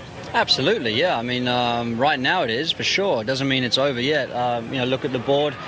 If Poulter and McIlroy do something crazy and Coulthard-Lowry win their game and somehow you come out of this day 3-1, it's possible. Obviously, right now you look at the board and it's bleak, but, turnarounds are possible. And I think if we do get some momentum going our way, it could unnerve this whole place, but it's very hard to get that going right now, it feels. Justin, you've had no time off in this match. I think you're about the only European who can say that. How are you feeling? Not feeling too bad, actually. Feeling a little bit fresher this afternoon than I was yesterday afternoon. But I'd be feeling a lot better if we were, winning our games. But that's the whole thing. Our team, we'll have some fresh players tomorrow. And hopefully everyone can just come out, give it 100%. Obviously, you play for pride no matter what in this tournament. So, you never know. Ben Crenshaw said it can happen. And I just think, I really feel if we can get close, I think everything will start to get a little bit frantic out here, and everyone, the American team more than us will feel that. What's it going to take to ignite it for Europe? Well, it's going to take a 3-1 session here. Coulthard-Lowry need to win their game. Poulter, McIlroy need to have a huge comeback, and Garcia-Donald to hang on, and I think that will be the turnaround. Well, only 2 players will have played all 5 matches in this Ryder Cup. Justin Rose is one of them. Rory McIlroy is the other, and here's a big moment for the world number 1. Yes, coming up shortly. Actually, Zach Johnson is going to putt first here on the 12th green, John. He's just going to try and make sure of the par. I thought the Americans had the par, but they don't. So Zach Johnson pops it forward now. He was in trouble, caught the trees down the right-hand side. Doesn't have his putt for par. So, well, anyway, Rory McIlroy is going to have this 6 to 8 footer after a great second shot. He's reduced this 476-yard par 4 into the wind to a drive and a very short iron. It was a huge drive into the breeze, and he's got this putt, Karen, and big putt because so many have missed, and this is a fairly straightforward one. It's not too bad. It's a little bit uphill. I think he was looking for a little bit of help from Ian, because Ian's ball was kind of rolling on the same line as his, but didn't give it enough pace to get a good read from it.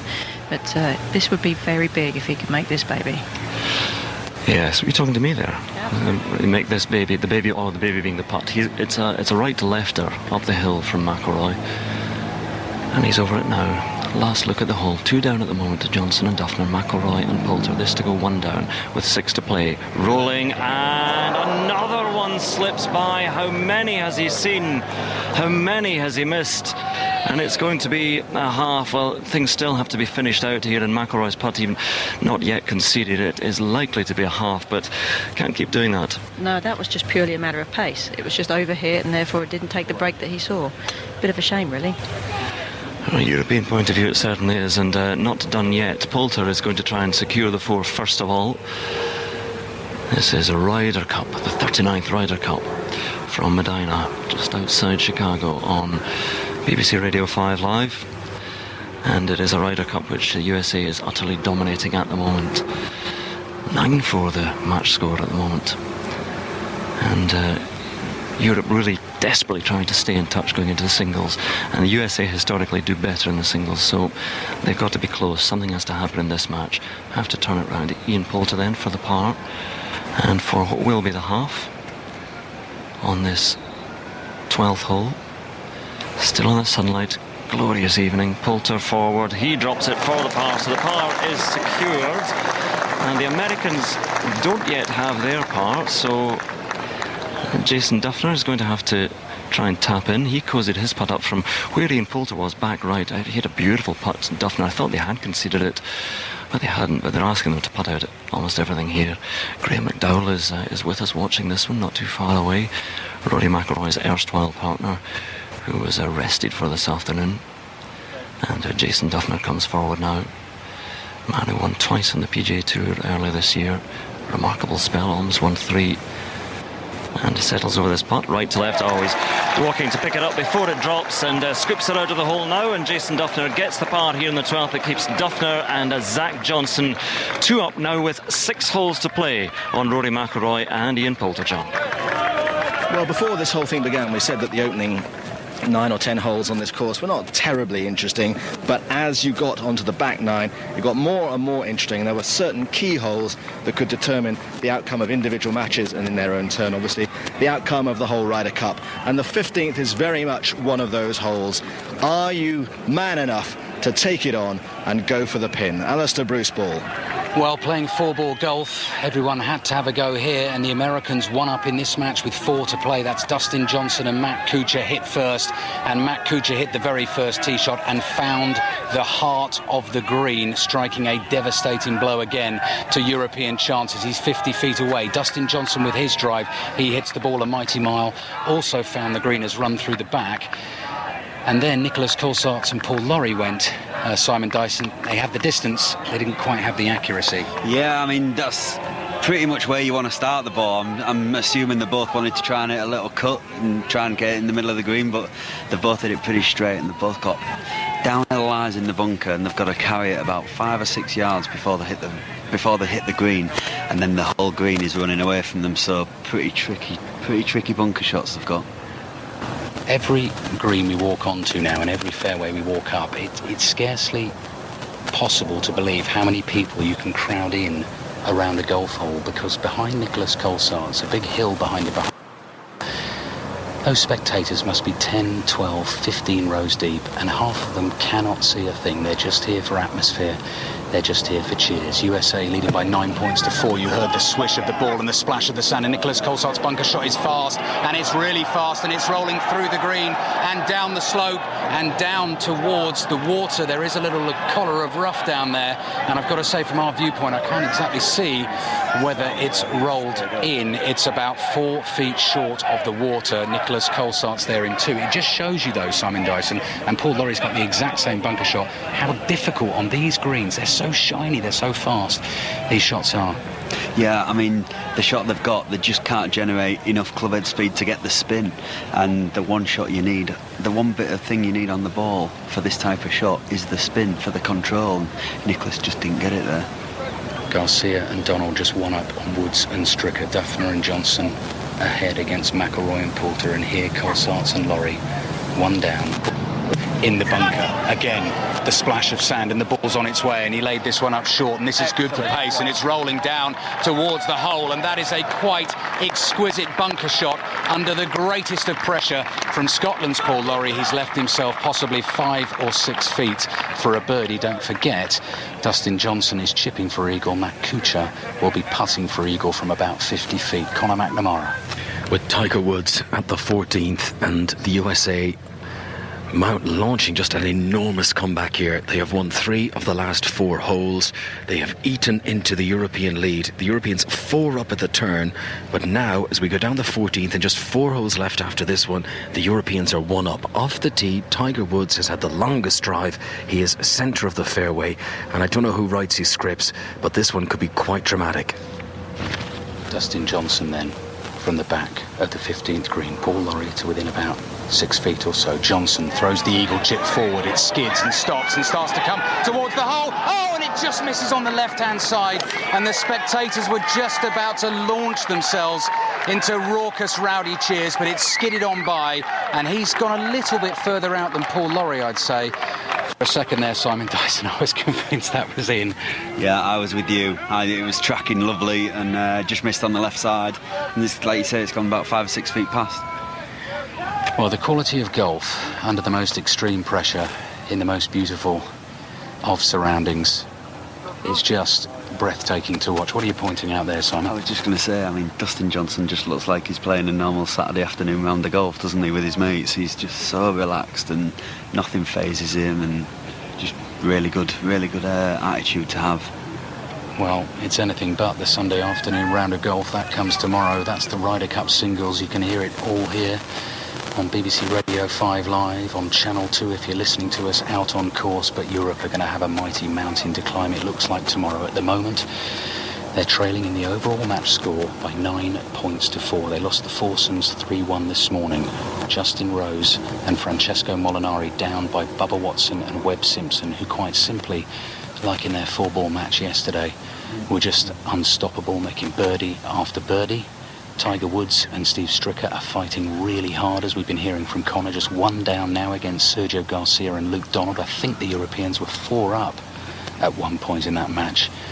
And in the bottom match, Jason Duffner and Zach Johnson are 2 up on Rory McIlroy and Ian Poulter. This is a long eagle putt, eagle chance from Matt Kuchar, but were it to go in, all of a sudden the USA here would be 2 up with just 3 holes to play. Paul Lawrie's played the fantastic bunker shot. He also looking as cool as a cucumber, just leaning with his left hand on his putter and desperately hoping that Matt Kuchar can't find another one. And this really would be a big bombing putt if this drops. It's going to go left to right, the breeze just flapping gently at the sleeves on his polo shirt. Caddy holds the flag for him. And Kuchar's putt is on its way, and the roars will tell you everything if this one drops. It's coming slowly, surely, towards the hole. Will it get there? Will it get there? Just stops on the left-hand side. It was centimetres away from being one of those defining moments of the Ryder Cup. The judgment of pace was quite spectacular. And Paul Lawrie, very generously there, Simon Dyson says that is a magnificent putt. It's in for birdie. It's a definite half of the hole, and it's huge pressure on Paul Lawrie again, and we're right behind the line of his putt. I mean, but under the circumstance, that was such a fantastic putt. He had about 3 different breaks on that, and the last 12 foot of the putt was just really fast, and to judge it that well was just superb, really. Okay, Paul Lawrie, let's see what you got then. A wonderful performer for Europe in the USA 13 years ago in his very first Ryder Cup, winning 3.5 points out of 4. Couldn't do anything yesterday in his 4 balls. He's got a sneaky one here. It's a left to right. It's probably about 5 foot or so, but it's vital, absolutely vital to the European cause. Lawrie's ready. This for the birdie, this for the half. Strokes it gently and straight down into the middle of the hole from Paul Lawrie. Nerves of steel from the Scot there, and he really does keep this match alive for Europe. It is halved in birdie threes on the par 4 15th. Colsaerts and Lawrie 1 down against Dustin Johnson and Matt Kuchar. There are just 3 holes to play. And Tiger Woods has the bit between his teeth on the 14th. I was lucky enough to be at the Grove Club near Watford a few years ago. I think it was the American Express Championship, when I saw Tiger hit a 3-wood to the 18th to within about 18 inches. I thought it was the most cleanly struck golf ball I'd ever seen in my life. But his tee shot at the 14th here, it was like flicking your fingernails against a piece of cut glass. The sound it made off the club was amazing. 390 yards later, in pole position, and he's put his second shot, we think, on the green. And Tiger Woods is determined that he's not going to leave Medina empty-handed. Back here very shortly, 5 Live, late on a Saturday evening, and it's news time. On digital radio, digital TV, mobile and online. This is BBC Radio 5 Live. BBC News on 5 Live, I'm Suzanne Chislett. The Foreign Office is investigating reports that a British woman's missing after the flash floods in southern Spain, which are known to have killed at least 10 people. The 52-year-old's been reported missing in the Andalusian province of Almeria. Hundreds of homes have been evacuated. These people spoke of the damage wreaked by the floods. The water was carrying cars, trees and all kinds of things. A car came into the house. It destroyed the wall and the door. We've been left with nothing to live with. We're ruined. The Labour leader Ed Miliband is warning banks that a Labour government would break them up if they failed to separate their high street and investment arms. The Labour leader was speaking to The Observer ahead of the start of his party's annual conference tomorrow. A British woman and an Australian woman have been kidnapped in the northeast of Ecuador near the border with Colombia. Reports say the women had been travelling in a canoe while visiting a remote nature reserve in the Amazon jungle. Megan Stammers, the 15-year-old girl who was found in the French city of Bordeaux after disappearing last week with her maths teacher, has flown back to the UK. She arrived at Gatwick Airport this afternoon and has been reunited with her family. 29 people have been arrested in the West Midlands after violent clashes between the police and members of the English Defence League. Parts of Walsall Town Centre had to be sealed off as riot officers tried to contain the trouble. And Ed Miliband and Gordon Brown have led the tributes to Labour MP Malcolm Wicks, who's died at the age of 65. The Croydon North MP and former Energy Minister had been fighting cancer. The Ryder Cup on 5 Live. With John Inverdale. Well, basically, it's been the story of America leading and then leading further and then leading even further. Of the matches out on the course during the course of the afternoon, the 4 balls, one finished a short while ago. This to avoid defeat. Oh, and it horseshoes out. And that sums up Europe's day in this match. The caps come off. It's victory for the United States. The hero has been Webb Simpson, who's played quite splendidly in this match with a string of birdies that were just too much for Rose and Molinari to handle. And the tide is very much with the home side. Well, Webb Simpson playing some extraordinary golf to give the Americans the point in that match. What's happening in the woods? Garcia, hot confrontation. Alistair Bruce Ball. I'm watching Dustin Johnson and Matt Kuchar one up with 3 to play against Paul Lawrie and Nicholas Colsaerts. My nerves can't take much more of it, but Paul Laurie's can. A quite brilliant up and down from the bunker to the side of the 15th green keeps Europe alive. 1 down with 3 to play. They need a half. You desperately love them from Europe's point of view to try and get that point. To do that, they're going to have to win 2 of the last 3 holes. Apologies, Ali, went to the wrong person there. Here is Connor, though, watching what is a fascinating confrontation at the 14th. Yes, it started so well for Europe. Garcia and Donald were 4 up after the front 9. But suddenly, and from nowhere, Tiger Woods has clicked into gear. The USA have won 3 of the last 4 holes, and Europe's lead has been decimated. They now lead by just 1, and we have got 4 holes to play after this one. And we keep waiting for the final match to ignite, but so far no joy. Andrew Cotter. Yes, the sun's sinking the holes and the time running out for the European pair, the strong-looking pair of McIlroy and Poulter, but they're still 2 down against Zach Johnson and Jason Duffner as they stand on the 13th green. But Rory McIlroy has knocked it in close here, so he's got another chance. Surely the putts must start dropping. 2 down at the moment. Yes, you can feel in the air the afternoon is turning into the evening, and at the moment the sun seems to be setting on Europe's Ryder Cup hopes.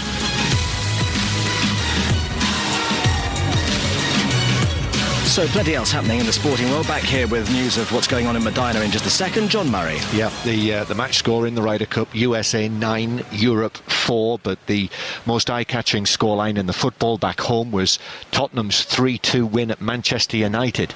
Luis Suarez inspired Liverpool to their first Premier League victory under their new manager Brendan Rodgers. He scored a hat-trick in Liverpool's 5-2 win at Norwich. The league leaders Chelsea beat Arsenal 2-1, while there were also wins for Manchester City, Everton, Sunderland and Stoke. It finished 2-2 between Reading and Newcastle. Celtic moved above Motherwell at the top of the Premier League table in Scotland with a 2-0 win at Fir Park. The Challenge Cup winners Warrington are still on for the double. They won 36-18 at St Helens to seal their place in their first Super League Grand Final. In the Rugby Union there were wins for Bath and Leicester. In the Pro 12, Ospreys beat Munster while Scarlets lost at Treviso. England beat New Zealand by 6 wickets in the Super 8s at Cricket's World 2020. The hosts Sri Lanka thrashed the West Indies by 9 wickets, and England's women won this by the same margin against India to progress into the semi-finals. And so on that spectacular, dramatic 13th hole, we find Andrew Cotter. Here on the 13th, watching across Lake Kadija as the shadows stretch across the green, and we're waiting for the Americans to putt. Zach Johnson, Jason Duffner, 2 up at the moment, and Rory McIlroy and Ian Poulter. But I'm standing beside Rory McIlroy's partner this morning. Graham McDowell rested this afternoon, and he and the rest of us watched a stunning 3-iron into the hole here from McIlroy. Amazing shot, but the putts really have to start dropping, and that's been the tale for the whole of the European team. For sure. I mean, obviously I've had a chance to watch Rory's game up close and personal for the first 3 sessions, and him and myself both putted beautiful on Friday morning, and we really didn't make anything yesterday afternoon or this morning. So Rory's ball striking continues to be phenomenal as we watch Zach Johnson's putt roll down there. Looks like it's a gimme for 3 on this par 3, but Rory's ball striking remains phenomenal, but the putter's been cold, and we really need something to happen in this game. Is there a feeling in the European team that is there talk about the fact that the greens, they're struggling on the greens? I think as a 12, yes, we have struggled on the greens the last couple of sessions. The greens were noticeably faster between Friday morning and Friday afternoon session. They were cut and rolled, even though they were only supposed to be cut between sessions on Friday. And I believe they were running at 13 this morning, and they've got to be at least out this afternoon. So I would say as a 12, the US are probably better fast green putters than us. Typically when the Ryder Cup comes to Europe, we like them on slightly slightly slower greens because we adapt better to that. But it's the same for everyone, and they've just putted better to that. We'll have it running about 8 at the Stimp at Gleneagles. I'm just looking at the score at the moment, 9-4 to the USA. I mean, something really has to be got from this match, because you can't. A 5-point lead at the moment is looking pretty good. Well, McIlroy's over this at the moment, so we'll just pause to have a look at this, because a putt which surely has to drop. He's going to have to drop one of these putts. He's had so many chances. Putter head back, ball goes forward, down into the shadows towards the hole. Does it drop this time? It does, and it punches there, and Rory McIlroy has won. There's the roar from Ian Poulter, and they slap hands, and they have a birdie too on the 13th, and that's the way to get back in the match. Graham McDowell, 1 down. There we go. One step forward's momentum, isn't it? So there we go. I mean, Rory has been burning edges all day long. That's a huge 2 here. This is 240-yard par 3, 315 feet. That's that should give them huge things to feed off. Not that Ian Poulter needs anything to feed off, but they need something in this match. We need a point, half a point at least out of this match. Okay, thank you very much, Graham. You'll speed off in the buggy. Thanks for talking to us. Graham McDowell is rested this afternoon, but yes, Ian Poulter's got some energy again because of that birdie by Rory McIlroy. They head to the 14th now, 1 down against Johnson and Duffner. On the 14th, just watching Tiger Woods lining up a putt, and Andrew McGee is alongside me here. Given the way that Woods has been playing for the majority of this Ryder Cup, you just look at him, he's got the bit between his teeth now. You can kind of feel it, can't you? You can kind of feel like, I haven't got a point from my team, I'm a little embarrassed. I sat out this morning, I've got to do something, and I haven't been up in a single match here, and it looks like he may have this hole. Luke Donald's just got we tap in 3-footer.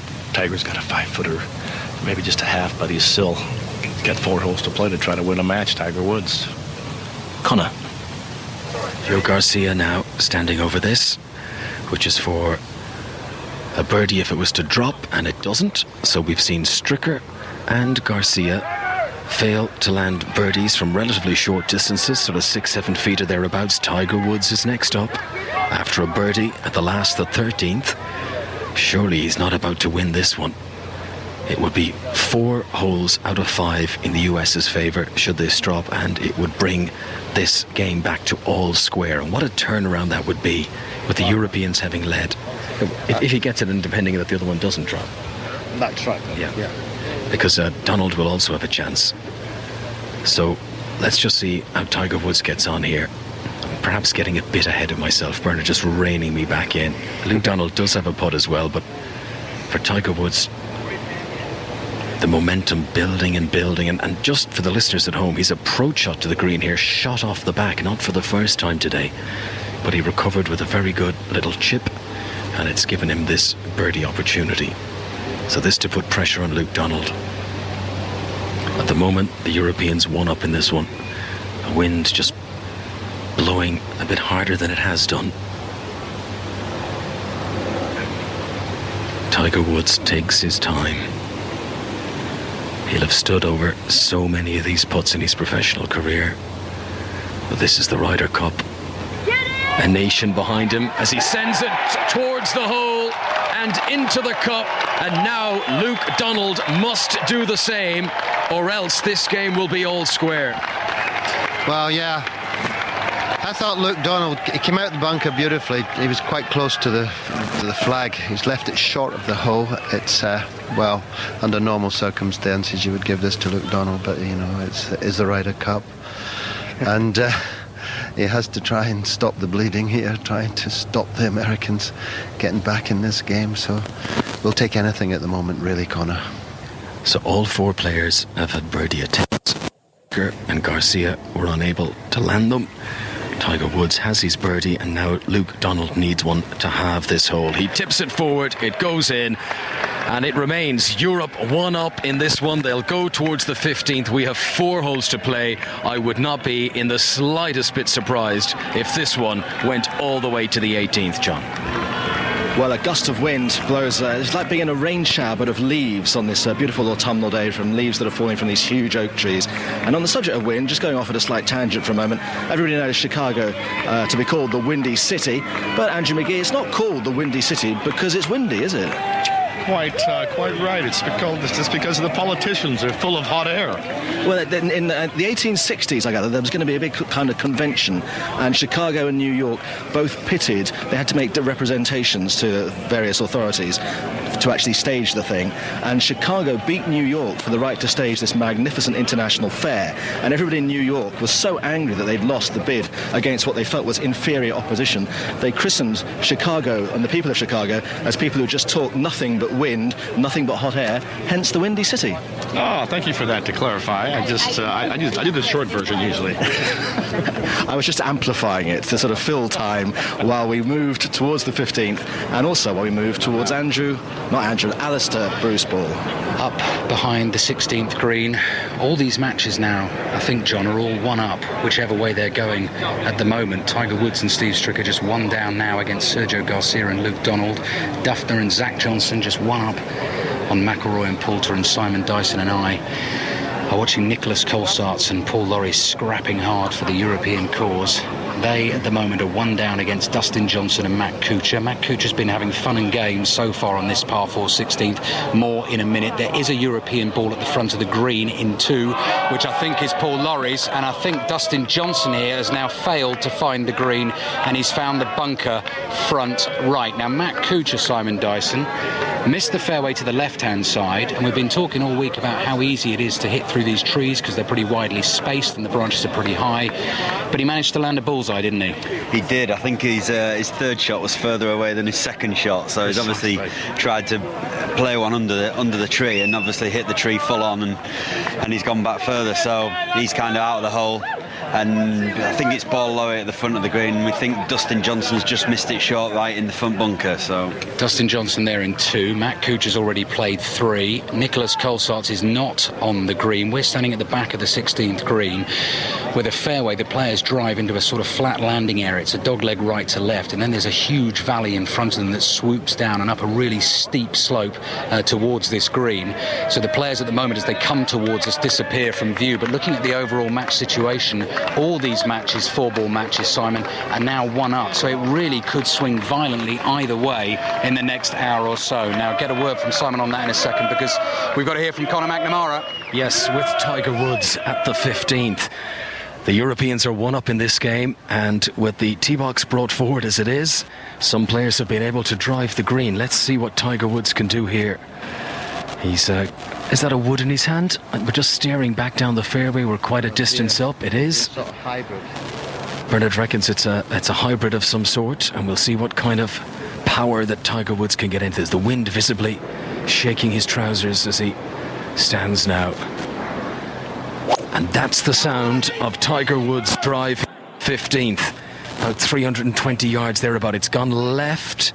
Now, a lot of players want it to be over that side, but he does not want to be where he is because Tiger Woods is in the bunker. The players go on the left so they can get a nice access towards the pin, which is located back right. There is water on the right-hand side of this fairway, but Tiger Woods is in the bunker off the tee at the 15th. Alistair.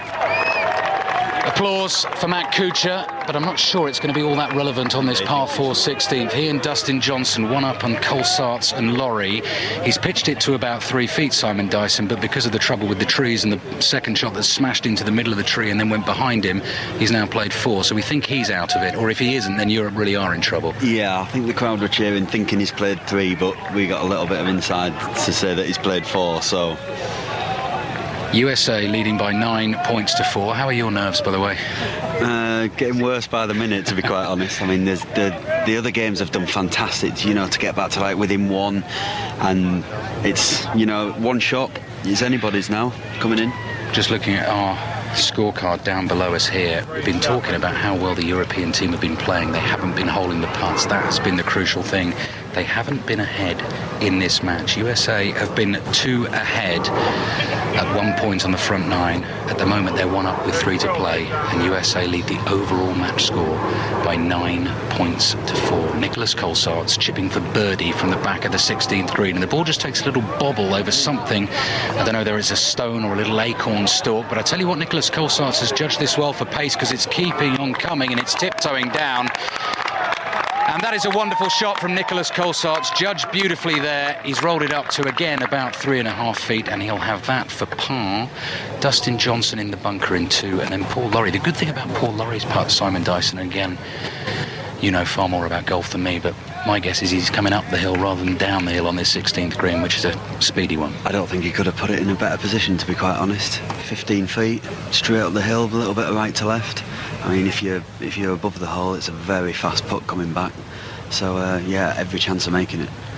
Dustin Johnson is swallowed up by the big bunker in the front right. We're just going to see some flecks of sand thrown up and a little white ball pop out. Here it comes, and it's into the little collar of rough in front of the green, and it doesn't get onto the putting surface. So again, from Europe's point of view, that is extremely good news, because Dustin Johnson has played 3 shots here and is not on the green. Matt Kuchar, because of his troubles in the trees, has played 4 and has about 4 foot to negotiate for a bogey 5. Nicholas Colsaerts has rolled it down to about 3 feet for a par, and a par may well be good enough, but Paul Laurie's got the birdie putt to come, Simon. He has, yeah. I think Dustin will be pretty disappointed with that. I've watched him the last couple of days, and his short game's been fantastic, so yeah, he'll be disappointed with it, but you know, every chance Europe have got a great chance now to go back to the hole square.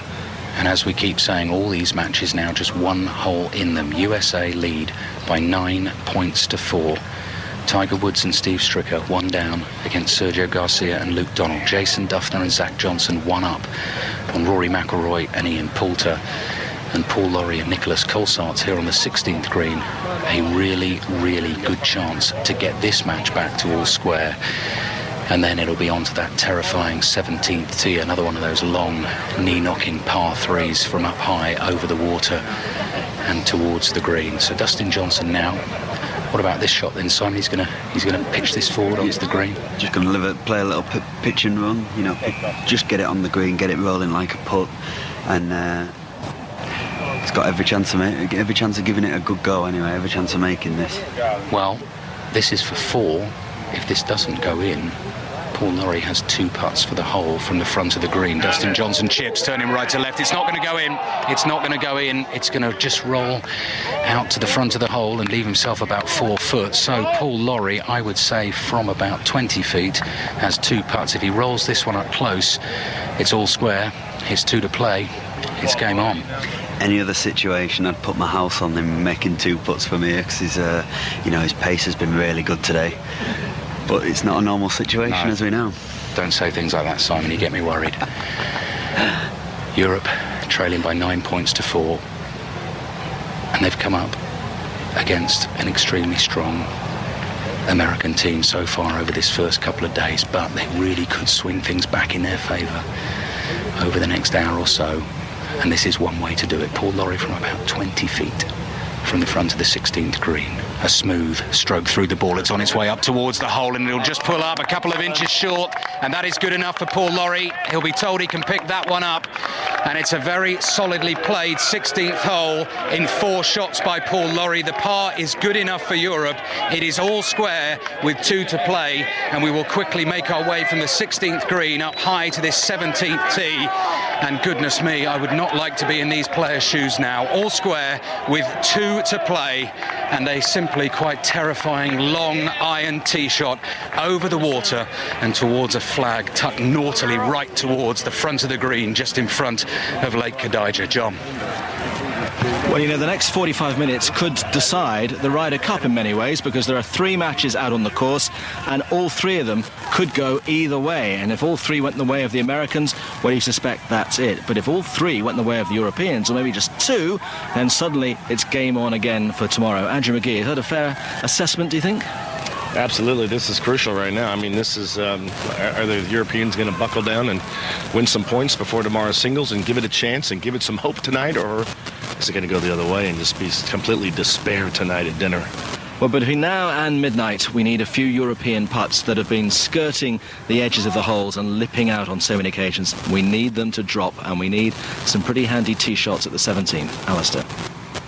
So, on to the 17th tee. Listen to Simon Dyson. What was that, Simon? What did he say? That was a come on, Europe. So impartial here on the BBC. Well, Simon Dyson's a European Tour player. He's good mates with all of these players. By the way, have a listen to this noise around us. Let me just hold the microphone up.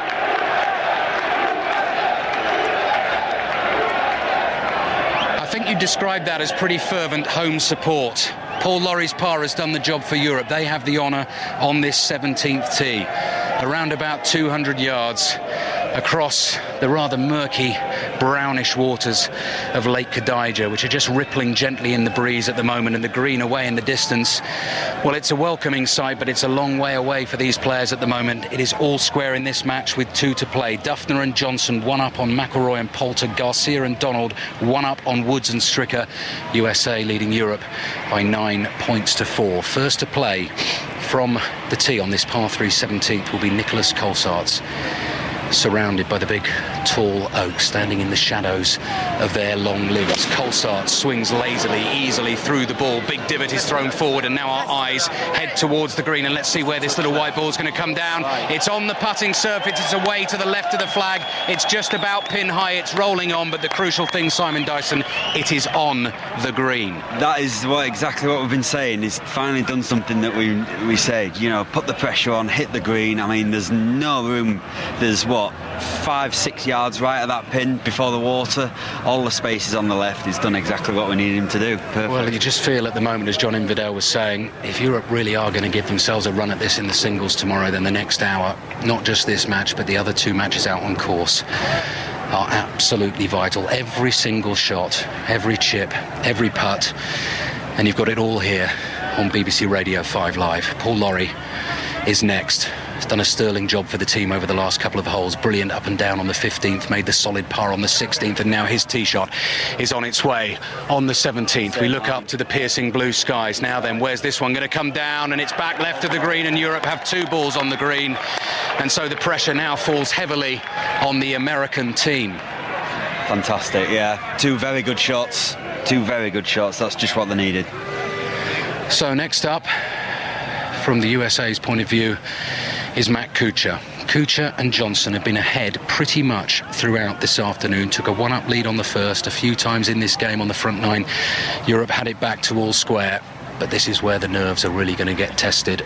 And there are thousands and thousands of people here to watch it, which just makes the pressure all the greater. Just looking at just one of these American fans in a huge Stars and Stripes top hat just in front of us. We're looking back up a level towards this elevated tee on the 17th, and Matt Kuchar just taking that little bit longer over the tee shot. Breeze just gets up as Kuchar swings through. If the ball lands on the green, you'll certainly know about it. People are pointing. Let's have a look. It's gone left. Oh, and it just makes it. It just makes it, and it does indeed roll onto the green, and it is probably the closest of the 3 so far. It was a couple of feet away from Simon Dyson from clattering into those big wooden timbers that front the green on the banks of Lake Kadija and bouncing back into the water. Very close to going in, but it managed to just pitch over it in the rough, but the rough's very firm, and it's taken a nice big bounce and gone just past pin high to about 16 feet. You have to admire the skill and the nerve of all these golfers, all 24 golfers on show here at the Ryder Cup. Dustin Johnson next to play, sets this off to the right-hand side. Is it going to be big home roars again? Dustin Johnson's ball is on it. Oh, it's a stunning shot from Dustin Johnson right into the heart of the green, and all 4 players in this match have found the putting surface. And we have a really big birdie shootout coming up on the 17th green with their stakes at the absolute highest. The USA chants ring around the 17th green, and not just round the green, because there's people on the other banks of the water who are going to watch this from 70, 80 yards away and see if these putts can go in. It's all square in this match. Every single player in the group will have a birdie putt to come in a couple of minutes or so. OK, you won't miss that. No, we'll go. Here at the 16th hole, we're watching Steve Stricker up to his waist in the bunker with a second shot here at this par 4. Swings right through it, bounces centre of the green, and it doesn't roll on anywhere near enough. It's going to be about 25 feet or so for him, maybe less, but 20 feet for Steve Stricker. Luke Donald is much closer. He's only 3 feet now for a birdie. At the moment, the Europeans are 1 up in this one. We've said it many times, but it bears repeating. The Europeans were 4 up after 9 holes. As they turned onto the back 9, they were 4 up, and the Americans have just clawed into that all the way. Tiger Woods with some inspired play, and the European lead at the moment is just 1. Woods was also in a bunker. He chipped it up to probably around 18 feet or so he will also have a birdie attempt, and the Europeans will be hoping that Luke Donald can just hold his nerve and put in his putt from about 3, and then at least they've got a half at minimum, Bernard. Yeah, that's right. We really need, mind you, Sergio Garcia has an outside chance of helping Luke out here. He goes first from his putt from about 20 feet. He too was in the bunker. It came up short. It's essentially playing a par 3 this hole. It's been shortened. It's downwind today, but there's water on the right. The pin's hard up against the green on the right, so anything that goes to the right is going to end up wet. Okay, while Sergio lines this up, let's go to Andrew Cotter. Ian Poulter has to get up and down from the front greenside bunker on the 14th foot and a half. Jason Duffner has already done just that for the birdie here in this par 5. Oh, and Poulter's raced that past a bit. That's a 5-footer back down the slope for the half to remain 1 down after McIlroy's birdie on the 13th. Got them back to just 1 down. But, yeah, Poulter's going to have to hold that one in the shadows here. That to come. Sergio Garcia sends his birdie attempt on the way from 22 feet, and it comes close, but it doesn't drop, and I'd imagine that's in or around gimme distance as Garcia walks up to collect the ball. He was the outside chance for the Europeans. Luke Donald is much closer, but Garcia gave it a go. Well, he did. Nothing's really been dropping for Sergio Garcia today. A wonderful tee shot there that just didn't quite fade onto the green, so it stuck in the bunker. Bunker shot wasn't a brilliant bunker shot, but it was a safe play to be in that bunker. Tiger was in the bunker, Steve Stricker was in the bunker, and Steve Stricker's, he came out the bunker and he's lying probably just inside Sergio's putts. He's got a putt for a 3 from about 18 feet. Okay, we'll come back to Stricker in just a moment. Alistair Bruce-Ball.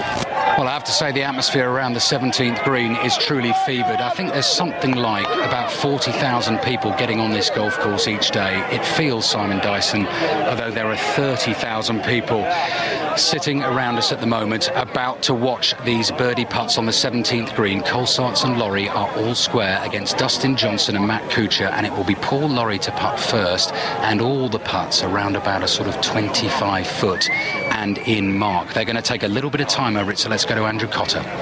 Poulter, and Ian Poulter has to hold this 5-footer on the 14th for a birdie for a half to remain 1 down with McIlroy against Zach Johnson and Jason Duffner. The wind lifting up the leaves a little bit on the trees behind him now as he pops it down the slope. Into the hole it goes. Oh, what a stroke from Ian Poulter. That was brave, that was bold, that was well executed, and the Europeans in McIlroy and Poulter remain just 1 down with 4 to play against Johnson and Duffner.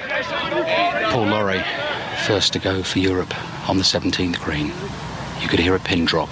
It's the Ryder Cup, it's the 17th hole. The European fans are bawling for this to drop. Laurie's birdie putt on the way, turning left to right and not quite making it in the end, but pulls up right next to the hole. That'll be conceded. He will be in for par, and Simon Dyson, the crucial thing about that is Nicholas Colsaerts can have a run at it. He can have a really good go at it now. It's a big putt to make now. You know, they've got 2 good chances. They're both inside Nicholas, so if he can knock this one in, you know, puts the pressure back on the Americans. Well, this is the Ryder Cup right here, right now.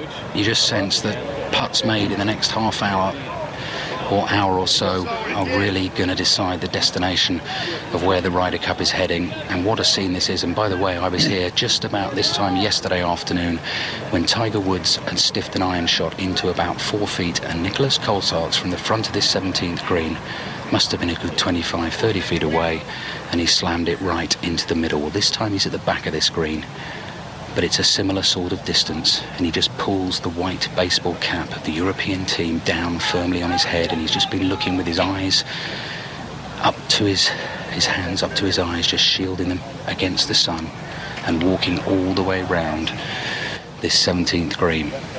Nicholas Colsaerts, who has been quite brilliant for Europe, and quite rightly is going to take so much time over this putt. As Simon Dyson was saying, Matt Kuchar and Dustin Johnson all square in this match, both with birdie chances to come. Paul Lawrie is already in for the par. USA leading by 9 points to 4. And I can just see Dustin Johnson's caddy at the moment just holding his hand up just to make sure there is absolute silence here as Nicholas Colsaerts gets ready to putt. And my word, how Europe would dearly love this one to drop. On its way, Colsaerts for birdie. Will this go for Nicholas Colsaerts? No, just slides by on the left-hand side. So 2 chances now, one for Matt Kuchar and one for Dustin Johnson to win this hole. Conor McNamara.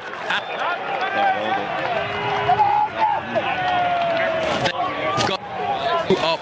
The Can't get Conor there. Conor probably can't hear himself think, because that is precisely the sort of atmosphere we are sitting in. Luke Donald, I'm hearing, has holed from 3 feet to take Garcia and Donald 2 up against Tiger Woods and Steve Stricker with 3 holes to play. 2 up with 3 to play, Garcia and Donald. Duffner and Johnson still 1 up on McIlroy and Poulter. This match all square, but Dustin Johnson and Matt Kuchar have birdie chances. Simon Dyson, it's hard to think straight in this sort of atmosphere. I mean, commentating on it is the easy job, but how these guys are doing it, I have no idea. No, I don't. I mean, we stood back on the tee and the atmosphere was just absolutely electric. I was watching Nicholas as soon as he hit that putt. He started walking and I think he thought he'd made it and it just slid by. So, great effort. Well, if either of these putts drop, then I think we can probably guarantee the loudest roars of the week so far, because we're getting into the long evening shadows on this 17th green. A fair bit of liquor has been taken by fans on both sides, and they are very, very excited, certainly about these birdie putts for the Americans from the American fans' point of view. Dustin Johnson will go first from the heart of the 17th green, right to left, down the hill, probably just inside 20 feet or so, a couple of slow practice strokes, and he knows the importance of this putt, as do the thousands of people gathered round this green. Ball is on its way. Big shouts from the American fans. It's turning right to left. Dustin Johnson loves it! It is in for Dustin Johnson. He punches the air with glee. You can hear the reaction from the Chicago fans. It has quite simply gone nuts around this 17th green, and it is a huge blow struck by Dustin Johnson for the USA, and of course it cues this.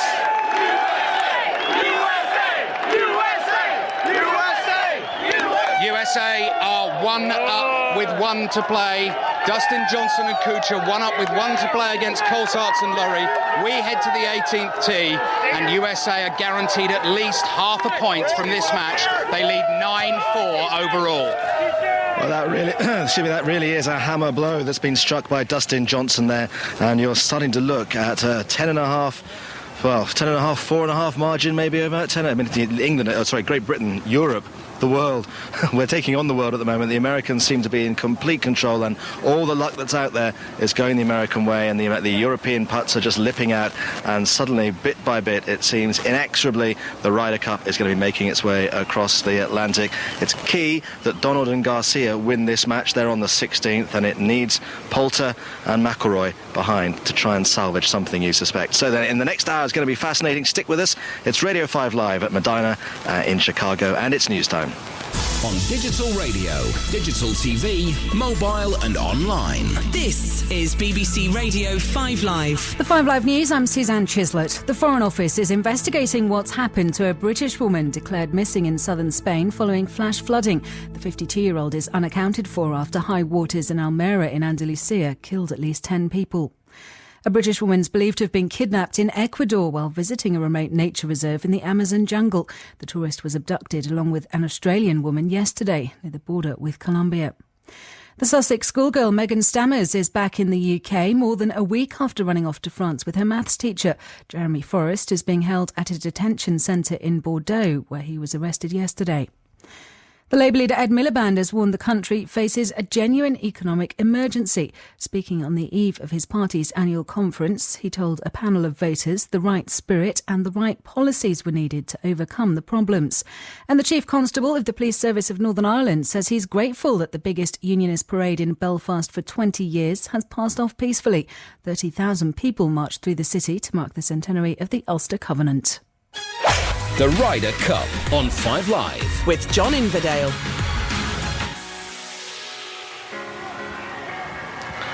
Well, good evening from all of us here in Medina. It's tea time here. It's heading towards dusk, but there's still plenty of golf to be played over the next 45 minutes or so. And this 18th that's about to be played could well be crucial in deciding the outcome of the Ryder Cup. Alistair, Bruce Ball.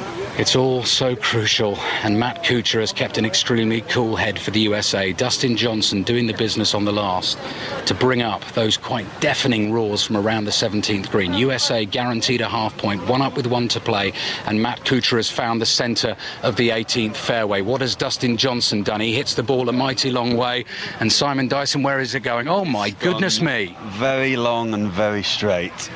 So, very much USA in the driving seat, going down the 18th, one up with one to play. And Simon, just to get your thoughts as well, because I didn't have a chance, not just the atmosphere around that 17th green, well, the putt, and then the atmosphere, what you made of that from Dustin Johnson. I mean, Dustin was just probably the calmest man around that green, or on it. He just hit the putt. I mean, we were right in line. It was never anywhere else. It went in the middle at dead weight, and he showed some emotion, and the whole crowd just went absolutely nuts, and that's the loudest cheer, like you said. That's the loudest cheer we've heard in 2 days. USA lead by 9 points to 4. If they can halve this hole in this match, they will lead by 10 points to 4. It's been tight all the way, and we're just looking for the first European drive, and it's a cruncher as well from Nicholas Colsaert. So he has also found the fairway. It's probably the most attractive tee on the course, although I'm sure the golfers aren't really thinking about that at the moment. They are framed. It's a rectangular tee that juts back into the waters of Lake Khadija. They stand high above the lapping waters below, with pink and white flowers all around them, almost matching the European outfits this evening, actually, in the pink shirts and the white baseball caps, as Paul Lawrie sends his drive on its way. Started off down the right-hand side, and we're going to have a look for where this one lands, and it's just skirted just slightly out of the fairway into that first cut of rough, but as we've been saying all week, that really is no rough at all. And Nicholas Colsaert has also hit a big booming drive, just like Dustin Johnson. He's just about 5 yards behind them. Colsaert and Lawrie, one down with one to play. They need to win this hole. John. Well, Andrew McGee and I are walking up the 16th, which is a devilishly hard par 4. And Andrew, what's your thoughts on the way that the balls are lying here? Well, we have one European ball in the left trees. It was really no shot to hit the green. So as you said, it's a 2-on-1 fast break here on the 16th. Tiger Woods, our friend Tiger Woods, has just creamed one down the middle of the fairway with the shortest club possibly left. So let's don't. This match is 2 up, but it's going to go another couple maybe. Connor? Yes, 2 up, 3 holes to play. Tiger Woods has gone furthest off the tee. He's completely dissected that fairway, and really good distance down there. This is very much an elevated green, so the players are looking up there, bunkers to the left and to the right, and a very narrow little mouth to the green at the front that they've got to try and come up in if they come in anyway sort of low. So Tiger Woods in prime position there to have the best shot in towards the green, and the Europeans are some way behind him. But we need a charge. Talking about things from behind, we need a charge from behind at the 15th. Here's Andrew Cotter. Yes, 15 short par 4, risk and reward about 280 to the front, 306 to the flag, downwind. So Rory McIlroy and Ian Poulter had the honour. McIlroy went for it with the 3-wood, found the bunker left of the green. Ian Poulter then decided he should go for it as well. Driver, same bunker left of the green. Zach Johnson, driver in the water down the right. So it's really down to Jason Duffner, who then was forced to play the safe shot, the layup. He almost put that in the water down the right as well. So he's left himself about 90, 100 yards or so to a tight pin coming from a tight angle. But the Europeans both in the sand. The right decision, Karen? I don't really think so, but I mean, I'm obviously not in a situation that these guys are in, but for my money, I would have had somebody play it up, whoever teed off first to play it up short of the green with an iron, leave himself a good wedge into this flag, and then whoever teed off second could really go for it and play really aggressive at it and not feel the need to pull it into the bunker left. It's just, I mean, but the guys play a completely different game. I mean, they want to go for everything. You can tell how aggressive both these players are. Well, there's a decision at the moment about if Zach Johnson got over the lateral water hazard as it is and then rolled back in, where he'll get a drop to play his next shot, playing 3, because he would want to get a 4 to give Jason Duffner some backup. And the Europeans, Poulter and McIlroy, are sizing up their bunker shots from the green side bunker on this par 4. 1 down at the moment, John. Just a quick word actually with Andrew McGee here at the 16th, because Tiger Woods has outdriven Luke Donald here by 60 metres. I mean, that changes the whole complexion of the game, doesn't it? I think Luke Donald is used to that. You know, he is known as a very accurate, steady player with wonderful short game and a wonderful, steady putter. So I don't think this is concerning Luke Donald whatsoever, especially if you're 2 up with 3 to play. He thinks he's got Tiger by the tail. I like it. But the Americans have got the... everybody... do we all like that? Everybody here listening loved that line. Anyway, listen, let's go to the 18th.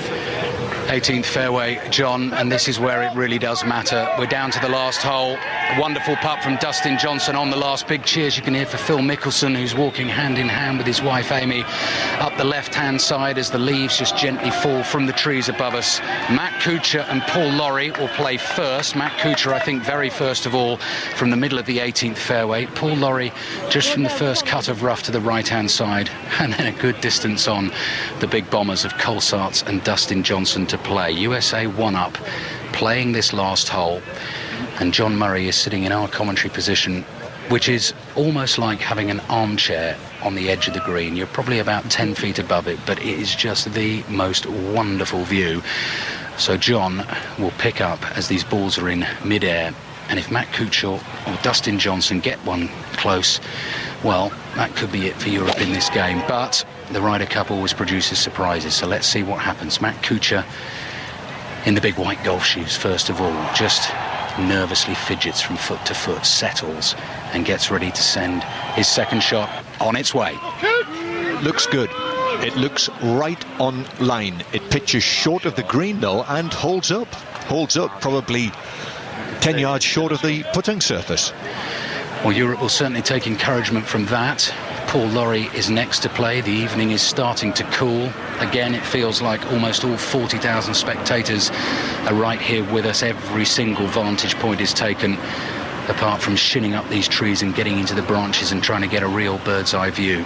Paul Lawrie is next to play. Europe are 1 down with 1 to play. They trail the match by 9 points to 4.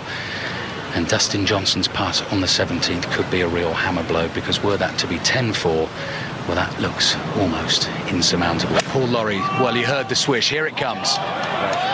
No, he doesn't like it at all. He took one hand off it, and he's landed it on the green, but it's rolling back, right to the back of the putting surface, only probably 1.5 yards on, with the flag cut right at the front. And remember, Europe have got to win this hole to halve the match. Yeah, absolutely right, John. Nicholas Colsaerts is next to play. I'm just going to have to drop the level of our voices a little, because he's only about 15 yards away from me, standing in the middle of the fairway. He's hit a monster drive, as he tends to do. And now the second shot is on its way. This has got to go close for Europe. It's looking very good! Into the hole. It landed inches away from the hole, bounded on, spun back. I think it hit the base of the flagstick, but that dramatic spin that was on the ball has actually taken it back right to the edge and just off the green. So he's probably still got a putt there of 15, 16 feet. Well, Dustin Johnson's not going to take too long, John, so it's back to you. Here it comes from Johnson, who's leaning to his left, which indicates that it's gone to the right. It has, but it will spin back, landed on the green, that front right portion, and spun back. And there won't be too much difference between the distances that Johnson and Colsaerts will have for their birdie putts. And here's Conor McNamara out on the course. And here at the 16th, Tiger Woods has played in a glorious approach shot. He's landed within 9 feet. Just before that, Steve Stricker came into about 25 feet, and that looked good. The Europeans are in trouble. Garcia was short. He's on the bank in the first cut of grass, short of the green. And Luke Donald completely overshot the green and very nearly hit myself and Bernard. We had to do a bit of an Irish/Scottish jig to jump as that ball came at us. Big cheers at the moment, because Keegan Bradley has just appeared here at the scene, and he's been cheered, and he's alongside his partner there as the players make their way up towards this green. But Tiger Woods, what a shot that was, to within 9 feet. And we go back to Alistair. As the players make their way towards the 18th green, it feels like absolute bedlam, and that is the incredible thing about this Ryder Cup, because it goes deathly silent before every single crucial shot. Then it goes completely nuts like you're in the middle of a nightclub, and then it calms down again, and the emotions just swing up and down. And Nicholas Colsaerts, you just said it, Simon Dyson, that almost sums up his day today. Oh, it really does. I mean, the shots he's hit, I mean, is it some putts that have hit the back of the hole and stayed out? He's caught the edge of the hole. I mean, and there he's just hit the flagstick, and something that should be a foot away is now 15 foot away. Interesting to note as well, after our rather chaotic scenes yesterday when all the spectators came marching into the middle of the 18th fairway with the last match, there's quite a big sort of ranger police presence on view here in their dark blue uniforms, and they're quite austere, stiff-brimmed hats just to keep the fans in check. And everyone's here, by the way. Michael Phelps has arrived, Davis Love III's arrived, Corey Pavin's here, Andrew Coulthard's here as well behind the green. Andrew, what say you? I say I'm not wearing any of my coloured goggles right now, that's for sure. Yeah, pretty tricky. Obviously difficult for Paul Lawrie to get any control on the ball with his tee shot just in that first cut of rough. He did the right thing though. He's given himself a chance here, a very outside chance. You just can't believe what a great shot Nicholas Colsaerts hit in there. It pitched less than a foot from the hole and caught the lip of the hole as it spun back to the front of the green. At least he's got an uphill putt. Matt Kuchar played a bit of a pool shot in there, and Dustin Johnson had a very safe shot just out to the flag. So just Paul Lawrie just waiting for some silence from the rather inebriated American galleries. Yeah, it's been lively. It was incredibly lively when Dustin Johnson rolled the 20-footer in on the 17th. Paul Laurie's got at least double that. This is a huge snaking putt down the middle of the 18th green. USA are one up in this match on the last. They lead the Ryder Cup match by 9 points to 4. Paul Laurie's putt on its way. He stands and he looks and he stares and he hopes, and here it comes down towards the hole, and here it comes, and it keeps rolling and rolling and rolling. And let's just try and have a little peek at how close that is. A decent effort from Paul Lawrie. Well, it's gone quite a decent way past, actually, because the flag has just been stuck back right in the middle of the hole. And the cheers you heard were obviously from the American fans, who were delighted that that has rolled all the way to the front of the green. But with the pace of these greens, that really is not surprising. So, next to play is Matt Kuchar. Just to keep reminding you, in this match, USA one up with one to play. They only need to halve the hole to win the match and take the point. Kuchar chipping, and this to win the match if it dropped, but the ball kind of spins from right to left as it lands on the green, and that's certainly no gimme distance for his 4. He's a little bit closer than Paul Lawrie, of course, about 4 feet away. And now, Simon Dyson, it really is the putt-off between Nicholas Colsaerts and Dustin Johnson, and you do feel, with the putts that have lipped out of the hole for Nicholas Colsaerts and the shot that just spun back, you do feel he's due one. Oh, he's definitely due one. I mean, they've both, him and Dustin have both putted really well today. The difference is fewer Dustins have dropped and none of Nicholas's have dropped, to be fair. Right, let's tiptoe our way up just that little bit closer to get the best view we possibly can of this, because as the shadows lengthen over the greens and the flag is removed from the hole, it's getting a bit more difficult to see. Andrew Coulthard, you're up behind the green. What about this putt for Dustin Johnson? Well, as calm as he was standing over the putt on 17, and as well as he stroked it into the middle of the hole, this would not surprise me. It's probably one of the flattest putts you're going to get on this green, and he does look to be not suffering from any kind of nerves whatsoever. He's probably got a heart rate of about 25 or something at the minute.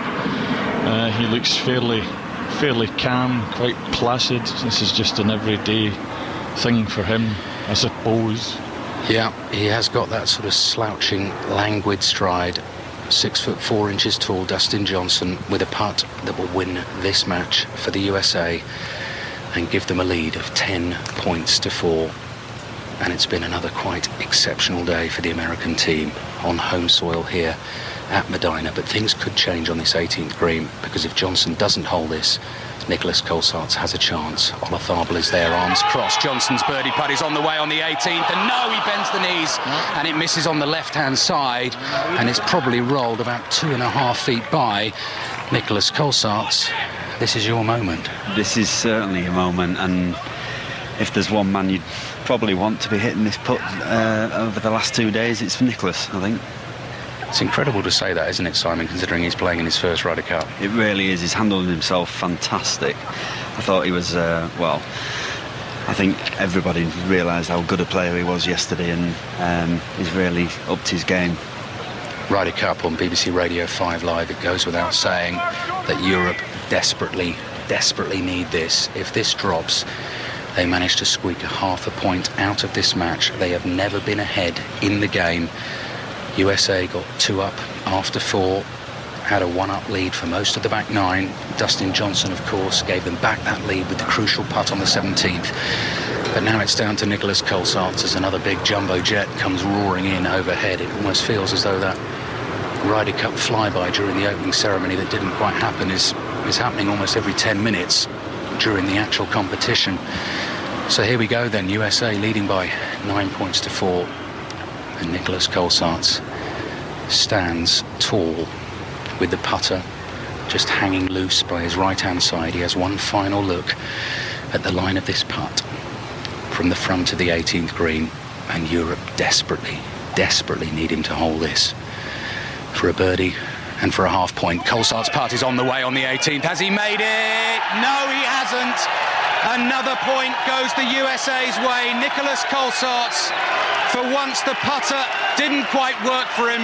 A tight match that has come all the way down to the 18th has gone to the home team. Kuchar and Johnson win 1 up, and the overall score is USA 10 points, Europe 4 points. And that is looking very grim indeed from a European point of view. Nicholas Colsaerts and Paul Lawrie fought so hard during that match, and it goes without saying, had they held their putts, it could have been a very different scoreline. 10-4 to the USA overall. We'll go and see if we can get a word with some of the protagonists up on the green. Back down the course to Conor McNamara. We're here at the 16th, where Keegan Bradley has got a birdie opportunity from 25 feet. It's downhill, but if the ball drops, it will reduce the deficit and leave the Europeans just 1 up. Tiger Woods has also got a birdie attempt coming up if Stricker fails with this. Here it comes on the way down, gathering pace on the hill. The line looks as if it's drifting to the right-hand side. It goes past by about 8 inches. It was close for Steve Stricker. Come back to us in a moment for Tiger's putt, but here's Andrew Coulthard. Well, things have changed here in the final match, because for the first time since the first hole, the Europeans are all square. Rory McIlroy and Ian Poulter. Poulter with a birdie 3 on the 15th, coming out to the sand to the left of the green. Good enough to see off the challenge of Duffner, who could do no better than a 4. So Poulter and McIlroy all square against Jason Duffner and Zach Johnson. And both the Europeans have found the fairway here in this very difficult par 4 16th hole. Right, the Europeans need these last 2 matches for sure. At the moment, 2 up after 15 holes. On the 16th green, Steve Stricker has now taken his 3 shots, so he's in the same position as Sergio Garcia and Luke Donald. Tiger Woods has a birdie attempt to come, and Woods just out prowling around and pacing it and getting his measurements. And what attention there is on this green. Most of the US team are here. I've seen Bubba Watson and Keegan Bradley watching on, urging their teammates to continue what has been a remarkable attempt at a comeback on this back 9. The Europeans were 4 up halfway through this round.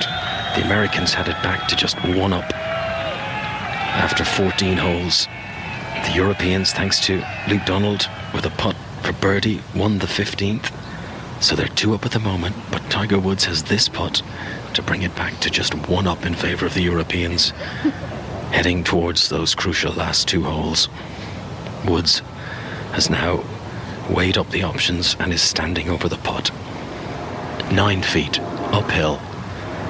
The sound of an aircraft buzzing overhead. Silence around the green as Tiger Woods sends it on its way. The pace looks good, and it's in! It's in from Tiger Woods. Who writes this man's scripts? Tiger Woods immediately bounds off the green and towards the tee at the par 3 17th, and the United States of America are refusing to give up on this particular game. They are still in it. Tiger Woods and Steve Stricker are back to within 1. Sergio Garcia and Luke Donald are 1 up with 2 holes to play. Well, wow. Andrew McGee, this is real sporting drama. Great theatre. I think he does it on purpose. I think Tiger loses a bunch of holes early, so he gets all the drama at the end, so he can be the hero, I guess, or the GOAT, but this is just amazing stuff for television. How much are they paying him for this? You think NBC is? No, I think it's just 100,000 that goes to his foundation. I think I'm right in saying that. I don't know. And someone's saying in my ear, actually, that we haven't had a single halved match in the Ryder Cup so far. And, one of these two games is obviously very, very tight. That could happen, but frantically, John Stato Murray is frantically leafing through the record books to see, actually, if there's ever been a Ryder Cup when, until the singles on the Sunday, not a single game has been halved. Anyway, let's go back to Andrew Cotter, because this is the match that might suddenly make things turn just a bit, because we'd almost given up on McIlroy and Poulter, but now the force is with them. Andrew. Yes, never give up on Mac and Poulter. All square in this final match between McIlroy and Poulter and Johnson and Duffner as they come up to 16th. All four have hit the fairway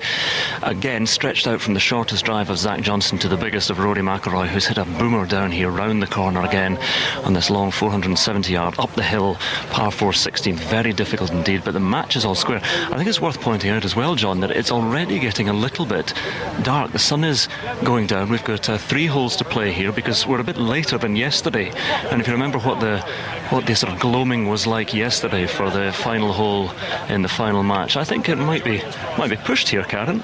Yeah, I mean, it'd be nice if everybody decided to get a hurry up, or in fact, even better still, it'd be nice if Europe decided to have a quick couple of birdies. That would be even better. Well, this is the famous hole where Sergio Garcia in 1999 as a 19-year-old skipped up the hill after hitting that 6-iron from behind the tree. And all players are in good position here. We'll bring you news of their second shots as and when, John. Just to tell you that the last time there wasn't a single halved match on the first 2 days of the Ryder Cup was in 1995, and that is the only time that Europe have ever come from behind to win the Ryder Cup. Is that an omen? Here at the 17th. Tee shots. Tiger Woods with his tee shot from this elevated tee box up over the lake. The wind doesn't seem to be blowing too hard, and Tiger Woods lands front left edge and bounces towards the hole, and he's left himself about 4 feet. Absolutely incredible. Tiger Woods has come up with the goods when it's mattered in this game. Well, he's raised his game and he's inspired. He's inspired by the American public and the American support. He's inspired by his colleagues, his fellow team members here. And this is just exceptional play under the pressure cooker of this situation. Europe 1 up in this match, the third of the afternoon sessions. And this is the second last hole. If the Americans can win this, it'll be all square going down the 18th, and what drama that'll provide here this evening. Right, up next on the tee, Steve Stricker. If he can be anywhere near as good as Tiger Woods, he'll be absolutely delighted. We've seen some brilliant approach shots towards that pin at this 17th hole already this week. Here comes Steve Stricker's shot. Now that looked like it took off a little bit more to the right hand side as we peer our eyes towards the green and sees that it drops and it's towards the rear. It's not as close as Tiger Woods, but it's on the dance floor, and Steve Stricker will be pleased with that. Yeah, he's on the green, gives himself a chance. That's the main thing, over the water. Now, our team have really got to attack that flag. They've got to try and get it close, because you've got to assume Tiger's got to have a birdie. That's just... Up next for Europe, Sergio Garcia. And if you haven't been tuned to our commentary all evening, a reminder that this European team of Garcia and Donald were 4 up at the turn. After 9 holes, they were 4 up on the Americans. But Tiger Woods and Steve Stricker have been clawing away at that lead. And here we are at the second last hole. Garcia, who's been involved in a fair bit of drama already today.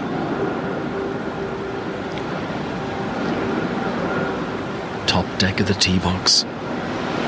That's the sound of Sergio Garcia's shot. His eyes peer the skies, fingers point. They're looking for the ball to drop, and it does drop, and wow, it's good. It's about a foot further from the hole than Tiger Woods. We're talking 5-6 feet. It's a brilliant shot from Sergio Garcia, and it keeps the pressure on. Oh, it does. That was a fantastic shot from Sergio. I could see his mother and father, Victor and Quancela, here with them, looking at their... Very animated as well when he hit that shot. Gives him a great chance, about 10 feet. Now, what about Luke Donald? Overall at the moment, USA 10, Europe 4 is how things stand at the Ryder Cup. Europe need this, surely, to keep an active interest tomorrow. Here is the tee shot from Luke Donald. 3 balls already on the green, and this one is heading right by the flag. It's even better than Tiger Woods' shot. That is phenomenal from Luke Donald, who has jumped off the tee box, punched the air. Sergio Garcia catches up with him, and there is a high five between the two of those. It is 1 foot from the pin. It could have been a hole-in-one for Luke Donald, and just when we thought that Tiger Woods was the man writing the dramatic storyline here, Luke Donald has come up with a piece of golfing magic. Bernard Gallagher, you have been at 22 of these Ryder Cups, and you jumped like a small boy there. Well, I've forgotten I'm a commentator. I'm really a supporter. That was one of the greatest shots I've ever seen. We are walking directly behind Luke Donald and Sergio Garcia. Donald puts his left arm over the shoulder of the Spaniard, and they know they've got to hang on here. They've got an enormous task up against them. The Americans of Stricker and Woods have been battling hammer and tongs throughout this back nine to try and get back on level terms with them. The Europeans have remained in front, sometimes by only a whisper. We're walking over the bridge, all the American fans here cheering on their team.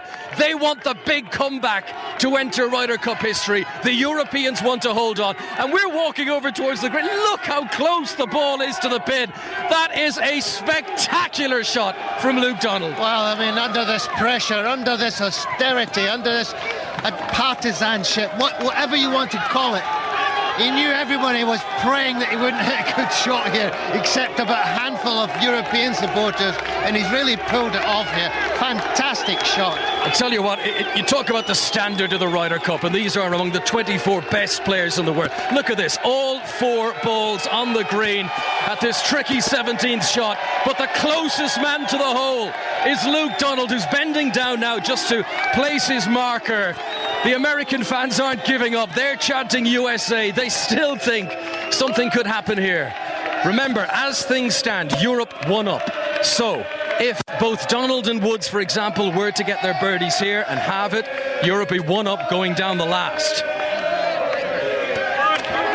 If the Americans miss, however, and don't get a birdie, and presuming Donald will from there, then Europe will win this game.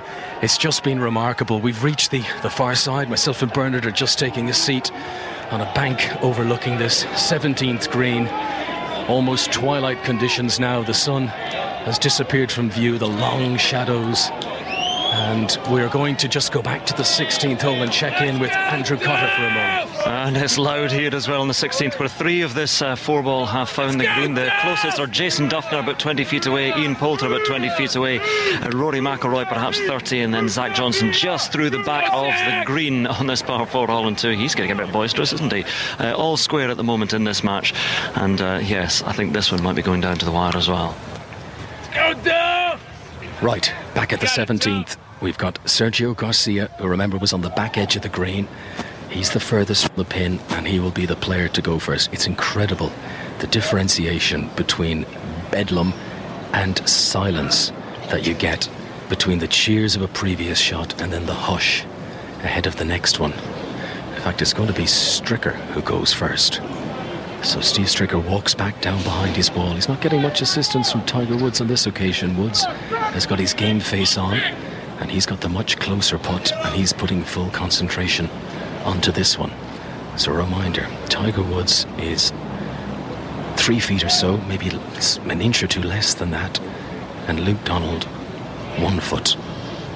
Much further distance for Stricker, but if he was to land it, it would take a lot of pressure off Woods, of course. So this is Stricker, back edge of the green, just taps his toes, settles his heels.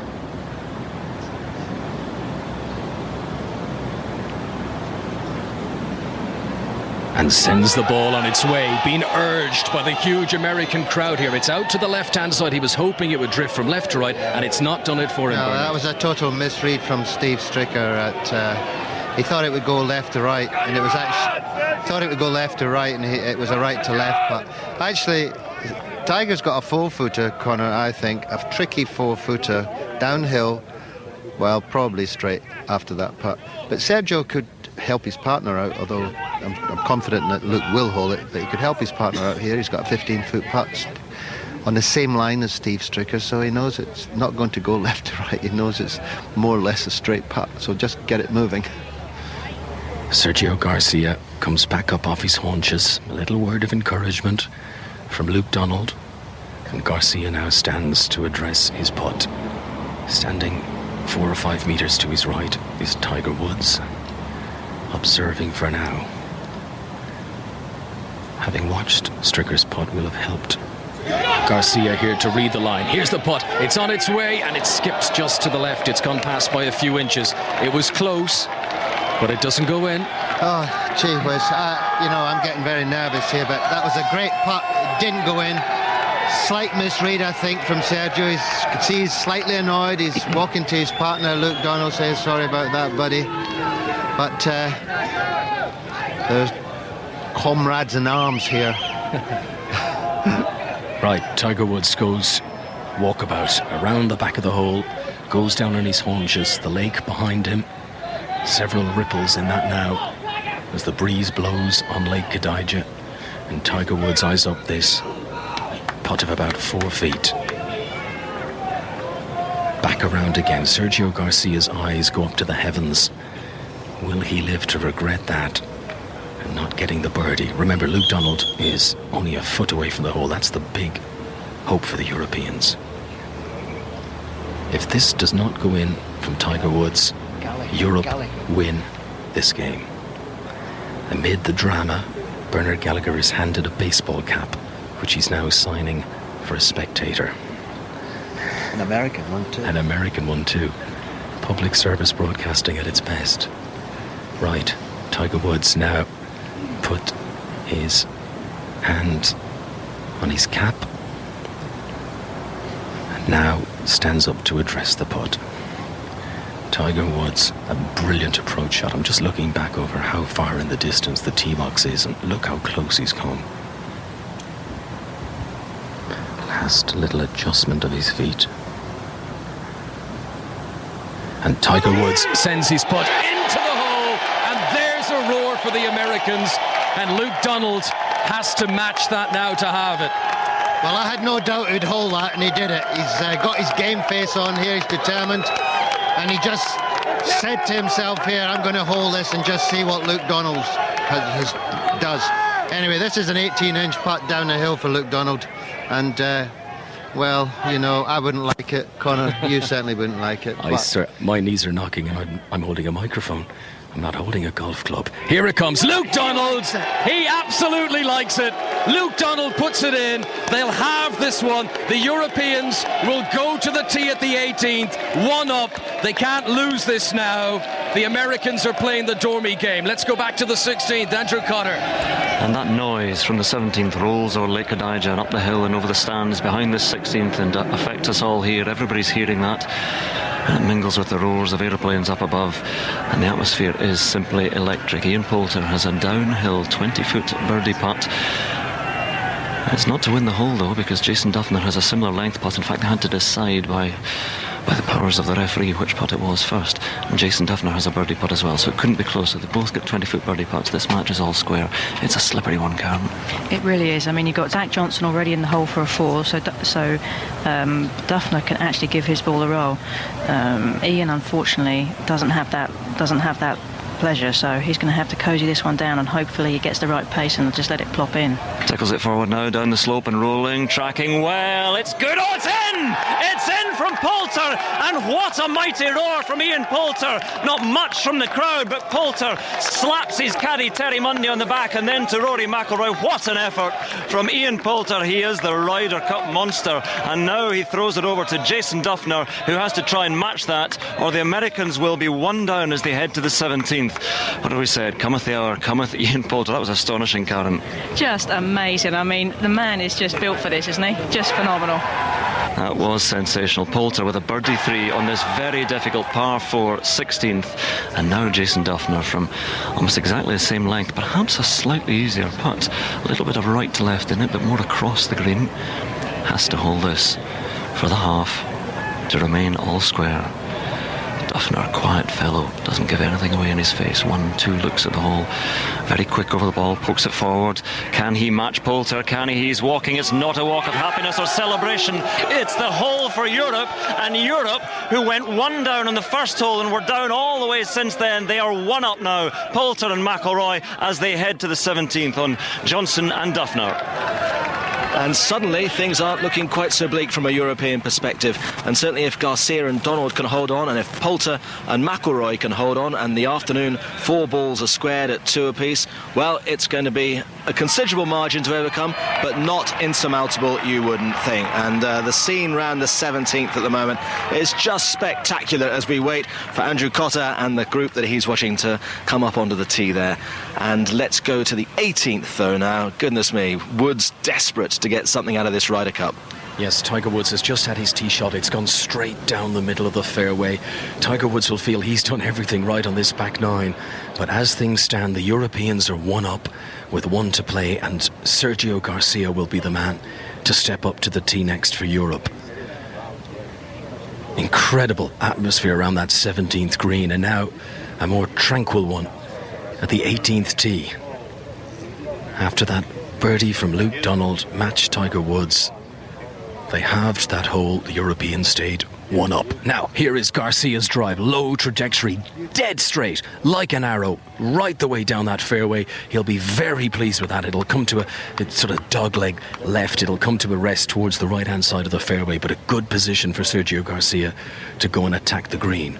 Now, next up is Luke Donald, whose magnificent tee shot at the last hole, the 17th, dropped to within 18 inches. And now he's got a much bigger club in his hand. It's the driver for Donald at the 18th, heading back towards the clubhouse. There's the drive from Luke Donald, and I think he likes the look of it. We're just going to scan our eyes. It's gone to the right-hand side. There's some sand over there. I think it's actually gone right of the sand.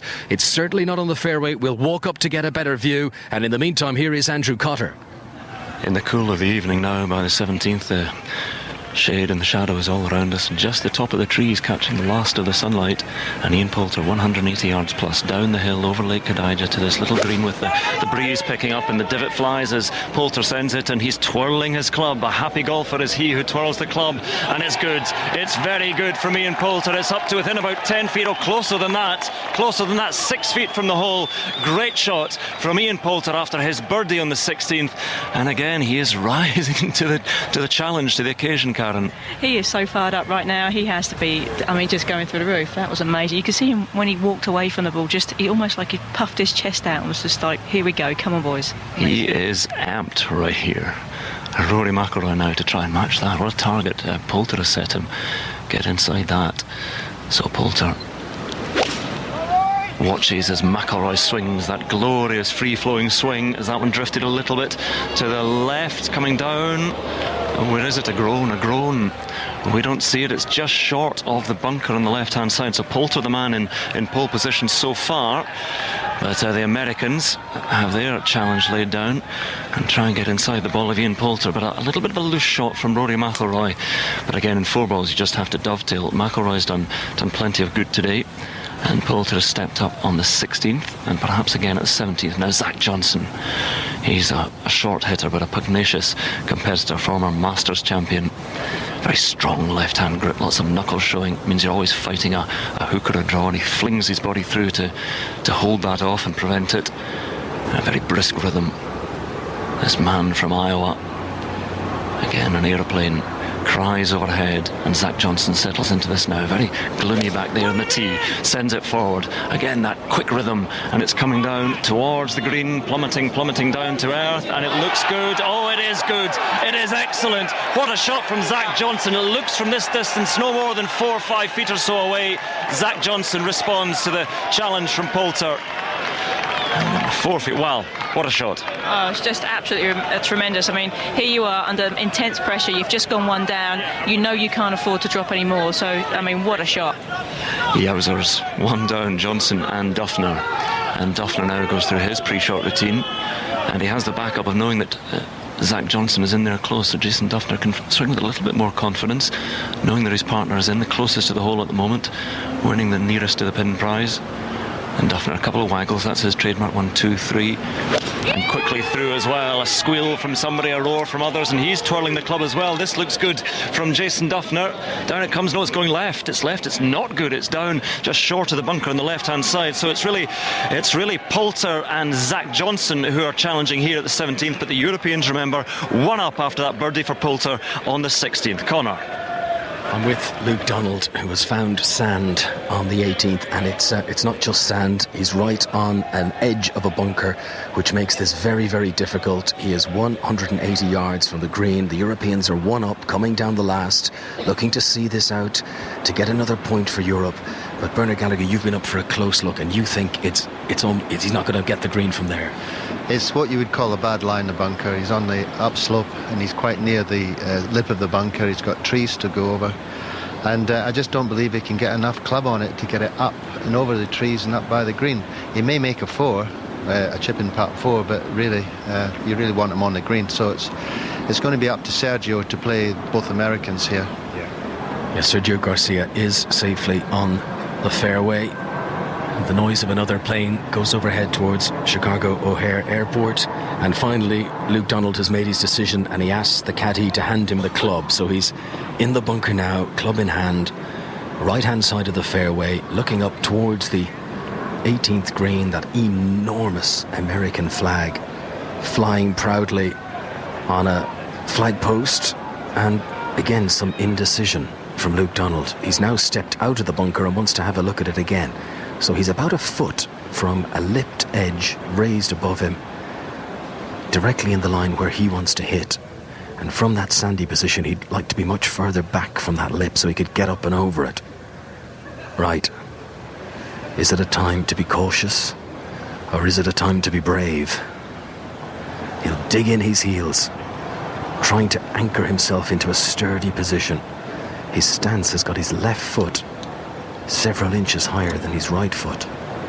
Luke Donald's ready to go. Here it is, up into the air, cleared out of the bunker, cleared over the bunker ahead of it as well. He doesn't look particularly pleased with it. John Murray, where did that land? Yeah, he's managed to find the fairway with it approximately 50 yards short of the green. Andrew Coltart.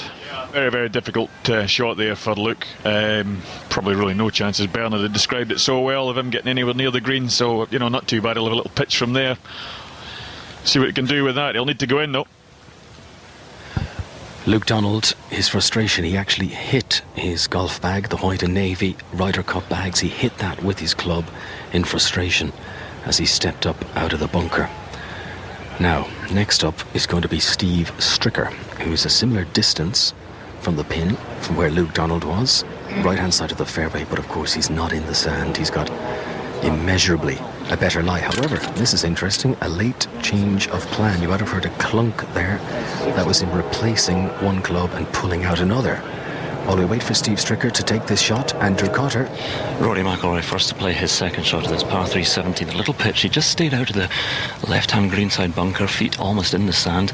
Going to pop this forward about 25 feet or so away from the pin. He'll be trying to hold this. He knows that Poulter's in fairly close.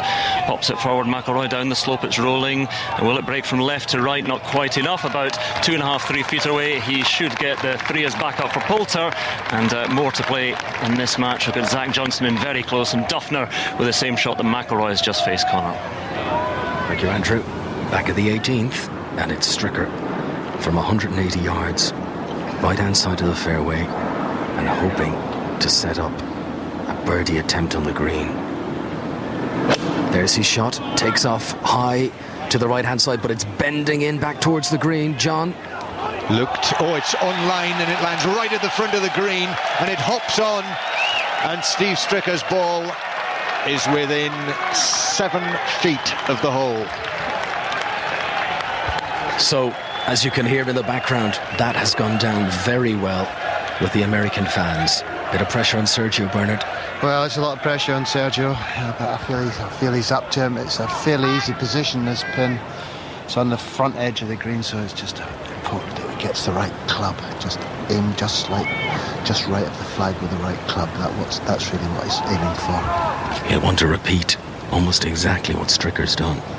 Garcia's about 5 yards closer to the pin than Stricker was, so he'll want a similar line. He'll have seen how the wind affected the ball. Here it is, high and bending in at a similar shape. John? Europe probably relying on Garcia. Oh, and he's just over the bunker front left, and it hops forward from that little slope of the bunker onto the green, but I'm afraid it's no closer than 20 feet. So now Tiger Woods will play, knowing that Steve Stricker is already on there to 7 feet or so, knowing that Luke Donald has failed to make the green in 2, having been in the sand on the right-hand side. And let's see how close Tiger Woods can go. So many spectators who have followed various groups through the day and have ended up here at the 18th and stayed to see the other groups come through. So it is an enormous gallery here watching Tiger Woods. Television cameras beamed on him. There's the shot from Woods. Low trajectory. Looks like it's gone right. Well, he doesn't like it. It's landed just off the front right of the green. It also took a hop forward, and it is just off, probably an inch off the right side of the green. And that is, again, 22 feet away from the hole. Back to Andrew Cotter on 17. Yes, watching along with the thousands of others watching, and millions around the world watching and listening. An airship up above in the still clear blue sky, but it's the light is fading from it, and we're all watching Ian Poulter down on his haunches studying this putt of about 10-12 feet. Well, perhaps not quite that far, but it's down the slope. It's what's the kind of putt I think he likes, Karen? Yeah, I think he does. I mean, he's had the captain, Jose Maria, over there with him. They've been discussing the line. Rory's already in with the 3. He's going to really give this a good roll at it. Really impressive. Rory has 3. Zach Johnson's alone because Duffner duffed his chip for a 4. Poulter down the slope. Oh, it's another one! Another one for Poulter. They're 1 up at the moment. They have a 2 here. Zach Johnson has to try and match that from 4 or 5 feet. Otherwise this match is over, and what a turnaround. They were 2 down. They might well go 2 up here with 1 hole to play. Zach Johnson has to hold to half, and again it's Ian Poulter with his putting and his roaring in the Ryder Cup. He's like one man on a mission, isn't he? He's just unstoppable. Awesome. Fantastic to watch. Great putt. A mission of Poulterness, taking Poulter to the rest of the world. Anyway, 17, it's very dark now. And by the time we get to the 18th, if Zach Johnson can take it down there, the 18th green will be rather gloomy indeed. Johnson then with a putt for the half, this for 2. A half and 2s at the 17th. This match has really come to life. It was poor quality and quiet fare up until now, but Johnson holds it to keep it going, keep them just 1 down, heading down the final hole. So it will be settled on the 18th, but McIlroy and Poulter are 1 up on Zach Johnson and Jason Duffner heading down the 18th. Connor. And here, up at the green at the 18th, the crowd who've waited patiently for them to get here. And so few games, of course, have reached the 18th. Many have been decided long in advance. But these spectators who've been sitting to reserve their seats in the bleachers, and they're standing up there now hoping, the American ones, that the Americans can take a half from this. As things stand, the 2 active games at the moment, there are 2 guaranteed halves at least for the Europeans, but we've got to see whether Sergio Garcia and Luke Donald can hold on here. They're 1 up at the moment, so they just need to be tied for this hole to tie the game. We've come here to the edge of the green, myself and Bernard Gallagher, who followed this match around the 18 holes. Halfway through it, Sergio Garcia and Luke Donald were 4 up. The Americans roused. Such an impressive comeback. And then huge drama at the 17th when Luke Donald was able to land his birdie putt and ensure that the Europeans would be 1 up on the tee at the 18th. Since then, Donald has found sand down the right-hand side. He has now taken 3 shots, and the others are up on the green in 2. It's a big finish, this, Bernard. Well, it is, and more importantly, the Europeans need to win both these last 2 matches. That's really the important thing. The Americans would be happy.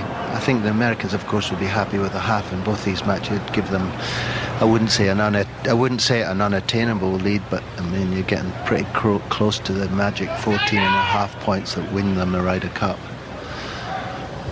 Looks like Tiger Woods will be the first to putt here. His ball located right on the very edge, right-hand side of the green. He's gone around the other side for a look. He's just walked right in front of the Europeans' line. Both Garcia and Donald were crouching down looking at it. But he's come around now, and he's about to stand over the putt. One last little adjustment. Various spectators shouting things out to him, most of them words of encouragement for Tiger Woods. His playing partner, Steve Stricker, sort of walks over towards him, checks his walk and goes away again. I mean, what? Imagine you're Steve Stricker here. What do you say to Tiger Woods, the man who's won it all? What advice can you offer him? In the end, Stricker decides to stay stum. A couple of final practice swings from Woods. Looks like it's going to break from right to left.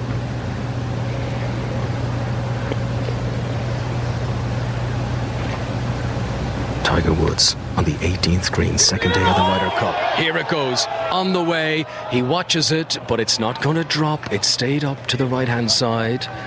That was a really bad putt from Tiger. He missed a hole by a foot left, so he won't be very pleased with that one. Now, the important thing is Luke's going to go first, and it would be a big help probably if he could make a 4 and hold this putt, because then I think Sergio would approach it a bit more relaxed. Yes, reminder, Sergio Garcia will have a birdie attempt, having gotten on this green in 2. And both Donald and Garcia have studied this putt now from every conceivable angle. Luke Donald goes down on his haunches one more time. Necks craning everywhere to try and get a view of this green. We're right on the edge of it, and we've got to look through photographer's legs almost at this stage. The photographer in front has turned, offered me a hand of apology. I wasn't complaining. Right, Luke Donald's ready now. 20-foot putt for par for Europe at the 18th. Here it comes, bends to the left, but not quickly enough, and skids past about 12 inches or so, and he'll just scoop that up. It's down to Sergio now. Well, the problem with Sergio is a bit of a dilemma here. He doesn't really want to knock it too far past, but at the same time he really has to assume that Steve Stricker will get a birdie, so it needs to get the pace of the putt right, and this is where his partner's helping him. Luke Donald's helping him with the line. What do you see? He sees it going right to left, good, or maybe a little bit straight. He's pointing way down the green now. It's downhill, the greens are still slippy. It's 10:30 in the late afternoon here. The greens should be slowing up, but they're not slowing up at all. They're still absolutely lightning the greens. Now make no mistake, this is not an easy putt. 20 feet or so downhill, but it's to win the match for Europe. All they need is to halve this hole, and if Sergio Garcia lands this putt, the Americans cannot beat them. Garcia is now ready. Stricker's putt will only be from 7 feet. Oh, he's backed away off it. Oh, the American fans don't like that. Sergio Garcia was just ready to hit it, and for whatever reason, he's backed up, and he wants to go through the motions one more time. Well, I think that's unsportsmanship from the American crowd. Absolutely unsportsmanship. They're breaking his concentration. There was a flyover his ball. He had to step away. And, that is just so unfair. So, Garcia gets back into position. You could cut the atmosphere here with a lob wedge. Right. Garcia prepares. Here it comes, down the hill. 20 feet or so, gathering up the distance, gets to within 1, stays up to the right-hand side, and he's missed it by about 1.5 inches. And that enthuses this American crowd. They're back in it. Well, it pleases the crowd, but if there's such a thing as a great putt, that was a great putt that missed, because he hit it, he did everything right, dribbled down there, just fell left at the edge at the very end. Pity. Now Steve Stricker's got this putt across the slope. It's obviously only about 6-7 feet, but there is a bit of slope on this. There is a bit of swing left to right, so you have to get that right. So he has to get the line right, he's got to get the pace right, and, well, it's a tough putt. If Steve Stricker can land this from 7 feet, the Americans will win the hole, and this game will finish all square. Steve Stricker around the back. He's the far side of the green from us, so he's looking directly over towards where we are, the clicks of the photographers going off all around us. If this goes in, these photographs could well be on the pages of the newspapers you read in the morning. Final practice swings now from Steve Stricker. Little wipe of the putter head with his thumb.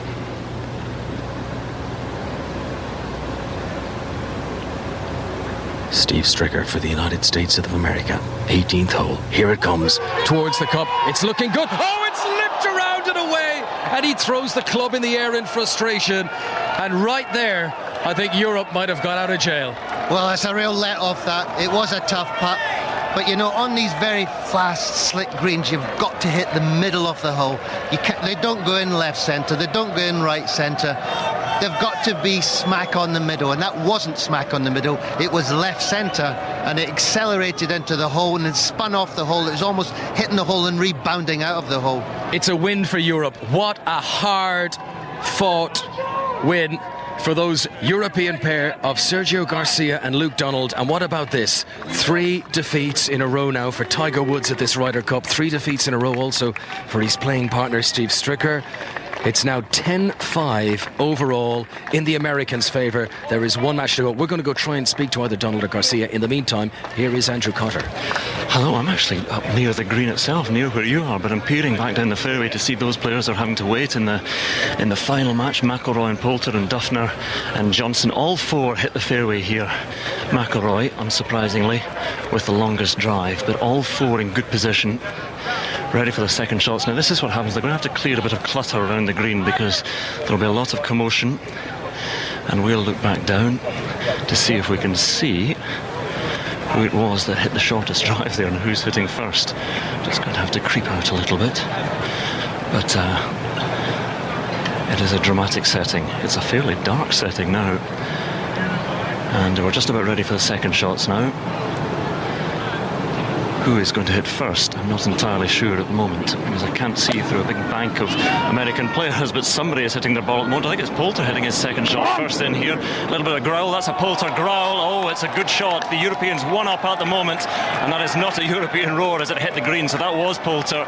We heard him. We see the ball. He's knocked that into about 8 feet. Poulter is finishing like a train. He's birdied the last 4 holes, Karen Stupples. We said they were lifeless, this pair, but Poulter has suddenly been energised and has got them in this winning position. 1 up at the moment. I mean, he's really come on fire, and you know what, it's been fantastic to see. I mean, even from our perspective walking around, I mean, I feel like I have so much more life in me now just watching these guys perform. It's absolutely fantastic.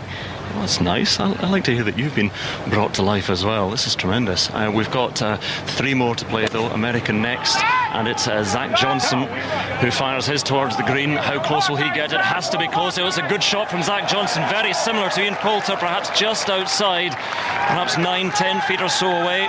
As Zach Johnson knows he's going to have to roll that putt in, but I wouldn't bet against Ian Poulter rolling that in anyway. So Poulter is close, Zach Johnson just outside.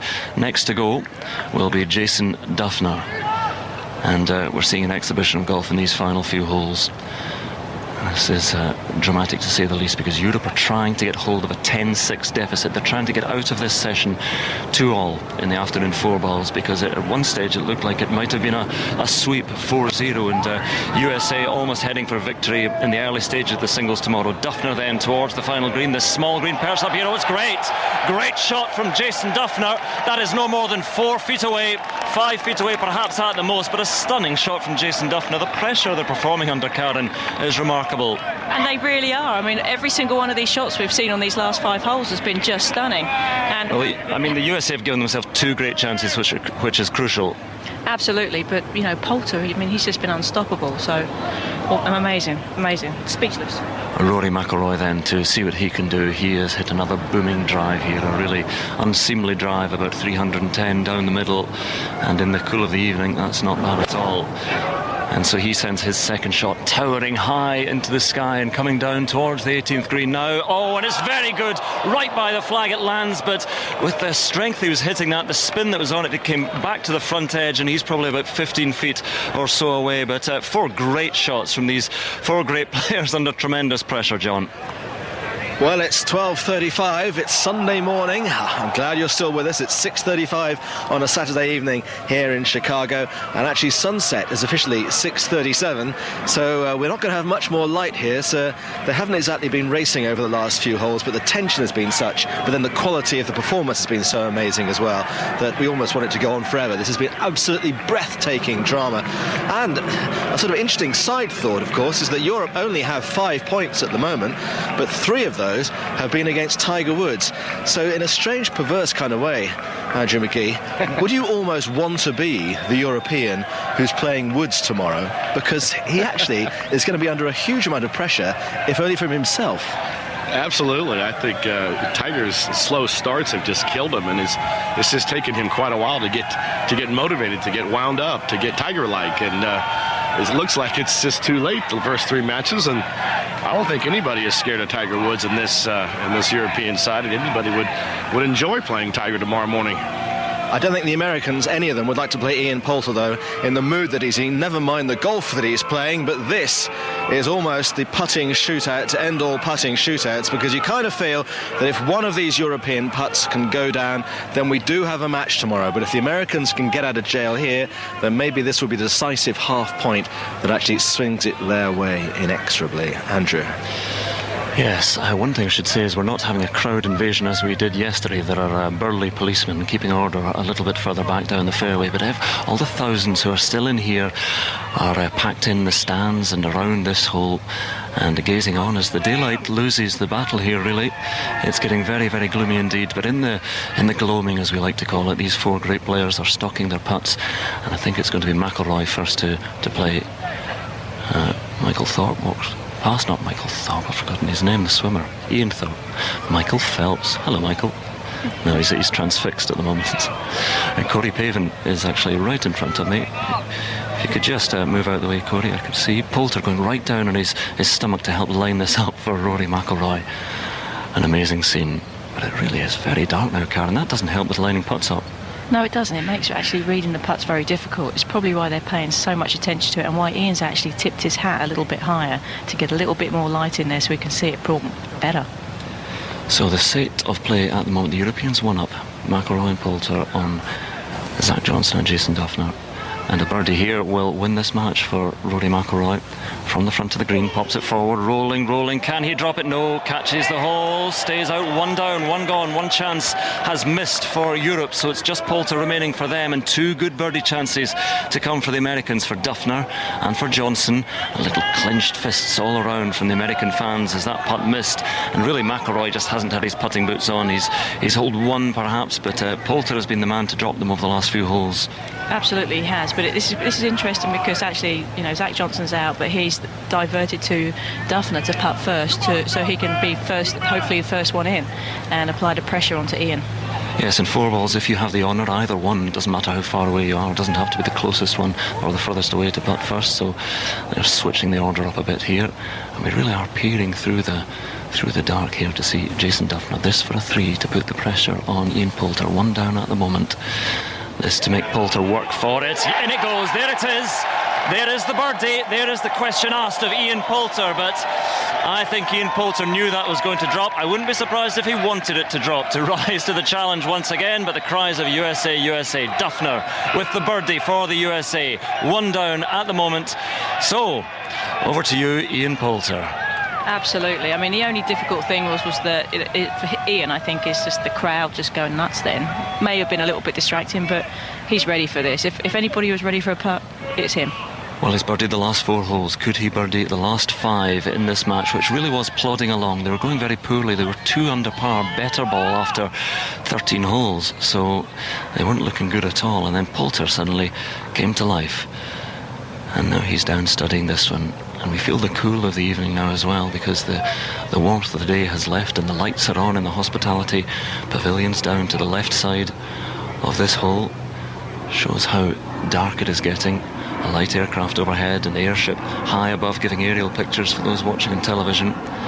Ian Poulter stalking around. He does puff his chest out, his shoulders back, and he struts a little bit. This is his stage and he loves it. Down on his haunches again from the other side. Rory McIlroy just staring at the ground. He's leaving it all to his senior partner and it's strange to say that of the world #1 two-time major champion, but in the Ryder Cup, Ian Poulter is very much the senior man. This then for a birdie, this to half the hole, this to win the match. For Ian Poulter, all is silent, all is still. Poulter one last look at the hole, ready to roll it forward. Towards the hole it goes. He has it! Of course he does! Of course he does! Ian Poulter wins the match. He has birdied the 14th, the 15th, the 16th, the 17th, and now the 18th, and now an embrace with Rory McIlroy. Yes, the USA is still at a handsome lead, but it's not as much as it could have been. What a victory for McIlroy and Poulter, but what a performance by Ian Poulter towards the end. Oh, you've got to give it to the man. I mean, he really played absolutely amazing golf those last few holes, and that putt there, I mean, that just sealed the deal. I mean, look at the putts he's made on all those last few holes. Just amazing. What a star. That is why Ian Poulter is a Ryder Cup beast. He has won again. Why he was left out of the Friday afternoon 4 balls, I'm not sure, but he's birdied the last 5 holes here to give a victory to himself and to Rory McIlroy over Jason Duffner and Zach Johnson, and the score will be 10-6 as it was the other way around at Brookline in 1999. So these kind of turnarounds have happened. So there is life in this old dog yet, and Andrew Coulthard, I think, still above us on the 18th fairway here, on the 18th green.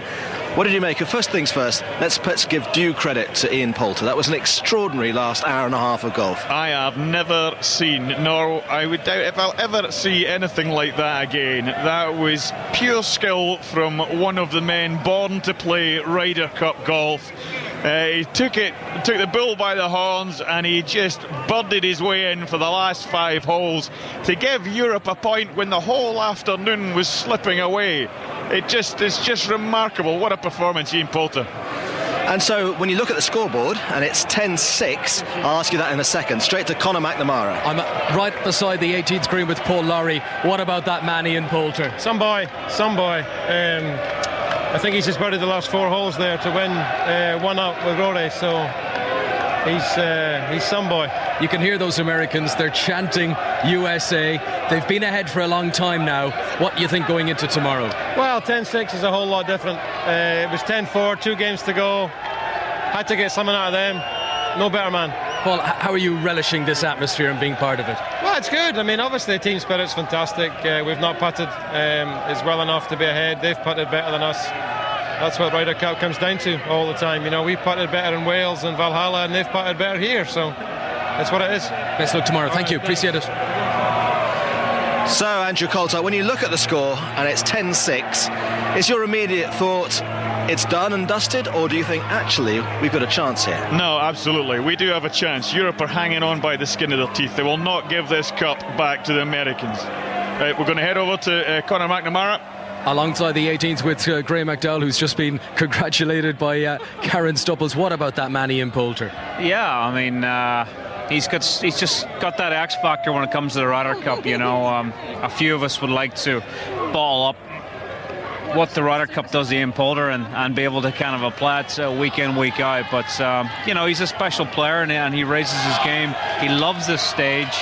And he's just birdied the last 5 holes for a massive point for the Europeans. At one stage it was 10-4. I mean, it could have got worse, could have got to something like 12-4. What kind of chances do you give yourselves now tomorrow? Oh, well, whatever chance we had, we've now just got a slightly better one. You know, 4 points behind going into the singles.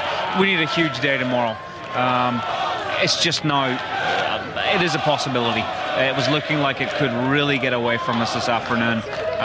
You know, I was disappointed to be on the bench, and I felt helpless having to watch the boys do it. But we've rescued the afternoon, and we've half a chance tomorrow now. Best of luck. Do it. Cheers. Well, it's gone from being an improbability to a possibility, I suspect, in the last half hour or so. And we did say, what is it, 1:45 in the UK now. We did say an hour or so ago, before midnight, that the next 45 minutes or so would be key, and they sure were. Back to Conor. Just alongside Sergio Garcia, who's been congratulated by all his teammates and looking almost a little bit drained with things. Luke Donald alongside him as well. Sergio, sum it up for us. How do you feel right now?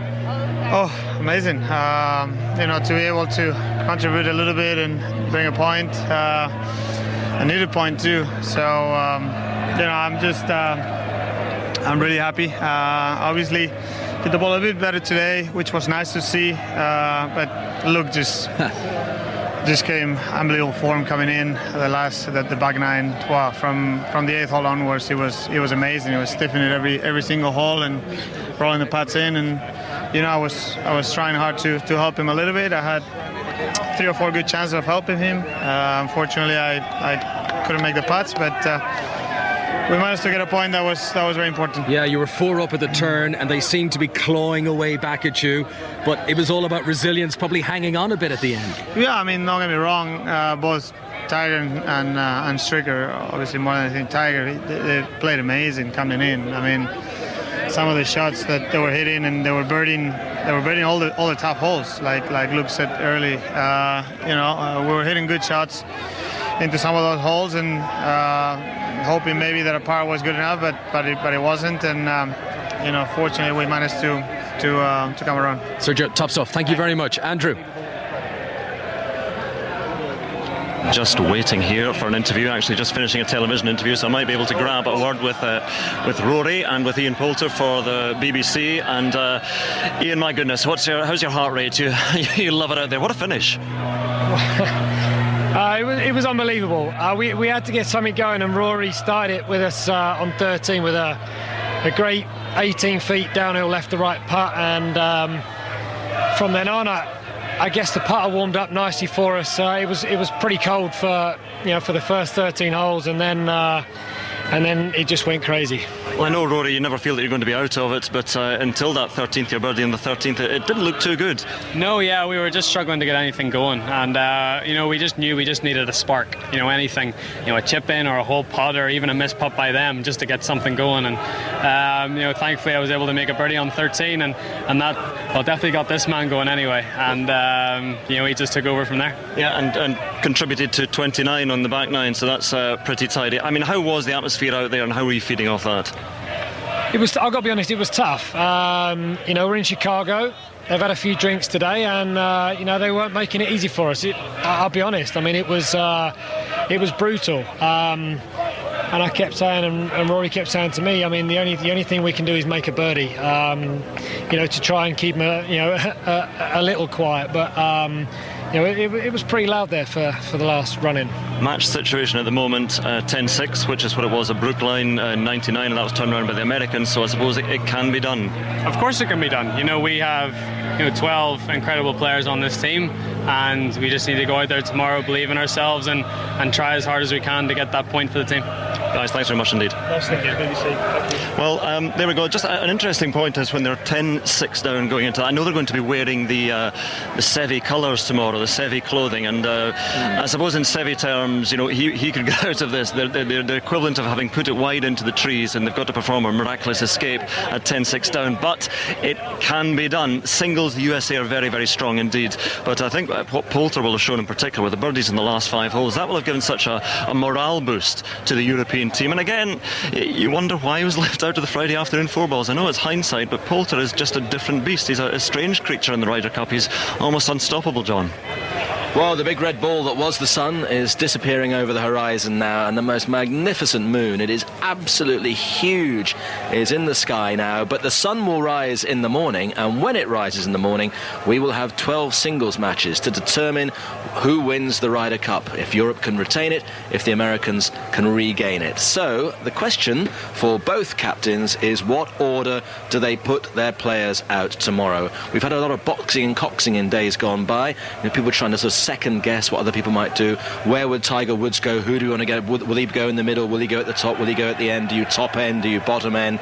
I suppose in a sense, Ian Carter, our golf correspondent, in a sense the decisions have been made for Jose Maria Olazabal. The best players have to go out first, and then we'll see what happens afterwards now. You've got to lead with Ian Poulter, haven't you? He's turned this around with that extraordinary finish there. He is the most effective player on the team, and you've got to go with him, because if 10-6 can become 10-7, then all of a sudden the tension can start to ripple down the order, and all of a sudden you may get a Brookline situation in reverse. Brookline in 1999, the Americans did that. They surged through the singles, and they were able to overturn a 10-6 deficit. One sort of tale of caution, it was 10-6 at the K Club in favour of Europe, and they ran on to win 18.5 to 9.5. So it still very much points to an American victory. But as I said to you earlier on, John, much earlier on, if you remember back to 1999, the American captain Ben Crenshaw on that occasion wagged his finger and said, "I have a feeling." Now, at that stage, when I said that to you much earlier on today, I found it impossible to see how Jose Maria Olazabal could possibly come up with any such notion. Well, he certainly can now, given the way that Europe have finished, and it's not USA that we're departing today to. It's the ole, ole, ole of the European fans, and that's down to Poulter, and before that, of course, Luke Donald and Sergio Garcia. And will there be some kind of mystical, magical Seve factor tomorrow? Andrew Coulthard, the counterpoint to the fact that, in a sense, Jose Maria Olazabal's hands are tied, that he has to put Poulter out first, followed probably by McIlroy and the obvious players who are playing well. Conversely, it's easy for Davis Love III now. He hasn't got a guess because he kind of knows who's going to be where in the European order, and he can pitch his best players against them. So would you imagine that he'll either fight fire with fire and put the Mickelson out against Poulter and against McIlroy, or does he actually put Mickelson and Keegan Bradley at the bottom, who are playing so well, you'd think they'd almost be guaranteed victory? I think if he puts some of his good players towards the end, I think it's sending out a bad signal to the rest of the team and to everybody else. I think that's almost a suggestion that Europe are still in this, and he's surely got to go to his teammates and just say, guys, we lead from the front, it's up to you, go and win it early. Any tinkering is going to backfire. Justin Rose is with Alistair Bruce Ball. What we've just seen there is nothing short of sensational, unbelievable, incredible. Absolutely. I mean, I think the whole team is just really enjoying that sort of turnaround, that momentum that we've just got. I mean, we're just here on the 18th green, we're hearing the ole, ole, ole, the Americans have all disappeared.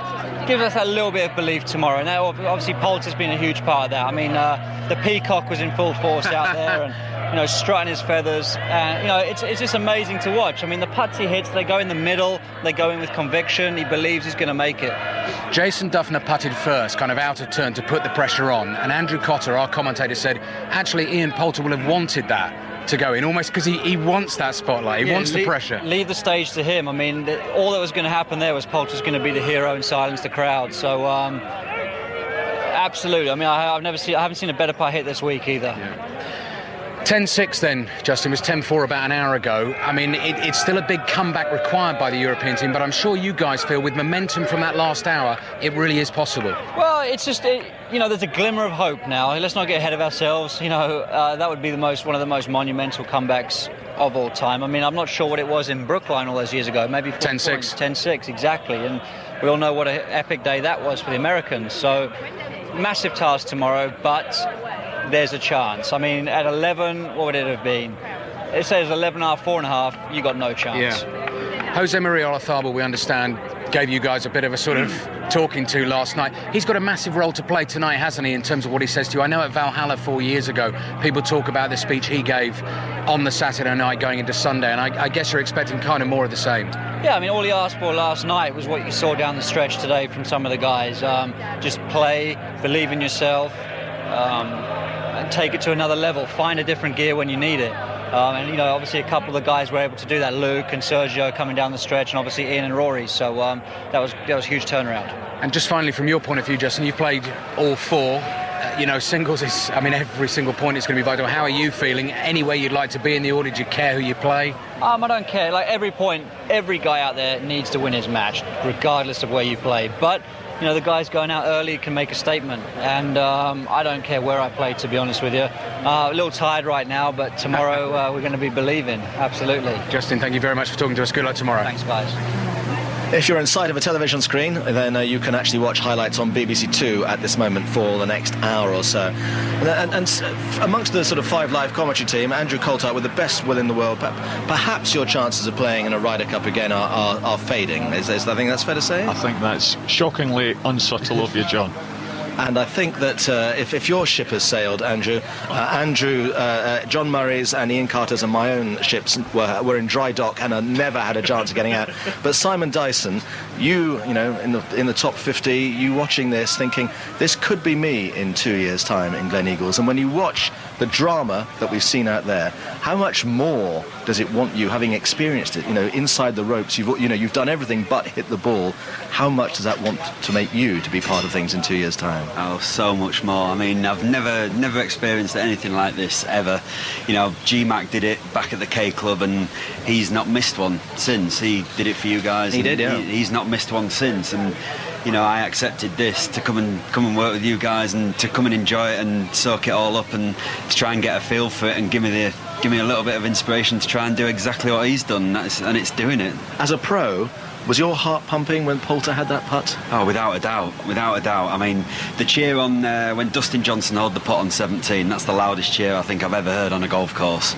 But when he was knocking them birdie putts in 16, 17, and then the fantastic one at the last, I mean, I was up out my chair, fist pumping as well as he was. Well, you could hear in Karen Stoppel's voice how excited she was getting, and it feels like someone stuck an electrode in you. You're really energised. Yeah, you really are. I mean, that's what the Ryder Cup does for you, and like you said before, I'd love to be a part of it someday. Look, 2 minutes before we go off air. So tomorrow.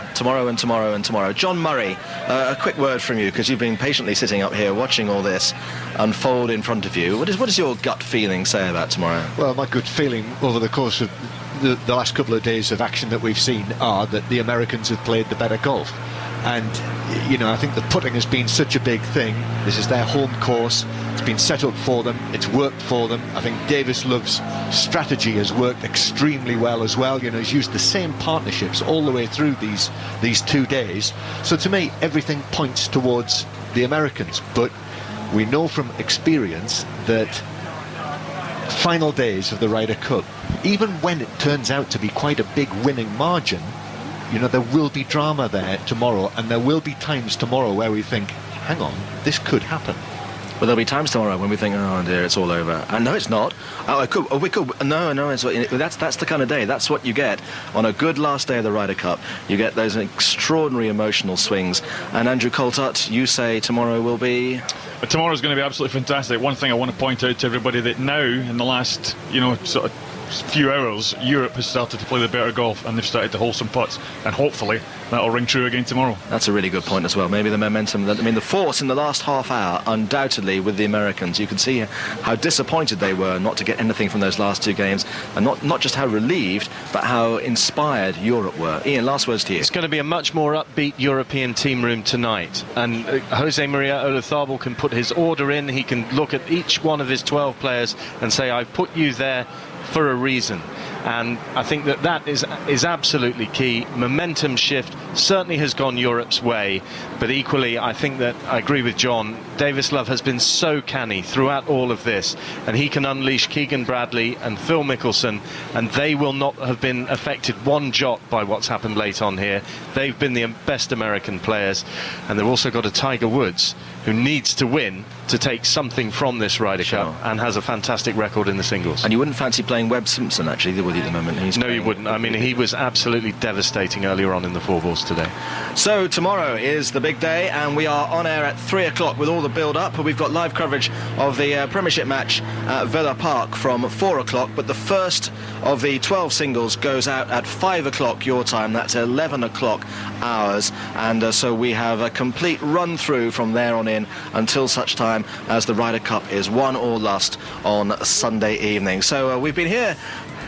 Good Lord, is that the time? We've been here for 13 hours, and I would love to know if anybody has been with us since we first said good morning at midday your time yesterday. So drop us a line if you're still awake before you go to bed, 85058, or golf@bbc.co.uk, and we look forward to your company at Medina again tomorrow. The USA leading 10-6, but the great thing about sport is the script is never written in advance, and you never know how things are going to turn out, and that of course is why we love it.